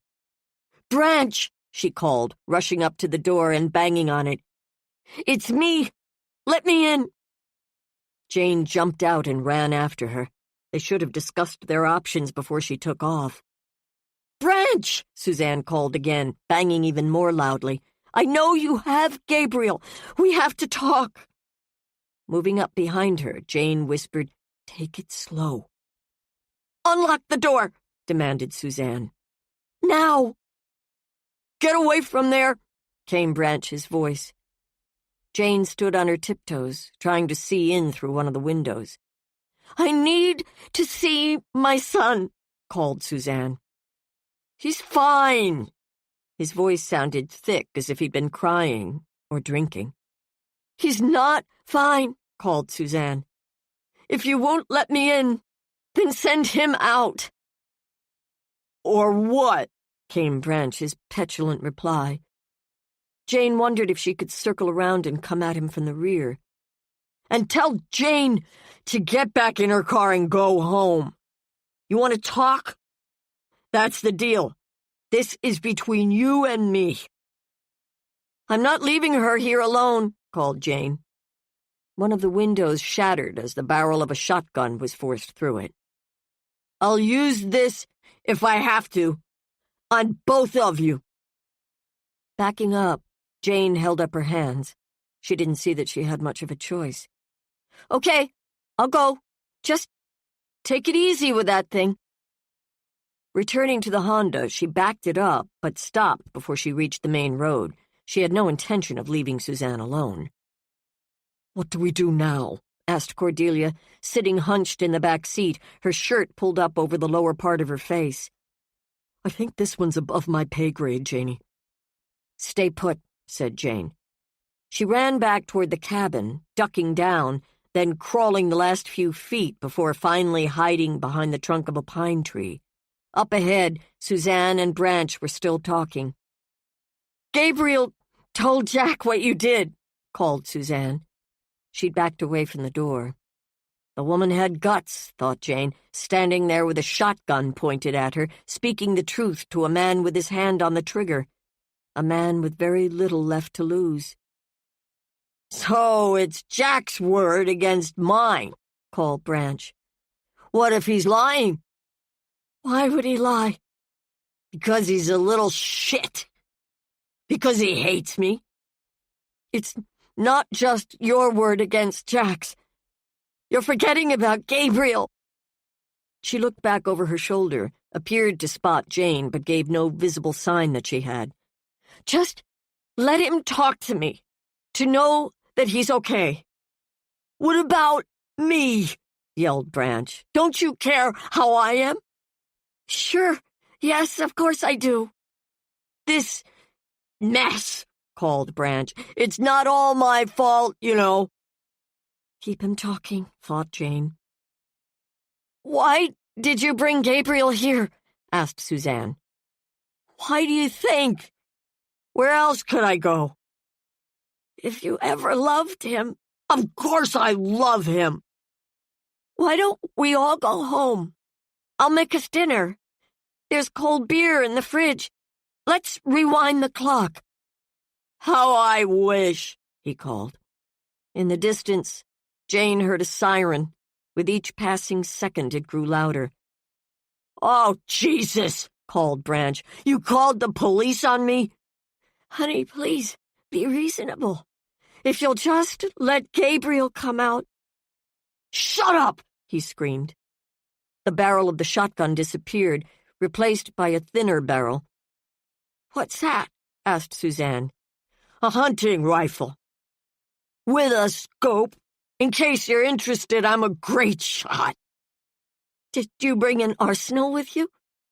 "What if I did? What are you going to do about it?" 2 police cruisers roared to a stop just before the clearing.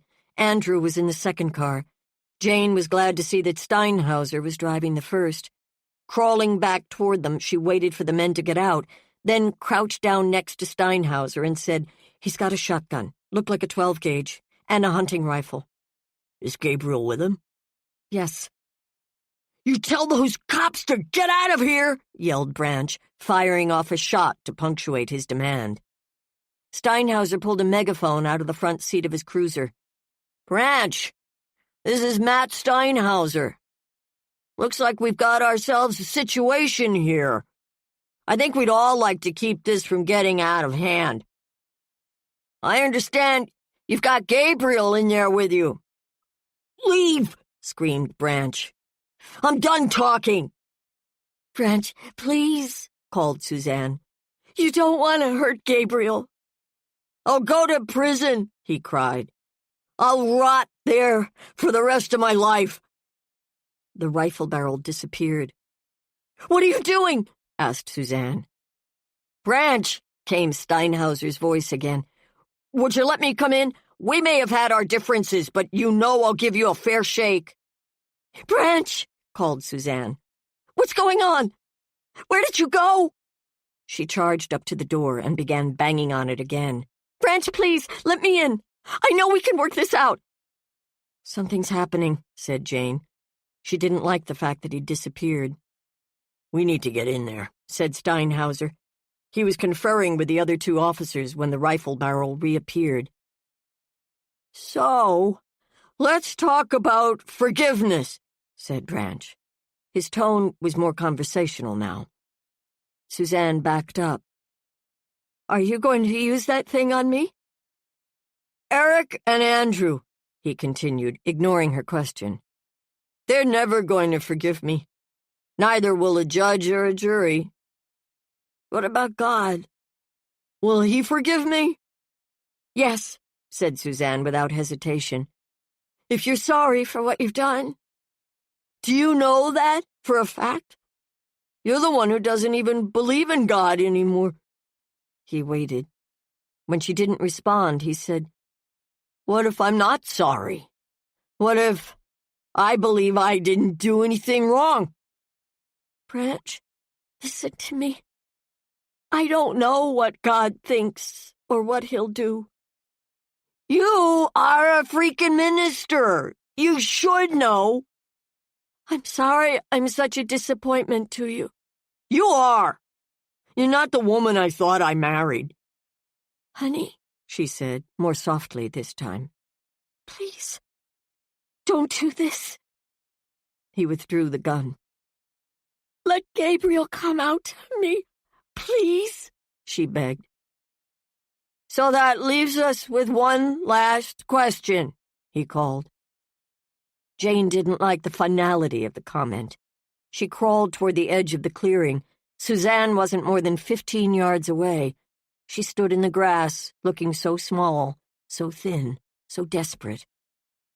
"Do you forgive me?" asked Branch. "Say yes," thought Jane. "Just say it. It doesn't matter if it's true or not." "Suzanne, can you at least give me that much? Just say you forgive me." "I forgive you." "No, you don't. You never loved me." "That's not true," she cried. "I loved you with all my heart." Jane waited for the rifle to reappear. "What's he doing?" whispered Steinhauser. A gunshot split the silence. In an instant, the officers were up and rushing the cabin. Suzanne reached the door first, beating her arms against it, calling Gabriel's name, crying for him to come to her. Jane got to her just as Steinhauser pulled her away. He held her back as the other two cops kicked the door in. "I have to go in there," she screamed, trying to buck and squirm out of Steinhauser's arms. In an instant, Andrew was by her side. "Let the cops make sure it's safe." Since nobody was holding her back, Jane bolted inside. Branch was lying on his back on the bare wood floor. The wall behind him was covered with blood and what was left of the top of his head. "Must have put that 9mm in his mouth," said one of the officers, nodding to the gun a few feet from the body. As Jane took in the scene, she felt an overwhelming sense of emptiness. It took a few more seconds for the truth of the situation to sink in. Gabriel was nowhere in sight. "Gabriel?" she called. With no furniture in the cabin, there was nowhere for him to hide. "Where is he?" screamed Suzanne from outside, her voice hoarse. "Honey, come here! Gabriel, please, come to me!" Stepping back into the doorway, she saw that Suzanne was still struggling to get away from Steinhauser. "Where is he?" she screamed. Seeing the look on Jane's face, she stopped fighting. "He's not here." "He has to be," said Suzanne. "Do you hear me? He has to be." Jane shook her head. "No!" she cried, breaking away finally. She ran for the door, lunged through it. "Oh, God!" she said, wincing at the sight, sinking to the floor. Covering her mouth with her hand, she said, "Oh, God! Oh, God! Oh, God!" Andrew kneeled down next to her. He put his arms around her, held on as she wailed her son's name. Jane walked back to the edge of the woods where Cordelia was standing next to one of the squad cars. "Gabriel's not there." "Lord, I know. Now what?" "This is a crime scene," called Steinhauser, coming out of the cabin door. "I want everyone except the officers to clear the area. Immediately." The light was starting to fade as Steinhauser and his crew finally drove away. One of the officers had driven Andrew and Suzanne back to the farmhouse, while Jane and Cordelia, after much heated negotiations, were allowed to stay. It took the local coroner a good hour before he arrived and officially pronounced Branch dead. After that, the body was removed to a waiting van. Cordelia had been chewing bubble gum madly for the last hour. She removed the last 2 lumps from her pocket and offered one to Jane. "No, thanks. I guess we better go." "I guess." Cordelia's cell phone rang. "Can you believe there's cell phone service out here?" She glanced at the caller ID. "I need to take this. It's Hattie." "I'm going to walk around. Let me know when you're done. We should probably go find ourselves some dinner." She drifted toward the cabin. Following a dirt path that ran around the side of the property, she saw that there was a small deck jutting off the back. She walked up the rickety steps and stood for a few minutes looking up at the trees. It was a beautiful spot, quiet. Hearing the sound of geese, she searched the sky until she located them. Sometimes, she thought, no matter how hard you tried, it wasn't enough. It was easier being a restaurateur. At least, unless you poisoned someone, you weren't dealing with life and death. A rustling in the woods caught her attention. There, about 10 yards away, was a deer moving slowly through the underbrush. She watched it until it disappeared. Lovely, she thought. So lovely. That's when she heard it, the muffled sound of crying. Hurrying down the steps, she crossed through a grassy patch, then stood for another moment listening, trying to determine where the sound was coming from. She plunged deeper into the brush, jumping over a downed tree, pushing branches out of her way. And then she saw him. "Gabriel?" she called, a shiver rumbling through her. He was huddled next to a rock. She didn't want to spook him. Moving tentatively forward, she said, "Gabriel? Do you remember me? My name is Jane. Are you okay?" His eyes were hooded and dark as they gazed up at her. "What are you doing out here?" She crouched down. "Branch. He told me to run." "To run," she repeated. "When did he do that?" "A few hours ago. He said not to come back, to run straight and I'd get to a highway, but I got lost. And then I saw the cabin. I didn't mean to come back. Honest." "It's okay," said Jane. He reminded her of a wounded animal, skittish, frightened. "It's fine," she said gently. "I'm glad you came back." "You are?" "Absolutely." He touched a cut on his arm. "How'd you get that?" Looking scared, he said, "A knife. It was an accident. Could you? I need to get home." She held out her hand. "I can take you. I know where you live. I even know your mother, Suzanne." "What about Branch?" "He won't be there." "You're sure?" "Positive. He won't be coming back." "Ever?" "Ever." "You know my mom? She'll be so happy to see you." "I don't know."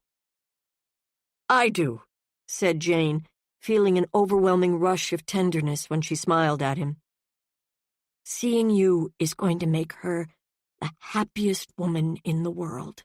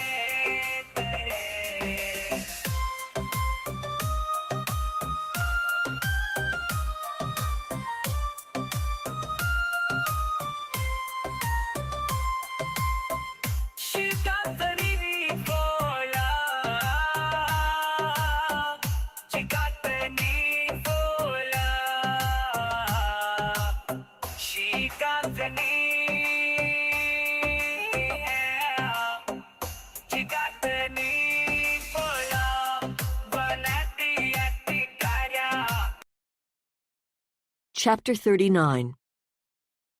Wednesday. 1 week, thought Jane. It had been 1 week since Andrew had first called her. Both boys were home now, where they belonged, and Jane and Cordelia were on their way back to Minneapolis. Sitting in the passenger seat, a stack of scripts next to her on the floor, Cordelia threw her head back and hooted.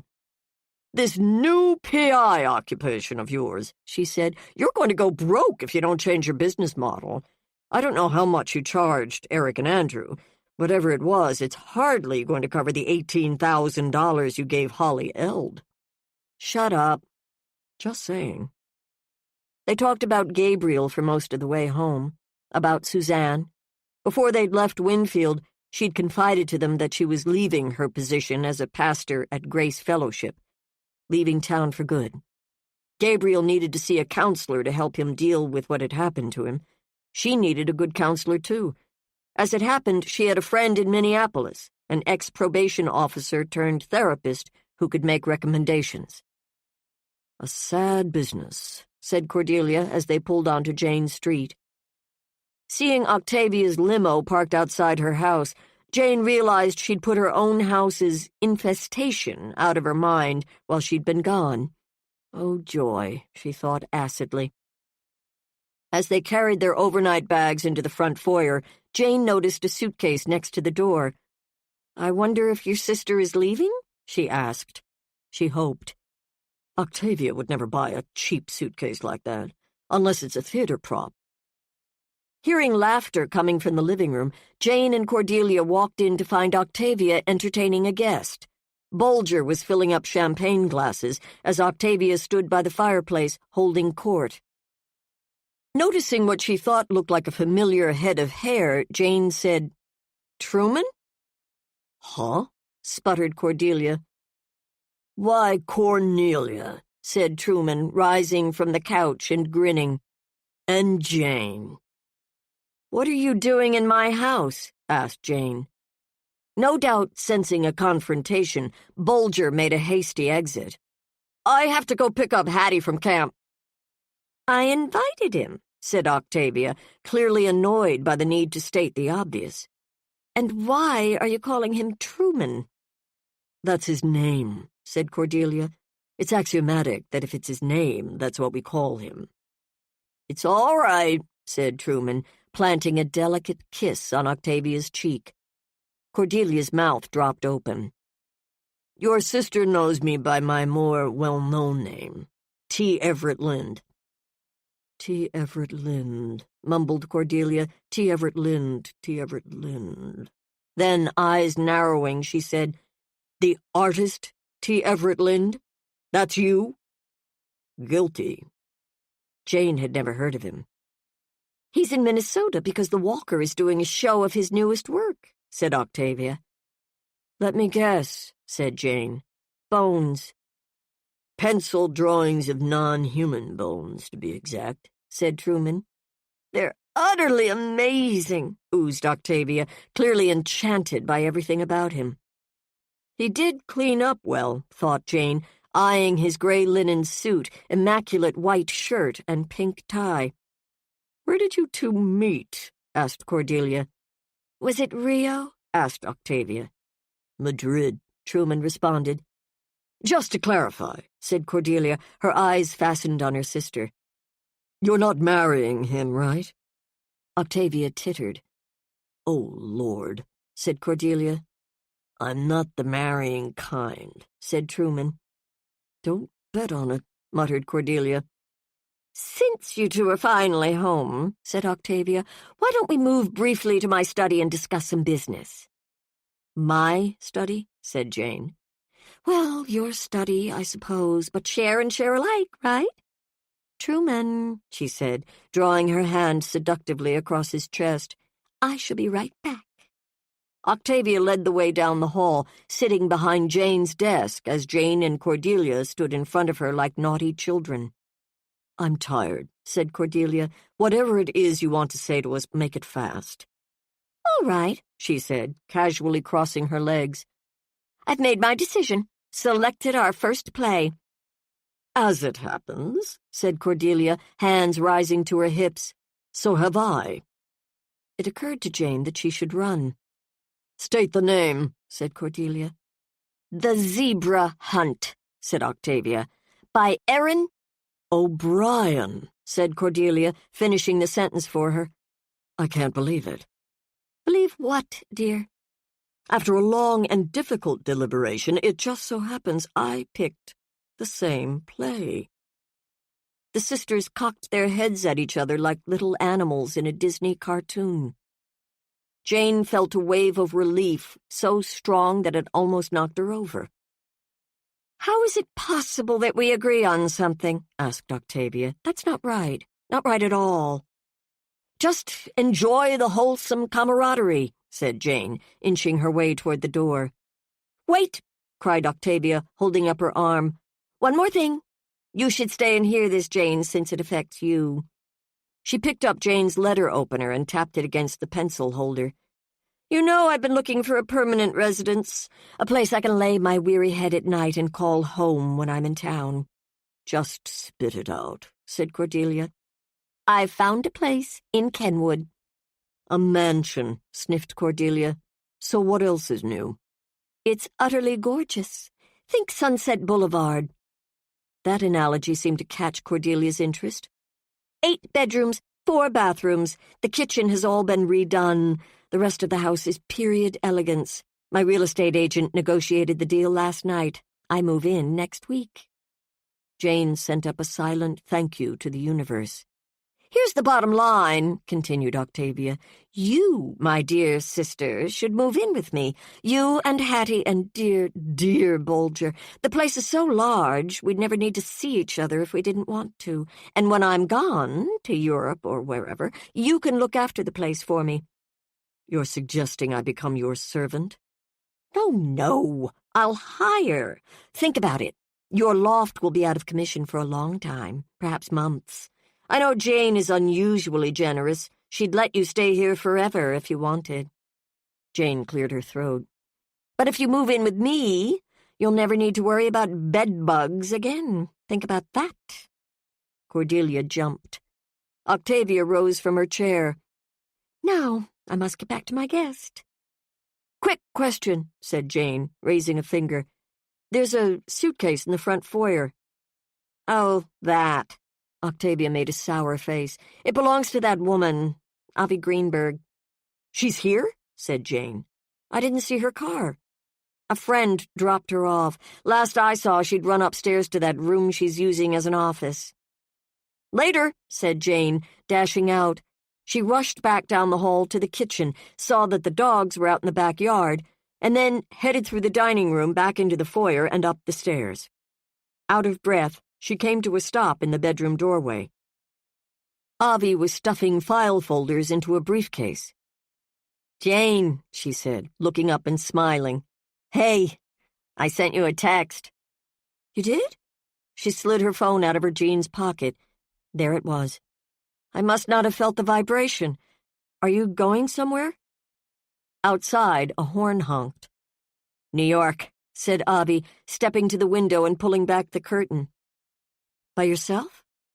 With Julia. So now it was Julia, not Dr. Martinson. Don't get that look. What look?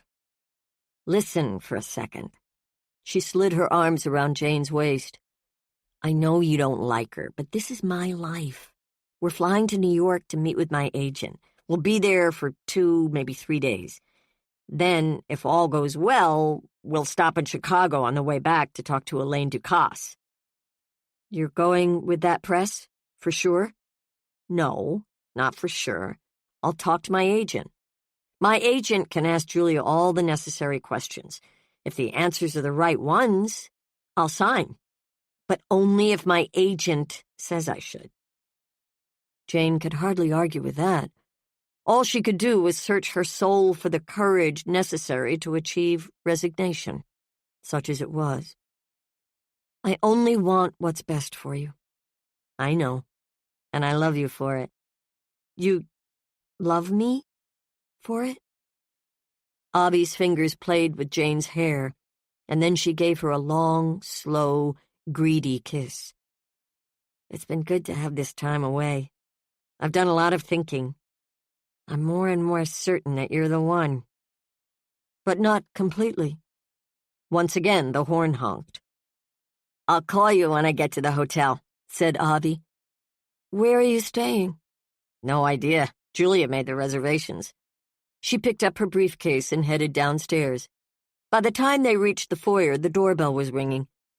Jane opened it, finding Julia outside.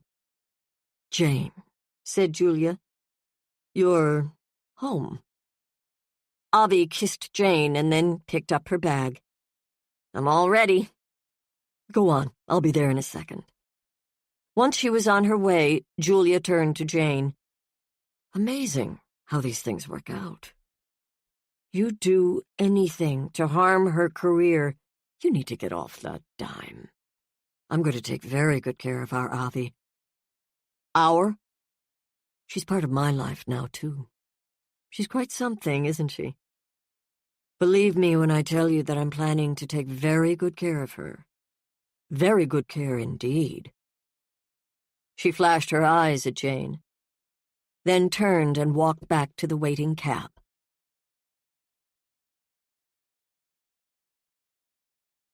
The end. This is Christina Moore. We hope you have enjoyed this production of Taken by the Wind by Ellen Hart.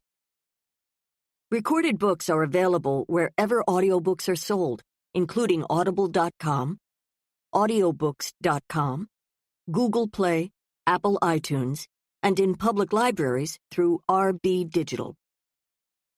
Thank you for being a Recorded Books reader.